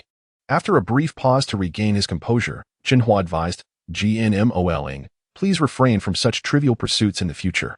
Feng Han retorted with wide eyes, "What do you mean trivial? That's a significant matter in my future. Stop dreaming." Chen Hua couldn't help but chuckle at his friend's antics. Just then, footsteps echoed at the classroom entrance. Chen Hua turned to see Lin Bo walking in with a sullen expression, akin to someone who had just swallowed a fly. Clearly, he had been provoked by something. Two classmates followed closely behind Lin Bo, continuing their interrogation as they entered. "Lin Bo, didn't you say you would cover the mecha repair costs after the event? It's been ages, and you're still dragging your feet. How long do you intend to delay?" "Exactly, Lin Bo. You promised to pay us back tomorrow. Yet here we are, days later, and you still want to back out." The two girls, Huang Min and Chun Hong, were rather average in appearance, each about 1.58 meters tall, with rounded figures that gave them a somewhat plump appearance. They had been blacklisted as fence-sitters by Lin Bo since the day Chen Hua introduced himself. Yet, these spirited girls, unable to contain their impatience, confronted Lin Bo at the school gate, exacerbating his already foul mood. As they pressed on, other classmates began to rise and point fingers at Lin Bo, echoing their grievances. "Lin Bo, You haven't paid our mecha repair fees yet. You said we shouldn't worry about it, and now you're trying to weasel out of it. Lin Bo, when will you settle this? My mecha may be intact, but I've used plenty of ammunition. Logically, you should cover those costs too. Yes, you organized that event and assured us that expenses were not a concern. In an instant, the classroom was filled with a cacophony of accusations directed at Lin Bo. However, 11 students quietly observed the unfolding drama. The same ones who had previously teamed up with Chen Hua. Among them were Chen Hua, Feng Han, and Jin Yusen. While the other 8 students had received a significant share of the alliance contributions, rendering them indifferent to Lin Bo's petty financial obligations. Yet, those who had received little in terms of alliance contributions harbored resentment and were eager to hold Lin Bo accountable for his promises. Suddenly, the bell rang for the first class just as the uproar reached its climax. The students fell silent as the teacher of artillery design stood at the classroom door, prompting everyone to take their seats. Although the classroom quieted, Chen Hua knew that after the first class, a storm would soon descend upon Lin Bo. Chapter 57. An unexpected encounter. Chen Hua never anticipated that Lin Bo would prove to be so untrustworthy. The more Lin Bo behaved in such a manner, the clearer it became that he would inevitably become nothing more than a useless scion in the future. As for the extent of the scorn Lin Bo would face from his classmates after class, that was beyond Chen Hua's concern. After class, Lin Bo was on the verge of a meltdown. He found himself the target of his classmates' relentless pursuit for repayment, while Chen Hua and others looked on with amused expressions. Wei Xiaodong and his companions, having attempted to mediate, were swiftly overpowered by a group of furious girls. It was no jest. Women were the most meticulous in matters of finance. When it came to bargaining at the market, even a mere dime would not escape their scrutiny. Thus, Wei Xiaodong and his friends, lacking in sensitivity, found themselves at the mercy of a horde of angry girls. Lin Bo fared the worst. Besieged by a throng of enraged female classmates, some clawing at his face, others biting, tearing at his clothes, and snatching his belongings. In essence, he was thoroughly overwhelmed. And the scene was utterly humiliating. After a full day of rigorous training, Chen Hua had immersed himself in the art of exuding his own lethal aura. He had developed a certain proficiency in evading the targeting of bombs. Thus far, he had meticulously reviewed all the knowledge points from the Intermediate Mech Academy and grasped them well. What remained was the practical application. In his cultivation of martial arts, Chen Hua had ascended to the rank of a 13th-level ancient warrior. His physique had undergone significant enhancement, and he now felt capable of contending with the military's first-rate body refinement warriors. Time passed swiftly. After school, Chen Hua called out to Jin Yusen, inviting her to join him for dinner. This morning, Fang Shui had transferred 90,000 Alliance crystal stones to him, enabling him to repay a substantial portion of his mother's debts. Since Jin Yusen had already promised Fang Shui to continue their collaboration, he was optimistic that the family's financial burdens would soon be alleviated. Reflecting on this morning's events, Chen Hua felt an immediate uplift in his spirits, as if his very demeanor had been renewed, akin to a majestic peak rising to withstand the ravages of time. An unprecedented sense of tranquility emanated from within Chen Hua, reminiscent of a vast ocean embracing countless tributaries, undeterred by their turbulent flows. Jin Yusen, too, sensed a change in Chen Hua. She noticed his newfound composure. Yusen, what's wrong? Why are you in a daze? We should hurry. I reserved a table at a restaurant outside the school for lunch, Chen Hua said with a smile, causing the aura he had just projected to dissipate into thin air. All right, Jin Yusen replied with a nod. Hey, are you being unfair, Hua? Why didn't you invite me along for dinner? Feng Han, overhearing their conversation, interjected with a hint of annoyance. When the two ignored him, Feng Han persisted, Come on, are you really leaving me out? Seeing Feng Han's reaction, Jin Yusen chuckled and said, Fine, since you always treat Hua to meals, this time he's treating. So you must join us. That's more like it. The three of them made their way to the Haiyun restaurant in Tianshi County, guided by the waiter to room 26. The restaurant seemed busier than usual. With the door to their room left ajar, the noise from outside seeped in. Feng Han, you're closest to the door. Could you please close it? It's too noisy, Chen Hua suggested. Feng Han complied, moving to the entrance. Just as he began to close the door, he caught sight of Zhu Yaxuan and Luo Lulong walking side by side toward the private room. Teacher Zhua, Feng Han exclaimed, swinging the door open in excitement. Luo Lulong, standing beside her, shot Feng Han an irritated glance. Zhu Yaxuan smiled and nodded at Feng Han, greeting Chen Hua and Jin Yusen before being beckoned by Luo Lulong to join him in the dining room. Look at him, so eager. He is clearly not a good person. Feng Han muttered under his breath as he closed the door. Feng Han, what is going on? Chen Hua inquired. Noticing Feng Han's agitation, it appeared that he was genuinely upset. Nothing, just that I can't stand that Luo Lulong. How could teachers will possibly be interested in such a petty person? Even when I tried to talk to her, he looked so impatient. Feng Han grumbled as he took a seat. Teachers didn't mind, so why should you? Jin Yusin interjected. Exactly.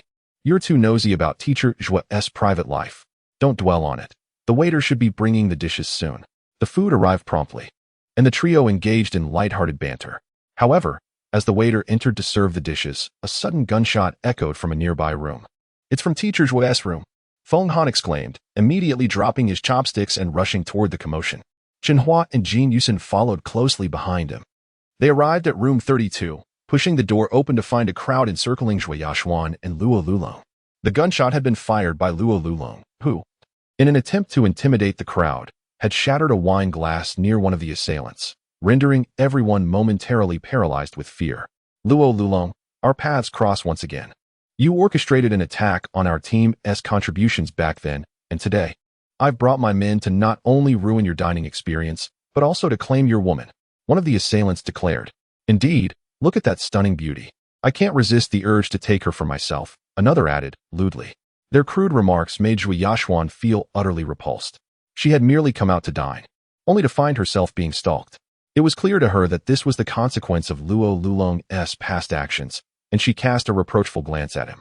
Luo Lulong glared at the muscular young man before him, saying, Zhang Xian, you lost the wager on the platform. You shouldn't come here demanding repayment. If you truly wish to escape, wait until I'm at the training ground. I'll create an opportunity for you to ambush me. At that moment, he noticed Chen Hua and his companions entering the room. Instantly, a smile crossed his face. He had intended to inform Zhang Xian that Chen Hua was dining in room 26, but to his surprise, Chen Hua had come to him instead. Chapter 58. The Gunplay, Part 1. Luo Long pointed at Chen Hua and spoke directly, Zhang Xian. If we are to discuss who has contributed the most to your team, it should not be me, but him. If you're looking for someone, it should be him. He is the one piloting that clunky mech. Upon hearing this, the crowd immediately turned their unfriendly gazes toward Chen Hua and his companions. As they entered, Chen Hua found himself on the receiving end of many scrutinizing stares, making him feel as though he was about to be devoured alive. He was taken aback by Luo Long's betrayal, which significantly diminished his opinion of him. Initially, he had come to see if there was any assistance needed, but instead, he found himself being used as a pawn. The three individuals who had their contributions stolen that day recognized Chen Hua well, and as soon as they saw him, all hostility was directed toward him. What a stroke of luck. I was just pondering how to find you, and here you are, delivered right to me. Since you're all here, let us settle this once and for all, Zhang Xian declared, signaling to his supporters, who surged toward the entrance and surrounded Chen Hua. Outside, a crowd had gathered, drawn by the sound of gunfire, much like Chen Hua. What do you intend to do? Chen Hua faced the menacing group, unafraid. Let us settle this with a gun duel. I have long heard of your swift shooting skills, although my own marksmanship is rather average. I am the vice president of the Gunplay Association, Zhang Xian smiled, casting a glance at the revolver-wielding Luo Long. Then turning back to Chen Hua with an expression of confidence. And what about you, young student from the Intermediate Mecha Academy? I doubt you even know what it feels like to hold a gun, Zhang Xian sneered, causing Feng Han and Jin Yusin's expressions to darken. Zhang Xian was correct. Students not graduated from the Advanced Mecha Academy were prohibited from independently wielding firearms. This was one of the barriers within the Iron Blood Alliance regarding civilian gun ownership. However, one could acquire the right to bear arms in exchange for significant contributions to the alliance. Chen Hua's eyes glimmered as he smiled. I did not realize, Mr. Zhang, that you were also a firearm aficionado. However, I fear you may be disappointed. While I lack the qualifications to bear arms, I have indeed handled firearms before. I cannot claim to be exceptionally skilled, but it would be quite simple to dispatch you lot. A Hua knows how to handle a gun. Feng Han and Jin Yusin exchanged astonished glances, both expressing their disbelief. Let us have a go, then. If you lose, you return my contributions and tell me who else has received contributions. Oh, and your lovely girlfriend shall be ours to enjoy for a day. Zhang Xian chuckled, pointing at Zhui Yaxuan. But what if we win? Chen Hua interjected coldly before Feng Han could speak. Defiling Teacher Zhua? I doubt he would be pleased. A voice from the crowd laughed. If you win, I shall eat dung on the spot. Someone in the crowd shouted, triggering uproarious laughter throughout the room. They were all convinced that Chen Hua, merely a student from the intermediate Mecha Academy, had never even touched a gun. If we win, you'll eat dung. But what about you? If this young fellow wins, I'll do the same. But let us make this wager more enticing. If you lose, not only do you return my contributions, but she must also be given to our brothers for 2 days. You, Jean Yusin, was furious. The notion of being treated as a wager made her skin crawl. Feng Han roared in anger. Damn it, Hua, if you win, I'll go fetch dung for them to eat. Chen Hua's eyes ignited with a fierce determination as memories of being targeted by a bomb flooded back. With this feeling, a potent aura of killing intent surged within him, locking onto Zhang Xian. This killing intent arose solely because of Zhang Xian. Jean Yusin was not merely a goddess in Chen Hua's eyes. She had become somewhat of a girlfriend to him. To Chen Hua, Jean Yusin was a taboo subject. An ominous aura enveloped Zhang Xian in an instant. Zhang Xian was startled. He distinctly felt a sudden surge of killing intent emanating from Chen Hua. Directed solely at him. Who do you think you are? Today, I accept your wager. You and your lot shall not gain anything from me. Using my classmates as stakes? What gives you the right? Chen Hua's voice was cold as he shifted his gaze to Zhuo Yaxuan, continuing, Teacher Zhuo, this matter is between us men. Please step outside with Yusin while I handle this. Humph. Zhang Xian snorted disdainfully, while Luo Long regarded Chen Hua with a cold stare. He was displeased with Chen Hua's decision regarding Zhuo Yaxuan's fate and ominously stated, in that case, let us 3 wager. Whoever finishes first claims the contributions. As for you. He glanced at Zhang Xian and added, Zhang Xian, I won't waste words on you. You have little contribution left. What gives you the right to wager with us? I have no interest in watching you eat dung. Luo Long had been harboring resentment over Chen Hua's prior acquisition of contributions, and now that an opportunity presented itself, why not seize the chance to reclaim them? Although the official alliance only allowed predatory competition on specific platforms, the peaceful duel format permitted the transfer of contributions whenever both parties consented. Luo Long was known as a quick gun for a reason. Not only was he fast, but his aim was also impeccable. He was thoroughly confident in his shooting skills. Even if Zhang Xian claimed to be the vice president of the Gunplay Association, Luo Long held him in contempt. Why? Because he had previously privately challenged the president of the Gunplay Association and emerged victorious in a spectacular fashion. If he could best the president, then Zhang Xian, as a mere vice president, posed no threat to him whatsoever. As for Chen Hua, who lacked even the qualifications to bear arms, he dismissed him entirely. Thus, he was certain of his ability to overpower both men. He believed he had an absolute advantage, while Zhang Xian, relying on his position as vice president, was equally confident in his victory over the two. Both of them completely disregarded Chen Hua, who had no qualifications to wield a firearm. Chapter 59, Playing with Guns, Part 2. Indeed, among us, we possess contributions ranging from hundreds to thousands. If you can defeat me, then all our contributions shall serve as the wager for this game of gunplay. Is that sufficient? Zhang Xian's eyes flickered as he addressed Luo Lihong. Upon hearing this, a glimmer of pride flashed in Luo Lihong's eyes, and the corners of his mouth curled into a slight smile, seemingly quite pleased with Zhang Xian's proposed stakes. Simultaneously, he cast a disdainful glance at Chen Hua by the entrance, and witnessing the latter's confident demeanor, he couldn't help but smirk inwardly.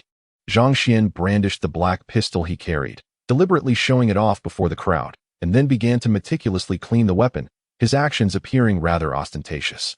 Little boy, how can you wager with us when you lack a firearm? Zhang Xian remarked, his gaze dripping with mockery and contempt. He felt a sense of triumph.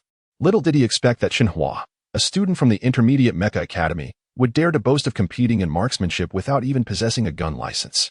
Was he not simply asking for trouble? In a similar vein, Luo Lihong casually twirled his revolver, casting a glance at Chen Hua that hinted at his scheming delight. Internally, he basked in the joy of having outsmarted Zhang Xian, who foolishly believed that being the vice president of the Gunplay Association made him special. Luo Lihong chuckled softly and said, well, let us not be too harsh on the little one. Chen Hua, how about this? Since you lack a firearm, I shall lend you mine. You can take the first shot however you wish, and we shall simply respond. Zhang Xian nodded in agreement, feigning acceptance of Luo Lihong's suggestion. While inwardly cursing, this Luo Lihong is truly pathetic, allowing someone without a gun license to take the lead. He was acutely aware that in a gunplay wager, the first shot held great significance. If one lacked mental fortitude, that initial shot could falter, leading to relentless pressure from the opponent thereafter. Generally, The one who shoots second holds an advantage. Zhui Yashuan regarded Chen Hua favorably and interjected, Long, don't bully Chen Hua. Conversely, Jin Yusin was infuriated, exclaiming, Are you taking advantage of our intermediate Mecha Academy student for not having a gun license? If you wish to play, I can find someone to challenge you. Do not bully Ahua. Feng Han shared her indignation. Do not worry, it is merely a game of guns. I can hold my own.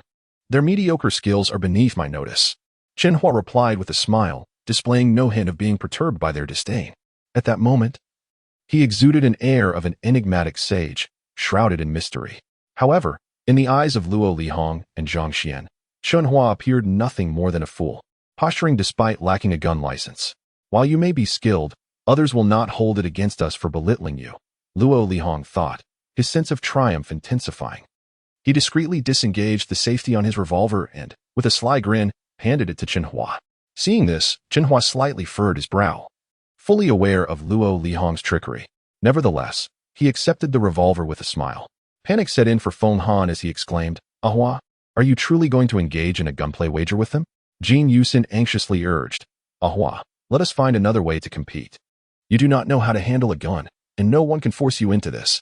Indeed, Ahua. Let us engage in other forms of competition together and outplay them. Feng Han's voice rose in intensity.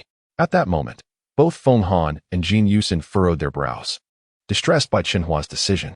Having been classmates with him for over 3 years, they understood that despite Chen Hua's recent remarkable performance at school, it did not imply proficiency in firearms, let alone competing against 2 skilled marksmen. In truth, Chen Hua's shooting skills were commendable when wielding a firearm. He could achieve a state of unity between man and gun through the application of fundamental body refinement techniques. Although he was unsure how this state would manifest in reality, he felt no pressure facing the 2 experienced marksmen, Luo Lihong and Zhang Xian. Confident in his abilities, he remained undeterred, while Feng Han and Jin Yusin were gripped by concern. With a click and a bang, just as everyone awaited a display of folly from Chen Hua, he executed a proficient loading action, followed by a gunshot that reverberated in the air. Chen Hua had fired his first shot in reality. The shot was unexpected. With an angle perfectly executed, the bullet struck one of the wine cups on the table, grazing the rim without shattering it, leaving merely a small notch. What? Impossible. Luo Lihong and Zhang Xian's eyes widened in disbelief as they stared at Chen Hua, astonished to the point of forgetting to close their mouths. A true master reveals their skill at first attempt. Chen Hua's inaugural shot left them in a state of astonishment. Zhang Xian's followers, witnessing their leader's reactions, fell into a stupor. It was evident that they had discerned something remarkable about Chen Hua. However, Luo Lihong and Zhang Xian quickly regained their composure, dismissing the incident as mere luck. It's just the first shot. It merely grazed the cup by chance. They reassured themselves with similar excuses. Particularly, Luo Lihong's eyes sparkled with amusement, eager to see how Chen Hua would respond after wasting 3 bullets on a whim. Bang! Just as Luo Lihong and Zhang Xian began to display their disdain towards Chen Hua, he fired the revolver once more. This shot appeared unremarkable to the onlookers, yet it mirrored the first, grazing the rim of another wine cup. Undoubtedly, Chen Hua's initial shot was not a stroke of luck, but a testament to his genuine skill. Following this, Chen Hua fired a 3rd time, once again grazing the rim of a 3rd wine cup. Thank you, Long, for your gun. I apologize for wasting 3 of your bullets earlier in my excitement. Now, I have completed my 3 shots. It is your turn. Who will go first? Upon hearing Chen Hua's words, Luo Lihong and Zhang Xian's faces contorted as if they had stepped in something foul, their expressions now a mix of embarrassment and indignation. Chapter 60.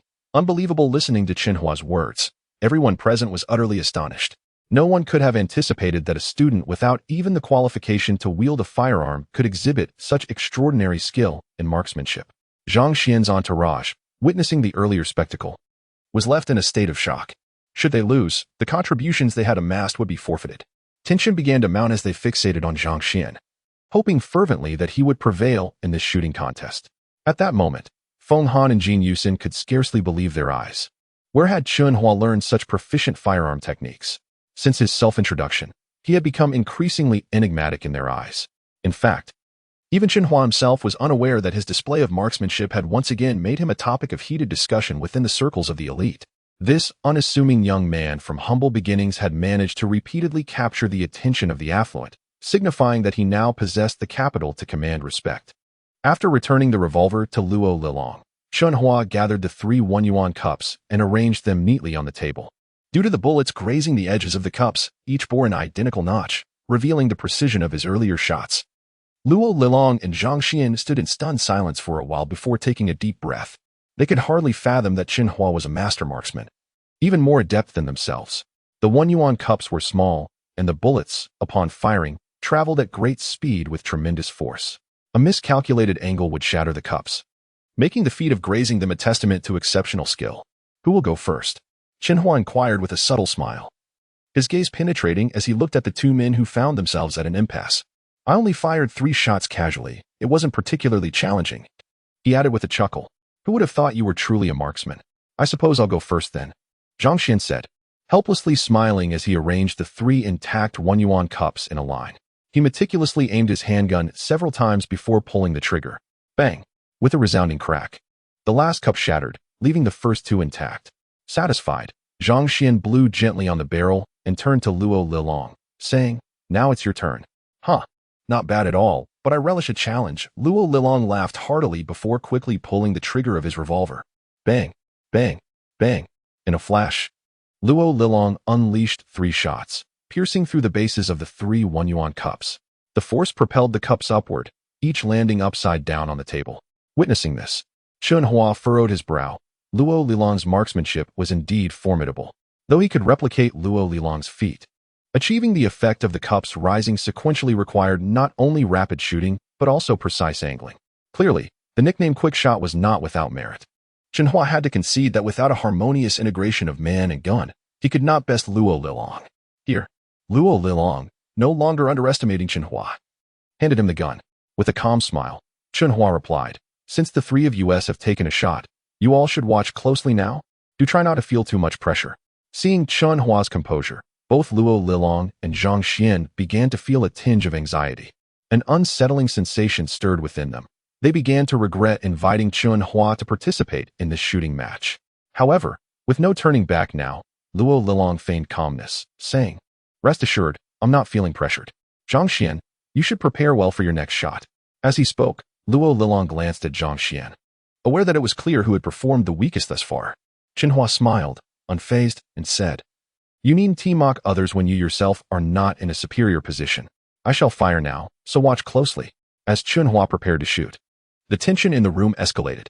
All eyes were riveted on him, breaths held in anticipation, especially Zhang Xian and Luo Lilong, whose hearts raced and breaths grew heavy. Realized they could not afford to lose to a student without firearm qualifications. The shame would be unbearable. Holding the revolver, Chen Hua began to walk around the small room, executing the fundamental steps of a body conditioning technique before loading the gun, ready to fire. Humph, moving around to shoot? Do you think you're a gun deity? Zhang Xian scoffed inwardly, dismissing Chen Hua's theatrics as mere showmanship without real skill. As Chen Hua moved, everyone momentarily froze, bewildered by his actions. Click! Just as they began to comprehend, Chen Hua pulled the trigger. The room fell silent, all eyes wide with disbelief as they witnessed the moment. It was as if the revolver had come to life, spinning in his hand at remarkable speed. Bang! Bang! Bang! The rotating gun emitted 3 thunderous reports, and the bullets grazed the 3 1-yuan cups arranged on the table. Each cup bore a cross-shaped mark on its rim, the result of Chen Hua's deft shooting. Chen Hua blew gently on the barrel and smiled. Now, everyone, please look at the cups I arranged earlier. Upon hearing this, all eyes turned toward the cups. In that instant, their minds went blank, unable to fathom the reality before them. The cross marks on the 3 1-yuan cups were indeed the result of Chen Hua's spinning revolver? How could this be possible? Chapter 61. Pressure. Ro Lihong and Zhang Xian stared blankly at the 3 cups on the table, gasping in disbelief as their faces began to pale. They recalled an age-old legend within the Iron Blood Alliance, a tale that described the true essence of a master marksman. This legend spoke of a gun expert who, at the moment of firing, could shoot in any manner he desired, hitting his intended target with ease, methods that others would dare not attempt. Initially, such a legendary marksman existed only in theory, yet today, Chen Hua had vividly brought this theoretical possibility to life. God of Guns.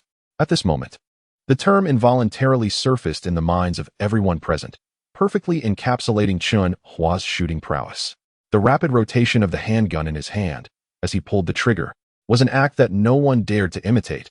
One misstep could lead to self-harm or injury to others. After all, who could guarantee the direction in which a spinning barrel would point when the bullet was discharged? All present were rendered speechless, their eyes fixed on Chen Hua, hardly believing that what they had just witnessed was executed by a student without a gun license. At this moment, the previously tense Feng Han and Jin Yusen finally broke into smiles. Although they could not ascertain the exact level of Chen Hua's skill, they could discern from Rou Lihong and Zhang Xian's ashen faces that it was undeniably formidable. Even Zhui Yaxuan, upon witnessing Chen Hua's extraordinary display, could not help but reveal her admiration. What truly astonished her was not merely Chen Hua's shooting technique, but his nonchalant demeanor while handling the firearm. She sensed that when he fired, he displayed neither the posture of aiming nor the warm-up typically associated with such acts. Instead, he casually took a few steps, spun the gun a few times, and then shot 3 times, achieving the desired outcome effortlessly. For Rou Lihong and Zhang Xian, what did this signify? Was it a dismissal of their challenge or an exhibition of his almost divine marksmanship? As Zhui Yaxuan's thoughts wandered, Chen Hua spoke up. Hee. Do you still wish to compete?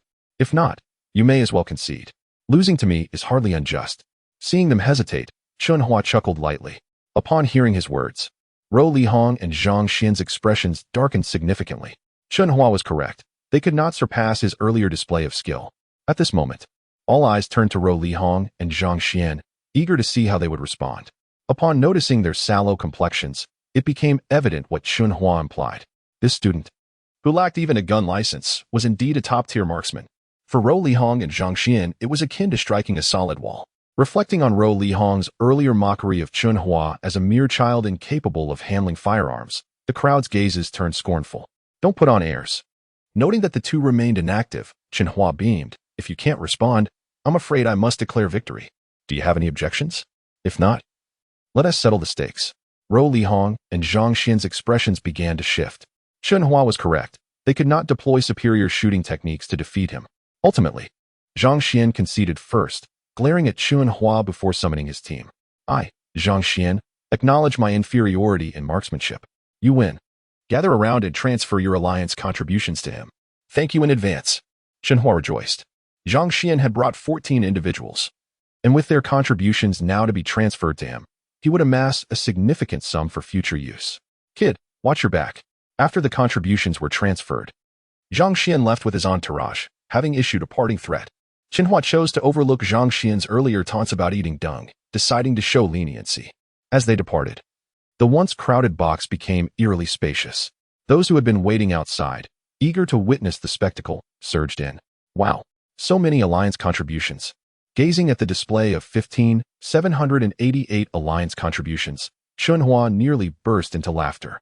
Brother Long, Zhang Xian has already conceded. What about you? Care to compete with this little friend of mine? Who knows, you might just win all the alliance contributions. Chen Hua narrowed his eyes, deliberately provoking the silent Rou Lihong. Good. I've long found him displeasing. Feng Han, hearing Chen Hua's words, silently commended him. Rou Lihong's previous disdain for Chen Hua had irked him, and now Chen Hua's provocation felt immensely satisfying. Furthermore, he sensed that Rou Lihong was indeed a bully, and such arrogance deserved a severe reprimand. For reasons unknown, Zhui Yaxuan also found herself in agreement with Chen Hua's actions. She believed that since Rou Lihong had been bestowed the title of Quick Gun, his arrogance had grown, and experiencing a setback at Chen Hua's hands would be beneficial for him to adopt a more humble approach in the future. Jin Yusen nodded with a smile, recognizing that today's Chen Hua exuded an aura of dominance, entirely unlike the sympathetic figure he once was.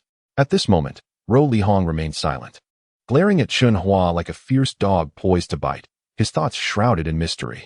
Observing Rou Lihong's sullen demeanor, Feng Han felt an overwhelming sense of satisfaction. This was a prime opportunity to strike while the iron was hot in front of Zhui Yaxuan.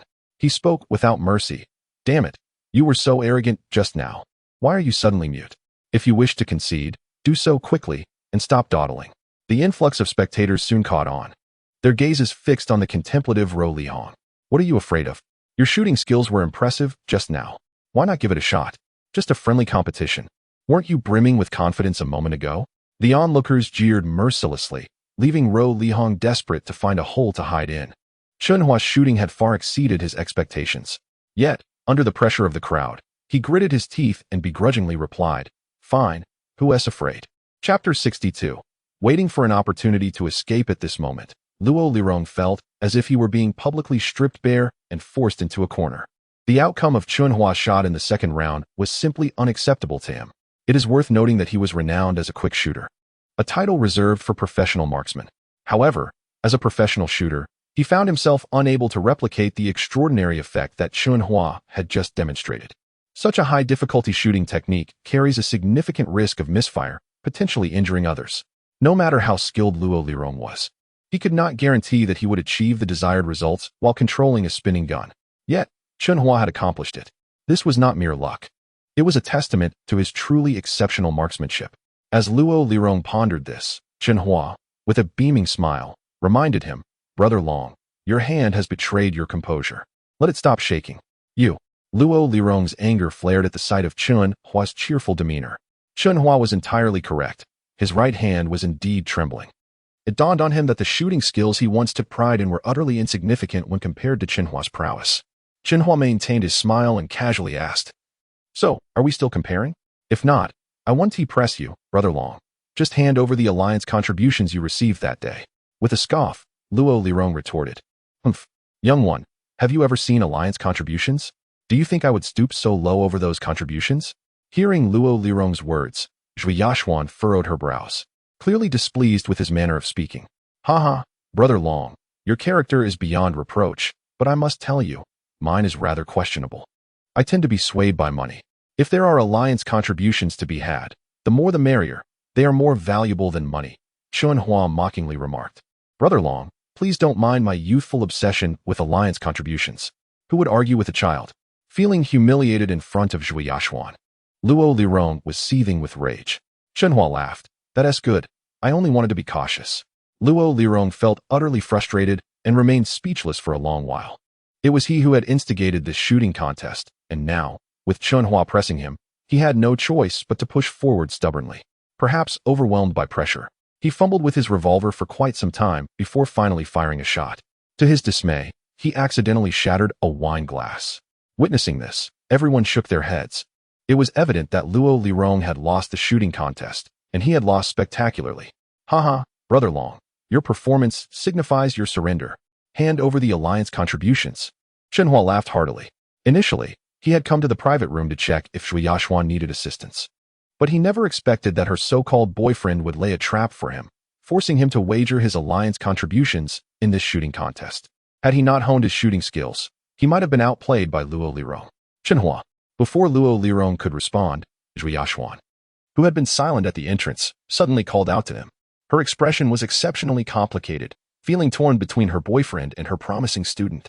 As tensions brewed between the two, she found herself in a challenging position. Seeing Chen Hua look over, Zhui Yashuan spoke in a low voice. "Chen Hua, since you have already accumulated so many contributions, let us forget about Long's contributions this time. Could you do it for my sake? Shut your mouth." However, Zhui Yashuan's plea seemed to strike a nerve with Luo Lirong, who immediately erupted at her. "As a renowned quick shooter, I don't need you, a woman, to speak on my behalf." After saying this, he attempted to storm out in front of everyone. Yet, Feng Han at the door extended his hand to block his path. "Wait, you said yourself that the loser must forfeit their alliance contributions. How can you just leave?" Luo Lirong stubbornly replied, "I didn't lose. I simply don't wish to play with you kids anymore." Seeing Luo Lirong's defiance, Zhui Yashuan's expression changed dramatically. She hadn't anticipated that he would try to slip away, and she was shocked by his audacity to not admit defeat against Chen Hua. With a complex expression, she glanced at Feng Han and said, "Feng Han, let us call this contest off. Please do it for my sake, all right? Forget it, Feng Han. Let us give Teacher Zhua some face this time. Let us not make it unpleasant for everyone." Jin Yusen chimed in. "Fine, let him go. Let us consider this a cameo appearance for him," Feng Han concluded. Seeing Jin Yusen intervening, Chen Hua felt it inappropriate to continue pressing the issue. Feng Han looked at the captivating Zhui Yashuan and said, "Of course, Teacher Zhui's face must be respected." Once he relented, Luo Lirong swiftly exited through the door. Zhui Yashuan nodded at Feng Han before turning to follow Luo Lirong. However, as she turned, she cast a special glance back at Chen Hua. "All right." After a moment, someone in the private room shouted, and immediately, the entire room erupted in enthusiastic applause.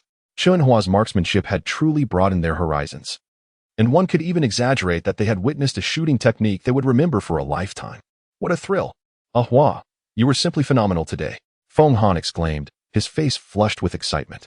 Being able to diminish Luo Lirong's arrogance in front of Zhui Yaxuan and expose his despicable character filled him with exhilaration. As long as a rift formed between Zhui Yaxuan and Luo Lirong, Feng Han would have the chance to win her affection. He playfully punched Chen Hua on the chest and teased, "You sly one, Hua. When did you master shooting to such a divine level? Even I was unaware." "Oh, it was just a stroke of luck in practice," Chen Hua replied vaguely, resolute in keeping the matter of the quantum eye to himself. Though he did not gain alliance contributions from Luo Lirong, he had still made significant gains from the contributions brought by Zhang Xian's team. At this moment, a question flashed through Chen Hua's mind. Why would teachers be interested in someone like Luo Lirong? How perplexing. Chapter 63. The arrival of the long vacation time swiftly passed, and a week had elapsed since Chen Hua had cast aside thoughts of gunplay and gambling. He now immersed himself entirely in the training of unleashing his own murderous aura. Ever since that fateful day when he inadvertently released this aura, he had gained a tangible reference for his sensations. He had gradually acclimated to the ebb and flow of his murderous intent. Moreover, this week had seen his physique grow even more robust. The advancements in his physical conditioning filled Chen Hua with immense joy. Presently, his physical data stood as follows. Chen Hua, male, 17 years old. Quantum energy storage, 15%. Maximum arm strength, 8,890 kilograms. Peak speed, 120 meters per second. Overall physical evaluation, level 15 Ancient Warrior. Although Chen Hua was uncertain about the precise standing of a level 15 Ancient Warrior within the Iron Blood Alliance, he could certainly feel the remarkable strength he possessed compared to his former self. He understood that his current ability to exert maximum arm strength stemmed entirely from the quantum energy stored within him, at the level of a level 15 Ancient Warrior. He could also manipulate this energy at will. However, ever since that episode with Luo Liyong, Zhui Yaxuan had not smiled in class again. She had not even cast a glance at Chen Hua or Feng Han. Each lesson concluded in a mechanical fashion, and she departed without a word. The classmates noticed Zhui Yaxuan's transformation, and when the tale of the gunplay and gambling reached Linbo's ears, many directed their ire towards Chen Hua and Feng Han. They recalled the former Zhui Yaxuan, who had seamlessly blended into Class 489 and engaged with her peers, and they felt discomfort over this drastic change. Many even whispered against Chen Hua, lamenting that he should not have pressured Zhui Yaxuan's boyfriend so intensely. Each time Feng Han encountered Zhui Yaxuan's frosty demeanor, he felt a pang of sympathy. He had been mulling over the situation in silence, and today he could no longer restrain himself. Thus, he inquired, "Hua, has Zhui Laosher's transformation stemmed from our actions?" Chen Hua found himself momentarily at a loss for words. He sensed that it was his confrontation with Luo Liyong that had stripped Luo of dignity, resulting in Zhui Yaxuan's current demeanor. They often say that a woman in love possesses no intellect. Could it be that Zhui Yaxuan had truly become such a person? For the sake of her so-called dignity, did she harbor disdain for her own students? However, this was merely Chen Hua's speculation. Perhaps Zhui Yaxuan's distance from her students was influenced by other unknown factors. As Chen Hua pondered the myriad reasons behind Zhui Yaxuan's altered attitude, he hesitated to inquire further, and even Feng Han dared not overstep. For the true humiliation had befallen Zhui Yaxuan, their teacher, during the gunplay incident. Truth be told, Chen Hua felt a twinge of guilt upon witnessing Zhui Yaxuan's transformation. He also lamented that such a beautiful flower had been planted in the dung heap of Luo Liyong. Caught in this conflict of guilt and injustice, Chen Hua welcomed the arrival of the first long vacation at the Intermediate Mech Academy. Prior to the break, Jin Yusin bid farewell to Chen Hua with reluctance, her eyes glimmering with unspoken emotions, nearly causing him to lose his resolve. Nevertheless, Chen Hua revealed his feelings to Jin Yusin, ensuring she understood his affection. As for Feng Han, after their farewell in the classroom, Chen Hua did not see him again. He had chuckled, claiming he would go visit Zhui Yaxuan to seek an opportunity to get closer to her, though it was uncertain whether he followed through. Chen Hua had heard Feng Han mention that Zhui Yaxuan hailed from Luo City, and with such an extended break, it was inevitable that she would return home. This long vacation presented an opportunity for students to assimilate their knowledge of mecha design, acquire practical skills, and genuinely accumulate contributions to the Alliance. With ample time ahead, Chen Hua had already devised a plan. He resolved to utilize this vacation to earn money and repay his family's debts. On that day, Jin Yusin had promised to collaborate with him, as long as he produced the core blueprints for a mecha, Feng Shui would purchase them at a premium, provided that Chen Hua's designs met her standards. The mere thought of Feng Shui left Chen Hua with mixed emotions. Her disdainful remarks lingered in his mind.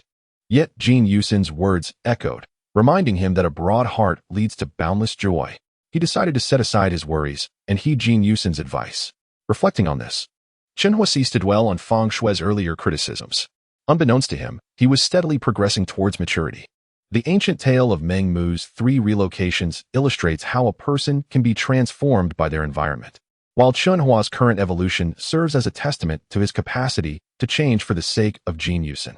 The power of love is profound, and this motivation propelled Chen Hua's rapid growth. Since Feng Shui's last visit, she had not sought out Chen Hua again. However, that very afternoon, she had instructed Jin Yusin to inform Chen Hua that he was welcome to visit her at the Tianshi Mecha Design Group whenever he wished. The doors were open for him. Chen Hua held a strong aversion to Feng Shui, viewing her as duplicitous and overly charming. Nevertheless, in order to swiftly settle his family's debts, he found himself compelled to draft a mecha design and head towards the Tianshi Mecha Design Group on Bayer Street.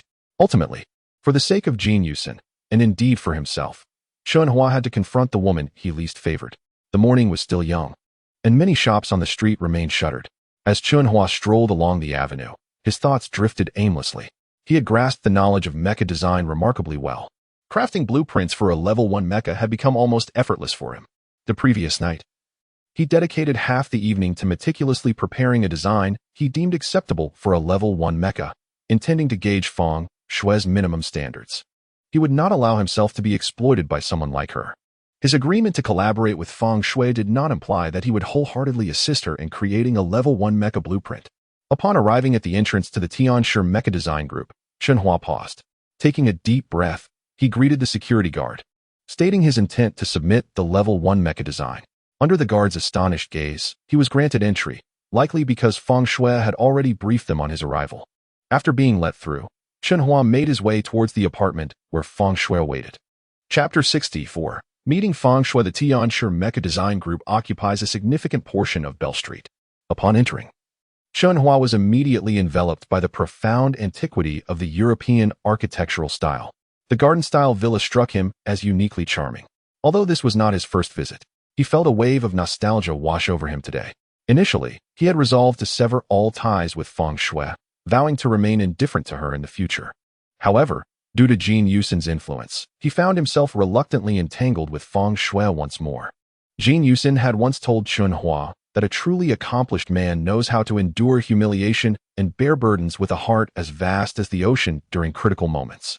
She even jestingly suggested that with his charm, he might win the beautiful Feng Shui's heart. Chen Hua could only shake his head in resignation at Jin Yusin's jest. While Feng Shui was indeed a woman of captivating grace, her earlier revelation of her cunning nature had deeply hurt him, leading him to exclude her from his circle of friends. Am I perhaps too early? Chen Hua pondered as he noticed the lack of people around him. He had never come to see Feng Shui at such an early hour. However, he quickly dismissed the thought. He was accustomed to rising early, preparing himself before heading to school. Today, he had similarly taken his time to get ready before coming here, finding no fault in his timing. He quickened his pace toward Feng Shui's apartment. Feng Shui's residence was a standalone 3-story duplex. As the daughter of the president of the Tianshi Mecha Design Group, she lived alone, undisturbed. Even the servants were only permitted to attend to her needs at designated times. Chen Hua realized he might have arrived a bit too early today, as the servants had yet to arrive. After ringing the doorbell, Chen Hua conveyed his purpose through the electronic screen. Moments later, the expensive mahogany door swung open, revealing a figure in a long nightgown, sleepily peering out. "Hua, you're here so early today, but it's fine, no one else is around. So you can come in," she said with a tousled appearance. Upon seeing Feng Shui in such a state, Chen Hua felt a pang of reluctance. He hadn't expected her to still be in bed so early, and the sight of her in a revealing nightgown made him uncomfortable. Despite her drowsy visage, there was an innate allure in her unadorned beauty that captivated Chen Hua's gaze. "Why are you still standing out there? Come on in. It's not your first time here," Feng Shui urged with a smile. With no other choice, Chen Hua steeled himself and stepped into her apartment. Since he was already there, he might as well proceed to avoid having to come again. "Make yourself comfortable. I'll freshen up a bit," Feng Shui said. Walking in another direction, Chen Hua settled onto the sofa in the living room. retrieving the meticulously selected mecha design blueprints from the sensor space and laying them on the marble table. Before long, Feng Shui returned. Still clad in her nightgown, but now appearing more alert after having washed her face and rinsed her mouth. She had heard much about Chen Hua's recent exploits, particularly his remarkable marksmanship, which left her truly astonished. She never imagined that someone from such humble beginnings could achieve such extraordinary feats. Initially, she had planned to visit Chen Hua during her extended break, but she was surprised by his proactive visit this morning. This unexpected initiative from him delighted her, and she felt it provided an opportunity to gain his complete submission.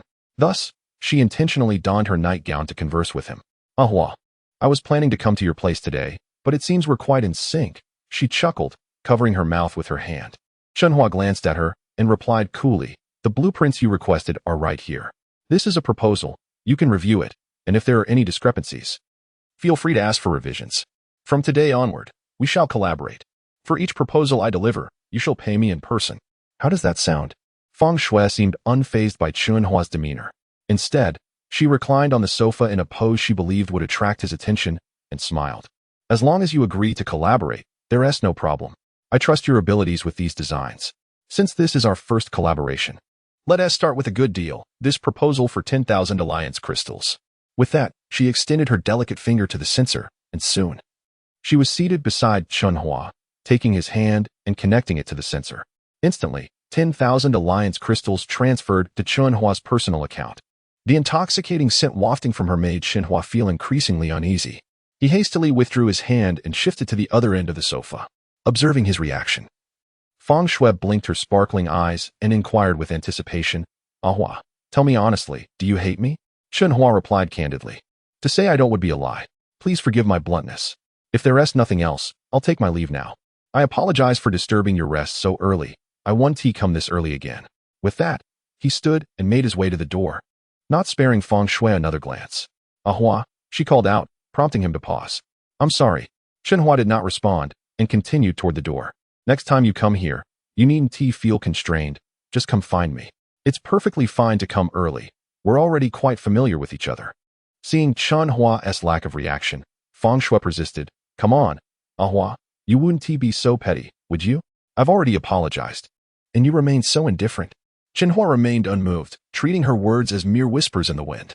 Only when he reached the door did he turn to face Feng Shui, standing by the sofa. To be honest, had he not seen through Feng Shui's profound scheming, he might have genuinely sat down to discuss significant matters of life with her today. Chapter 65. The visit. Chen Hua spoke softly. You already apologized that day. I have long since forgiven you. Yet, I still feel quite uncomfortable. I'm sorry, but let us leave it at that for today. Goodbye. With that, Chen Hua slammed the door behind him. Bang! As she stared at the firmly shut door, Feng Shui felt a surge of regret wash over her.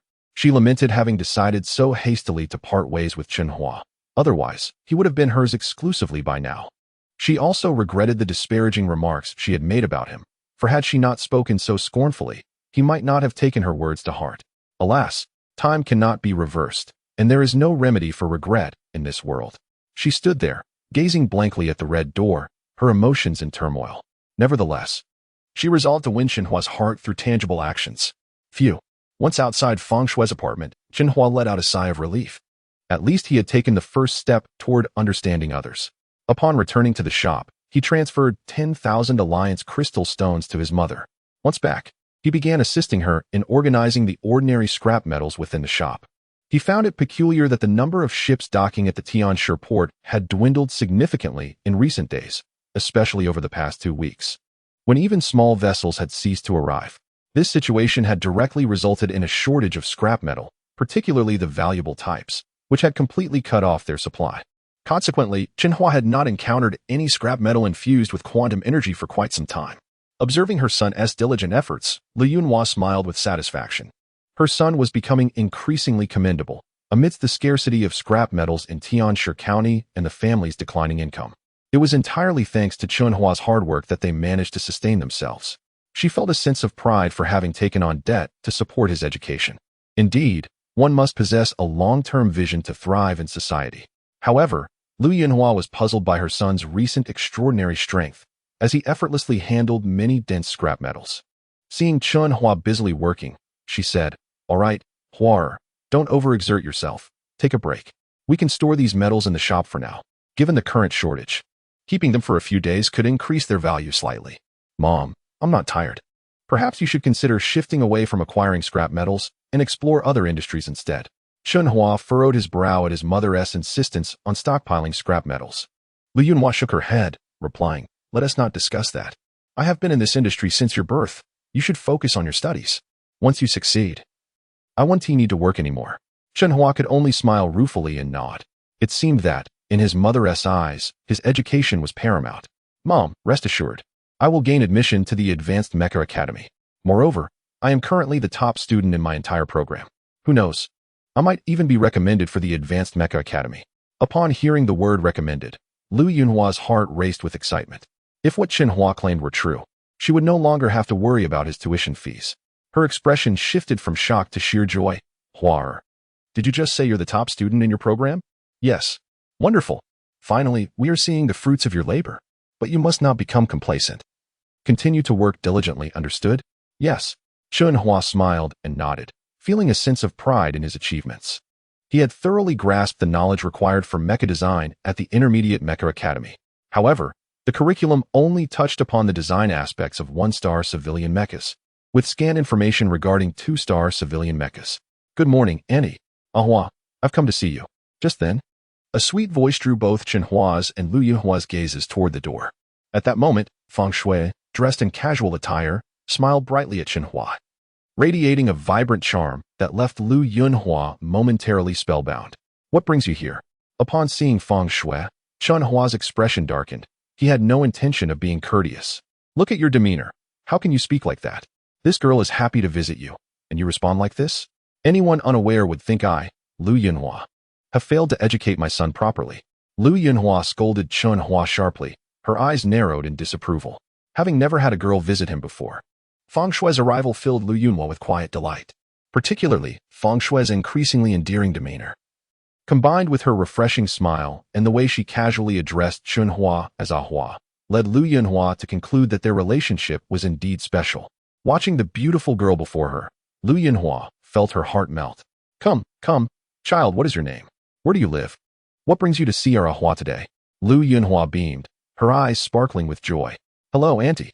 My name is Feng Shui, and I live on Bell Street. I was previously in a relationship with Ahua. Didn't Tihi mention it to you? Feng Shui replied with a smile, moving closer to Lu Yunhua and linking her arm with hers, giggling at the astonished Chen Hua. Her gesture was so natural, as if they had been friends for years. Chen Hua, however, was left utterly speechless, his mind racing with 1,000 furious thoughts. Unfortunately, he found himself unable to directly dismiss Feng Shui. With a wry smile, he said, "Mom, please don't listen to her nonsense. We were never in a relationship." Before he could finish, Lu Yunhua interrupted him, her mood souring. "You be quiet. If you weren't in a relationship, why would she come to see you? Look at how beautiful and polite she is. Where would you find such a wonderful girl?" Chen Hua fell silent once more, his face darkening as he glared at Feng Shui, his frustration building. Seeing her son's lack of understanding, Lu Yunhua's mood worsened. She hadn't anticipated Chen Hua would be so oblivious.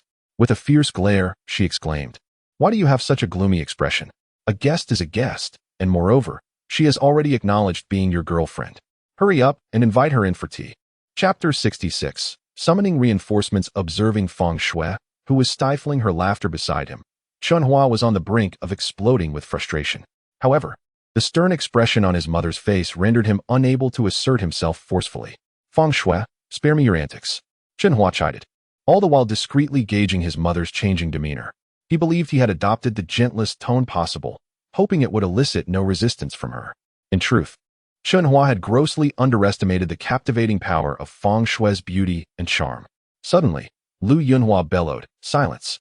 How can a grown man engage in such trivial banter with a young lady? Aunt, please don't scold Ahua.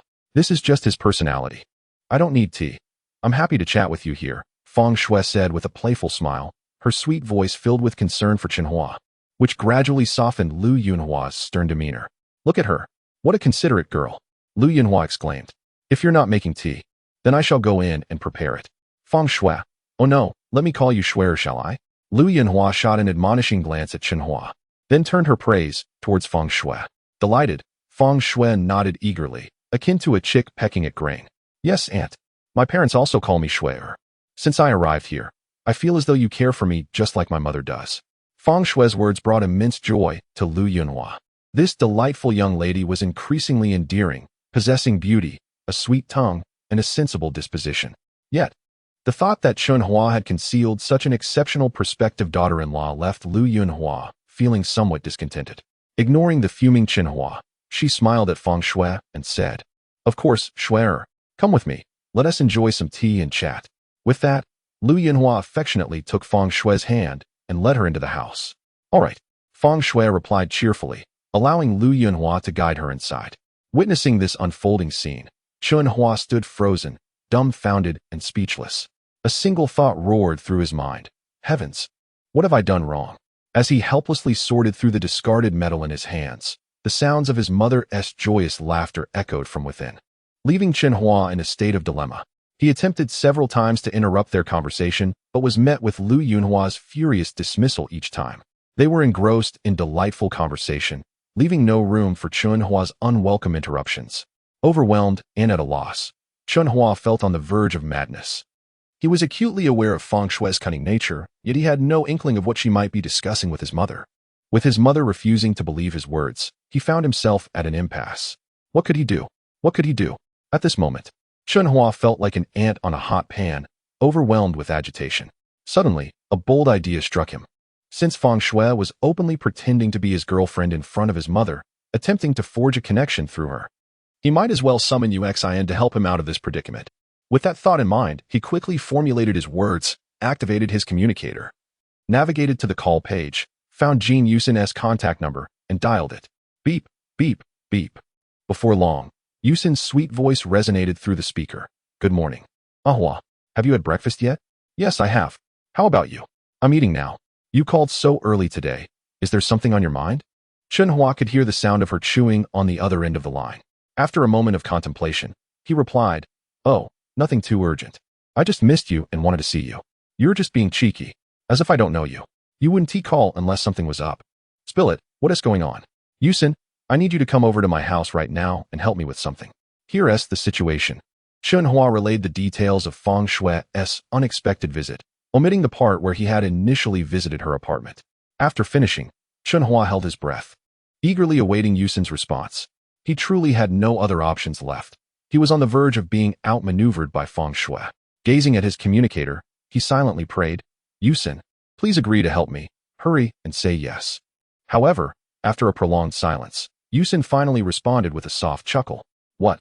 You just want me to pretend to be your girlfriend? You could have said so directly. I wouldn't have refused you. Why go through the trouble of fabricating a story to make me act as your girlfriend to help you out of a bind?" Chen Hua nearly fainted from shock. He hadn't anticipated Yusin would misunderstand his intentions. Yet, her candid words filled him with warmth. So, she had been waiting for him to voice his feelings. With a wry smile, he replied, "Yusin, I have no need to deceive you. My feelings for you are genuine, and I truly wish for you to be my girlfriend. But right now, I really need you to come over and assist me." All right, I'll help you. But I don't even know where you live. You need to send me your address first, and I'll come right over after I finish breakfast." Hearing Yusin's agreement, Chen Hua finally exhaled a heavy sigh of relief. "Okay, I'll send it to you right away." Yet, still feeling uneasy, he added, "Yusin, you really have to come and help me, please. Don't worry, I'll be there soon. Let us leave it at that for now. I'll hang up. See you shortly, bye." Once Yusin hung up, Chen Hua felt as if a weight had been lifted from his shoulders, and he relaxed, feeling a newfound sense of ease. Chapter 67. Rain Xian's visit at a moment when Chen Hua had cards to play. Lu Yunhua in the room had come to understand quite a bit about Feng Shui's background and her relationship with Chen Hua, the daughter of the president of the Tianshi Mecha Design Group. She never imagined that Chen Hua could develop a romantic relationship with such a distinguished young lady as Feng Shui. Even more astonishing was the fact that Chen Hua's recent rise to prominence and his extravagant spending were all due to Feng Shui purchasing the mecha designs he had created. In Lu Yunhua's eyes, Feng Shui was a beautiful and kind noblewoman, and for Chen Hua to be with her was truly a stroke of luck from a past life. However, Chen Hua's disregard for such an exceptional girl, even going so far as to assert that they were not lovers, was utterly detestable. With this thought in mind, Lu Yunhua stood up and exclaimed, "No, I must speak to Hua. Please, Auntie, don't say anything to Hua. He is quite prideful. Let him be for now." Feng Shui smiled subtly, concealing her thoughts. While the two conversed passionately indoors, Chen Hua stood anxiously at the entrance of the shop, straining to catch a glimpse outside. Where was Uxin? She must hurry.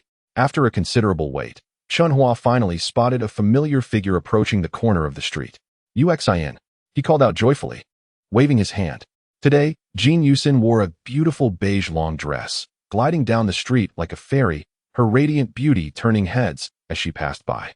Chen Hua's loud call startled Feng Shui, who was deep in conversation with Lu Yunhua. Noticing Feng Shui's change in expression, Lu Yunhua stood up. Hua seems to be calling a girl. What's going on? Shui, let us go take a look.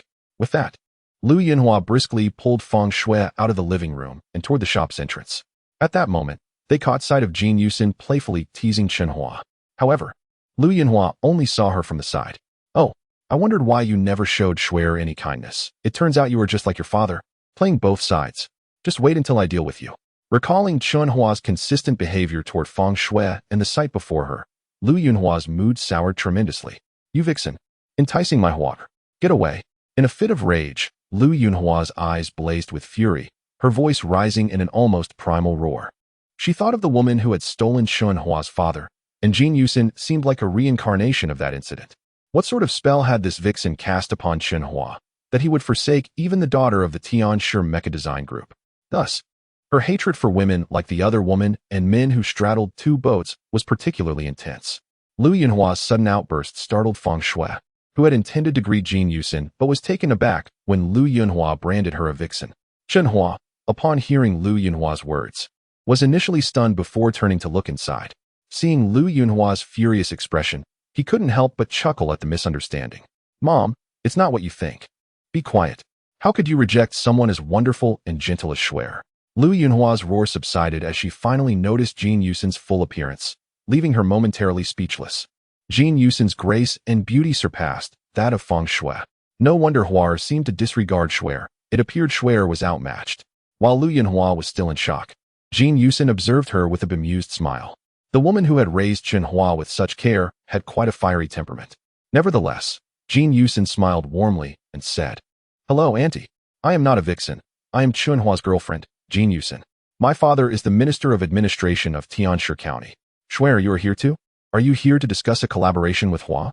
After addressing the two, Jin Yusin cast a playful glance at Chen Hua. What? You say you are the daughter of the Minister of Administration? Lu Yunhua could hardly believe her ears. The woman she had deemed a vixen had such a prominent background.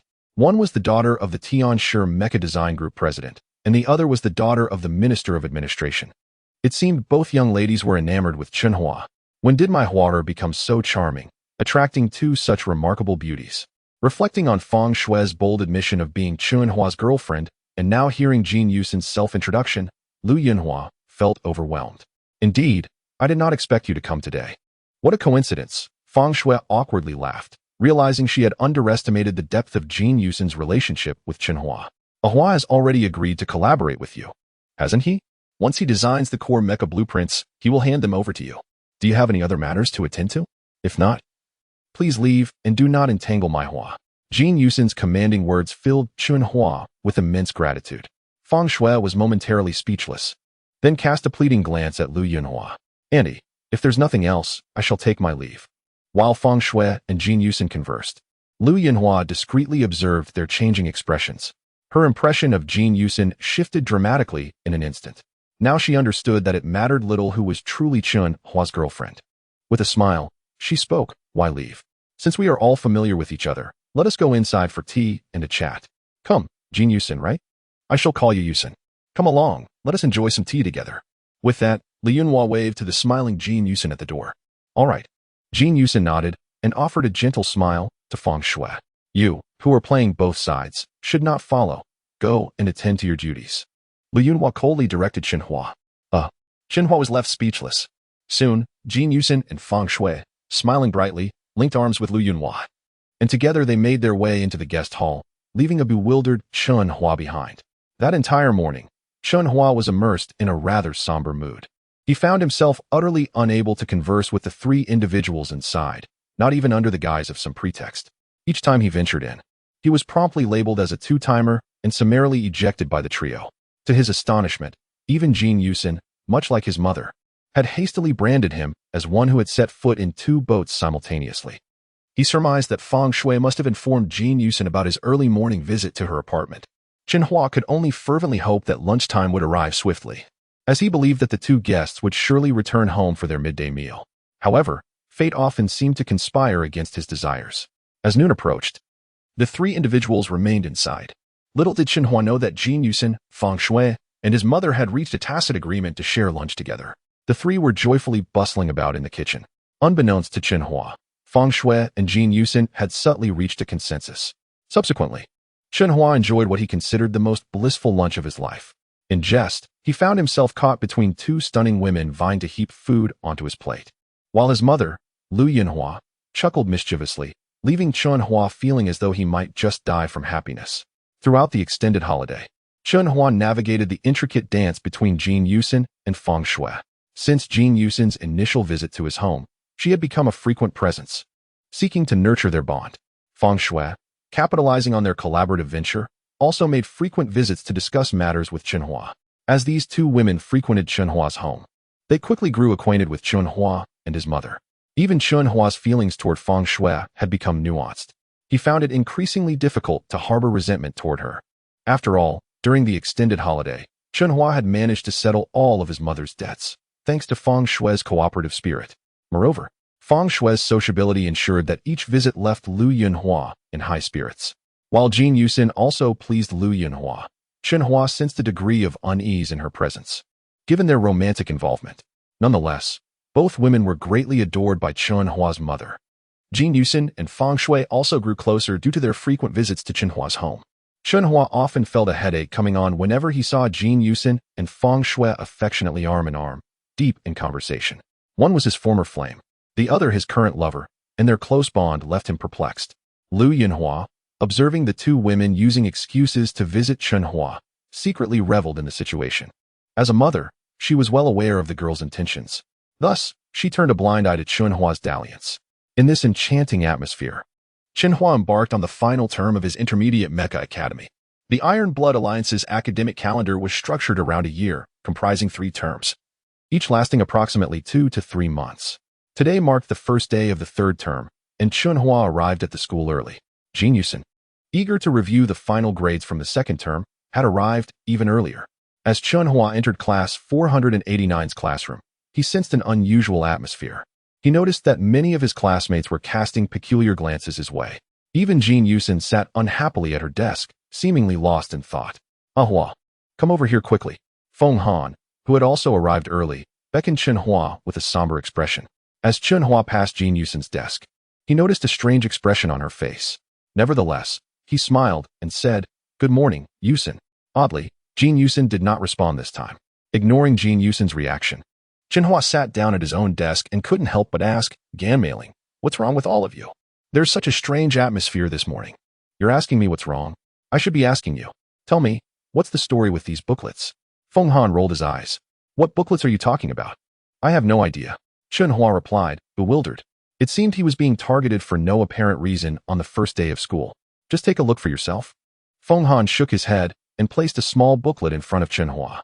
"I'm warning you, Hua, Yusin's reputation is highly regarded in our circle. If this isn't handled properly, her parents will be the first to come after you." Seeing Feng Han's serious expression, Chen Hua turned his attention to the booklet. As he saw the first color photograph, his face darkened immediately. "What is this? Who took these photos?" The booklet contained photographs of Jin Yusin and Chen Hua in intimate poses.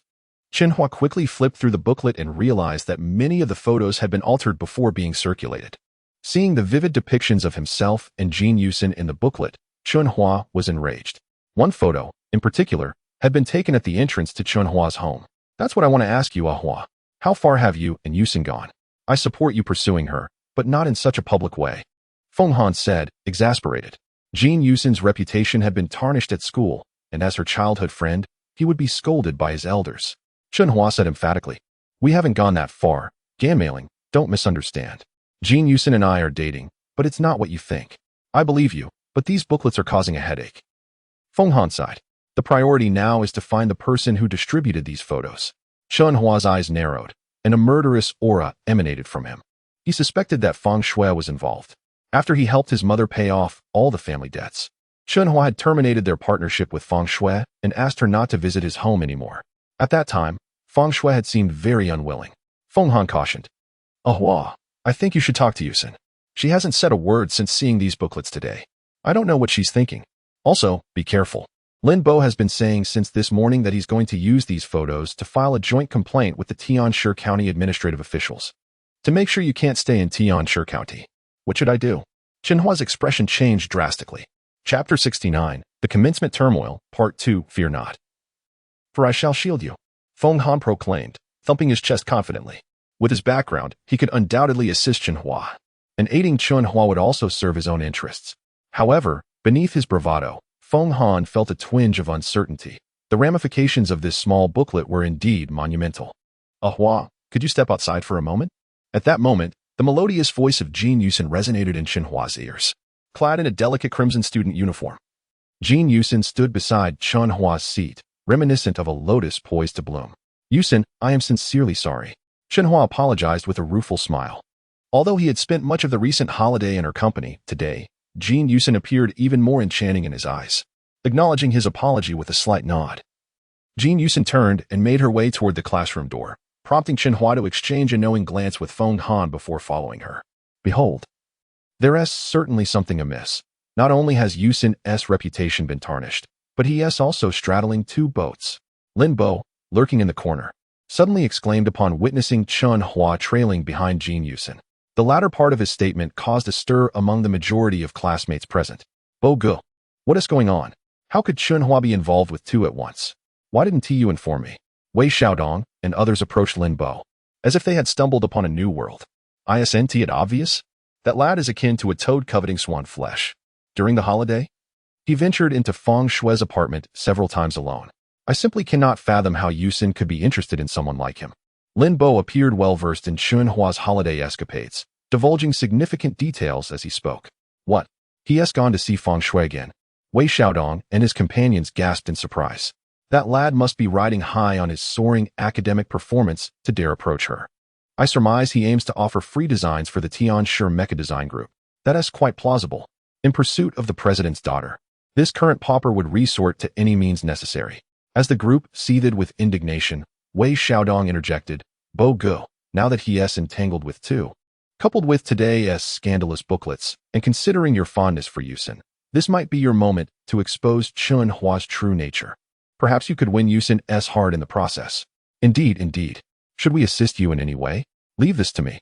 I need you all to help me file a formal complaint against Chen Hua with the administration. The more signatures we gather, the better, Lin Bo ominously instructed. As Lin Bo and his cohorts plotted against Chen Hua, the latter had followed Jin Yusin to the corridor's end. Hua, what are your thoughts on today's events?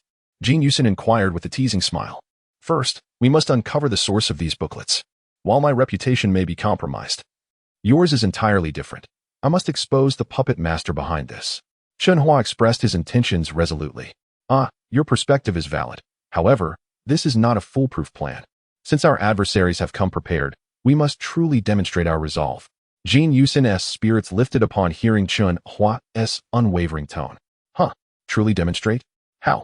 Chen Hua, momentarily perplexed, struggled to grasp her meaning. How naive. I am already your girlfriend. What is there to fear? Jin Yusin playfully tapped Chen Hua's nose with her finger. So, are you suggesting we should show them? Chen Hua began to understand her implication. Precisely. Jin Yusin smiled, continuing. Congratulations on achieving the top rank in the recent finals. Thank you. Seeing Jin Yusin blush as she changed the subject, Chen Hua chuckled and playfully pinched her tender cheek. My beloved Yusin, having you is truly a blessing I must have earned over 3 lifetimes. Such sweet talk. Jin Yusin raised an eyebrow, feigning annoyance. By the way, Hua, I brought you out to accompany me to see the counselor. We need to clarify this matter. Chen Hua nodded. Jin Yusin was indeed far more mature in handling such affairs. In matters of the heart, she was bold and unyielding, unperturbed by the storm of public opinion. A stark contrast to Chen Hua's hesitance. As they walked toward the teacher's office, Chen Hua reflected on his experiences with Jin Yusin. Upon entering the office, he immediately spotted Zhui Yaxuan seated nearby. After a long holiday apart, she appeared even more radiant, her attire exuding maturity. Regrettably, upon Chen Hua's entrance, she did not lift her gaze from the book in her hands. Good day, Teacher Zhui, counselor.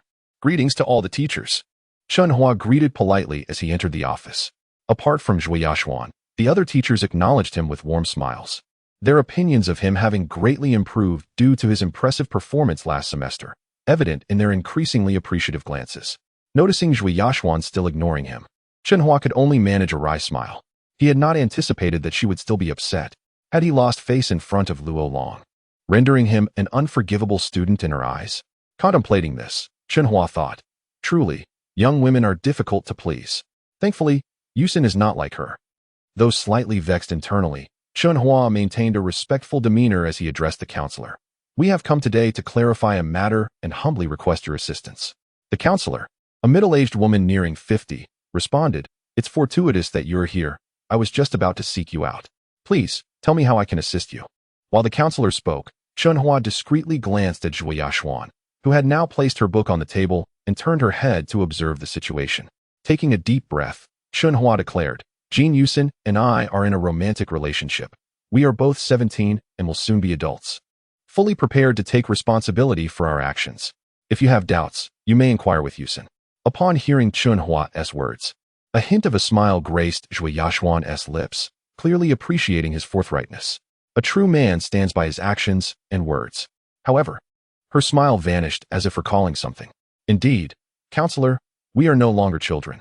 We are fully aware of what is appropriate and what is not. We sincerely hope you can assist us in resolving this matter. Thank you. Very well, since you've both articulated your positions clearly. I shall visit your class to discuss this. The counselor adjusted her glasses and rose from her seat. Also, Chen Hua, be prepared. Jin Yusin is the daughter of our Tianshi County's administrative minister. If her reputation is tarnished, her parents will undoubtedly hold you accountable. Okay, here's the refined version of the text you provided. Chapter 70. The Opening Day Commotion, Part 2. Rest assured, I'm not worried. I have Yusin to watch over me. Chen Hua said, adopting a tone that seemed to comfort the guidance counselor. Jin Yusin, who was standing nearby, burst into laughter. She hadn't anticipated that Chen Hua would actually repeat her words verbatim. You too. The counselor paused, then shook her head, adding, well, you're both adults. Just be careful. Everyone present was of a mature age and understood the implications. However, Chen Hua was correct in asserting that the outcome hinged on Jin Yusin's stance. Furthermore, Chen Hua was now an exemplary student with a promising future. A golden carp was never meant to be confined in a pond. It awaits the opportune moment to transform into a dragon. Even without familial connections, his potential compensated for his current disadvantages. Regardless, she felt obligated to assist Chen Hua. After all, she had a favorable impression of him. However, she was immediately struck with a headache. Earlier that morning, the deputy dean of the academy's mecha design department had phoned, insisting that Chen Hua be severely disciplined for allegedly tarnishing Jin Yusin's reputation. Moreover, the deputy dean wanted her to provoke Chen Hua into causing a scene in the office, which would then be escalated to the school administration. As a guidance counselor, she was unwilling to see a meritorious student harmed. Therefore, she rejected the deputy dean's request outright. Although she was aware of the close relationship between Deputy Dean Lei Jun and Deputy Minister Lin Changshan, she chose to side with Chen Hua. Her integrity was renowned within the Intermediate Mecha Academy, but it had also hindered her career advancement. The Academy's leadership dreaded dealing with employees like her, who were both courageous and responsible. They disregarded any connections and openly challenged decisions they deemed wrong, refusing to be complicit. Jin Yusin stated, Counselor, we're relying on you. Actually, Yusin, I have a favor to ask of you. I'm not sure if you can help. The counselor hesitated before deciding to confide in Jin Yusin. Chen Hua and Jin Yusin's situation had attracted the attention of senior academy officials. Although she had refused Lei Jun's request, she still had to face his future scrutiny. She couldn't repeatedly defy her superiors without facing consequences in the Intermediate Mecha Academy. Therefore, she decided to seek Jin Yusin's assistance. Jin Yusin smiled slightly and said, Please, tell me. Let's talk as we walk. The counselor turned and headed towards the office door. The counselor was upright, but she wouldn't allow her superiors to create trouble for her. Chen Hua and Jin Yusin followed closely behind the counselor as they exited the office. That brat is really going against me, Zhui Yaxuan muttered under her breath as she watched Chen Hua leave the office without a word. Since the incident with Luo Lilong, she had experienced a strange sensation whenever she thought of Chen Hua, especially his deep and captivating eyes, which stirred within her an impulse to be near him. What am I thinking? Zhui Yaxuan rubbed her temples and resumed reading the book on her desk. She was well aware of Luo Lilong's petty and narrow-minded nature. Her relationship with him was a matter of necessity. However, her anger stemmed primarily from the fact that Luo Lilong had become enraged and taken it out on her, nearly assaulting her at the hotel. That brat. I'm teaching you engine design. I'll see how you get through my class. Zhui Yashuan thought to herself, clenching her fists so tightly that the pages of the book crumpled. How strange. Why am I so upset with the student? Noticing the wrinkled pages, Zhui Yashuan paused. She realized her thoughts were unusual. Just then, her comm device vibrated. She hesitated when she saw Deputy Dean Lei Jun's number on the display, but she answered the call. Hello, Dean Lei. Is there something I can help you with? Zhui Yashuan asked politely. Is this Teacher Zhua? I'm calling about Chen Hua and Jin Yusen. Counselor Chen is reluctant to handle the matter. I'm asking you to convey the school's decision to the class. Chen Hua has severely damaged Jin Yusen's reputation, and the academy has decided to expel him from the mecha design department. The words she heard through her earpiece stunned Zhui Yashuan. She hadn't expected Lei Jun to use her as a pawn. Although she still harbored resentment towards Chen Hua, she had no intention of taking advantage of his misfortune. Listening to Deputy Dean Lei Jun's words, Zhui Yashuan became alert. That's the situation. I hope you can handle this properly. You're still on probation, and good performance will lead to more opportunities. I'll await your good news. Zhui Yashuan frowned. Deputy Dean Lei Jun was using her probationary status to manipulate her into announcing Chen Hua's expulsion. Therefore, she interrupted Lei Jun, saying, Dean Lei, expelling Chen Hua requires an official document with the school's seal. I can't announce it without one. Don't worry about that. Once you announce it to Class 489, the document will be issued. I have other matters to attend to. Goodbye.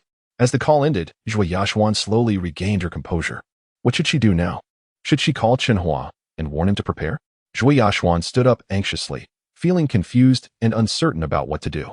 On the way to Class 489, Counselor Chen succinctly briefed Chen Hua on Vice President Lei Jun's directive concerning him, which startled Chen Hua, realizing he had garnered the attention of the school's upper echelons. By the way, Chen Hua, you must be especially cautious. From now on, avoid any further altercations with your classmates. It will not serve you well. Seeing Chen Hua in contemplation, the counselor offered a reminder. Understood, Chen Hua responded with a nod. While Zhui Yashuan pondered how to address Vice President Lei's instructions, Chen Hua was engrossed in reflecting on Counselor Chen's words. Accompanied by Counselor Chen, they soon arrived at the classroom of Class 489. As the three of them entered, the gaze of the entire class converged upon Counselor Chen. All right, cease your loitering and return to your seats, she instructed. Chen Hua and Jin Yusen nodded in acknowledgement and proceeded to their respective seats. Despite the peculiar stares from his classmates, Chen Hua remained unfazed. However, he deliberately glanced at Lin Bo, who was seated in the corner, only to find the latter gazing back with a sinister smile. Chen Hua retorted with a look of disdain. Since Lin Bo harbored intentions of taking advantage of his misfortune, he saw no reason to extend any courtesy. Moreover, each time Lin Bo attempted to undermine him, he invariably failed. Witnessing the exchange between Chen Hua and Lin Bo, Counselor Chen, standing at the podium, furrowed her brow. Feeling somewhat speechless, she had just cautioned Chen Hua against engaging in disputes with his classmates, yet he seemed to have disregarded her admonition. Well, one can only assist to the extent possible. If it proves futile, then it is your own misfortune. Counselor Chen mused inwardly, shaking her head slightly as she observed Chen Hua's retreating figure. Observing Chen Hua's contemptuous expression, Lin Bo merely sneered. He had already consulted with Vice President Lei Jun regarding the handling of those pamphlets. With the cooperation of the academy, they would first expel Chen Hua, and then a coalition of affluent and influential individuals would jointly report Chen Hua to the Tianshi County authorities, thereby legitimizing the expulsion of Chen Hua and his mother from Tianshi County. Once Chen Hua was rendered unable to gain a foothold in Tianshi County, how could he possibly hope to approach Jin Yusen? Furthermore, in doing so, he would curry favor with Feng Shui, securing for her a powerful mecha design assistant. Indeed, the act of providing succor in times of adversity is far more commendable than merely adding embellishments to an already prosperous situation. Subsequently, Counselor Chen provided a concise explanation regarding Chen Hua and Jin Yusen, urging all students not to dwell on the matter, as the school would address it accordingly. Following Counselor Chen's departure, Lin Bo, his countenance darkened, watched her exit the classroom. If such were the case, he would be unable to execute his scheme. Shortly after Counselor Chen left the classroom of Class 489, Zhui Yashuan, after much deliberation in her office, finally dialed a number. Uncle Luo, greetings. It has been quite some time since I last contacted you. How have you been of late? Ah, well enough, little one. And you? How are things progressing with Long Long? You have graduated now. When will you be joining our Luo family? Your aunt and I eagerly anticipate you becoming a member of our household. A cordial voice emanated from the other end of the line. Uncle Luo, please, not again. But I speak the truth. Now, tell me, what brings you to call today? Is it regarding Long Long? The voice chuckled. No, Uncle Luo. I seek your assistance with a matter. You are the only one in Tianshi County who can truly help me. Zhui Yashuan's tone conveyed a rare sense of supplication. Oh, let us hear what it is. It concerns one of my students, named Chen Hua. Thus, I implore you to assist me in ensuring that the academy does not expel this student. He possesses immense potential and is deserving of cultivation. Zhui Yashuan elucidated the predicament in which Chen Hua found himself. I see. Your concern for your students is a testament to your noble character and willingness to aid others. However, while this matter may require some effort, it is also remarkably simple. Rest assured, I shall attend to it. Furthermore, I shall endeavor to discuss the matter of your marriage to Long Long with your parents. Do not attempt to postpone it this time. Upon hearing those words, Zhui Yashuan's heart was thrown into disarray. Very well. A faint murmur escaped Zhui Yashuan's lips. For the sake of Chen Hua, she had acquiesced to a request that Luo Lilong's father had long sought in vain. Excellent. Continue to nurture your relationship with Long Long. I shall take my leave now and ascertain the sentiments of your academy's leadership. With that, the line was disconnected. Humph. Zhui Yashuan exhaled deeply, her ears still ringing with the dial tone. Alas, you are indeed a troublemaker. I must have been indebted to you in a past life. After a protracted silence, Zhui Yashuan sighed resignedly. Little did she know that she would make such a decision for Chen Hua. Throughout the morning, Chen Hua remained unscathed. Lin Bo found it perplexing that the plan he had meticulously devised with Vice President Lei Jun had yielded no results. As the bell signaling the end of the midday session rang, a sense of urgency began to gnaw at Lin Bo's insides. After all, he had promised Feng Shui that he would resolve the matter. Could there have been a change in circumstances? With that thought in mind, Lin Bo abandoned his intention to proceed to the cafeteria and instead made his way to Vice President Lei Jun's office. In truth, Lei Jun was equally perplexed. He had anticipated that the matter would be resolved swiftly, yet Counselor Chen remained obstinate, continuing to defy him. Moreover, he had received a sudden call from higher authorities, instructing him to re-evaluate Chen Hua's case, leaving him at a loss as to how to proceed. Just as he was grappling with this dilemma, Lin Bo knocked on the door of Lei Jun's office. Enter. Ah, Xiao Bo, it is you. Please, take a seat. Upon seeing Lin Bo enter, Lei Jun flashed a lecherous grin. In all candor, he owed his current position entirely to the assistance of Lin Chongshan, Lin Bo's father. Consequently, he would naturally treat Lin Bo with utmost deference. Uncle Lei, concerning our plan. Lin Bo had barely uttered those words when Lei Jun interjected, Xiao Bo, I must caution you that this Chen Hua is no simpleton. I received a call from above regarding him today. Oh, my apologies, I have been remiss. It is already lunchtime, and you have yet to eat. Come, let us dine together and discuss the matter as we go.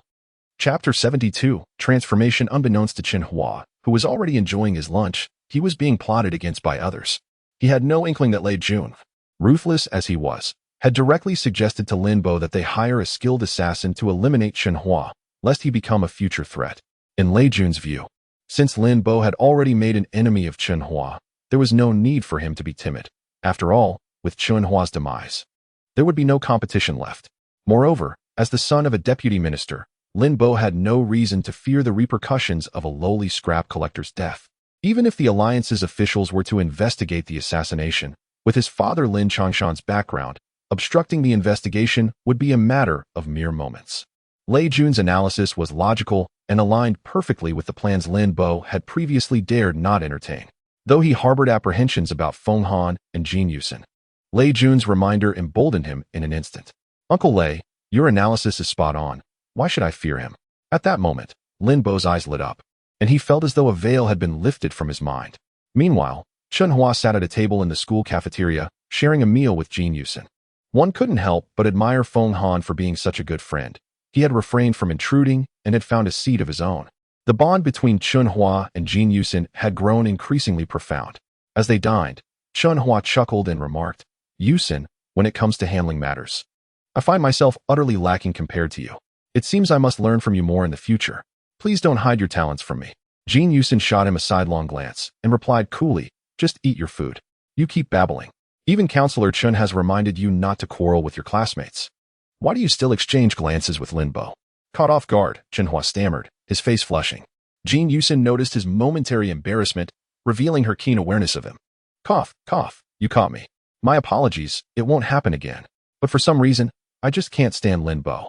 Not being able to stand him is no excuse to provoke him with your gaze, Jin Yusin retorted, her eyes narrowing in irritation. How could Chen Hua, much like Feng Han, fail to think things through? Truly, one becomes like those they associate with. Seeing a reflection of Feng Han in Chen Hua's tone only fueled Jin Yusin's annoyance. It seemed she needed to limit Chen Hua's time with Feng Han, lest he become equally nonsensical, driving her to the brink of exasperation. At that moment, Feng Han, genuinely enjoying his meal, suddenly felt a morsel lodged in his throat, causing great discomfort. After several forceful coughs, he finally dislodged the offending food. Who the hell have I angered today? Who is cursing me? Feng Han muttered under his breath before resuming his meal. Hey, let's eat first, Chen Hua exclaimed with a grin, eager to shift the conversation. Here, Yusin. This is your favorite vegetable. Chen Hua offered his greens to Jin Yusin. You. Jin Yusin laughed, her cheeks radiating sweetness. Hua. If you maintain this level of performance, you'll surely secure that guaranteed admission spot at school. When the time comes, we can attend the Luo City Advanced Mecha Academy together. Chen Hua nodded with a smile. If I don't follow my dear Yusin, then who else would I follow? Huh, who's yours? Jin Yusin teased, her face flushed in playful reproach. Observing her rare display of coyness, Chen Hua couldn't help but laugh heartily. The time for serious study passed swiftly, and before long, the third phase of study was nearing its conclusion. Only 7 days remained until the comprehensive assessment for the Intermediate Mecha Academy. Throughout these days, Chen Hua had made substantial progress in his physical training. He had officially entered the realm of an early-stage postnatal ancient warrior. At present, Chen Hua's physical data were as follows. Chen Hua, male, 17 years old. Quantum energy storage, 30%. Maximum arm strength, 38,890 kilograms. Maximum speed, 200 meters per second. Overall physical evaluation, early-stage postnatal ancient warrior. As he felt the quantum energy surging within him, Chen Hua couldn't help but envision a confrontation with the true body warriors of the Iron Blood Alliance. Eager to comprehend his current strength, though he lacked a benchmark for assessing his power, he could distinctly feel an explosive force coursing through his body. This force resembled an ancient ferocious beast lying dormant within him, poised to unleash its terrifying energy at any moment. Chen Hua even felt an impulse to challenge a Tier 1 mecha with his bare flesh. The tremendous change in speed spurred Chen Hua to contemplate matching the velocity of a Tier 1 main cannon's projectile. Having stepped into the early-stage postnatal ancient warrior phase, Chen Hua's entire demeanor transformed. Not only did female classmates from Class 489 find themselves drawn to him, but even girls from other classes at school felt an irresistible urge to approach and rely on him. This sensation mirrored the attraction between two magnets, their opposing poles drawing closer, igniting curiosity and desire. Even the stunningly beautiful teacher, Zhui Yaxuan, couldn't resist discreetly observing Chen Hua's every move upon sensing his uniqueness. Every time she returned to her office after class, she found herself recalling the extraordinary aura emanating from Chen Hua, an essence that lingered in her mind. As Chen Hua's girlfriend, Jin Yusin felt the most profound impact of his transformation during this period, especially in recent days, whenever she walked alongside him. She experienced an overwhelming urge to throw herself into his embrace and savor the moment. This feeling was akin to encountering her cherished pillow before even holding it. She could already sense the delightful touch it promised. Little did Chen Hua know, his metamorphosis had rekindled the interest of all the female students at school. Many girls, in hushed conversations, would inadvertently mention Chen Hua, sharing the sensations they felt upon encountering him. This development led to Chen Hua once again becoming the target of envy among the male students. At this juncture, rich second-generation heirs and officials' offspring resumed their discussions about Chen Hua, focusing this time on his revitalized spirit and the sudden transformation he had undergone. What changes had taken place within Chen Hua? Chapter 73. The impending storm. The abrupt transformation in Chen Hua's demeanor left Lin Bo particularly irked. Each time he observed Jin Yusin leaning in towards Chen Hua during their conversations, he felt an even greater surge of anger. Consequently, he hastily advanced his assassination plans, intending to seize an opportunity to strike within the next few days. Unbeknownst to Chen Hua, danger loomed on the horizon. In the final week of studies at the Intermediate Mecha Academy, Chen Hua devoted himself to rigorous revision for his impending examinations.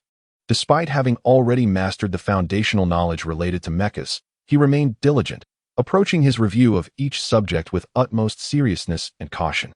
Currently, the mecha design knowledge he acquired at the Academy predominantly encompassed four essential categories: engines, cockpits, external cannons, and aesthetic design.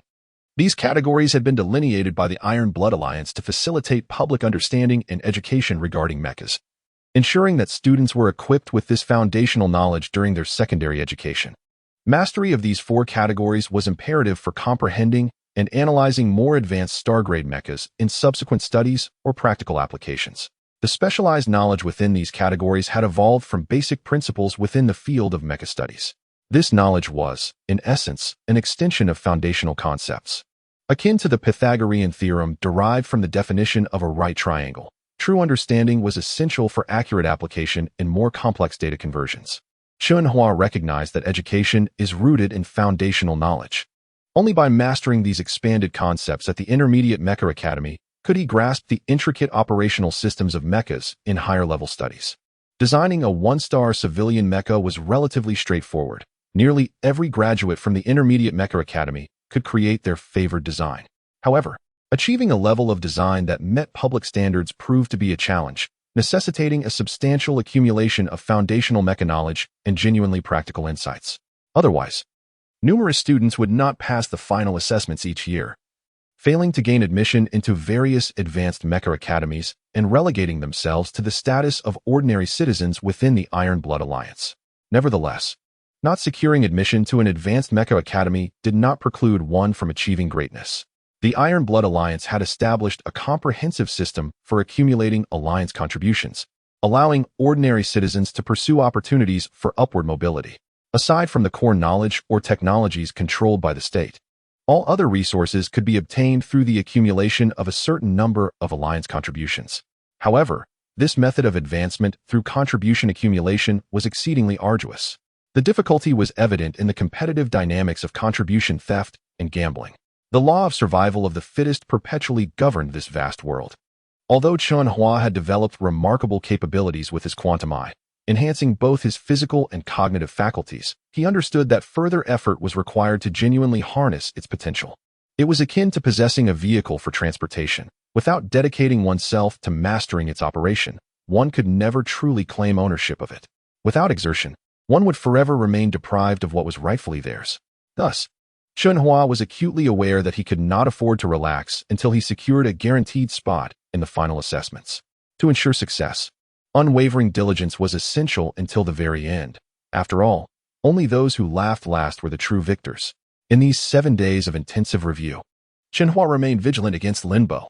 He had discerned a peculiar air of arrogance emanating from Lin Bo whenever he was nearby. Chen Hua had never harbored any fondness for Lin Bo, particularly recalling the incident when Lin Bo had conspired against him. The audacity to leverage his father's connections against Chen Hua suggested that Lin Bo would not hesitate to cause trouble at the last moment.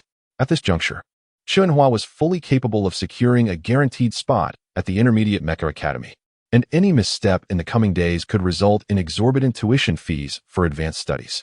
Concerned about potential complications, Chen Hua remained wary of Lin Bo's actions as the critical assessments approached.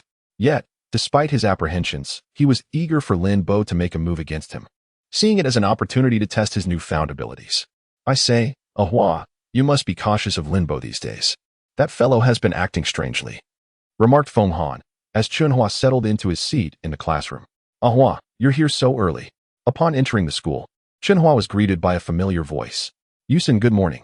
He turned to see Jean Yusin's enchanting figure and smiled in acknowledgement. As she approached, Chen Hua initiated a conversation. "Yusin, today marks the day of the final assessments. I wonder how challenging the theoretical exam will be tomorrow. Based on past experiences, there are often obscure mecha knowledge points that appear." Jean Yusin chuckled. "With your abilities, scoring full marks should be a breeze. You are now my foremost rival. If you wish to claim first place, then I shall graciously let you have it. Should you attain first place, my guaranteed spot would vanish." Chen Hua teased in response. "All right, enough of this chatter. Let us proceed to inspect the examination setup." As the two engaged in light-hearted banter, they made their way towards the Mecha Design Department's building. encountering classmates Huang Min and Chen Hua along the way. After exchanging greetings, the four continued on together. Along the journey, Huang Min suddenly informed Chen Hua and Jin Yusin that she had seen Lin Bo conspiring with a group of unsavory individuals that very morning. Chapter 74, Trouble, Part 1. I could still faintly hear a few individuals discussing something related to Hua, and I worried that this matter might involve you, Chen Hua. Therefore, I felt it necessary to caution you both to be particularly vigilant in the coming days. After listening to Huang Min and Chen Hua, Chen Hua furrowed his brow. His intuition told him that Lin Bo was associating with a group of unsavory characters, and it was highly likely that it was connected to him. If something were to happen today, he would surely miss the upcoming comprehensive examination at the Intermediate Mecha Academy. It was no wonder that Lin Bo had been so well behaved during this third phase of studies. He must have been plotting something for the day of the examination, which was truly malicious. With this thought, a cold glint flashed in Chen Hua's eyes. He nodded in gratitude to the plump Huang Min and Chen Hong, saying, "Thank you for your reminder. I will be cautious over the next couple of days." In class, these two female classmates seldom interacted with others, often sticking together to study. After Chen Hua's impressive self-introduction, their friendship gradually deepened. Hence, they found it easier to converse with Chen Hua and Jin Yusin. Hua, what's wrong?" As Chen Hua pondered, Jin Yusin noticed his troubled expression and asked with concern, "It's nothing. I'm just thinking that if Lin Bo dares to provoke me, I will undoubtedly cripple him." Jin Yusin's face paled. Although Chen Hua spoke fiercely, it only invited trouble upon himself. If Lin Bo had indeed gathered a group to target Chen Hua, as Huang Min and Chen Hong suggested, then he was truly in peril. A fire ignited within her. "Chen Hua, if you can avoid them, do so. Don't engage in conflict just yet. If you attract trouble and miss the comprehensive examination, you will suffer greatly," Huang Min advised. "They have already devised a plan. How can he evade them?" Jin Yusin retorted angrily. Indeed, this comprehensive examination spans 2 days. If Chen Hua faces any disturbances on even one day, his performance will be significantly affected. At that point, not only would he lose his chance for guaranteed admission, but he might not even qualify for a third-rate advanced Mecha Academy. Chen Hong chimed in. "That's precisely the case." Chen Hua's expression darkened. If Lin Bo were to proceed with such a scheme, it would undoubtedly give him a headache. However, the four of them were unaware that Lin Bo's intentions this time were far more sinister than merely disrupting Chen Hua's examination. Lin Bo intended to take Chen Hua's life. According to Vice Dean Lei Jun's perspective, only the dead would not cause extraneous complications. What should he do? Suddenly, Chen Hua thought of a possible solution: to contact He Guan for assistance. Previously, when Chen Hua was framed by Lin Bo, it was He Guan who had helped him escape from a dire predicament. Given that this incident stemmed from Lin Bo once more, perhaps He Guan would indeed lend him aid. Furthermore, since He Guan was acquainted with Jin Yusin, leveraging this relationship might increase the likelihood of receiving help. "Yusin, let us seek Uncle He's assistance." Jin Yusin was momentarily taken aback but quickly smiled. "All right, let us ask Uncle He for your aid. I'll help you get in touch with him." Huang Min and Chen Hong exchanged knowing glances, smiling at each other. As long as Chen Hua and Jin Yusin devised a plan, everything would be all right. Having not seen Feng Han throughout the morning, it was likely that he would arrive in the afternoon for fingerprint and iris registration. After completing the necessary registration procedures for the comprehensive examination, Chen Hua and Jin Yusin walked towards the school gate. "All right, Hua, I'll head home now. Be careful. Uncle He said that if you encounter any trouble, just reach out to him directly." Upon reaching the gate, Jin Yusin looked at Chen Hua, a hint of worry in her eyes. "It's all right. We'll see each other tomorrow." Chen Hua nodded, watching her depart before heading home. After walking for about 10 minutes, Chen Hua sensed that something was amiss in the atmosphere. The route home included a sparsely populated greenbelt area in Tianshi County. This official road was the only passage to the scrap metal collection street in Tianshi County. Aside from handling household scrap metal, few residents traversed this path. Though it was desolate, Chen Hua was quite familiar with this official road, as it was also the route he took to attend the Intermediate Mecha Academy. He had walked this path for nearly 4 years. However, within one of the shuttered shops on the scrap collection street, Lin Bo was eagerly watching the holographic images on a colorful screen. "Once Chen Hua is dead, no one will compete with me for Yusin. Brother Bo, have you handled the situation with the Peacekeeping Bureau? If Chen Hua dies and we don't have enough time to manage the scene, we will face significant trouble," Wei Xiaodong asked, unable to contain his concern as he observed Lin Bo's excitement. "Rest assured, this time it's foolproof." Lin Bo confidently patted Wei Xiaodong's shoulder. Delving deeper into the greenery, Chen Hua noticed two figures lurking behind a tree not far ahead. They were truly coming. Chen Hua heightened his senses, feeling the quantum energy within him surge. As soon as the two individuals moved, he would spring into action. He had long wished to test his skills. As a practitioner of ancient martial arts at the early stage of postnatal development, he had never had the opportunity to showcase his abilities. Now, with the opponents hiding in wait, he could seize this chance to practice. Bang! Bang! The sudden gunfire shattered the stillness of the green canopy. Sensing the impending threat, Chen Hua instinctively rolled towards a nearby tree. Two smoking bullet trails appeared on the ground where he had just stood. Gunman. A surge of killing intent welled up in Chen Hua's eyes. Had he not entered the early stage of postnatal ancient martial arts, that shot could have claimed his life. Taking a deep breath, Chen Hua leaned against the tree, contemplating a response. It was evident that Lin Bo had summoned these individuals with the intent to kill him. Chen Hua activated the communicator on his wrist to send He Guan a message, informing him of his current predicament. How is Chen Hua so formidable? He wasn't hit from such a close range. Inside the room, Wei Xiaodong stared at the playback on the colorful screen, dumbfounded. Fool. I told them not to be careless and to use rifles or sniper rifles for a guaranteed kill, but they wouldn't listen. Now, a single shot from a handgun failed to take down Chen Hua. It's truly absurd. Hurry and call them to retreat. Lin Bo barked furiously at Wei Xiaodong. Chapter 75, Troubles, Part 2. The two gunmen, Zhang Long and Zhang Zhen, were hired bounty hunters by Lin Bo, although they were relatively unknown. Taking the life of Chen Hua, a mere student, was a matter of mere moments. It was precisely because Chen Hua was a student that the two gunmen declined the suggestion to use rifles or sniper rifles, leading to the earlier scene where Chen Hua evaded gunfire from a handgun. Their astonishment was palpable. They had not anticipated that Chen Hua could dodge bullets at such a close range.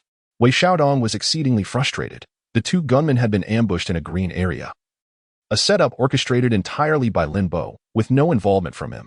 Now that they had failed to eliminate Chen Hua with a single shot, Lin Bo, instead of directing his ire toward them, unleashed his anger upon Wei Xiaodong, leaving him feeling utterly beleaguered. Taking advantage of a large tree for cover, Chen Hua summoned Iron Bull from the sensory space. Had he known this would happen, he would have installed a set of primary and secondary cannons beforehand. Observing Iron Bull equipped only with an alloy lightsaber and shield, he shook his head in resignation. Although this gear had been upgraded by Quantum Eye, the alloy lightsaber was only suited for close combat, far inferior to Mechs outfitted with both primary and secondary artillery. The third phase of studies at the Intermediate Mecha Academy was exceptionally demanding. Aside from attending classes, Chen Hua dedicated himself to training, which led him to postpone visiting the cannon shop to equip Iron Bull with a set of primary and secondary cannons. Inside Iron Bull's cockpit, Chen Hua's gaze was filled with lethal intent as he observed two silhouettes on the monochrome screen. Had it not been for his quick reflexes, he might have already met his end. Hidden in the trees, Zhang Long was equally speechless. He had not expected a student to possess such remarkable composure under pressure. Frowning slightly at the incessantly vibrating sensor in his hand, he muttered to himself about his misfortune, lamenting how formidable this student was. Failing to take down Chen Hua in one shot was a blow to his pride, especially after he had outright rejected Lin Bo's proposal. This was incredibly vexing. The relentless vibrations from the sensor only added to his irritation, prompting him to silence the communication device and summon his two-star mech. Big Brother, Zhang Zhen, noticing Zhang Long had not answered the call, was momentarily taken aback. He was uncertain of Zhang Long's intentions. If they piloted their mechs to commit murder in broad daylight in Tianshi County, escape would be impossible. Let us make haste, lest we be pursued, Zhang Long declared, swiftly entering the cockpit and piloting his mech away from the scene. Reluctantly, Zhang Zhen followed suit, summoning his own two-star mech and entering its cockpit, hoping to escape as well. However, he was a step too slow. You think you can flee? Not so easily. Iron Bull, patched with iron plates, quickly positioned itself in front of Zhang Zhen's two-star mech. Humph, a scrap mech dares to show off before me? Zhang Zhen's expression shifted as he recognized Iron Bull's visage, disdain emanating from him. Chen Hua ominously stated, "You were sent by Lin Bo to kill me, weren't you? You shall not escape today. I have already informed the Peacekeeping Bureau." Upon hearing this, Zhang Zhen's expression grew serious as he fixed his gaze on Iron Bull displayed on the colorful screen. "I don't know what you're talking about," he retorted, a silver gleam suddenly launching toward Iron Bull. Yet, the shot from his secondary cannon was effortlessly deflected by Iron Bull's alloy shield. Impossible. Zhang Jun was taken aback, staring in disbelief at the unscathed alloy shield. The hardness exhibited by Iron Bull's one-star alloy shield was beyond his comprehension. Furthermore, Chen Hua's dexterity in maneuvering Iron Bull instilled a sense of trepidation within him. He had intended to launch a surprise attack, but had been detected by Chen Hua instead. The Chen Hua before him was indeed a prodigious mech warrior. Without a moment's hesitation, Zhang Jun, seeing his sneak attack thwarted, revved up his engines and charged directly at Iron Bull. Since I missed, I'll simply ram you. His confidence surged. His two-star humanoid mech, aside from its rather unremarkable all-black design, boasted a costly two-star ramming system installed on its mechanical fists, concealed beneath the secondary cannon. Ordinary two-star mechs would hesitate to collide with those equipped with a ramming system, let alone a one-star mech. Moreover, the ramming system was cleverly disguised as a unique small shield, ostensibly there to protect the secondary cannon, rendering it inconspicuous. Unaware of such intricate details due to his lack of experience at an advanced mech academy, Chen Hua raised Iron Bull's alloy lightsaber as he saw the rapidly approaching black mech on the monochrome screen. Iron Bull confronted Zhang Jun's two-star humanoid mech. Damn, why isn't he retreating? Lin Bo, observing Zhang Jun charging at Iron Bull from the safety of his hideout, exploded with rage. He had already been infuriated when Zhang Long failed to answer Wei Xiaodong's call. Only after witnessing Zhang Long's retreat did he feel some relief. However, with Zhang Jun engaging in combat with Chen Hua, he feared that any misstep could lead to his own undoing. Bro Bo, perhaps we should contact Uncle Chow and have him send someone to manage this situation, just in case, Wei Xiaodong suggested, equally troubled by the unforeseen developments. That sounds reasonable, Lin Bo nodded in agreement. A mere student, piloting a scrap mech, dares to act tough before me, truly courting disaster. Zhang Jun scoffed as he beheld Iron Bull, lightsaber raised, on the colorful screen. He held unwavering confidence in the two-star ramming system installed on his mech. Chen Hua, undeterred, advanced with Iron Bull, the alloy lightsaber slicing through the air towards the oncoming two-star mech. The blade glinted brilliantly in the sunlight, casting a breathtaking gleam. Chen Hua was supremely confident in the 100% enhanced hardness of the alloy lightsaber. Seeking death, Zhang Jun bellowed as he charged forward. He had always relied on his expensive two-star ramming plate to secure victory in close combat. In fact, he had seized numerous spoils using the ramming plate in chaotic zones. As he watched Iron Bull charge forward like a fool, Zhang Jun could almost envision the moment Iron Bull would be reduced to a heap of scrap metal. Relishing the thought of Chen Hua being violently ejected from the cockpit and subsequently slaughtered by a silver gun. Chapter 76. My allies have arrived. A cacophony of metallic collisions resonated through the lush greenery. Before Chen Hua could fully comprehend the situation, he felt a jolt in the cockpit, and the dark figure of the mech piloted by Zhang Jun receded into the distance. Chen Hua realized that Zhang Jun's mech possessed formidable ramming power. Had it not been for the alloy lightsaber wielded by Tinyu, he shuddered to think of the damage that could have been inflicted. If the alloy lightsaber had not been upgraded for hardness, the recent collision could have severely injured Tinyu. It appeared that Tinyu still had some distance to cover before matching a two-star mech, but judging by the current scenario, that gap was not insurmountable. As he gazed at a small shield that had fallen to the ground, Chen Hua's fighting spirit surged. His right gauntlet was severely damaged, and the circuitry of his right hand was severed by an unknown weapon. Listening to the severe alarms ringing in the cockpit, Zhang Jun was filled with disbelief. How could this be possible? A one-star alloy lightsaber couldn't be that durable. Sitting in the cockpit, utterly bewildered, Zhang Jun's mind went blank. He had never anticipated that the two-star ramming system he had obtained with over 20,000 alliance credits would be dismantled by a single strike from Chen Hua. The shrill sound of alarms gradually brought Zhang Jun back to his senses. He observed the intact Tinyu on the colorful screen and began executing a series of commands within the cockpit. Suddenly, the main cannon of the two-star mech ominously emerged from the rear-mounted external device.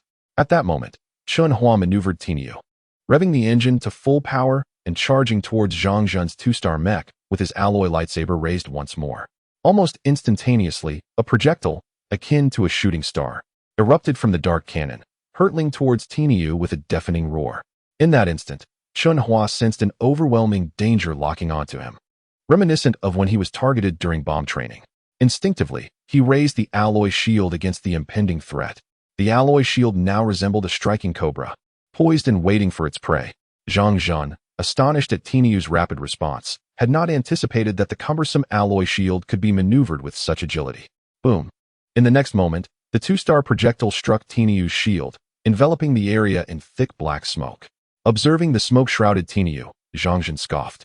I refuse to believe that your one-star alloy shield can withstand my two-star main cannon's projectile. However, before he could finish his derisive laughter, Tinyu emerged unscathed from the smoke, the alloy lightsaber swinging down towards his cockpit. Impossible. Zhongjin was utterly dumbfounded as the close-up screen displayed the alloy lightsaber slicing through. The alarm within the cockpit blared once again, and he could hardly believe that his two-star mech was being cleaved as if it were made of paper before Chen Hua's one-star alloy lightsaber. Fury surged through him. He had never allowed his beloved mech to sustain any damage over the years. Now, facing the scrap heap that was Tinyu, he had suffered such a significant loss. This was intolerable. Zhongjin cursed in frustration. Yet, recognizing the effectiveness of his strike, Chen Hua was not one to linger in battle. Skillfully, he withdrew Tinyu, swiftly increasing the distance between them. Coldly, he regarded the two-star mech on the black and white screen, displaying no emotional fluctuation. He understood that had it not been for the quantum upgrades to the hardness of his alloy lightsaber and shield, he would have been the one at a disadvantage today. Additionally, Zhongjin's earlier underestimation, refraining from unleashing a barrage of cannon fire, had allowed him to inflict damage without consequence. Had Zhongjin unleashed his full arsenal, the tables would have turned. While Chen Hua and Zhongjin were locked in their fierce confrontation, Lin Bo and Wei Xiaodong, hiding in a nearby shop, were utterly stunned. They could hardly believe what the holographic screen displayed. Brother Bo, is Tinyu really that powerful? Wei Xiaodong gasped, still reeling from the shock. At that moment, Lin Bo's expression darkened, resembling a ghoul, pale and devoid of color. He never anticipated that Chen Hua's Tinyu could resist and even injure a two-star mech. Just then, he spotted a transport mech from the Tianshi County Peacekeeping Bureau, leading 15 others, entering the holographic display. Brother Bo, my call was only a few minutes ago, and they've already arrived. Wei Xiaodong exclaimed, relieved by the timely appearance of the peacekeeping transport Mechs. He was grateful to Uncle Chao for arriving so promptly.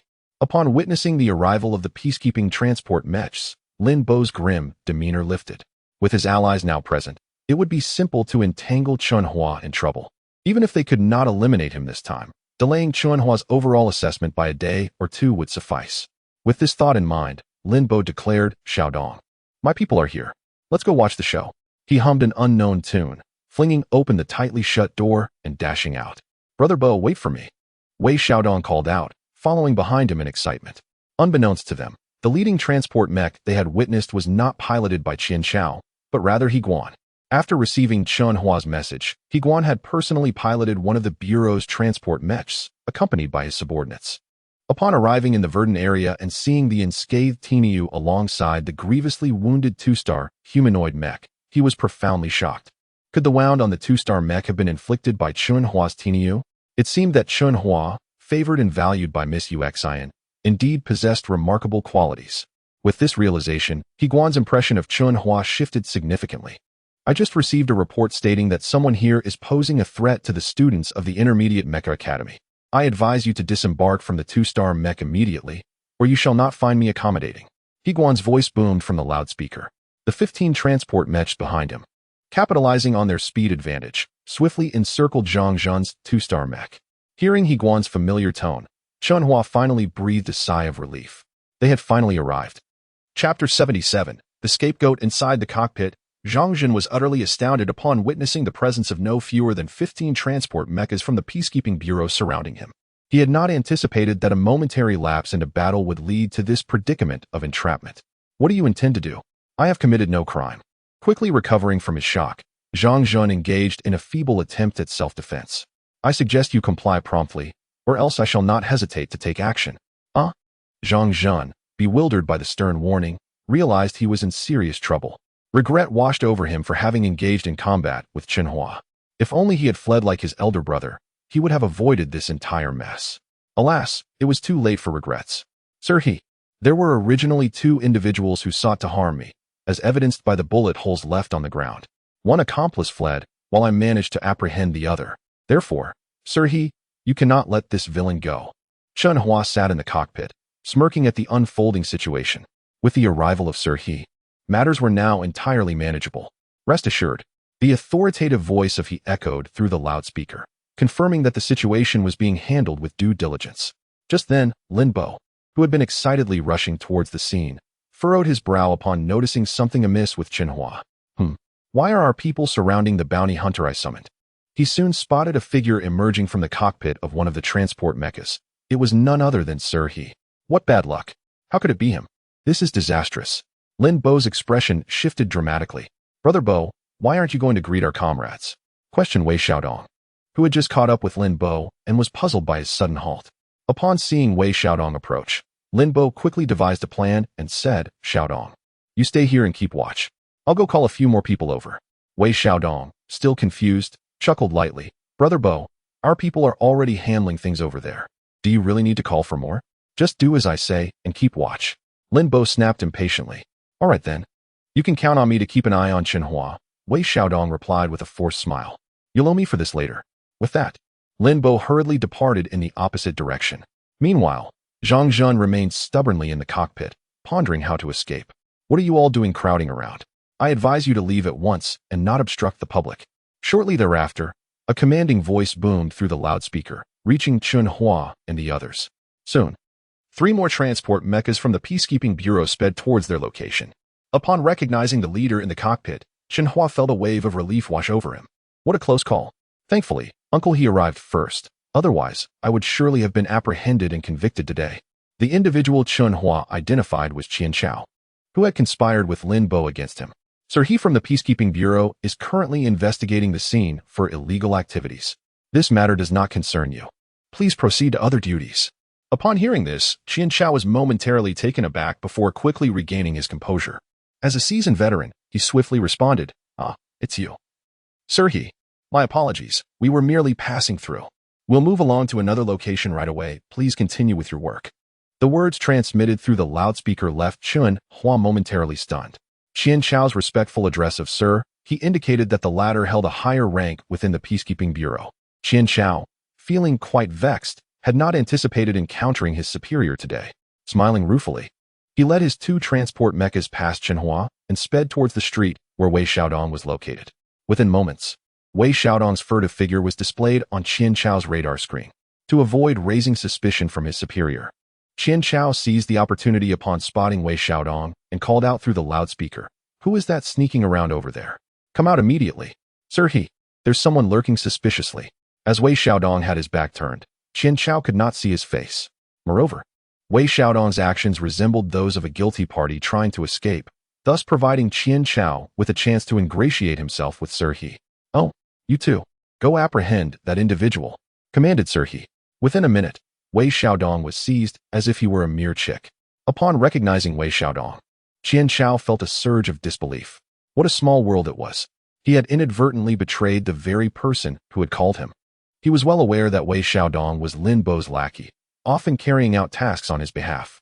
However, with Sir He present, he could not intervene, knowing full well that Sir He was a man of unwavering integrity.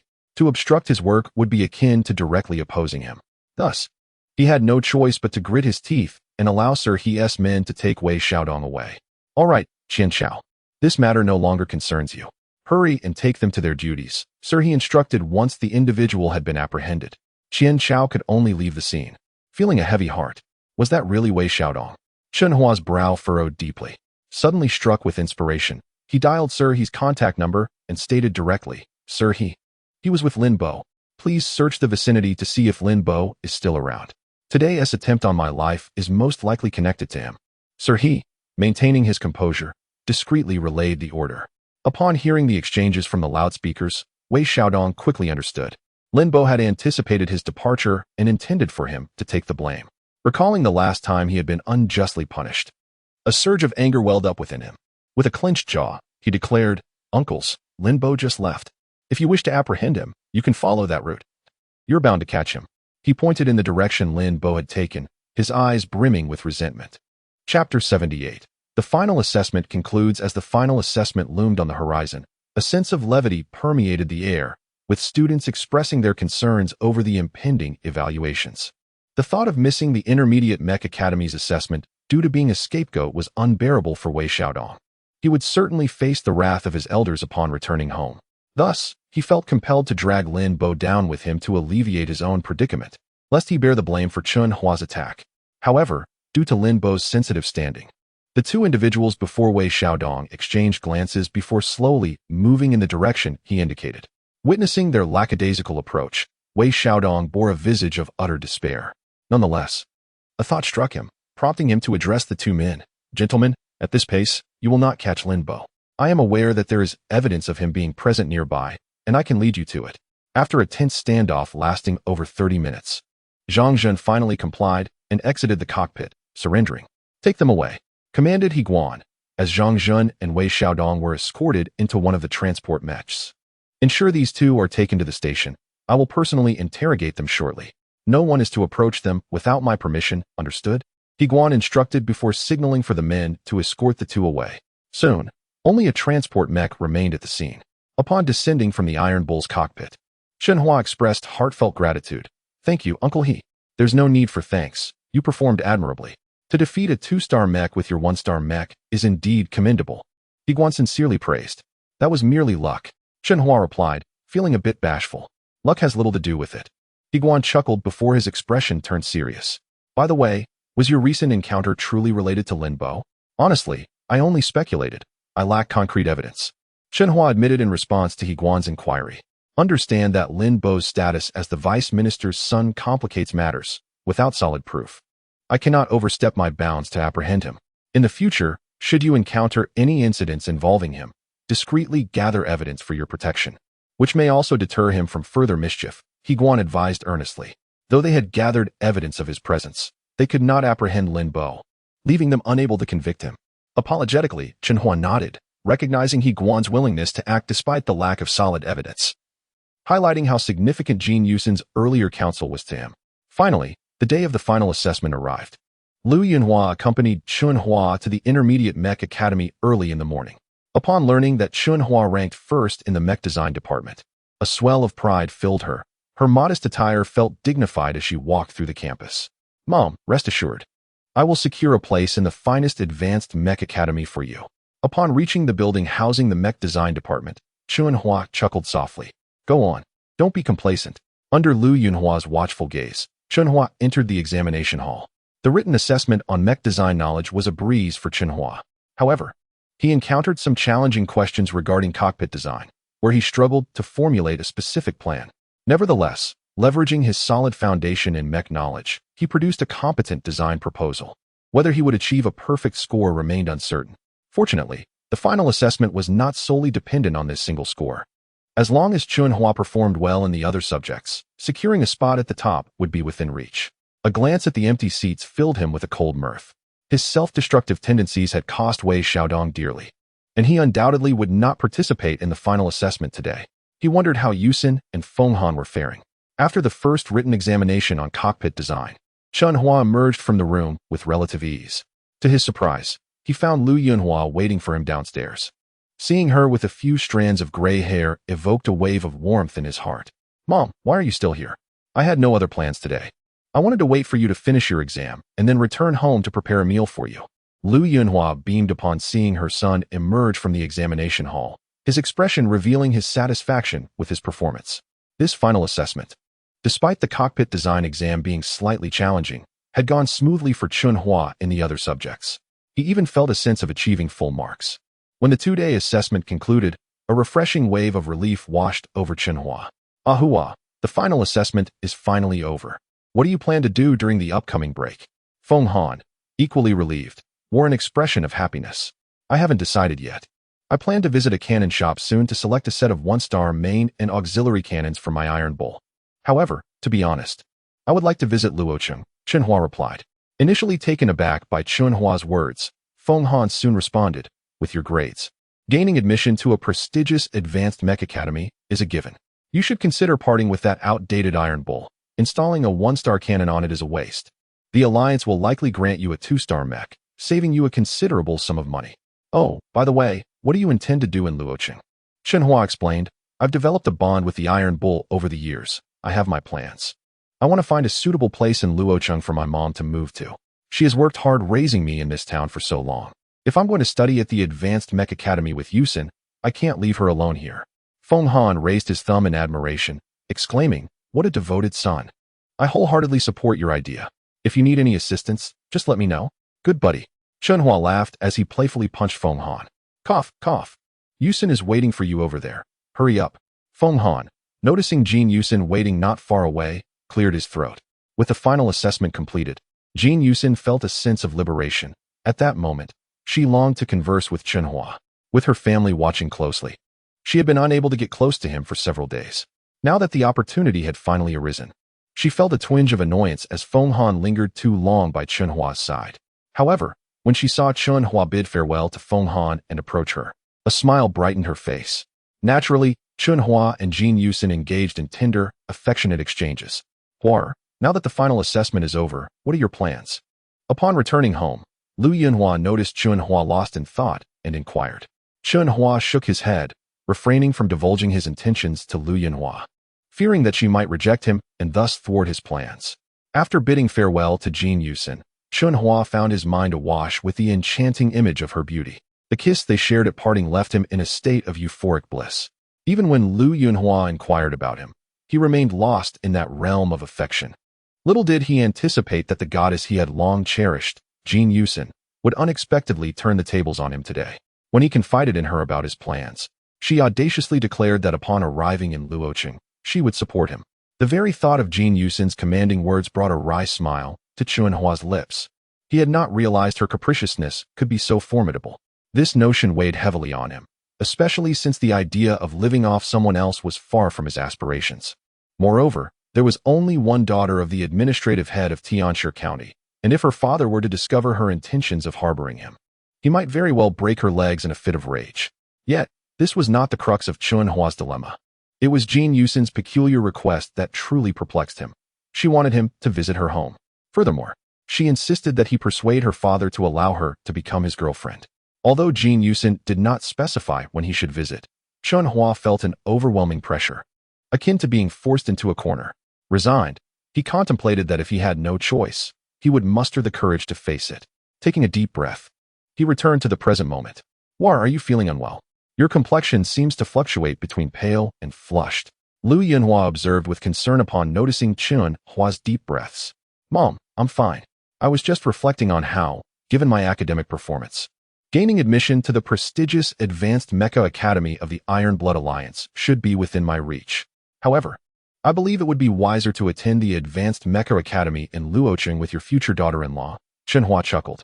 The Advanced Mecha Academy in Luocheng is renowned throughout the Iron Blood Alliance, ranking just behind the two most esteemed academies in the capital.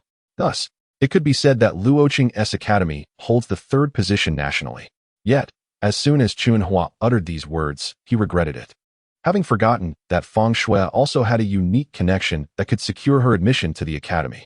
Well, that is splendid. Both Feng Shui and Yusin are commendable choices. Which one do you prefer? You must decide swiftly. Neither of their families would approve of you straddling two boats. Chen Hua's face darkened at this remark. Even now, his mother still misconceived his intentions. It was impossible to dismiss Feng Shui, who persistently visited and engaged in conversations with his mother, leaving him too embarrassed to send her away. Each time he privately warned Feng Shui to cease her visits, she remained unyielding, often bringing Jin Yusin along to his home, leaving him utterly speechless. Seeing the serious expression on Lu Yunhua's face, Chen Hua could only respond with a forced smile. All right, I understand. Please, don't concern yourself with my romantic affairs. I'll just go organize my books. With that, he hastily retreated to his room. This child Lu Yunhua chuckled softly, shaking her head with a smile.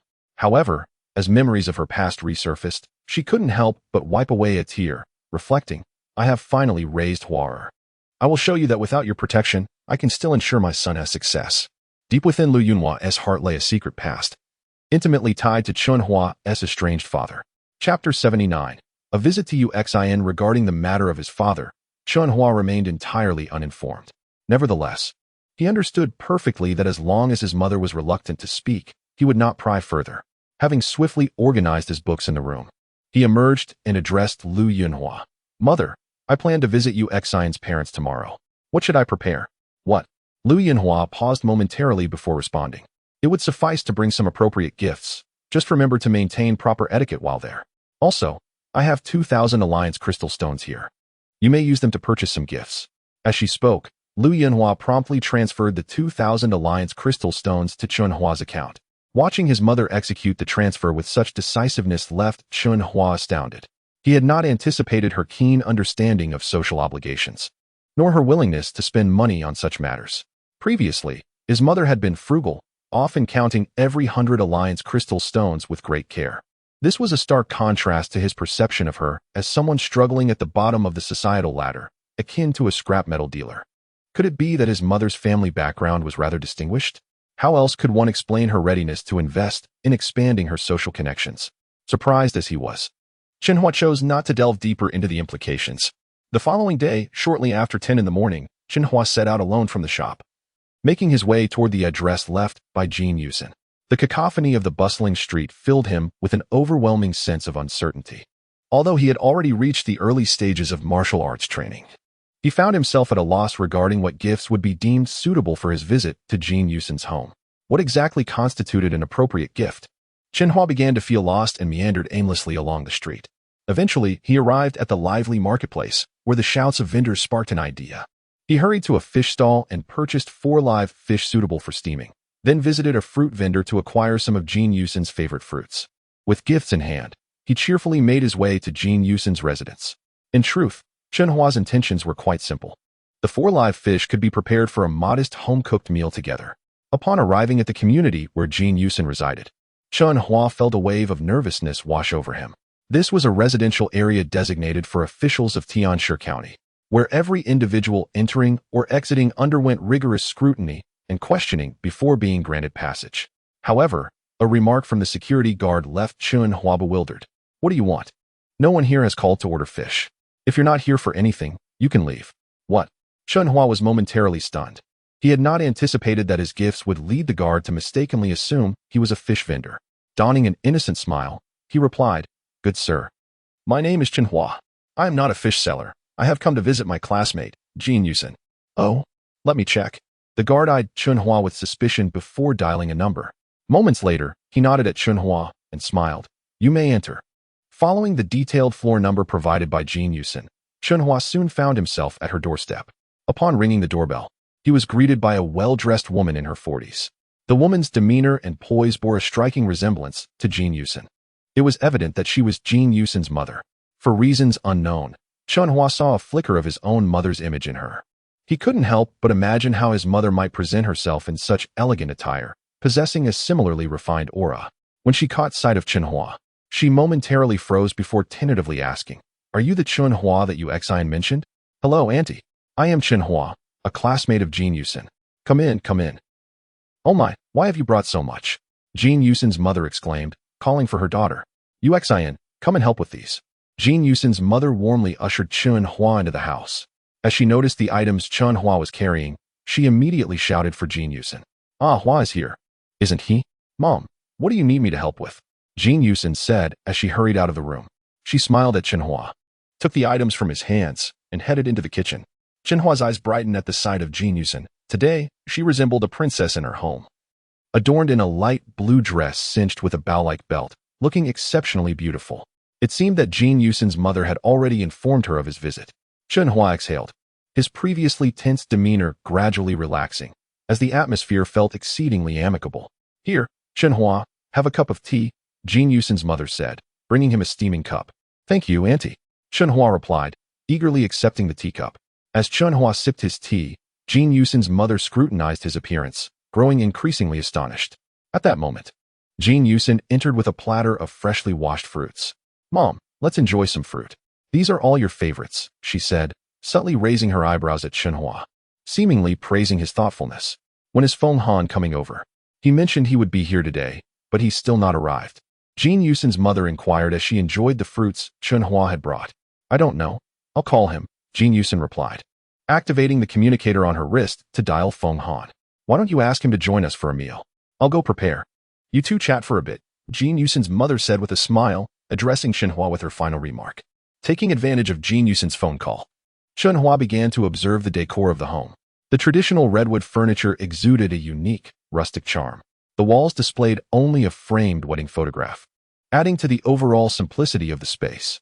Given that her father held the highest administrative position in Tianshi County, The modesty of the decor appeared rather unassuming. Chen Hua recalled Wei Xiaodong's description of Lin Bo's home, which was opulent and lavishly adorned with exquisite artwork. This stark contrast in decoration suggested the integrity or corruption of its inhabitants. Hua, remember what I told you yesterday. Be bold, my father dislikes indecisiveness. Jean Yusin reminded him after finishing her call. All right, I understand, Yusin. It seems you and Feng Han are quite familiar, Chen Hua replied. A hint of confusion in his tone. Well, Feng Han's father has always been my father's subordinate. They have never changed. I've known Feng Han since childhood. He is like my bodyguard, Jean Yusin explained with a smile, carefully weighing her words, mindful not to divulge too much about matters concerning the alliance's inner workings. After a delightful conversation between Chen Hua and Jean Yusin, Feng Han rang the doorbell of Jean Yusin's residence. Upon seeing Chen Hua seated in the living room, he exclaimed with the astonishment of discovering a new world. Wow, Hua, what brings you here? Can I be here? Chen Hua shot him a disdainful glance. Well, I had no idea you would arrive so soon to meet your future in-laws. Quite unexpected, indeed, Feng Han chuckled with amusement. Hua, don't pay him any mind. Humph. As Feng Han resumed his nonsensical antics, Jean Yusin rolled her eyes in exasperation and retorted, Feng Han, just sit here and enjoy your tea. It's all yours. Sip away until you choke for being so loud. Afterward, she turned to Chen Hua and said, Come, Hua, let us move to my room to chat. Upon hearing this, Chen Hua froze in disbelief. What? Yusin is inviting me to her private chamber for a conversation. Chapter 80. The Dilemma, Part 1. Chen Hua felt as though he were on the verge of succumbing to Jean Yusin's audacity. In stark contrast to her boldness, he appeared rather lackluster in managing his own affairs with Feng Shui. In truth, it was not only Chen Hua who was momentarily taken aback by Jean Yusin's words. Feng Han was equally stunned, rendered speechless in his seat. A few moments later, he broke the silence in the quiet living room, exclaiming, Wow, you two are eager to rush into the bridal chamber already. It must be said, when Feng Han resorted to his whimsical antics, he could genuinely frighten everyone around him. His exclamation caused both Chen Hua and Jean Yusin to flush with embarrassment, leaving them utterly speechless. Meanwhile, Jean Yusin's mother, who was busy in the kitchen, poked her head out upon hearing Feng Han's outburst and inquired, Feng Han, what was that about a bridal chamber? I didn't quite catch it upon seeing her mother appear. Jean Yusin's face turned crimson. However, when she realized her mother had not fully grasped Feng Han's words, she shot him a fierce glare, silently urging him to refrain from making such comments. At that moment, Chen Hua looked at Feng Han with a mix of frustration and disbelief. He never expected Feng Han to speak so indiscreetly. Cough, cough, it's nothing. I was just saying that one of the questions in our upcoming assessment involves the main leaf of a mecha engine, recognizing he had overstepped. Feng Han cleared his throat and swiftly redirected the conversation. Oh, I see. You two carry on. I'll prepare some dishes you both enjoy. Jean Yusin's mother smiled and returned to her culinary endeavors. You nearly got me into trouble. Jean Yusin angrily pinched Feng Han, causing him to grimace in pain. All right. I want to say another word. You two can enjoy your bridal chamber, he retorted nonchalantly, unfazed even as Jean Yusin grasped his arm tightly. Frustrated by Feng Han's demeanor, Jean Yusin feigned ignorance of him and took Chen Hua's hand, leading him into her room. Upon entering, Chen Hua was greeted by a faint scent of osmanthus. However, what captivated him most were the array of mecha models displayed on the bedside table. These models were not only expensive, but also included several rare, hard-to-find variants. Noticing Chen Hua's fascination with the mecha models, Jean Yusin smiled and said, I've loved assembling mecha models since childhood. These were all procured by my father through specialized channels. What do you think? Would you like me to gift you a few as keepsakes? Just gift yourself to me. That's all I desire. Chen Hua replied with a mischievous grin. Humph. Jean Yusin's cheeks flushed with embarrassment as she lightly swatted his hand. Gazing at Jean Yusin's stunning visage, Chen Hua was almost compelled to pull her onto the bed. Yet, he managed to suppress his impulses and continued to admire the decor of her room. After a moment, Chen Hua spotted a black metal box labeled repair kit resting atop the wardrobe. Yusin, what is that? He asked, intrigued by the unfamiliar sight. That's a gift from my classmates in the mecha repair department. It doesn't look particularly impressive, so I placed it up there. Do you wish to see it? Jean Yusin explained. Chen Hua nodded. As a mechanical repair technician, a repair kit was an essential tool. Despite his familiarity with Master Wang, he had never been introduced to the tools within a repair kit. Now that he had the chance to see one in Jean Yusin's room, He was determined not to miss this opportunity. Feel free to get it yourself. The wardrobe is a bit high, and it's somewhat heavy, so be careful, she advised. Understanding her implication, Chen Hua approached the wardrobe, reaching for the repair kit. Jin Yusin followed closely behind, intending to assist him in retrieving the box. Be careful. Jin Yusin reminded him gently, her breath fragrant as she extended her hand to help. Feeling her warmth so close, Chen Hua became flustered. The suppressed urge surging back within him. Turning to gaze at her fragrant lips, he leaned in, thinking. Such an opportunity must not be squandered. As he saw Jin Yusin close her eyes, surrendering to his advances. A wicked thought flashed through Chen Hua's mind.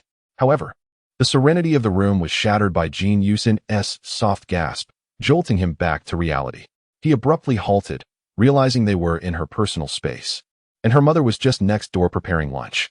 Startled by his sudden withdrawal, Jin Yusin's cheeks flushed even deeper as she recalled his earlier actions. Yet, instead of anger, her eyes held a captivating glimmer as she gazed at him, her expression utterly enchanting. Seeing such a vulnerable look on Jin Yusin's face made Chen Hua yearn to embrace her and shower her with affection. For the remainder of his visit, Chen Hua found himself utterly disinterested in the repair kit. He abandoned the idea of retrieving it and hurriedly exited Jin Yusin's room, fearing he might ignite the flames of desire within himself. Fortunately, when Jin Yusin emerged from her room, her demeanor had returned to normal, and her mother remained oblivious to any unusual happenings. However, Feng Han, perceptive as ever, caught on to the subtle blush on Jin Yusin's cheeks. With a sly grin, he remarked to Chen Hua, Hua, you certainly have some skill. You dared to be so bold with her mother right next door. Who is being bold? Chen Hua interrupted, aware that Feng Han's words would only lead to trouble. Yet, reflecting on the earlier moment in Jin Yusin's room, Chen Hua felt a rush of blood to his head, igniting the fire of masculinity within him. Feng Han's just soured Jin Yusin's mood, and after casting him an annoyed glare, she chose to ignore him. The three of them sat in an awkward silence, sipping tea until the doorbell rang. Jin Yusin opened the door to reveal a mature man in his 50s, with a prosperous appearance. Dad, you're home early today. Lunch isn't ready yet, she greeted him. The man, slightly rotund and bearing a striking resemblance to Jin Yusin in demeanor, stepped inside. Chen Hua realized that his greatest challenge lay ahead, securing Jin Yusin's father's blessing for her to be his girlfriend. Chapter 81. The Dilemma, Part 2. Greetings, Uncle Jin. Feng Han acknowledged, nodding towards Chen Hua, who was rising to greet Jin Yusin's father, who was at the door changing his shoes. Hello, Uncle Jin. Chen Hua hesitated for a moment upon hearing this, but like Feng Han, he stood up to extend his greetings. He regarded the mature man before him, a figure frequently mentioned in the news of Tianshi County, now standing in his presence. Since assuming the role of administrative minister of Tianshi County, the region had been steadily developing, earning him accolades in the media. After all, for hereditary officials in the Iron Blood Alliance, achieving results is neither straightforward nor entirely daunting. Complacency can easily breed laziness, yet consistently fostering economic growth and improving the living standards of the populace requires unwavering dedication. Diligence is inherited as much as laziness. Unless one has committed a fault or is caught in a scandal, few are inclined to labor earnestly or pursue reform. After all, why engage in arduous tasks that yield little reward? Upon seeing Feng Han, Jin Yongping smiled and remarked, Ah, Feng, you've arrived. Let's share a meal today. I'll discuss some matters with your father later this afternoon. He paused, noticing Chen Hua beside Feng Han, and was momentarily taken aback, staring at him for several seconds before asking, And who might you be?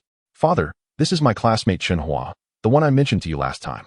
Jin Yusin interjected just as Chen Hua was about to speak. Oh, so it's him.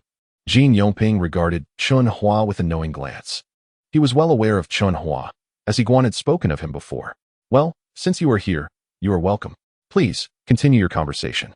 I have some work to attend to, but we shall dine together shortly, he said with a smile. Understood, both Chen Hua and Feng Han nodded. Once Jin Yongping retreated into the room, Feng Han gestured for Chen Hua to take a seat. Yusin's father seemed to regard you rather peculiarly, Chen Hua. Have you committed any misdeeds? Feng Han teased, his tone bemusing. You're the one with questionable deeds. This is my first encounter with him. I have no idea why he stared at me, Chen Hua shot back at Feng Han, rolling his eyes. However, soon Chen Hua fell into deep contemplation. The task assigned by Jin Yusin was no trivial matter. How should he broach the subject of his relationship with Yusin in a manner befitting the occasion? At that moment, a sense of urgency enveloped him. Yet, Jin Yusin, with poise, reminded Chen Hua. Ah Hua, it's on you to persuade my father. I trust you won't disappoint me. Feng Han, ever the gossip, chimed in. What do you need to convince Uncle Jean about? Share it with me. Perhaps I can lend a hand. Forget it. Both Chen Hua and Jean Yusin interrupted Feng Han in unison. Hey, if you both want to tell me. I might just cause some mischief, Feng Han chuckled, his demeanor rather mischievous. Chen Hua and Jean Yusin exchanged exasperated glances, each adopting a look that dared him to try. As the time for lunch approached, Chen Hua's anxiety intensified. Yet, a sudden realization dawned on him. He now possessed the means for growth. If he so desired, he could cultivate a formidable network to assist him in his endeavors. Moreover, with the foundational knowledge of body refinement firmly within his grasp, which was stringently controlled by the various nations, he gradually felt more at ease. This knowledge was indeed the capital that could propel him to great heights. Having Jean Yusin by his side was no demotion for her. Rather, it was a partnership of equals. All right, let us focus. When we have lunch, engage Uncle Jean warmly. Once he becomes familiar with you, things will fall into place. While I may not know the specifics of Yusin's task for you, I can certainly vouch for you. Noting that Chen Hua and Jean Yusin had fallen silent, Feng Han assumed they were genuinely upset. Wow, your mood shifts quite rapidly. Chen Hua remarked, bemused. Hey, I'm not changing moods. You two are just so serious. It irks me. Feng Han replied, slightly defensive. All right, I'll stop talking. Just don't give me that look, he continued, sensing Jean Yusin nearing her limit. Humph. Jean Yusin, with a huff, rose to refill the teapot. As Chen Hua listened to Feng Han's banter, a smile crept onto his face. However, his peripheral vision caught a figure emerging from Jean Yongping's room. Instinctively, he turned to see Jean Yongping approaching the hall. Though Chen Hua had just begun to relax, the sight of Jean Yongping sent his heart racing once more. Jean Yusin, still occupied with the kettle, remained unaware of her father's arrival. As Chen Hua prepared to stand and greet Jean Yongping, Jin's mother entered the kitchen, placing the final dish on the table, and announced, All right, everyone, let us gather for a meal. Upon hearing his wife, Jean Yongping promptly called out, Yusin, invite Feng and your classmate to join us. He then turned and headed towards the dining table. Lunch is ready, Jean Yusin exclaimed, her eyes lighting up as she set aside her task. She approached Chen Hua, whispering, Ah Hua, you must speak up. And you, she glared at Feng Han. Don't cause any trouble. Feng Han, seemingly unfazed, replied earnestly, honestly, I believe dating during school is quite unwise, don't you think? Ah Hua? You, Jean Yusin, flustered, stamped her foot in frustration. Come on, don't tease Yusin. There is plenty of time ahead. If you ever get a girlfriend, I can't guarantee how Yusin will react. Chen Hua trailed off deliberately. Jean Yusin burst into laughter at this unexpected turn. All right, you've got me there. Jean Yusin conceded, realizing the cleverness of their banter. Feng Han, catching on, chimed in with a grin. I'm merely here to illuminate your path. No need to be so serious. What are you all chatting about? Hurry up and join us for dinner. Jean Yusin's mother called out. Noticing the trio still lingering, at her urging, they quickly silenced their conversation and made their way to the dining table. The words that needed to be spoken were inevitable. Gazing at the sumptuous spread before him, Chen Hua found his appetite waning, his mind consumed with how to broach the subject of his relationship with Jean Yongping. Chapter 82. A smooth affair. The luncheon commenced, and a benevolent expression graced Jean Yongping's countenance. However, his years in the ministerial seat had imbued him with an inherent air of authority. Come, partake freely, Jean Yongping said with a genial smile, his gaze scrutinizing Chen Hua before shifting to Feng Han. Feng, we're practically family. Consider yourself my own son. Indulge in whatever you desire without reservation. Understood, Feng Han replied. Thank you, uncle, Chen Hua added with a smile. So you're Chen Hua? I had no idea.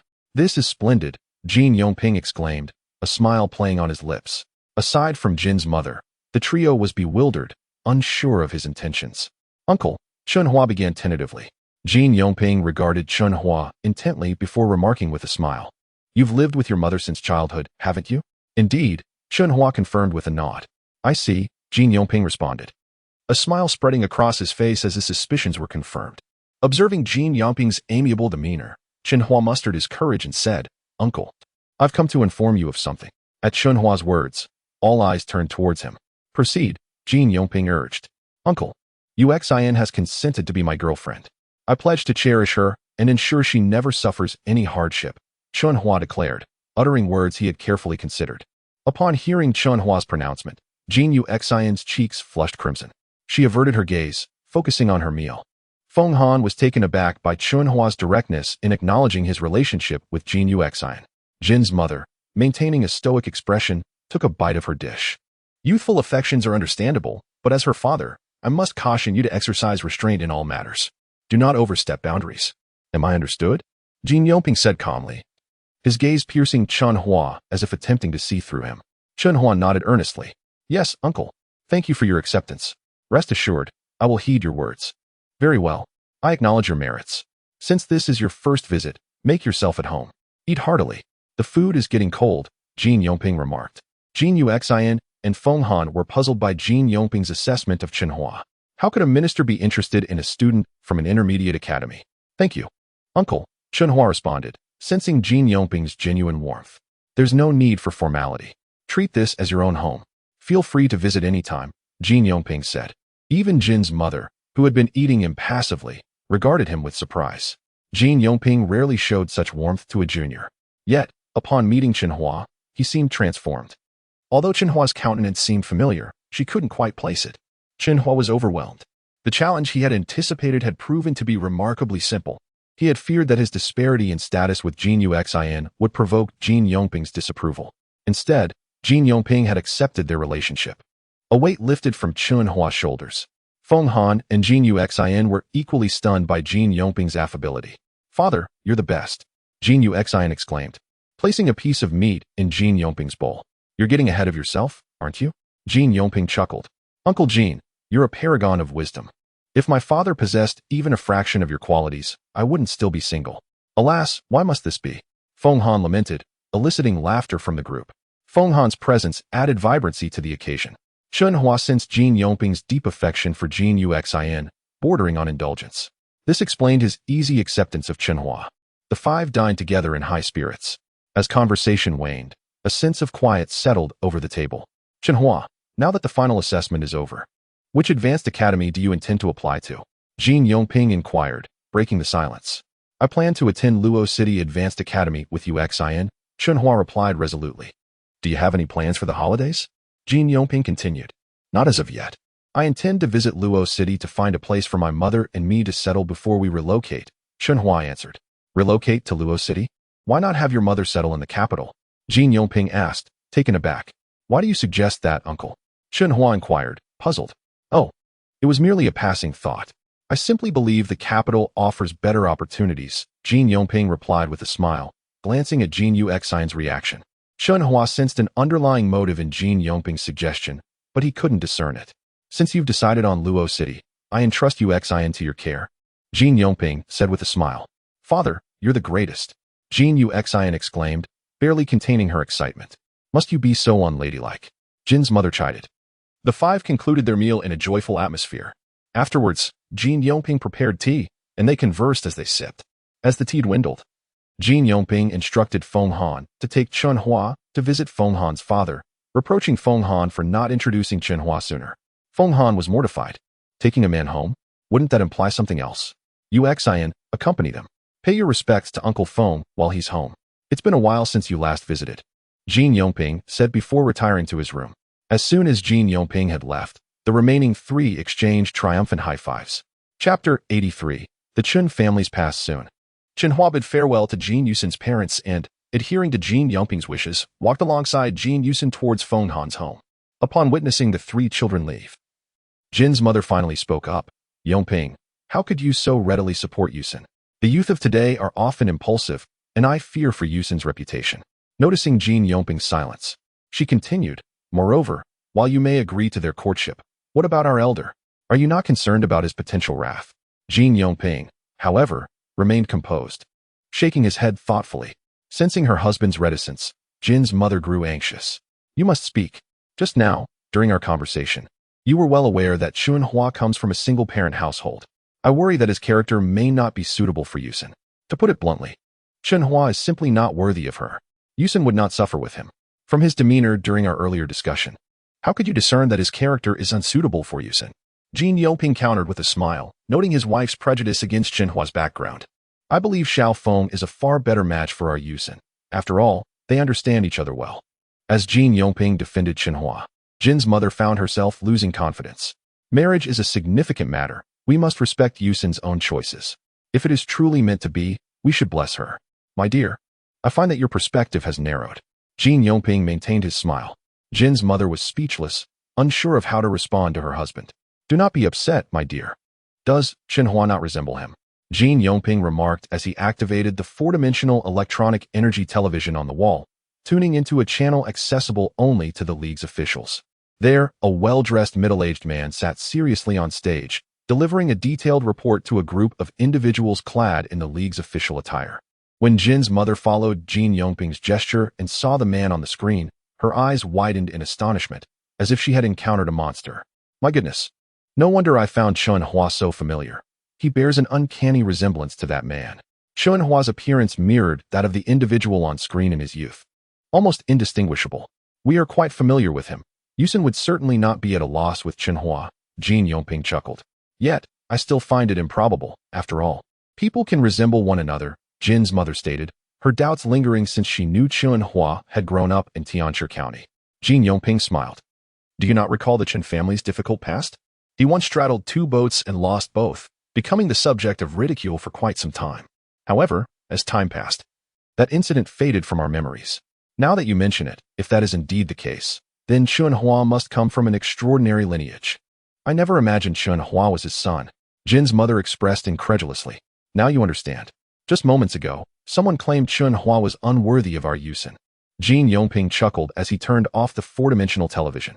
The Chen family is currently experiencing remarkable growth within our Iron Blood Alliance, especially with their Mech forces, which have been honored with the title of First Mech Division by our government. I have seen the official descriptions of their forces as well, Jin's mother nodded. Yet, she soon became anxious again. But what if Chen Hua comes from such a prominent family and they disapprove of our Yusin? It must be said, a woman's mood can shift as unpredictably as the weather in April. Just moments ago, she had claimed Chen Hua was unworthy of Yusin. And now she fretted that Chen Hua's family might look down upon Yusin. That is unlikely. To be frank, our elder's successful career as a minister was bolstered by the Chen family's assistance. As long as we do not oppose Yusin's relationship with Chen Hua, all will be well. Jin Yongping asserted, shaking his head. I find it strange. If Chen Hua comes from such a notable family, why has his mother not informed him of this? It could have spared him many years of hardship, Jin's mother pondered. That is their family matter, and we cannot intrude. However, given the passage of time, I believe it is time to inform our old acquaintance. Jin Yongping revealed his intention. Without waiting for Jin's mother's response, he activated the communicator on his wrist, locating a specific number and dialing it. Unbeknownst to Chen Hua, during his first visit to Jin Yusin's home, he was recognized by her father. Furthermore, he had no inkling that he would soon meet his own father. At that moment, Chen Hua walked side by side with Jin Yusin, following Feng Han towards his residence. Observing the elated beauty beside him, Chen Hua felt an overwhelming sense of joy. Completing the task assigned by Jin Yusin meant he could freely invite her to spend time together without any reservations. Mother, fear not, I shall certainly bring Yusin home. Reflecting on his mother's earnest expectations filled Chen Hua with confidence. Currently, Chen Hua had not only assisted his mother in repaying all her debts, but had also managed to secure a modest savings for her, liberating her from the burden of collecting discarded mech parts. Now, he merely wished to take her to Luoqing for a fresh start, firmly believing that he could provide her with a good life through his own capabilities. His aspirations were simple, yet carried the earnestness of a filial son. Once his mother enjoyed a comfortable life, he would inquire about his father, and he was certain she would share what she knew. As this thought crossed his mind, Chen Hua's expression darkened. It was precisely this unseen father that had caused him and his mother much suffering over the years.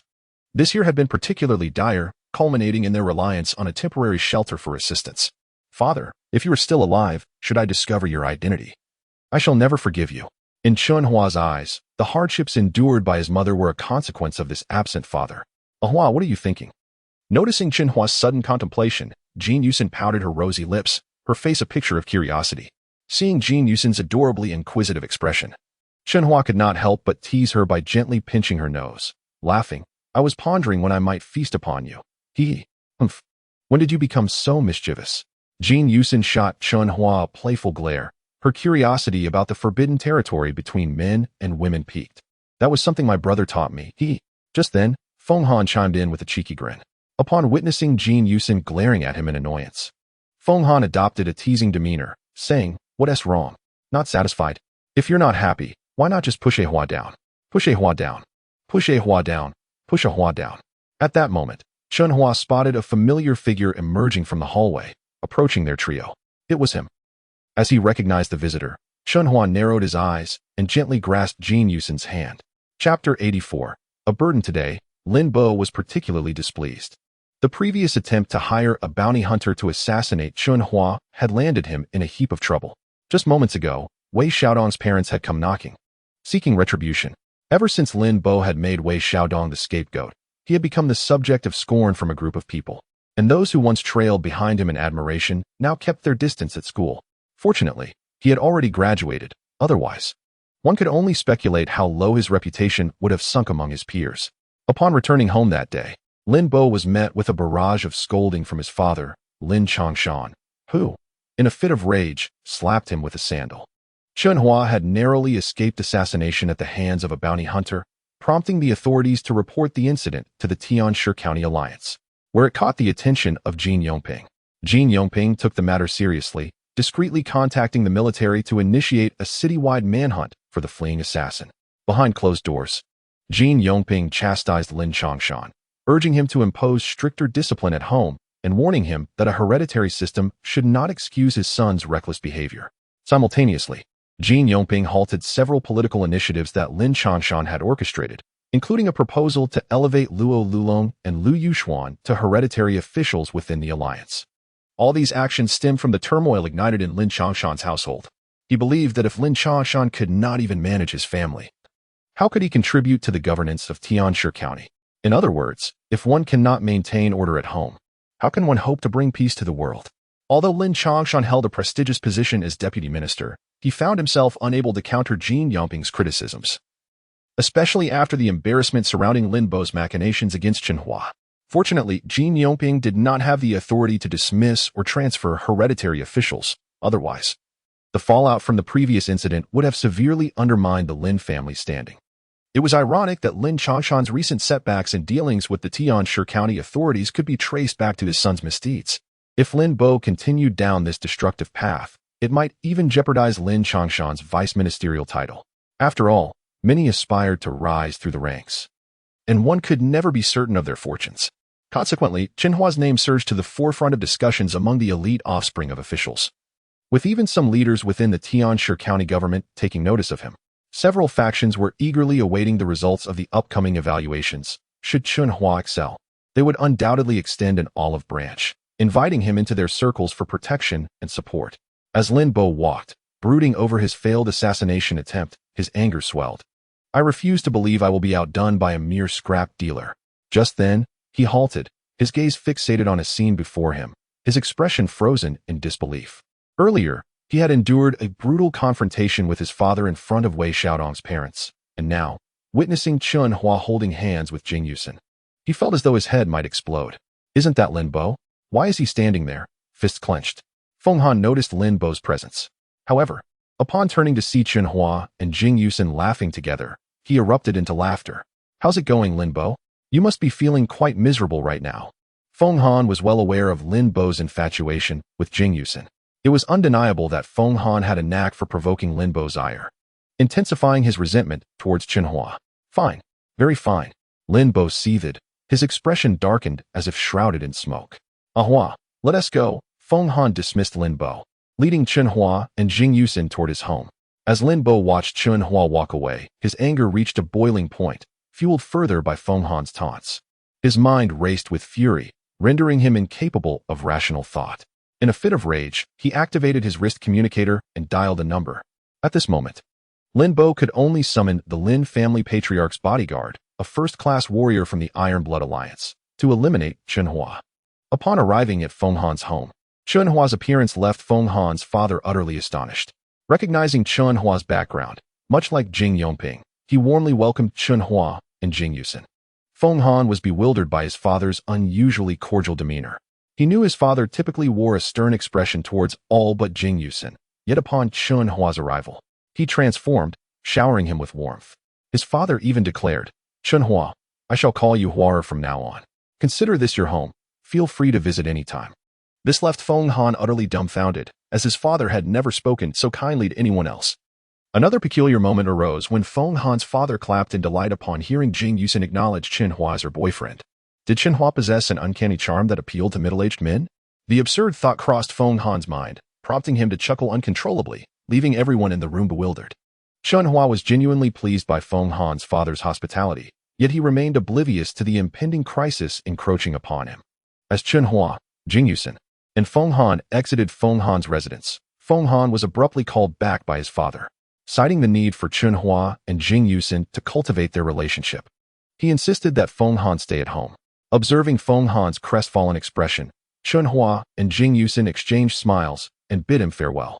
Once alone, Feng Han's father suddenly smacked the back of his head, exclaiming, "You rascal, why didn't you bring Hua home sooner?" Chapter 85. The Body Refining Warrior, Part 1. Feng Han was suddenly struck by his father's hand, his face instantly falling into a frown of confusion. He could not fathom why his father would make such a statement. He remained speechless for quite some time, unable to utter a single word. "What? Lost your tongue? I swear, if you don't bring him to our home again, I might just knock you senseless." At that moment, Feng Han's father was showcasing his absurd sense of humor. "Father, what have I done wrong?" Feng Han's expression wilted as if he were a frostbitten eggplant. Utterly bewildered by his father's scolding, "You made a mistake by not bringing Hua home to play." His father gave him another swift slap on the back of his head, causing Feng Han to stagger, almost losing his balance. Feng Han simply could not comprehend the reasoning behind it. His innate absurdity became evident as he stared at his father with suspicion. "Dad, could it be that you have taken a liking to Hua? That's impossible. You aren't the type to be that way. You little brat. You know nothing." His father, incensed by his words, puffed up in anger, giving Feng Han a hard pat on the back. The two of them, one absurd and the other even more so, clashed together, sparking an unexpected chemistry. "Do you have any idea how significant Hua's background is?" Upon witnessing Feng Han's aggrieved demeanor, his father finally lowered his hand and inquired. "Hua's family merely deals in scrap metal from Mechs. How significant could that be?" Feng Han muttered. "You little fool. Open the official internal channel of the Alliance and see whose son he truly is," his father urged, nudging Feng Han to hasten his pace. When Feng Han accessed the internal channel of the Alliance and saw the figure delivering a report on the four-dimensional screen, he felt as if the sky were about to collapse. Good heavens, he looked so much like. For on the screen, beneath the figure's image, was a line detailing his name and title, Chief Mecha Minister Chen Hua. After Chen Hua and Jing Yusin left Feng Han's home, Yusin received a call from Jin Yongping, instructing her to return home immediately. Observing the urgency in her family's demeanor, Chen Hua chose not to linger, bidding farewell to Yusin before departing the community. Once Yusin concluded the call, Jin Yongping took a deep breath. He had never anticipated that a single phone call would grant him a chance for upward mobility. The hereditary system of titles within the Iron Blood Alliance made it exceedingly challenging for officials with inherited titles to ascend further. This difficulty was akin to a snail attempting to climb a mountain, unaware of when it might reach the summit. Yet, with merely a phone call to inform Chen Hua of the possibility that Chen Hua was his son, Jin Yongping secured an opportunity for advancement. He could hardly fathom how crucial Chen Hua's information was for the Chen family. While Jin Yongping pondered over a cup of tea, Jin Yusin entered the house. "Dad, you called me for something? It seems so urgent." Upon entering, Jin Yusin expressed her dissatisfaction, having just made plans to go shopping with Chen Hua, only to be summoned back by an urgent call. "There's nothing particularly pressing. Just wanted you to be informed about your boyfriend's situation," Jin Yongping replied with a smile. On his solitary journey home, Chen Hua was wholly unaware of the immense shock his appearance had imparted on both the Jin and Feng families. His heart raced with exhilaration, astonished at how smoothly events had unfolded that day, especially when he recalled the tender moments shared in Jin Yusin's room. Chen Hua felt a surge of vitality coursing through him. He longed to be with Jin Yusin, relishing that intoxicating feeling. This sensation filled Chen Hua's mind with visions of Jin Yusin. Unbeknownst to him, both he and Jin Yusin were in the prime of their youth, enthralled and curious about the realms of romance. "Yusin, rest assured, as long as you are with me, each day will be filled with joy," Chen Hua silently vowed to himself, thinking of Jin Yusin's affection. However, as he neared Bell Street, he sensed someone following him in the shadows. A faint but palpable aura of menace seemed to be honing in on him, trained to detect hostility. Chen Hua was attuned to the subtle shifts in energy directed at him. Unless the sensation was particularly intense, he would typically disregard it. Yet, this time, the feeling was evidently deliberate and purposeful.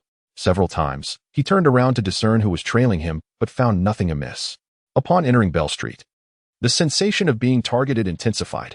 It appeared that the pursuer was preparing to strike. However, Chen Hua quietly shifted his trajectory toward a less populated green area, where it would be easier for the assailant to reveal themselves. Once in the green zone, Chen Hua accelerated to his utmost speed, his figure transforming into a gust of wind, vanishing into the thicket within mere moments. Quite the sprinter, aren't we? You think you can outrun me? Just as Chen Hua, hidden behind a large tree, was regaining his composure, a plainly dressed middle-aged man appeared before him, wearing a mocking expression. So fast. Chen Hua was taken aback, and without a moment's hesitation, he pressed the button on his wrist-mounted sensor, summoning Iron Bull from its space. In an instant, he entered the cockpit of Iron Bull under the cold gaze of the middle-aged man. Humph. A piece of junk like a one-star mech dares to flaunt itself in my presence. The man scoffed, and before Chen Hua could take control of Iron Bull, he leaped forward and delivered a powerful kick to the cockpit. Bang! The cockpit exploded, triggering a severe alarm. Poor Chen Hua, not even seated firmly, was forcefully ejected from the cockpit by the tremendous impact. Aerially propelled, Chen Hua utilized his momentum to push off a branch, landing gracefully on the ground. He gazed at the middle-aged man, whose expression was laden with lethal intent, narrowing his eyes in focus. Impressive. Could he possibly be a body-refining warrior? Chapter 86. The Body-Refining Warrior, Part 2. Not far away, inside an official transport mech of the Alliance, Lin Bo sat with Wei Xiaodong's parents.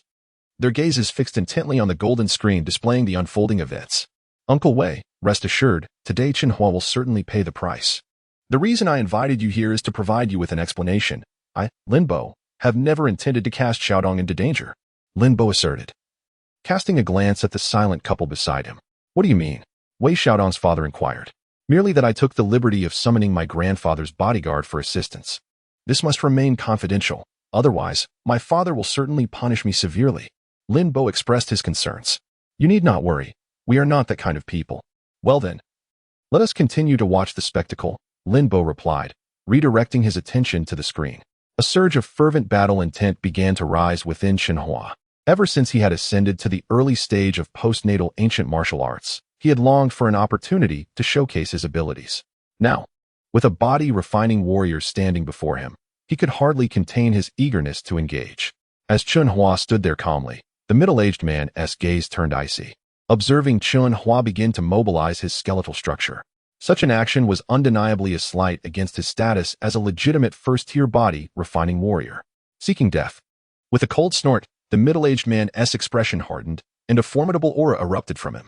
He shot forward like a cannonball, aiming to strike Chen Hua from above. The terrifying force caused the surrounding leaves to tremble slightly. Uncle Wei, watch. With one punch from my Uncle Long, Chen Hua will either be dead or severely injured. Lin Bo exclaimed, his face alight with anticipation as he envisioned Chen Hua being soundly beaten. Wei Xiaodong's parents nodded, sharing the same eager expression. Come, let me witness the true might of the Iron Blood Alliance's body-refining warriors. Chen Hua thought to himself, his gaze sharp and pupils constricted. He could distinctly sense the powerful pressure emanating from the middle-aged man, akin to a tsunami that instilled fear in the hearts of ordinary people. Chen Hua's eyes remained fixed on the approaching adversary as he slightly retreated, his fingers clenched into fists. The quantum energy within him erupted violently, causing the alloy ground beneath him to cave in with a single step. In an instant, Chen Hua leapt upwards, delivering a punch towards the airborne middle-aged man. Seeing Chen Hua audaciously challenging him in midair, the middle-aged man scoffed disdainfully. Do you really think you are a body-refining warrior? How laughable. In the next moment, their fierce energies collided. How is this possible? The middle-aged man's expression of disdain was instantly replaced by deep shock.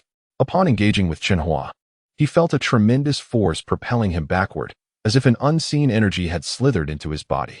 Soon, he fell to the ground, leaving a long scratch on the greenery. Blood spurted from his mouth as he struggled to rise, his face a mask of astonishment as he gazed at Chen Hua. He could not comprehend how Chen Hua possessed body-refining knowledge, which was supposed to be exclusive to the Alliance's inner circle. At that moment, the lush surroundings echoed only with the middle-aged man's ragged breaths. He stared incredulously at Chen Hua, a first-tier body-refining warrior, who had just bested him with a single punch. Damn it, what kind of monster has Xiaobo provoked?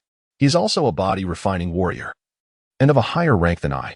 The middle-aged man gaped as Chen Hua advanced slowly, his initial shock morphing into terror. With eyes like swords, Chen Hua stepped forward, fixated on the middle-aged man. Had he not reached the early stage of postnatal ancient martial arts, he too might have faced defeat today. This is impossible. Inside the transport mech, the three observers were rendered speechless. Their expressions resembled that of three ducks caught in a trap, mouths agape, unsure of how to react. Once filled with anticipation, the atmosphere suddenly turned silent. Lin Bo, trembling with clenched fists, stared at the screen in disbelief. Just moments ago, a first-tier body-refining warrior had been struck down and left bleeding by Chen Hua. Lin Bo murmured, "Impossible. How could someone from a scrap collection background possess body-refining knowledge? This is absolutely inconceivable." A tempest of emotions surged within him. The reality before him too astonishing to accept. Lin Bo's incredulous mutterings reverberated in Wei Xiaodong's parents' ears, causing them to gasp in shock. That Chen Hua was also a body-refining warrior. What now? The couple exchanged glances, contemplating their next move. "I may not know why you sought to harm me, but I can guess that you were sent by Lin Bo to ambush me. Am I correct?" Chen Hua remarked, striding towards the middle-aged man. "You need not respond. I trust you will reveal your intent soon enough." Chen Hua sneered at the man's silence. "Do you think you are the only body-refining warrior here? Don't be surprised when Lin Bo sells you out without realizing your fate." The middle-aged man remained silent. "Since you refuse to speak, I shall compel you to." With that, Chen Hua unleashed his quantum energy, propelling himself toward the middle-aged man, delivering relentless blows upon him. Boom, boom, boom. The middle-aged man's body trembled under the onslaught, blood trickling from his lips. Faced with Chen Hua's overwhelming strength and speed, he was utterly incapable of evading or resisting. At 16, he had joined the Iron Blood Alliance's military due to his exceptional talent, and over 2 decades had passed since then, yet he remained a first-tier body-refining warrior. Meanwhile, Chen Hua, at merely 17, had surpassed him in prowess. This disparity was infuriating. Indeed, throughout the history of the Iron Blood Alliance, no one had ever matched Chen Hua's exceptional capabilities. Chapter 87, Exposure, Part 1. The three individuals aboard the transport mech could scarcely fathom that a level 1 body-refining warrior would turn into a mere punching bag before Chen Hua. At that moment, Lin Bo felt as if he had ingested a swarm of foul flies. He yearned to speak, but found his words stuck in his throat. His expression more wretched than tears could convey. "Perhaps you should exit. We no longer have time to entertain you. Farewell." While Lin Bo remained in a daze, Wei Xiaodong's father swiftly opened one of the automatic doors beside Lin Bo and kicked him out of the cockpit. "I truly do not comprehend what Xiaodong sees in a fool like you." After delivering this cold remark, Wei Xiaodong's parents piloted the transport mech away, leaving Lin Bo sprawling on the ground, watching the mech vanish from view, his mind a blank slate.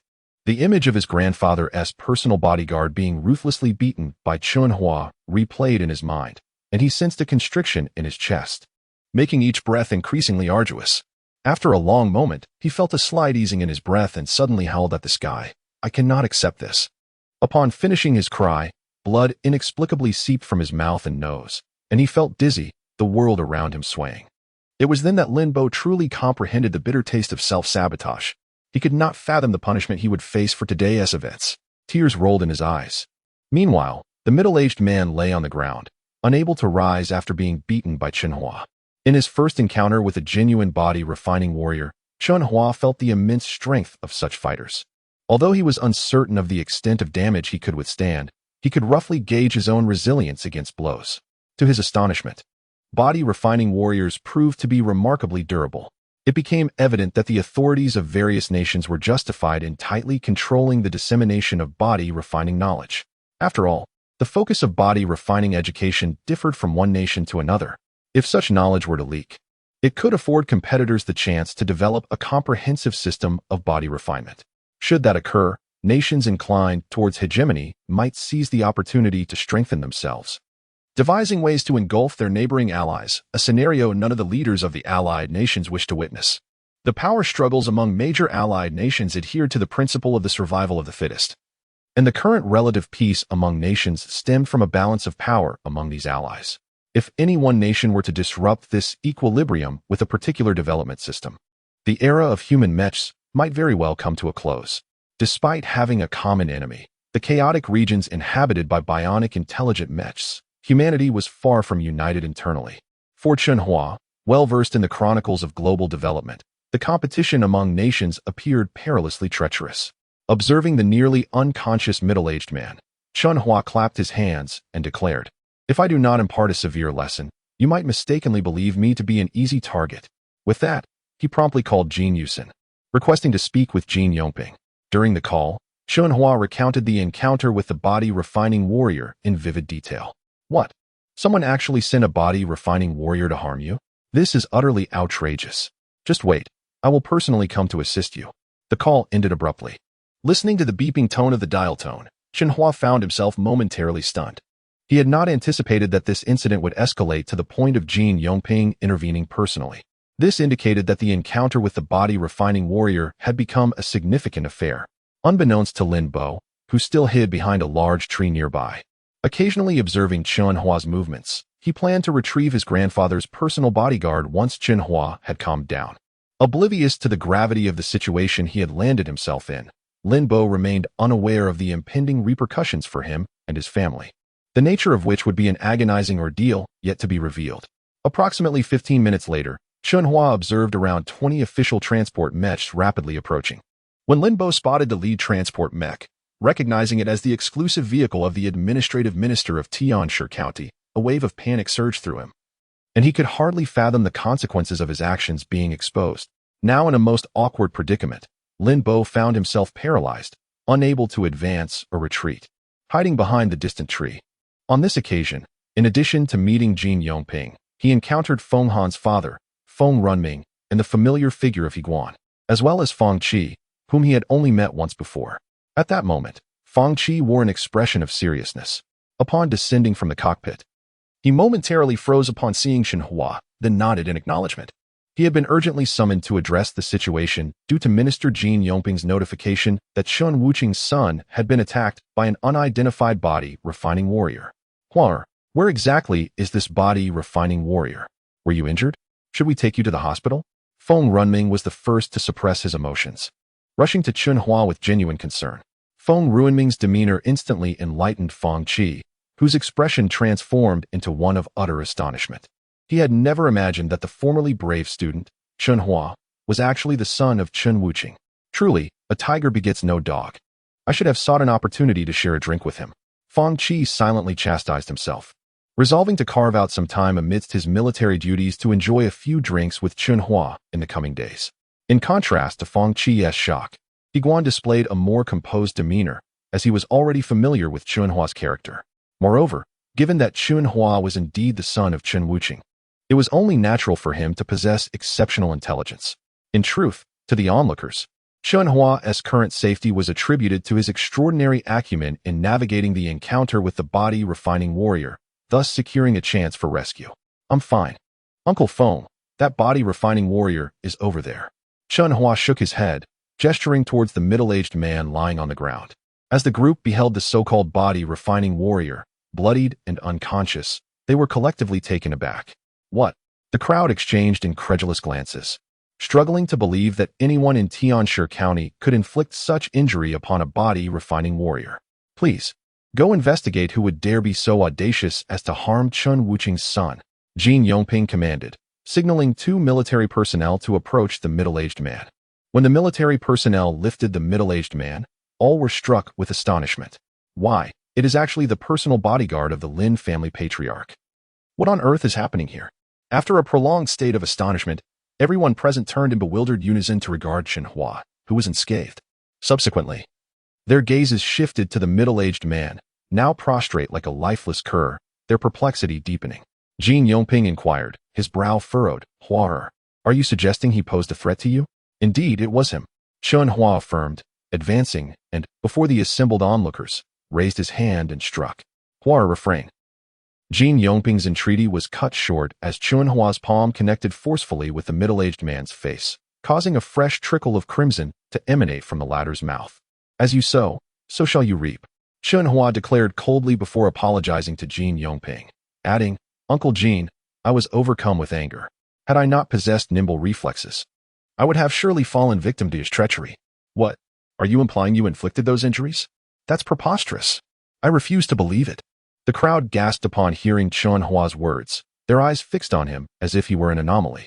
24 pairs of eyes scrutinized Chen Hua's countenance, seeking any hint of deceit, but their efforts proved futile, for Chen Hua remained composed, his expression one of unwavering pride. Guan interjected, breaking the silence. Now that we've established he intended to harm you, it's imperative that I gather the surrounding surveillance footage. Guan had identified the verdant area's vulnerability during Chen Hua's previous encounter with bounty hunters. To rectify this, he had implemented an intricate four-dimensional surveillance system. With a nod to Jin Yongping, Guan turned and proceeded towards a transport mech. Fang Qi added, "Allow me to accompany you, as the military will ultimately be responsible for his punishment." As the automated doors sealed shut, Fang Qi addressed Chen Hua. "Chen Hua, I insist we share a drink soon." "Await my call." Chen Hua responded with a smile, watching the transport mech depart.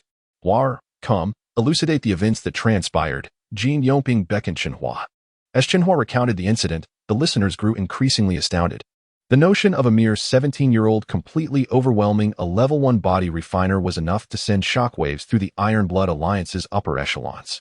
Realizing the situation was untenable, Lin Bo attempted a stealthy escape, only to be detected by Chen Hua's keen senses. "Who's skulking about over there? Reveal yourself." Chen Hua's voice resonated with disdain. And in the blink of an eye, he vanished, leaving the onlookers in stunned silence. Moments later, Chen Hua reappeared, depositing the unconscious form of Lin Bo before the crowd. Recognizing Lin Bo, the crowd exchanged knowing smirks. It appeared this inept individual was about to bring ruin upon his entire family. Enlisting a level 1 body refiner from the Alliance military to assassinate Chen Wuqing's son was an act of sheer recklessness. Fortunately, Chen Hua emerged unscathed. Otherwise, the Lin family would have faced the full force of the Chen family's wrath. As the crowd snickered, Lin Bo regained consciousness, his eyes fluttering open. Upon seeing the hostile gazes directed at him, he felt a chill run down his spine. "Lin Bo, how dare you conspire to harm Chen Wuqing's son?" Feng Runming roared. Pointing at the newly awakened Lin Bo, Chen Hua was taken aback by Feng Runming's words. "What? Chen Wuqing's son? Chen Hua is Chen Wuqing's son." Hearing this, Lin Bo felt as though he had been struck by a sledgehammer.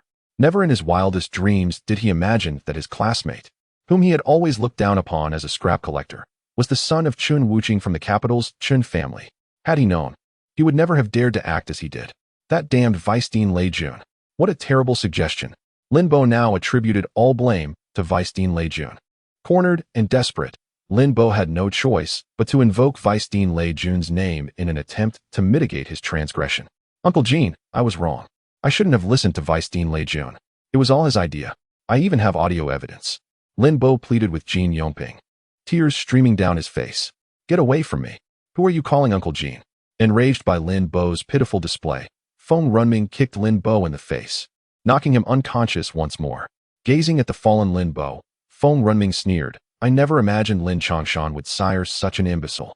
All right, Hua, I'll handle this matter. You should return home. Your father will likely visit you soon, so you can enjoy some quality time together," Jin Yongping said with a smile. "Huh, my father? He's coming to see me?" Chen Hua was dumbfounded, failing to grasp the implications of Jin Yongping's words. Lin Bo's repeated attempts to exploit the Lin family's connections to harm Chen Hua had backfired spectacularly, and his ill deeds had finally caught up with him. Jin Yongping compiled a comprehensive dossier detailing Lin Bo's transgressions, including his previous attempts to frame Chen Hua, and sent it, along with supporting evidence, to Chen Wuqing, Chen Hua's father. Enraged, Chen Wuqing employed his influence to demote Lin Changshan, the deputy administrative minister of Tianshi County, by 2 ranks. Vice-Dean Lei Jun, lacking a hereditary title, was summarily dismissed. Feng Runming, Feng Han's father, was appointed to replace Lin Changshan, while Huang Xiaolong, who had presented Chen Hua with his award, succeeded Vice-Dean Lei Jun. This series of decrees from the Iron Blood Alliance's capital city caused a seismic shift in Tianshi County's political landscape. Those who had previously relied on the Lin family's influence found themselves without support, as their patron, Lin Changshan, now held a rank lower than theirs. Chen Hua never anticipated that his actions alone could trigger such a dramatic upheaval in Tianshi County's political structure. Nor did he realize that his influence stemmed entirely from the fact that he was Chen Wuqing's son. Chapter 89. Old Affairs. A mere transfer order plunged the Lin family from celestial heights to the depths of despair. Without a remarkable successor, the family would inevitably decline. ultimately replaced by others. The hereditary nobility system imposes stringent expectations on the offspring of officials. It is common for a family to face deterioration unless the next generation surpasses the previous. However, a path still exists to restore the family's former glory through political achievements that can be exchanged for alliance contributions. Once these contributions accumulate sufficiently, they may ascend to a higher rank within the realm of nobility. Yet, neither the elder Lin nor Lin Changshan could have anticipated that their hard-earned position as deputy minister would be squandered by Lin Bo, resulting in an 80% deduction of the political contributions accrued over 2 generations. Upon receiving the urgent transfer order from the capital of the alliance, Lin Changshan felt as if all his years had been wasted. He could scarcely believe that he had spawned such a troublesome son. Overnight, his hair turned white. Lin Bo's actions not only betrayed his father, but also jeopardized the entire Lin family, extending to harm his most loyal follower, the Wei family, and those whom he had personally promoted. Originally, the Wei family, including Vice President Lei Jun and Qian Chao, were the reserve forces Lin Changshan had meticulously cultivated for Lin Bo's future career. It could be said that Lin Bo's path was paved with gold by his father's own hands. Yet, Lin Changshan could never have foreseen that over a decade of effort would be obliterated by his disappointing son. A seismic shift occurred within the political landscape of Tianshi County, leading all second-generation officials to re-evaluate their perceptions of Chen Hua. Those who had initially planned to recruit Chen Hua after the comprehensive assessment now fell silent, realizing that a mere county family could not possibly contend with the power of a national family. In an instant, Chen Hua transformed from a topic of gossip among the elite to an individual whom they sought to curry favor with. At that moment, he became synonymous with the soaring dragon among the second-generation officials. They began to etch Lin Bo's misfortune into their memories, no longer underestimating anyone. For they had grasped the true meaning of the ancient adage about not underestimating the youth in poverty, for one day, the dragon will rise. Upon returning home, Chen Hua was unaware of how swiftly the transfer order had been issued. His thoughts were preoccupied with the conversation he had with Jin Yongping just before his departure. Hua, do you not know that you are the son of Minister Chen Wiching, Chen Junda? Did your mother never tell you? This revelation struck Chen Hua like a bolt from the blue, shaking him to his core. He gazed at his mother, Lu Yunhua, contemplating deeply. Hua, what exactly do you wish to convey? You have been sitting here for half an hour. If you have something to say, just say it. Do not be so coy. It is uncharacteristic of you. Chen Hua's demeanor was peculiar. Despite having something to inquire about, he remained silent on the sofa, lost in thought. He fixed his gaze upon Lu Yunhua's face and asked boldly, Mom, is my father Chen Wuqing, Chen Junda? How did you know? Lu Yunhua's expression shifted to one of alarm. Yet, Chen Hua's resemblance to a younger Chen Junda was striking. Lu Yunhua understood that one day, someone would recognize Chen Hua's identity, for such striking resemblances could not be mere coincidence. However, she had not anticipated that this day would arrive so swiftly. Rangsen's father informed me. Rangsen? Jin Yusen, the Jin family. I had forgotten that he was an old acquaintance of your father. Lu Yunhua chuckled lightly. Mom, please tell me about my father. What kind of person is he, and why have we suffered for so many years? This story is rather lengthy. Lu Yunhua began to recount the events surrounding her departure from Chen Junda. As she spoke of his disdainful words at the time, her emotions grew increasingly fervent. Back then, your father was dismissive of my departure. He even mocked me in public, claiming that without the Chen family support, we would be worthless. Now that you have achieved success, if he dares to approach us, it would be a slap in his face. Your father, believing I was pregnant with you, foolishly thought he could have both me and another woman. I vehemently opposed this and threatened to leave him with our unborn child, in front of everyone. He laughed at me. In my anger, I chose to leave, eventually settling in Tianshi County, where I gave birth to you. Well, Hua, that is the gist of my history with your father. At the time I left him, he was merely a politician governing a city. I never imagined he would rise to become the minister of the capital. Sigh, it has been 17 years, 8 months, and 256 days since you and I parted ways with him. As Lu Yunhua concluded, a deep sigh escaped her lips. During their shared hardships, she had occasionally felt a pang of regret, yet her determination to prove herself against Chen Junda fueled her ambition to cultivate Chen Hua into a remarkable individual. Her hopes were fulfilled, as Chen Hua never disappointed her. Observing his mother's wistful sigh, Chen Hua's feelings towards the father he had never met ignited with fervor. The fact that she remembered the date of their departure so vividly suggested that she still cherished her love for Chen Junda. Yet, This despicable father, who failed to understand a woman's heart and mocked his mother, was truly foolish. Although anger simmered within him, Chen Hua remained composed and remarked, "Mom, Rangxin's father told me that Dad would come personally to find us." "Really?" Lu Yinhua's expression brightened momentarily. However, that joy was fleeting, for she soon murmured, "He would never come. He publicly declared that I should never think of entering the Chun household again." "Is that so? What blind eyes he has, treating my mother in such a manner." Chen Hua's indignation swelled further. He resolved, "Father, if you truly come, I shall ensure that my mother receives the justice she deserves." Chapter 90. The Old Master Lin's Revenge, Part 1.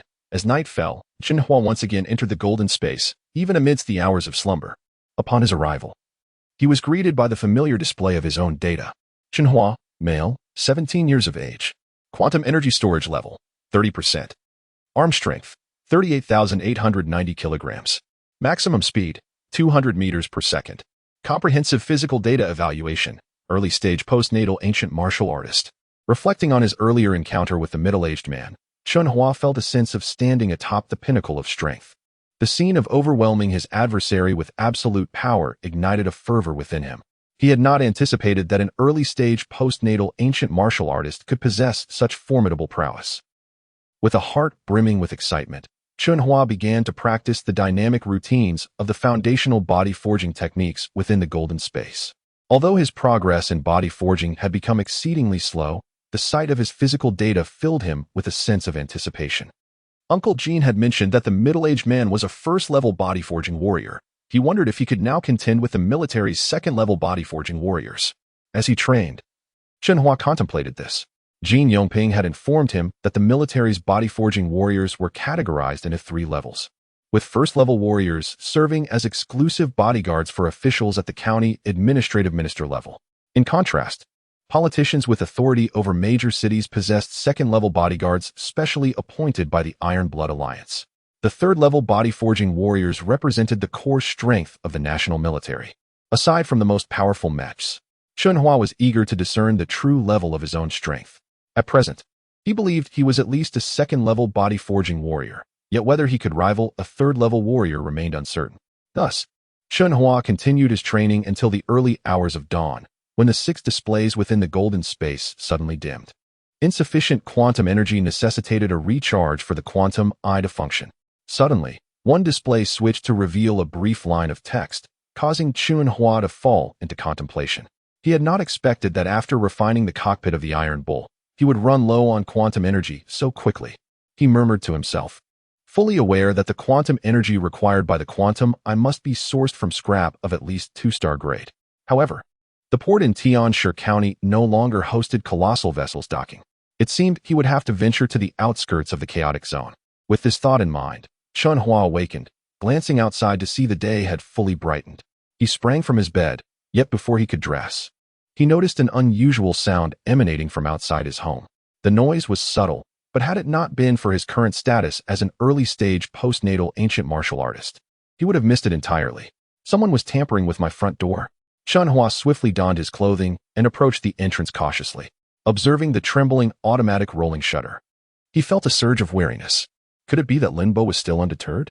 His expression hardened. If that were the case, his mother could be in danger. If they were numerous and used his mother as leverage, he would be at a loss as to how to respond.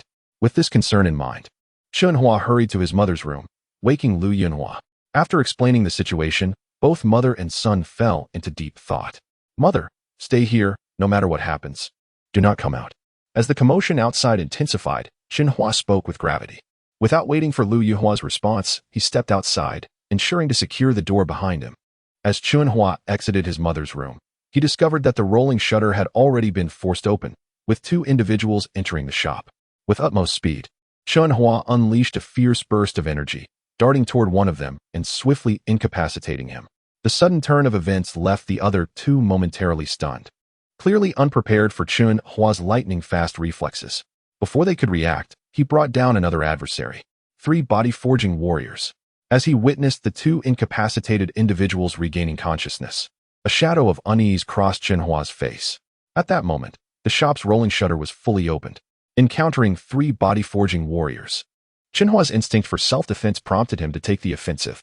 Originally, he intended to merely incapacitate them for questioning, but But he had not anticipated they would be three resilient body-forging warriors, exuding an aura no less formidable than that of the middle-aged man from yesterday. He was astonished that Lin Bo had managed to enlist three skilled warriors against him. Fortunately, he had warned his mother to stay inside earlier, allowing him to engage in a proper fight now. With utmost speed, with unparalleled strength, Chen Hua surged toward the trio, his fist ready to strike. One of them attempted to defend, only to find Chen Hua's fist magnified in his vision, delivering a blow that rendered him unconscious. The other two, having just initiated their attack, were caught off guard as Chen Hua executed a sweeping kick, taking them both down simultaneously. After his precise strikes, Chen Hua did not linger. He swiftly retreated a few paces, maintaining vigilance toward the two who remained conscious. Even the Iron Blood Alliance's most esteemed body-forging warriors would undoubtedly be in awe of Chen Hua's impressive display of speed and strength.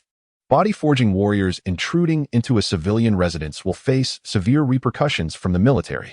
Chen Hua's eyes narrowed as he regarded the two expressionless figures before him. His voice sharp and commanding. "Your life," one of them retorted, and both charged at Chen Hua simultaneously. Seeing their looming figures, Chen Hua scoffed inwardly, realizing he had been too lenient. Boom, boom. With absolute speed on his side, Chen Hua seized one by the neck before delivering a crushing kick to the chest of the other. "Speak. Who sent you?" Ignoring the approaching body-forging warrior, Chen Hua tightened his grip, increasing the pressure.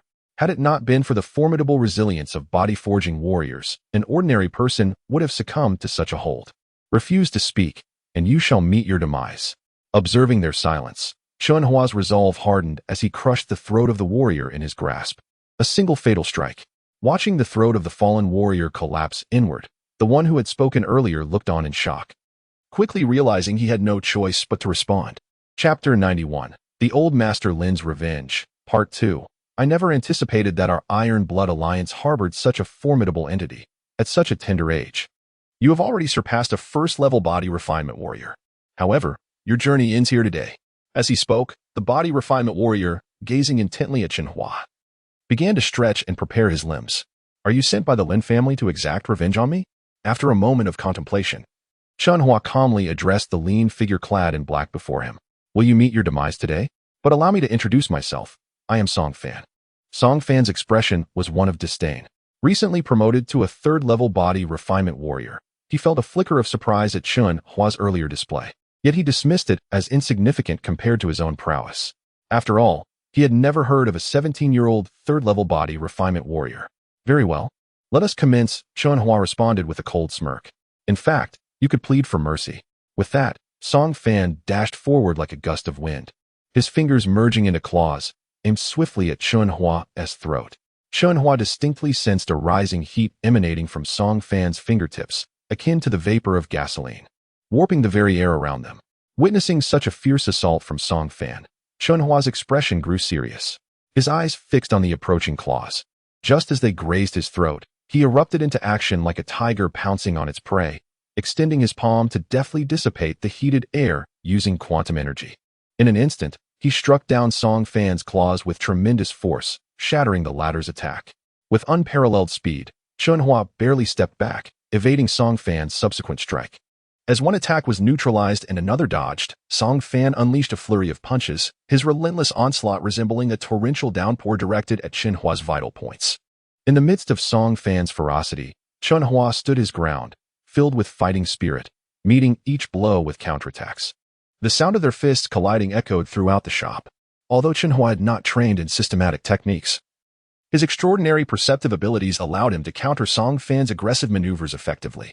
At this moment, Song Fan was increasingly unnerved. He never imagined that the 17-year-old Chen Hua could hold his own against a third-level body refinement warrior. Suddenly, as Song Fan momentarily lost focus, Chen Hua delivered a resounding slap to his right cheek, the sharp crack reverberating through the air, rousing the previously unconscious body refinement warrior. As Chen Hua struck Song Fan, he simultaneously received a powerful kick to his chest, sending him staggering backward several steps. The sudden pain in his chest took his breath away, but it ignited his fighting spirit, prompting him to counterattack. Humph! Upon seeing Chen Hua charge at him, Song Fan sneered and propelled his fist toward Chen Hua's figure. Limitless power. Chen Hua channeled quantum energy into his fists, colliding with Song Fan's blows. With a sickening sound, Song Fan spat blood, his form hurtling out of the shop. leaving a long trail of crimson behind him. Is that all you can muster? Chen Hua scoffed as he rushed outside, treating Song Fan as a mere punching bag, landing blow after blow upon him. Observing Song Fan being beaten mercilessly, the conscious body refinement warrior suddenly recalled that Chen Hua's mother was still inside the shop. Without hesitation, he dashed towards the interior. Fortunately, several discarded metal items remained unsold within the shop. As he ran, he accidentally knocked over a metal bag, sending a cacophony of clattering sounds reverberating through the air. Hearing the noise, Chen Hua turned sharply, only to find the previously unconscious body refinement warrior had regained consciousness and was now forcing his way into his mother's room. Damn it! How shameless! Chen Hua roared in fury, a surge of murderous intent coursing through him. He discarded Song Fan onto the ground and charged into the shop. Upon reaching Lu Yunhua's room, he discovered the body refinement warrior had her clutched tightly, muffling her cries. If you wish for her to live, come closer, the assailant threatened. Remaining composed, Chen Hua discreetly activated his communication device, glancing at the screen before dialing Jin Yongping's number. What do you want? He demanded, just as Jin Yongping answered the call. We are merely here to settle a score. Your life is all we seek. Just hand over the head of the person you care for, and I assure you, she will remain unharmed. The body refinement warrior was oblivious to the fact that Jin Yongping was listening intently to every word. Chen Hua inquired further. Were you dispatched by the Lin family? Huh, clever of you. Offending the old master of the Lin family will lead you to a miserable end, the body refinement warrior replied. At that moment, he noticed Chen Hua staring in astonishment at something behind him. Following Chen Hua's gaze, he too turned to look. An opportunity presented itself. In that fleeting moment of distraction, Chen Hua's legs erupted with formidable power, propelling him like a cannonball towards the body refinement warrior. By the time the warrior reacted, Chen Hua's right hand had already pried open the grip on Lu Yunhua's throat. Get away from her, Chen Hua bellowed, and with renewed vigor, he unleashed a relentless barrage of punches upon the assailant. War. Lu Yunhua, witnessing the transformation in her son, gasped in shock, unable to fathom the extraordinary skill he possessed. In mere moments, Chen Hua crushed the warrior's throat. Then, with an air of calmness, he discarded the lifeless body outside the shop, indifferent to the act. After undergoing rigorous training in murderous intent, Chen Hua had grown desensitized to life and death. The simulated training environments of quantum vision bore no difference from the reality of being struck by a bomb. After disposing of the two bodies, Chen Hua approached the unconscious Song Fan. This Song Fan was undoubtedly the leader of the two, and with him, Chen Hua was certain he could expose the old Master Lin's misdeeds. Old Master Lin, I never expected your family to be so corrupt. The younger generation is foolish, and the elder is equally blind. At that moment, Chen Hua harbored no fondness for the Lin family. Initially, he believed that sharing 4 years as classmates should foster camaraderie rather than hostility. Yet, Lin Bo's incessant provocations made it clear that he sought his own downfall. Perhaps it is best to await Uncle Jin's arrival to handle this matter. With that thought, Chen Hua retrieved a chair from within the shop and settled outside, awaiting Jin Yongping's arrival.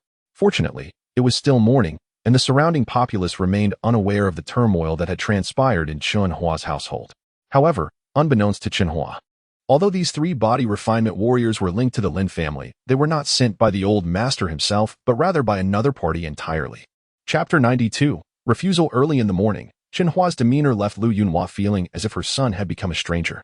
She had never envisioned that one day Chen Hua would so effortlessly subdue a body refinement warrior. The transformation in the young man standing before her was profound, his battle-hardened aura rendering her unable to meet his gaze. Thus, Lu Yunhua spent the entire morning in contemplation, reflecting on the drastic changes in Chen Hua from the past to the present. This time, Jin Yongping did not pay a visit, as the identity of the body refinement warrior was exceedingly delicate. It was more appropriate for Fang Qi, the military commander of Tianshi County, to handle the matter. When Fang Qi arrived with several body refinement warriors, he was taken aback to discover that the warrior Chen Hua had subdued was, in fact, a 3rd-level body refinement warrior. The notion that such an elite, belonging to the Ironblood Alliance's strategic echelon, could be defeated by Chen Hua was utterly astonishing. Realizing the gravity of the situation, Fang Qi promptly bid farewell to Chen Hua and took the unconscious warrior back with him. For body refinement warriors who had erred and been captured, the military possessed specific concoctions that rendered them utterly fatigued. Before departing, Fang Qi addressed Chen Hua, saying, Chen Hua, I never anticipated you possessed such extraordinary skills. Upon my return, I will certainly recommend you to the Alliance military, inviting you to join our esteemed ranks. Thank you for your kind offer, Brother Fong. But I currently have no intention of enlisting, Chen Hua replied firmly, declining Fong Qi's proposal. The astonishment on the faces of Fong Qi's subordinates mirrored their disbelief. A chance for recommendation that most could only dream of was outright rejected by Chen Hua, given his remarkable abilities. Ascending the ranks within the military would have been a simple endeavor, especially as the son of Qin Wuqing. If he truly wished to join the Iron Blood Alliance, he would undoubtedly rise with ease. Unbeknownst to them, Chen Hua's aspirations were straightforward. He aimed to attend the same prestigious Mech Academy as Jin Yusen. Feel free to visit me at the military whenever you wish, Fong Qi said, a hint of disappointment in his tone. Reflecting on his missed opportunity to recommend Chen Hua earlier, he shook his head and departed with his fellow soldiers. Once Fong Qi and his entourage had left, Chen Hua fell into deep thought. He had not expected that Song Fan was actually a third-level body refinement warrior. According to the Alliance's regulations, county-level officials were permitted only one first-level body refinement warrior as a personal bodyguard, and even then, it had to be a retired warrior from the Alliance military. The ability to dispatch 3 body refinement warriors against him indicated that the perpetrator was either a high-ranking official or an externally commissioned bounty hunter from another allied nation.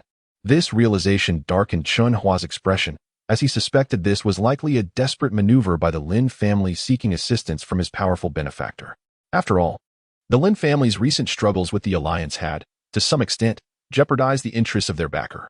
Yet, Chen Hua remained unaware of the true identity of the formidable family backing the Lin clan. While Chen Hua was oblivious to the psychological turmoil his actions had inflicted upon the Lin family, they were gathered in the villa of the Lin patriarch. Fixated on the holographic display replaying the footage of Chen Hua's seemingly invincible prowess, each family member was rendered speechless, disbelief etched across their faces. The patriarch, in a fit of rage, pointed an accusatory finger at Lin Bo, exclaiming, "You fool! You have a classmate with such incredible skills, yet instead of fostering an alliance, you've repeatedly opposed him, even cultivating enmity that has brought disaster upon our family." The patriarch had never anticipated that his request for assistance in hiring 3 formidable body refinement warriors to eliminate Chen Hua would result in their utter failure. Now, he could hardly fathom the troubles that the surviving warrior would bring to his benefactor. As for Lin Bo, he had grown numb to the series of failures. Feeling dizzy and unable to comprehend his grandfather's words, "Changshan, you have truly raised a remarkable son. You shall handle this matter," the patriarch concluded.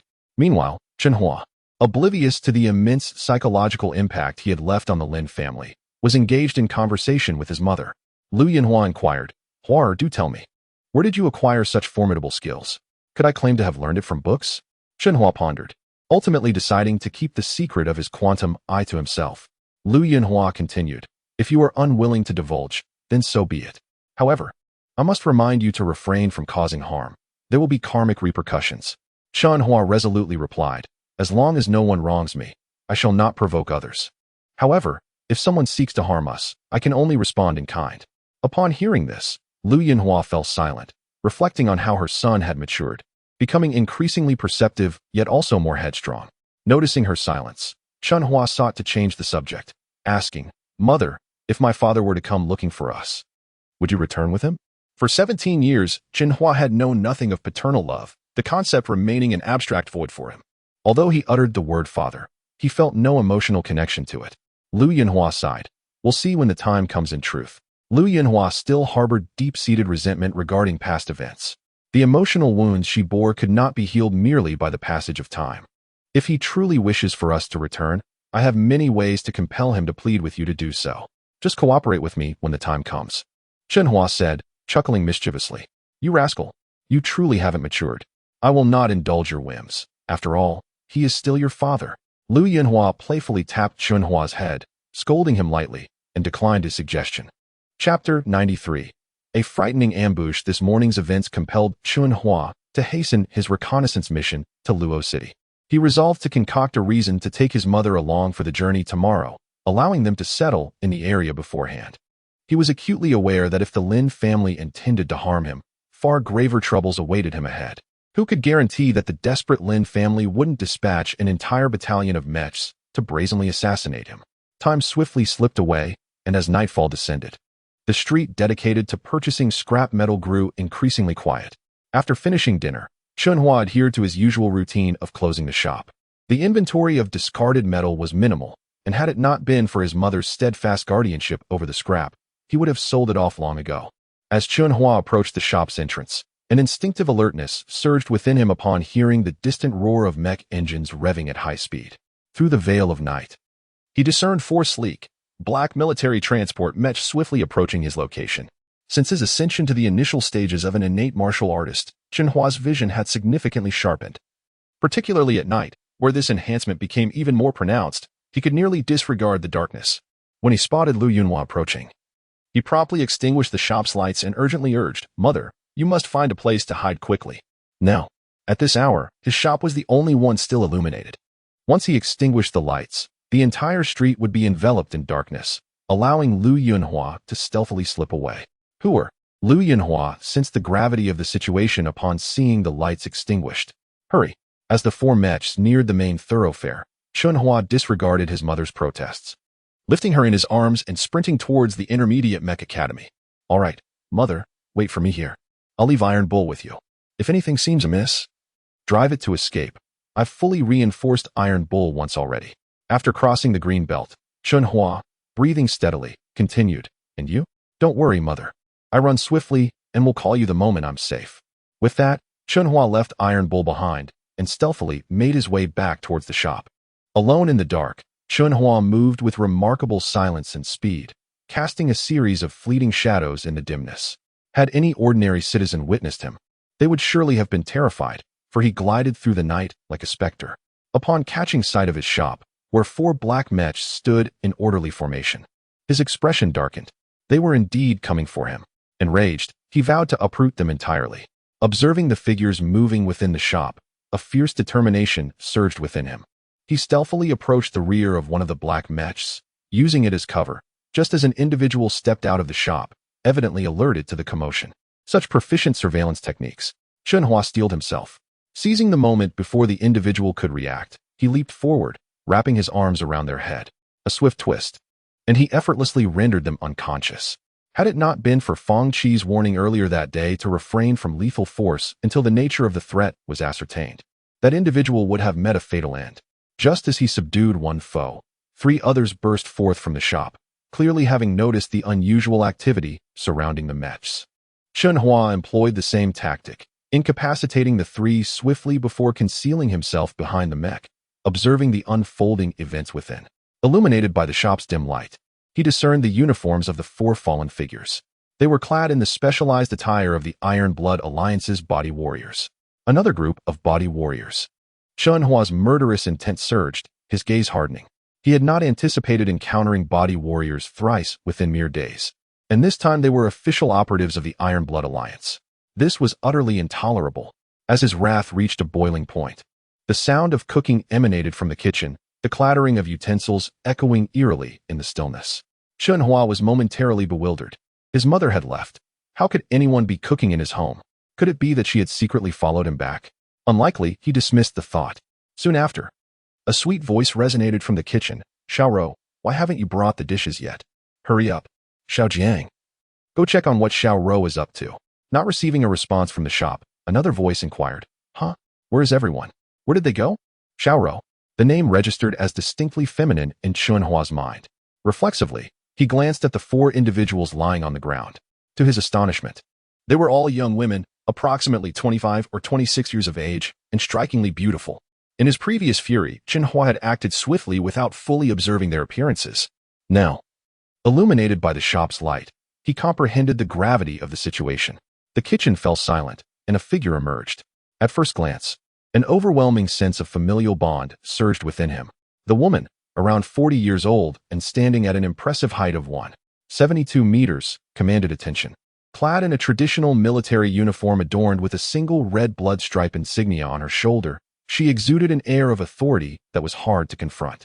Clearly, this woman was an officer within the Iron Blood Alliance, and her rank was not to be taken lightly. A single red blood stripe. As he beheld the gleaming insignia, Chen Hua's astonishment deepened. The insignia denoted that this woman was a major general of the Iron Blood Alliance. A major general accompanied by four body warriors had inexplicably invaded his home kitchen to cook. What on earth were they up to? In that moment, Chen Hua felt utterly confounded, his mind momentarily blank. Chapter 94. Aunt Chen Hua suddenly recalled the stories Lu Yunhua had shared about the Chun family in the capital. He was aware that his father, Chun Juanda, had a sister, his aunt, who served in the Iron Blood Alliance military, holding the modest rank of lieutenant in her earlier years. Now, upon seeing the one-star red blood stripe insignia, indicative of a major general, he could definitively conclude that the major general who had just been cooking in the kitchen was indeed his aunt.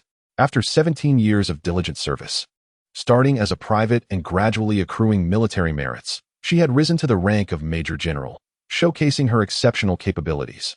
Upon closer inspection, Chen Hua noticed a resemblance between himself and her. As he pondered this, the female major general approached the Mech. She quickly spotted the four subordinates lying unconscious on the ground, yet instead of panicking, she smiled sweetly and called out, "Chen Hua, I know you're back. Come out quickly, I am your aunt." Seeing that Chen Hua did not respond, she began to circle the Mech, aware that he was likely using it as cover to conceal himself. As she searched for him, a rather amusing scene unfolded. A female major general, illuminated by the shop's lights, engaged in a game of hide and seek with Chen Hua, who remained hidden in the shadows. After several laps without catching a glimpse of him, she continued, "When I arrived, I noticed you and your mother were not here. So I thought I would prepare some of my signature dishes for you. Come out and lend me a hand." She then placed her hands on her hips, standing confidently at the entrance of the shop, her gaze penetrating the area where the Mech was parked. After her declaration, she fell silent, awaiting a response from Chen Hua, but was met only with the distant chirping of insects in the dark. Chen Hua still did not reveal himself. She had received a call from Chun Juanda the day before, informing her that her nephew was in Tianshi County and possessed formidable skills, far surpassing that of a first-level physique warrior. Upon hearing this news, her eyes sparkled with delight. Although the Chen family had reached great heights, they lacked a true successor capable of standing independently in the Iron Blood Alliance military, aside from her.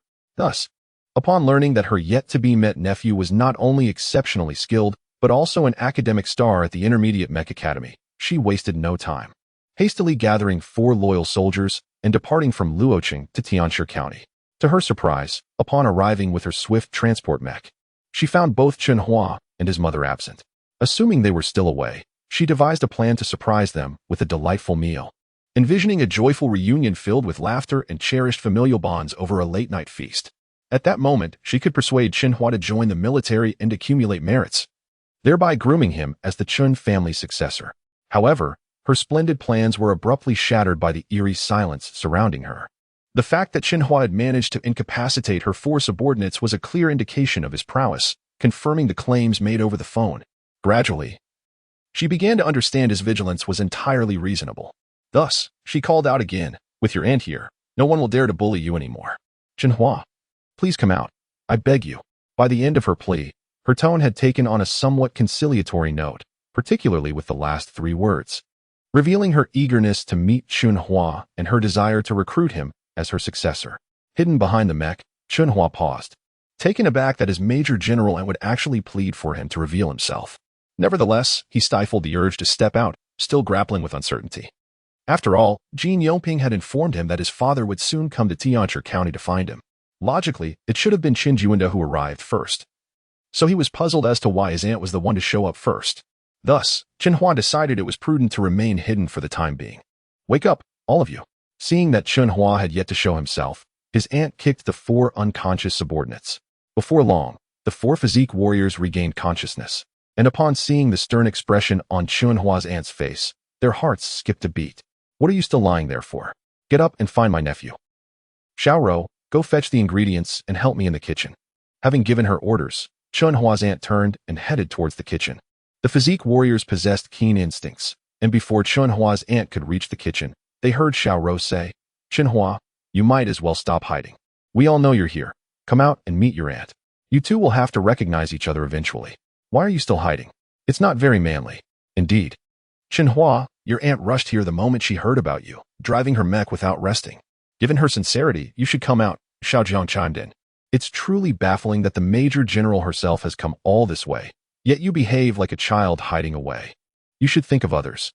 Yes, if I had such a nephew, I might have just knocked him out with a single slap. Ha ha ha. Xiaoro, aren't you afraid of being reprimanded by General Chun for your insolence? Listening to the banter among his aunt's subordinates, Chen Hua felt somewhat speechless. After a moment's thought, he decided to step out from behind the mech, clearing his throat a few times. Ahem. I wonder who I knocked out with a single blow just now. To swiftly conclude their ongoing discussion, Chen Hua chose to bring up their recent embarrassment. As expected, his words had an immediate effect, drawing 4 pairs of furious glares in his direction. Despite the dim lighting cast by the shop, he could distinctly feel the fiery intensity of their stares locking onto him. Unfazed by their gazes, Chen Hua provocatively remarked, "What? Are you dissatisfied? If so, feel free to challenge me again and see if you end up knocked out once more." To his surprise, the 4 physique warriors were rendered speechless by his boldness. Upon witnessing Chen Hua emerge, his aunt quickly stepped forward and stood firmly before him. Chapter 95. Plead with me in an instant. The atmosphere grew peculiar, with silence enveloping the scene. Chen Hua stood there with his aunt, both staring intently at one another. Chen Hua scrutinized his aunt, sensing the unmistakable aura of a major general emanating from her. Meanwhile, his aunt observed her nephew, eager to see what he had become. "Chen Hua, you have finally shown yourself." It was Chen Hua's aunt who broke the stalemate first. Her face could not conceal the excitement bubbling within her. She could distinctly feel the familiar essence of her late brother, Chen Junda, reflected in him. Astonishingly, he bore an uncanny resemblance to her brother in his youth, handsome and charismatic. As Chen Hua remained silent, an odd sensation welled up within him. "Boy, why aren't you calling your aunt?" Xiao Rou, with a teasing tone, reminded him as he stood there like a fool. Her mature demeanor intrigued Chen Hua, and a subtle smile curved his lips upon recalling how he had dizzyingly twisted her head earlier. Noticing the expression on Chen Hua's face, Xiao Rou rolled her eyes at him, evidently catching on to his thoughts. "This beauty is quite impressive. Perhaps I could persuade her to become my mother's bodyguard." He mused silently. Seeing Chen Hua exchange glances with his subordinate, his aunt chuckled softly. "Well, we are family, so whether you call or not is of no consequence. By the way, Chen Hua, where is your mother?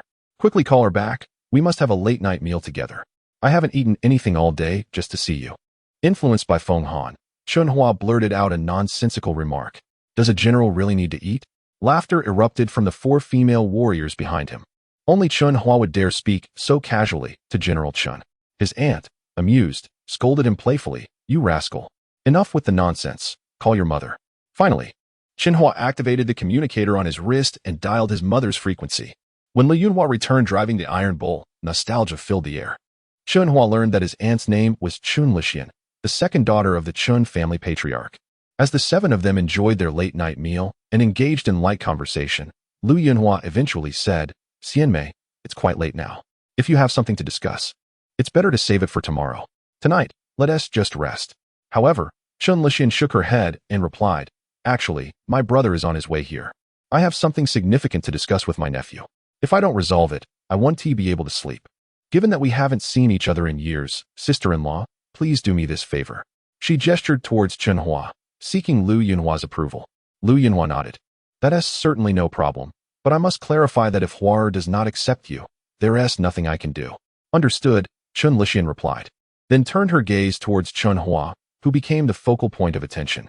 Calmly, Chun Lixian stated, "Hua, I came here to invite you to join our Iron Blood Alliance's military.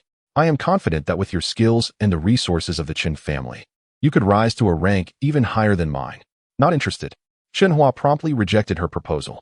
The suddenness of Chen Hua's refusal sent Chun Lixian, who had held high hopes, crashing back to reality. She was taken aback and momentarily at a loss for words. "What? Not interested?" Chun Lixian's 4 female subordinates were stunned, unable to fathom that Chen Hua would not even consider the offer. They gazed at him as if he were foolish, unable to comprehend why he would dismiss such an opportunity given his talents and lineage, which foretold a promising future. Unlike them, who had to toil to become second-tier warriors, accumulating contributions within the alliance merely to attain a minor rank, Chen Hua's potential was boundless. Yet, despite the clarity of the general's words, Chen Lixian did not relent. She earnestly implored, "Hua, although our family leads the foremost Mech division of the Iron Blood Alliance, we lack a successor to carry on my military legacy. Frankly, you are the most suitable candidate to inherit our military influence. Join us, for the sake of the Chen family and for yourself." "Huh, our Chen family. Do you think of me as one of you? Do you have any idea how my mother and I have survived these past years?" Chen Hua's anger flared at her mention of the Chen family. He was acutely aware of the hardships his mother endured, especially since Chen Junda had derided Lu Yunhua during her pregnancy, never once considering them part of the Chen family. Now, Chen Lixian sought to persuade him to join the military under the pretense of being a successor to the Chen family. Wasn't that laughable? Mom, I'm tired. I'm going to sleep now. I'm exhausted after dealing with a few minor nuisances today, Chen Hua declared, disregarding the astonished gazes directed at him, and calmly made his way to his room. Wait, Ahua, what would it take for you to join our military? Chen Lixian, feeling a sense of urgency, called after him. Quite simple, you must kneel and beg me. As soon as the words left his lips, Chen Lixian's subordinates felt as though their minds were about to explode. This audacious boy dared to demand his Major General aunt to kneel and plead for him to join the military. Who was truly the elder here? Chapter 96, Father, Part 1. The commanding words uttered by Chen Hua left both Chen Lixian and Lu Yunhua momentarily stunned, clearly not anticipating such a bold statement from him. Hua, how can you speak like that? Lu Yunhua admonished. Chen Lixian fell silent, observing Chen Hua strut into the room, and with a playful rebuke, she remarked, Indeed. He possesses quite a character. Nonetheless, I admire it. Truth be told, once Chen Hua entered the room, he felt a wave of relief wash over him.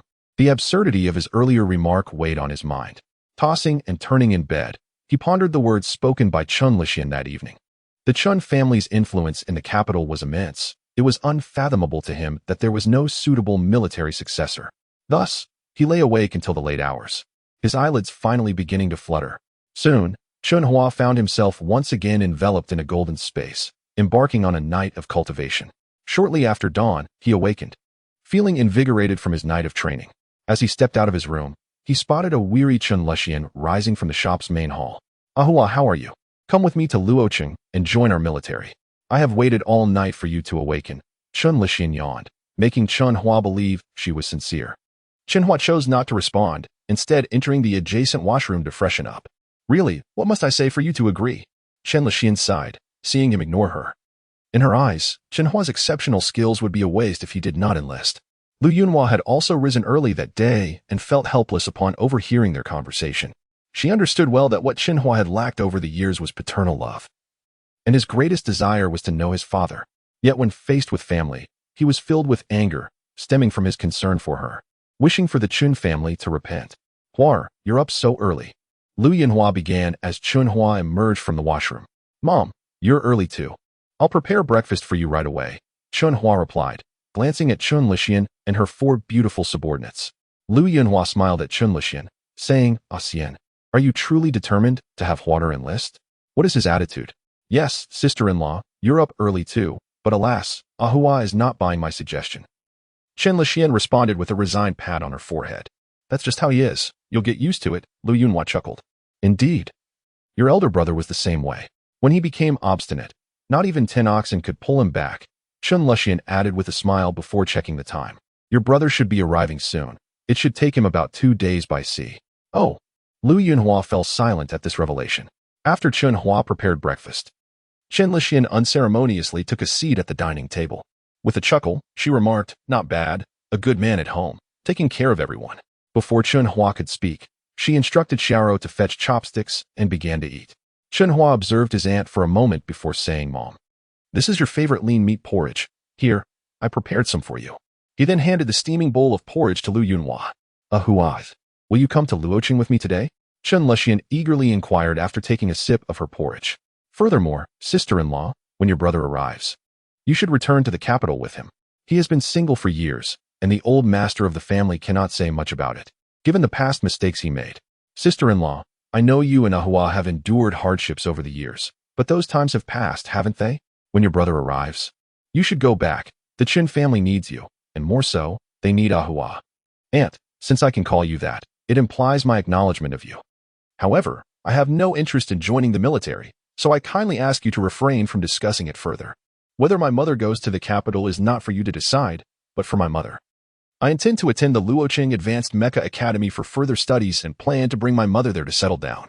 Indeed, since Xian is also in Luocheng, we will have each other's support. Lu Yunhua nodded, having already heard Chen Hua's plans. Oh, hee. Upon hearing that Chen Hua intended to study at the Luocheng Advanced Academy, Chen Lixian chuckled mischievously, her gaze suggesting ulterior motives that made Chen Hua uneasy. Ahua, how about this? I will secure you a position in the military, allowing you to focus on your studies. After you graduate, you can come and take over my post. How does that sound? Do you think I'm someone easily swayed by your offers? Chen Hua shot her a disdainful glance. It was absurd. He had no intention of enlisting, fully aware of the strict discipline within the Alliance's military, a stark contrast to his laid-back nature. Seeing Chen General humbled before a mere child, Xiao became displeased. Unable to contain herself, she retorted, "You're acting so high and mighty just because you're a bit skilled. Little girl, do your elders know how well you speak?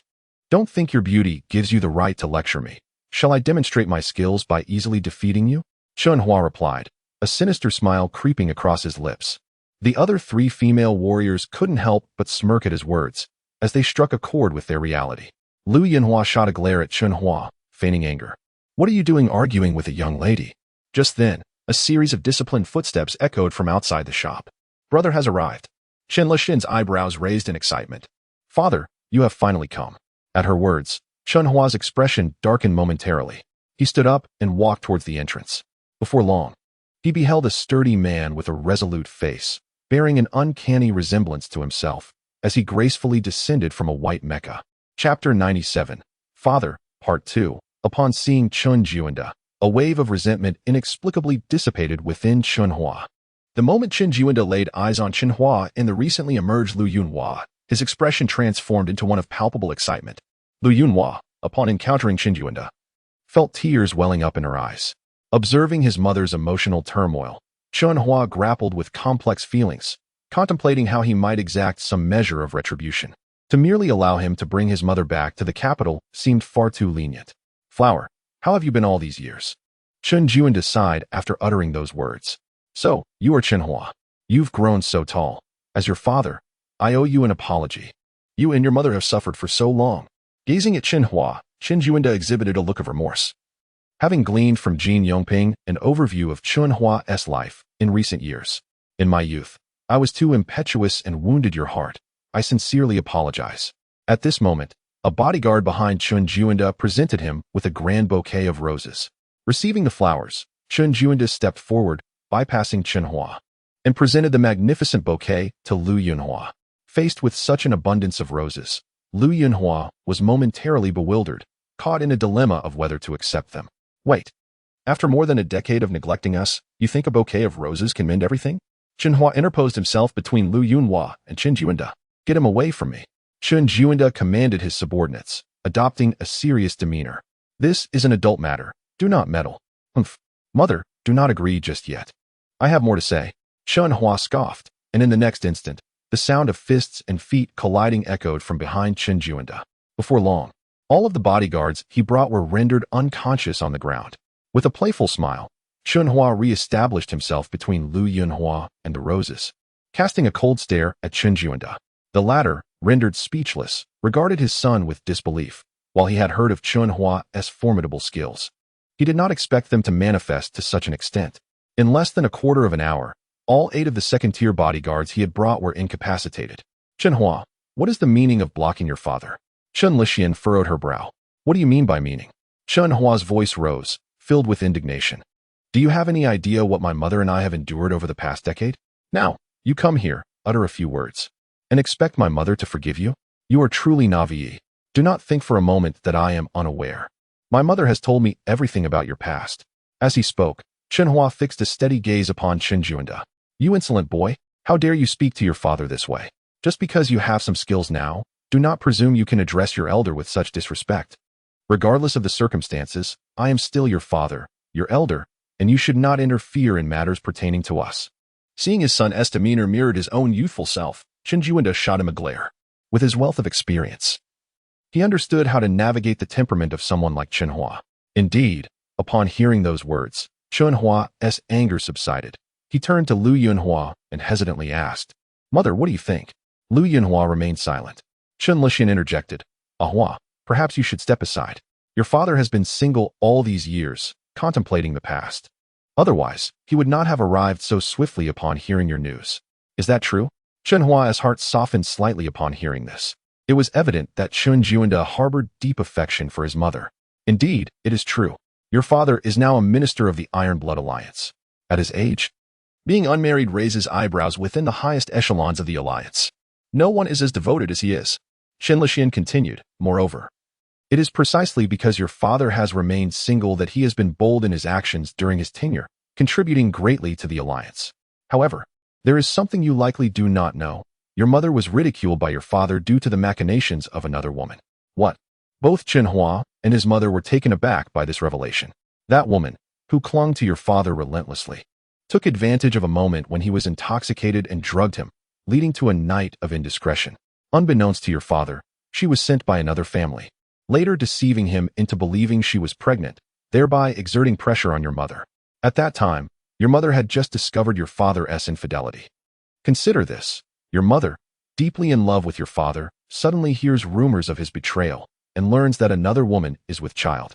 Would she have been willing to accept such a fate? Certainly not. Thus, a confrontation ensued between your mother, your father, and your grandfather. At this juncture, Chen Hua ceased her narrative, knowing that Chen Hua was already aware of the ensuing events. So that was the case. A family sought to leverage our Chen family for their own gain. While Chen Hua had not disclosed many details, Chen Hua could discern the underlying implications. The events of the past were intertwined with familial interests, and only such motives could compel that woman to ensnare Chen Hua. Indeed, Chen Hua noted the shift in Chen Hua's expression and recognized the pivotal point of the past. A look of approval flickered in his eyes. However, that family eventually faced a series of misfortunes and gradually declined. Initially, I intended to erase their existence from the Alliance's records completely, but your grandfather opposed this. At this point, Chen Hua gazed earnestly at Chen Hua and said, Hua, I understand that you harbor resentment towards me. But from now on, I will ensure that you and your mother enjoy the finest life possible. Please step aside. As he spoke, Chen Hua extended a hand, gently guiding Chen Hua to the side. He then knelt before Lu Yunhua, sincerely imploring, Trust me, flower, come home with me. The capital is your true home. It has awaited you for 17 years. Witnessing this scene, tears of emotion welled in Lu Yunhua's eyes. She had been waiting for him for a full 17 years. Juanda, please rise. I accept your offer. Lu Yunhua took the bouquet of roses and fell into Chen Juanda's embrace, weeping uncontrollably. The grievances of 17 years finally found release today. Chen Hua watched this poignant moment, feeling a twinge of emotion in his nose. Chapter 98. Recognition. Not only was Chen Hua's emotion stirred, but even the other attendees felt tears welling in their eyes. From his mother's demeanor, Chen Hua understood that she had already forgiven Chen Junda. In truth, upon hearing about Chen Junda's past, Chen Hua could empathize with his father's helplessness at the time. Since circumstances led to his actions, there was no longer a need for resentment. A father is a father. An immutable truth. Hua, why are you still standing there? Call your dad. Chen Lucian remarked, discreetly wiping away her tears as she spoke. Hua, he is your father. Lu Yunhua shyly released Chen Junda's embrace and turned to Chen Hua. At that moment, all eyes were focused on Chen Hua. Chen Hua stared silently at the visibly anxious Chen Junda. For over a decade, he had been raised solely by his mother, Lu Yunhua, and now, confronting his father for the first time, he felt a profound sense of unfamiliarity. This unfamiliarity stemmed primarily from the absence of paternal love in his life. As the atmosphere grew increasingly awkward, even Lu Yunhua found herself at a loss for words. She knew that urging him would be futile. Son, it's all right if you don't recognize me. I understand that I have wronged you both for so many years. All I can do now is bring you back to the capital to ensure you no longer suffer. Trust me. At this juncture, a shadow of sorrow flickered in Chen Junda's eyes, and his throat tightened with emotion. He extended his hands towards Chen Hua. The genuine emotions shared between men need not be articulated with excessive words. Chen Hua fixed his gaze on Chen Junda, and tears streamed down his face uncontrollably.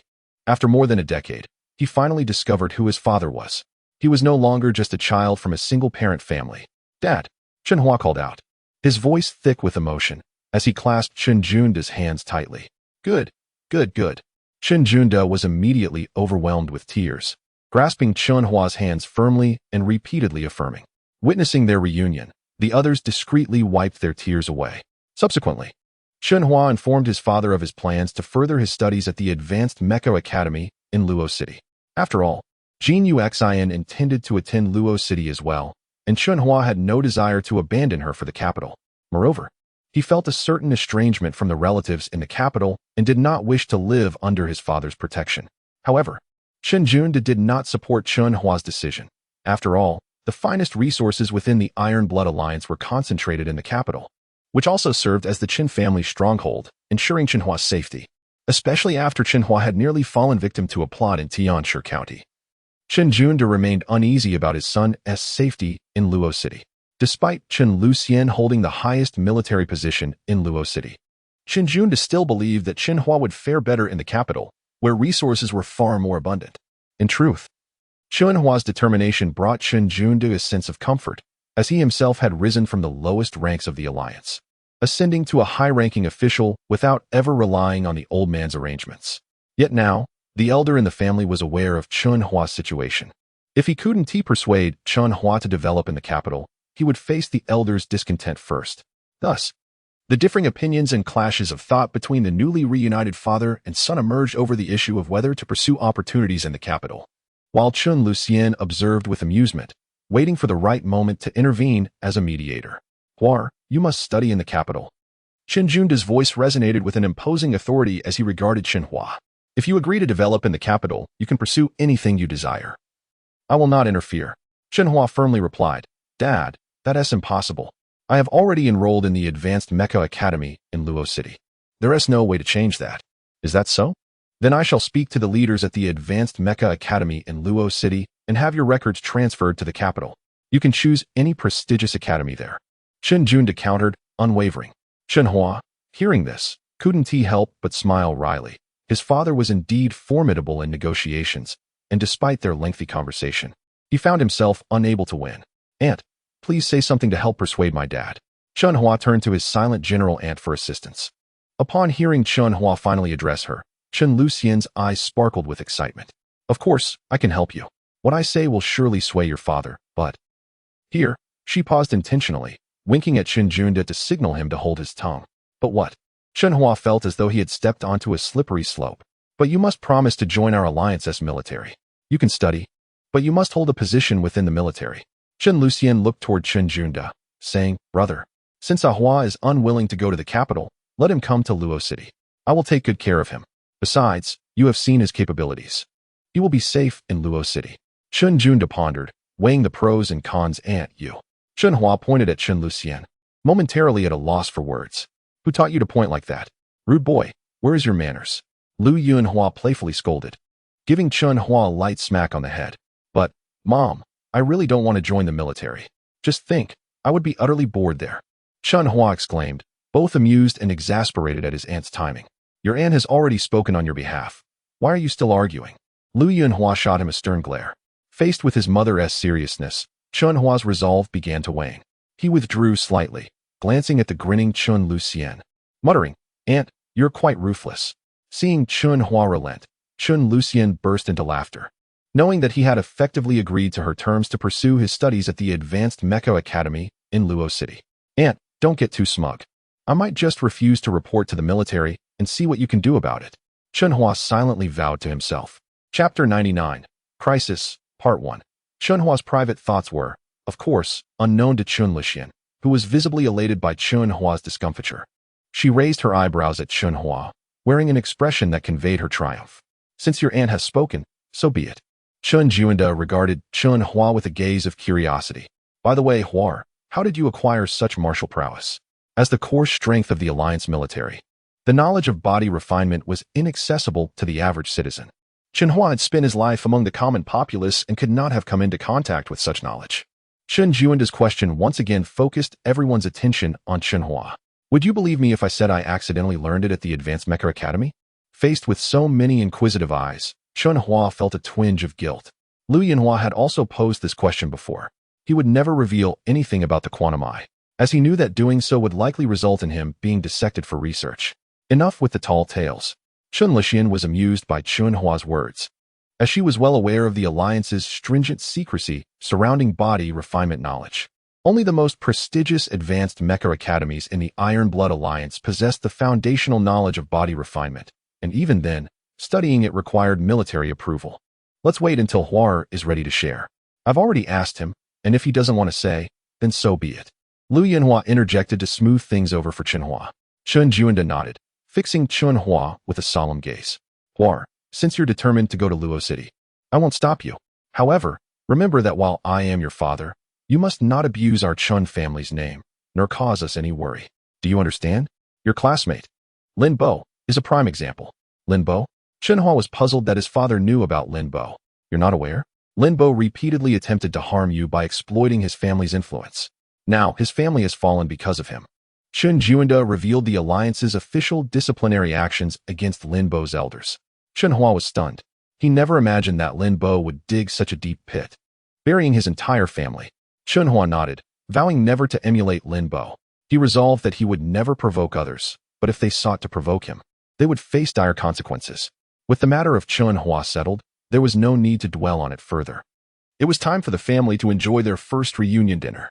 The repercussions of the Lin family's reassignment in Sky Lion County began to ripple through other cities. While it didn't cause a major upheaval, it served as a warning to many families to rein in their profligate offspring. Upon returning to Luo City, Luo Lilong learned of the Lin family's fate from his father, who warned him against causing trouble and offending anyone who should not be offended, lest he bring disaster upon the family. As an allied family of the Lins, the Luo family was also disheartened by their misfortune. Originally, Luo Lilong's father had placed him in Sky Lion County to temper him, but things had unfolded unexpectedly. Luo Lilong was surprised to learn that the Lin family's downfall was related to Chen Hua, and that Chen Hua was Chen Wuqing's son. He recalled how he had not only been outdone by Chen Hua, but had also lost face in front of Zhui Yashuan. A nameless anger began to simmer within him. However, as he reflected on the events surrounding the Lin family's demise, he conceived a plan that he believed was feasible. Chen Wuqing, so what if he's Chen Wuqing's son? With that thought, Luo Lilong dialed Lin Bo's number. Shortly after Chen Hua's family left the store, the alloy metal floor inside began to buckle. A 1-meter radius drill then emerged from beneath the ground. Soon after, a crimson crab-shaped mecha burst forth from the depths. Anyone present would have been astonished to sense the dangerous aura emanating from the crimson crab-shaped mecha. The streamlined exterior, the slightly protruding intelligent screen eyes, and the massive drills embedded in its pincers were all telltale signs. Those who had ventured into the chaotic regions would be familiar with this dangerous aura, as crab-shaped mechas were a type of biomimetic intelligent mecha common in those areas. If Chen Hua were present, he would have been taken aback, as the mecha's imposing presence suggested that it was far more powerful than the biomimetic intelligent mecha he had encountered before. Target not found. After scanning the empty store with electronic energy, the intelligent prompt sounded automatically inside the crab-shaped mecha's cockpit. Activating long-wave scan to search for the target. Initiating, please wait. Target found. Initiating intelligent waiting mode. Upon locating its target, the crab-shaped mecha did not move, but instead retreated back into the ground beneath Chen Hua's store. Its crimson body perfectly filled the excavated space. There it lay in wait, patiently biding its time until its target walked into its trap. Chen Hua and his family were completely unaware that a biomimetic intelligent mecha was lurking beneath the store. They were currently seated in the finest restaurant in Sky Lion County, awaiting their meal. Out of the blue, Chen Hua remembered Yusin and proposed, "Dad, I'd like to invite my girlfriend to join us for dinner." "Oh, is that so? Then invite her over." Chen Juanda responded with a nod. Chen Lixian, however, was displeased. "Why invite an outsider when it's just our family eating? Besides, she's not your wife. Just a girlfriend. It's not appropriate." Lu Yunhua's reaction, on the other hand, astonished everyone. "Ah Xian, don't say that. Our Huar has 2 beautiful girlfriends." "Huar, since your 2 girlfriends will eventually meet their in-laws, why not invite them both over for your father to see? Then, when you turn 18, you can marry them both." "What? 2? Marry them both? Playing the field?" Seeing the astonished expressions on everyone's faces, Chen Hua was amused and exasperated. He never expected his mother to say such a thing. Chen Lixian was the first to react, bursting into laughter without any regard for her image. "Big brother, Ahua is far more impressive than you were back in the day. He's managed to woo 2 women and get his mother's approval. What about you? You were scolded to no end back then, huh?" Chapter 100, Crisis, Part 2. The words of Chen Lixian, like a sharp knife, made Chen Juanda's face flush with embarrassment, dark lines forming on his forehead. Helplessly, he gazed at his younger sister, the Major General, and for once, chose silence. After all, her words bore an undeniable truth. "Aunt, could you at least show some consideration for my father? Also, my mother has misunderstood me. I only have 1 girlfriend. The only daughter of Administrative Minister Jin Yongping." Chen Hua wore a bitter smile. He was both troubled and resigned. His mother's misconception about him dating two beautiful women persisted despite his explanations, which she interpreted as mere attempts at concealment. Chen Hua found it hard to fathom the excessive actions that someone like Fang Shui might take upon learning of his identity as Chen Wuqing's son.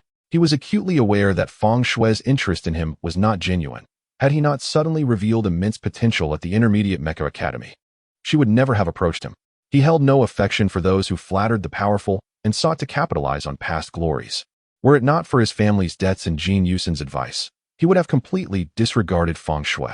Hua, if you wish to invite your girlfriend, please do so. Don't neglect one for the other. By the way, you mentioned your girlfriend is the daughter of whom? Noticing Chen Hua's somber expression, Chen Juanda spoke up. However, he was interrupted by Chen Lishan's laughter. Big brother, do you still hope to mold a Hua in your image? Haha, if you remain silent, no one will mistake you for a mute. Chen Juanda shot a glare at his younger sister. At times, he found himself utterly helpless against her antics. She is the only daughter of Administrative Minister Jin Yongping, Chen Hua replied. Ah, so it is him. No wonder I saw you. It all makes sense now. Excellent. Chen Juanda chuckled. Dad, do you know Uncle Jin? Chen Hua inquired. Not just know him. We are old friends, he replied with a grin. Since that's the case, let's invite him over for a meal, shall we? Sure. Chen Hua nodded, promptly activating the communicator on his wrist to dial Jin Yusen's number. Hua, don't forget to call Shuer. She is the daughter of the president of Tianshi Mecha Design Group. You mustn't overlook her. Lu Yinhua kindly reminded from the side. What? The daughter of the president of Tianshi Mecha Design Group. Both Chen Lixian and Chen Juanda were taken aback by Lu Yuhua's revelation. Is that true? Chen Juanda asked. Astonished, his disbelief turned to silence as Lu Yinhua nodded, and he felt as if the world had shrunk around him. Meanwhile, Chen Lixian looked at Chen Hua, who was busy on the phone, an amused expression on her face. She then turned to Chen Juanda, her gaze laced with mischief. Big brother, could this be fate? Haha. Seeing Chen Juanda's speechless expression, Chen Lixian burst into laughter again, her boisterous mirth affecting even Chen Hua's phone call. Aunt, could you tone down the bravado? Chen Hua found himself exasperated. It was hard for him to imagine how her personality would fare in the military. In fact, Chen Lixian's demeanor was precisely what the men in the military found appealing. Oh, my apologies. I got carried away. It was just too funny. Hua, you could never have imagined that your girlfriend, the daughter of the president of Tianshi Mecha Design Group, is the child of your father's old flame. Ha. As she spoke, the atmosphere in the room grew tense, particularly for Chen Juanda, who felt the weight of awkwardness pressing down on him. The unmasking of such a sensitive topic left him floundering. Back then, your father didn't marry her, and she ended up with the president of Tianshi Mecha Design Group, giving birth to a daughter. Who would have thought, Hua, that you would end up with her daughter? Truly remarkable. Enough. Chen Juanda's mood soured as he sensed his sister's escalating enthusiasm. Hua, you just mentioned you have only one girlfriend, correct? Thankfully, he recalled Chen Hua's earlier statement. Actually, Fang Shui is not my girlfriend. My mother refuses to believe me, and I am at a loss. The truth is, Fang Shui's relentless pursuit and her impeccable demeanor have made it impossible to find fault with her. Additionally, every time she visits, she aims to charm my mother. And with her genuine nature, she has won her over, Chen Hua admitted, feeling the weight of his predicament. Who wouldn't be swayed by a beautiful girl, charming and understanding? Who even disregards the fact that he has another girlfriend? Moreover, Fang Shui's impressive background was an opportunity no mother would shy away from. Furthermore, in the Iron Blood Alliance, there are no strict monogamous demands. Traditionally, the people lean towards a commitment to one partner, cherishing a lifelong bond. In Lu Yunhua's heart, Fang Shui had already become a part of Chen Hua. Little did he know how Lu Yunhua perceived the situation. Had he known, he might have been left astounded. What is going on? Chen Juanda directed his gaze toward Lu Yunhua. Just ignore Hua. I know everything about his relationship with Shuer. Here's how it goes.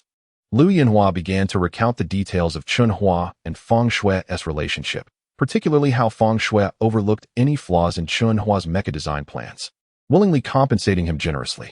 As she spoke, the others began to believe her narrative.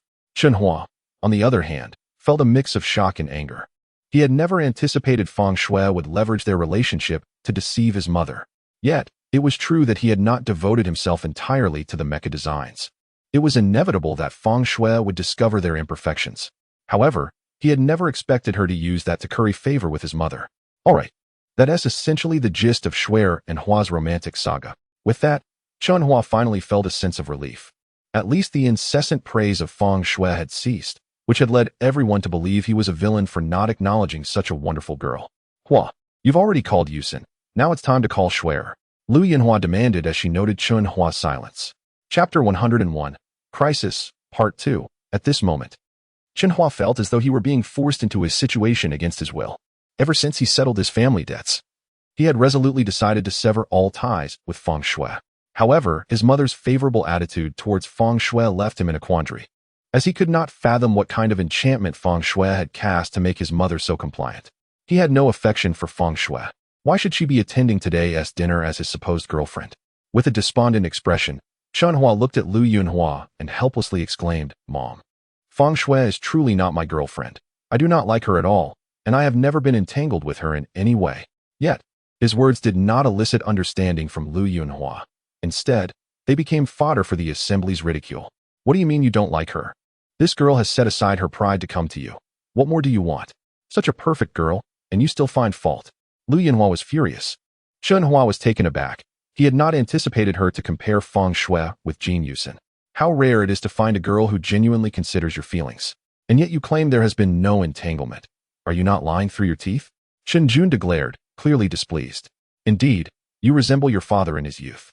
If he had been anything like you now, he would have been with your mother long ago, rather than waiting until now." Chen Lixian's words inadvertently struck Chen Junda. Such a young age, yet already filled with cunning. How shameful, Xiao Rou chimed in.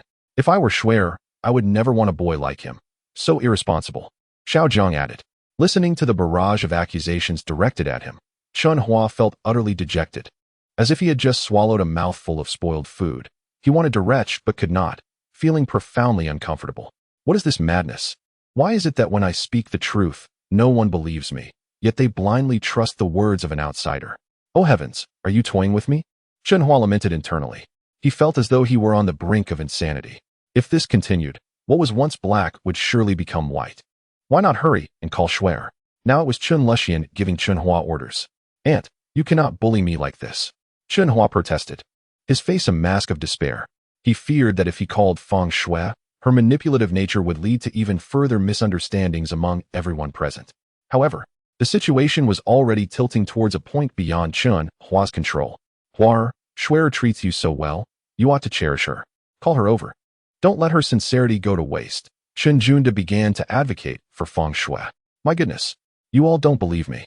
Chen Hua howled at the heavens, feeling an overwhelming urge to curse. "Stop howling. What a disgrace. Quickly call Shuer. Don't act so pitiful, like a girl."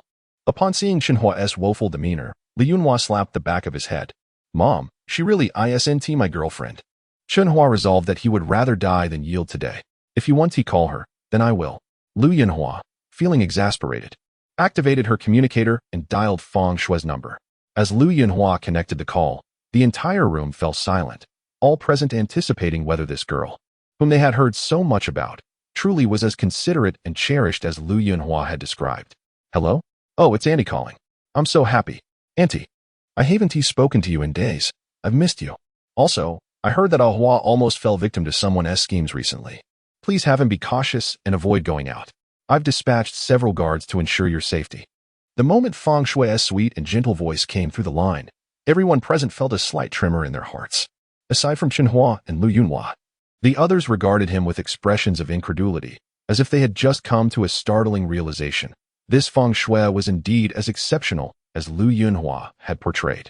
How considerate she was to think of others. Such girls are truly rare. When Feng Shui mentioned sending guards to protect Chen Hua and his mother, Chen Junda and Chen Lixian exchanged glances, both silently affirming Feng Shui's character. Chen Hua could never have anticipated that Feng Shui's words would significantly enhance his father and aunt's impression of her, even leading them to approve of her as a potential daughter-in-law. The atmosphere in the room remained tranquil for some time. While Lu Yinhua and Feng Shui conversed with the intimacy of long-lost friends, their dialogue growing ever more animated, even causing Lu Yinhua to laugh heartily. Chen Hua could scarcely comprehend how two women could engage so fervently in conversation. Eventually, after several discreet coughs from him, Lu Yinhua reluctantly ceased her deep discussion. All right. Yes, you should come over quickly. Our family is waiting for you to join us for dinner. Hurry." "Yes, Auntie. You and Uncle can start eating without me. After all, It is your family reunion dinner. My presence may not be entirely fitting, but rest assured, I will arrive shortly. Feng Shui's final words struck a perfect chord, earning her silent accolades from all present. In contrast to Chen Hua's earlier conversation with Jin Yusin, Feng Shui was in an entirely different realm. If Chen Junde and Chen Lixian viewed Feng Shui with the brilliance of a full moon, their impression of Jin Yusin was akin to that of a mere firefly's flicker, insignificant. Chen Lixian could not help but praise. She truly is an exceptionally charming girl. If I were a man, I would certainly pursue her. Indeed, Hua, in my youth, I foolishly missed the best opportunity to be with your mother, wasting over a decade of her youth. I don't want you to follow in my footsteps and later regret it. Chen Junde reflected, sighing deeply. Upon hearing these words from his elders, Chen Hua was left utterly bewildered, realizing the predicament he faced. Feng Shui's ulterior motives had garnered the approval of everyone. A sense of unshakable distrust began to rise within Chen Hua. What must I do to make you believe me? He muttered, his lips twitching involuntarily. Chapter 102. Thoughts. Mind your own business before you speak. Li Yunhua shot a disdainful glance at Chen Hua. Indeed, Hua. You must possess a sense of responsibility. It is the most fundamental expectation of a man. Chen Lixian chimed in, offering her admonition to Chen Hua. I believe in you and your words. You risk losing such a wonderful wife. Chen Junde joined the chorus supporting Feng Shui. At that moment, Chen Hua felt on the verge of madness. He suddenly experienced a sense of helplessness, as if neither heaven nor earth would heed his calls. The arrival of Feng Shui and Jin Yusin added a vibrant flair to the dinner gathering. Particularly, Feng Shui nearly drew near to Lu Yunhua, capturing the attention of everyone present. A person who embodies both beauty and grace naturally leaves a profound impression, and thus, she became the focal point. She informed Lu Yunhua that she had dispatched 2 security personnel from the Tianshi Mecha Design Group to the store, aiming to ensure Chen Hua's safety. Although she had heard of Chen Hua's impressive skills, she believed that her precautionary measures, albeit minimal, would yield some benefit. Indeed, her actions immediately garnered the admiration of Chen Hua's 3 elders. Only Jin Yusin and Jin Yongping remained calm, continuing their meal. Chen Hua repeatedly shot warning glances at Feng Shui, urging her to temper her exuberance, but she blatantly ignored him. She was acutely aware that if she could establish a good rapport with Chen Hua's elders, he would inevitably endure their pressure to accept her. Despite the meticulous calculations in Feng Shui's mind, Chen Hua saw through her intentions. Moreover, Feng Shui had not anticipated that the 2 security guards she sent to Chen Hua's store had been swiftly dismantled by the crab-shaped mecha lurking within. Yongping, let us raise a glass. It has been far too long since we last shared a drink together. Chen Junde declared as he noticed Jin Yongping had eaten enough to satisfy his hunger. Jin Yongping promptly lifted his glass and downed it in a single gulp. Father, please drink less, Jin Yusin gently reminded. Ah, such a considerate daughter. It seems my son has found a good partner, Chen Junde said, draining his glass as well.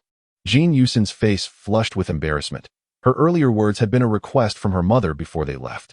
Noticing Jin Yusin's discomfort, Chen Hua interjected, Father, how about this? I'll take Yusin for a stroll outside while you all continue dining. The adults, seasoned in life's experiences, immediately grasped his intention. Chen Junde nodded with a smile. Go ahead, but be safe. Thank you, Dad. Chen Hua joyfully rose, sharing a glance with Jin Yusin before they both headed towards the door of the private room. Hey Hua, how can you take only Yusin out? Don't neglect Shuer. Shuer, you should join. Don't let Yusin outshine you. Lu Yunhua unexpectedly rallied for Feng Shui.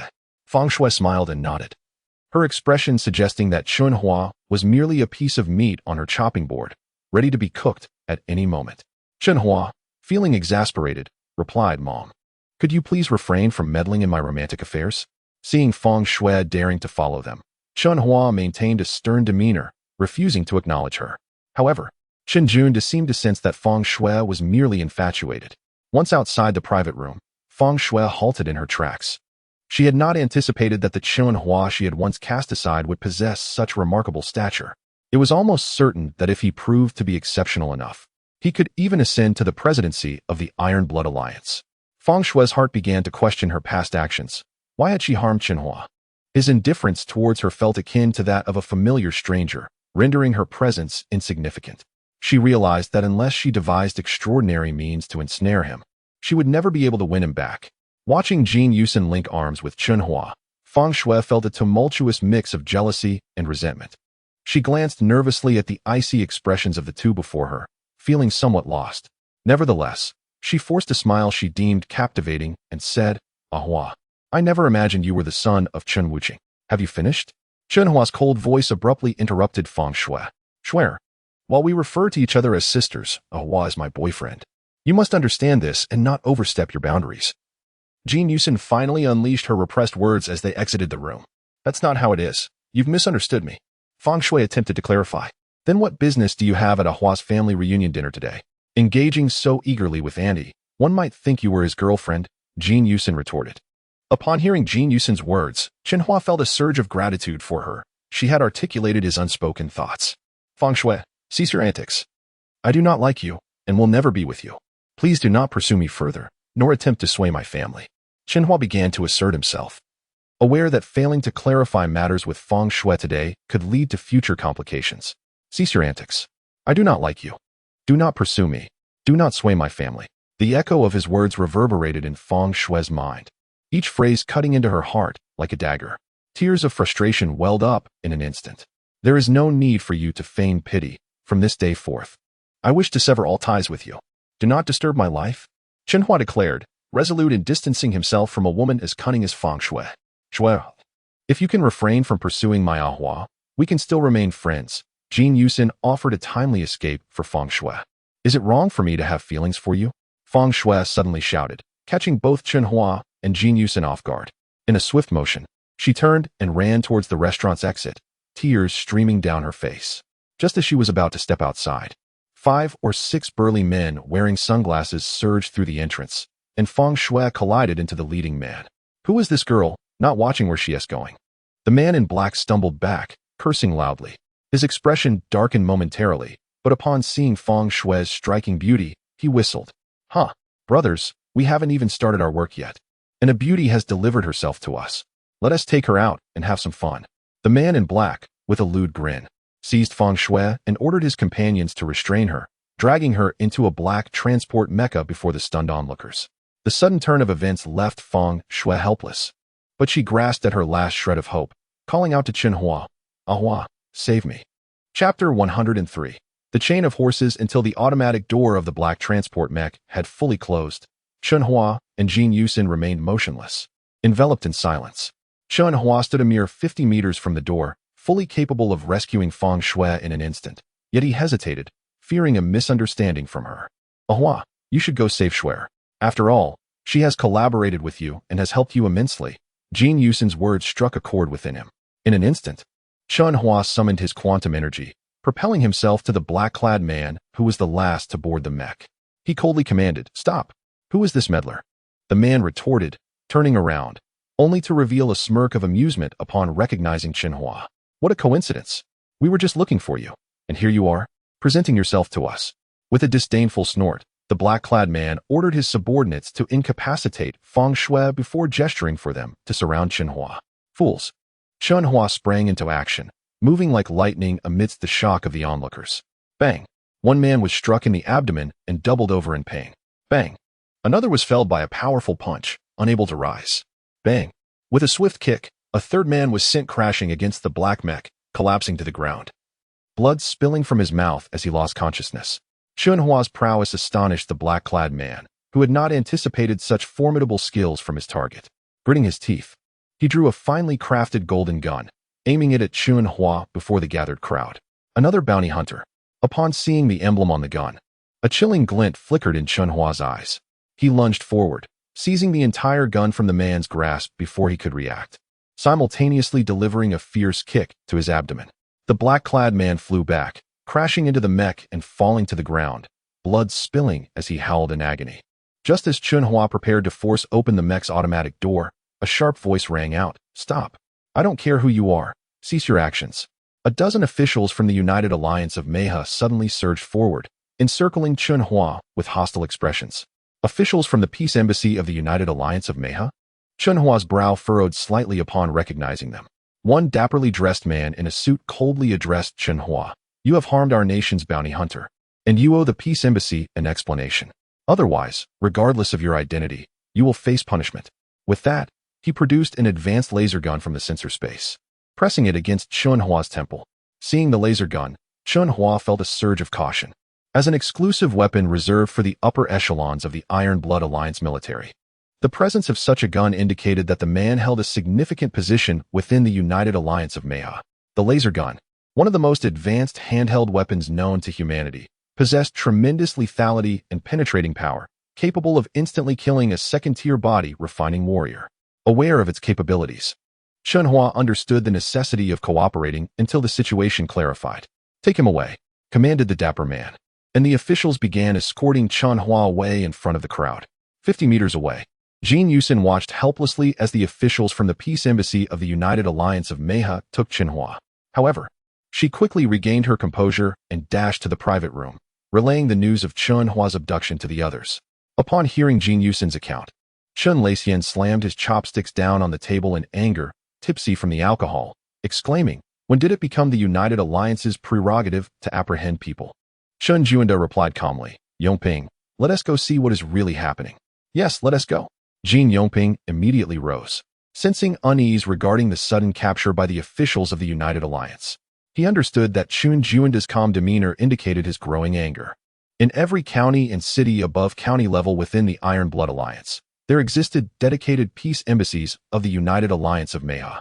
Originally established to promote communication between the two great nations, these embassies had become a source of frustration for the Iron Blood Alliance, as they were difficult to regulate. If they attempted to impose restrictions, the United Alliance would vehemently condemn them, even pressuring the Iron Blood Alliance to abandon such notions. Conversely, if they refrained from oversight, the United Alliance would audaciously engage in disunity within the Iron Blood Alliance. This duplicitous nation often exhibited strong hegemonic tendencies. They would allow oversight of their actions, but would staunchly resist any attempts to control them. Just as Chen Juanda stood to leave, Jin Yongping's sensor phone rang. Soon, they learned the reason for Chen Hua's arrest. How could a Hua possibly injure a bounty hunter from the United Alliance? That is simply impossible.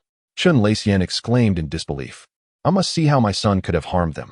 Chen Juanda scoffed, following Jin Yongping as they exited the private room. Utilizing Chen Laxian's transport mech, they swiftly arrived at the Peace Embassy of the United Alliance of Mech in Tianshi County. No one had anticipated that Lin Chongshan's demotion would provide Luo Lulong with an opportunity to extend a lifeline to the Lin family. If this opportunity were seized effectively, the Lin family would become a supportive faction for the Luo family, helping them ascend within the alliance's official ranks. Moreover, Luo Lulong had long harbored a deep-seated animosity towards Chen Hua, and with Chen Hua having harmed Linbo so grievously, his hatred had intensified further. With the approval of the elder of the Luo family, Luo Lulong leveraged his connections in Luo City to hire a group of bounty hunters from the United Alliance of Mech.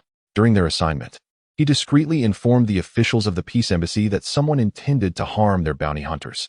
This intricate scheme, viewed by Luo Lulong and the elder of the Luo family as a trap, was designed to catch the Chen family off guard.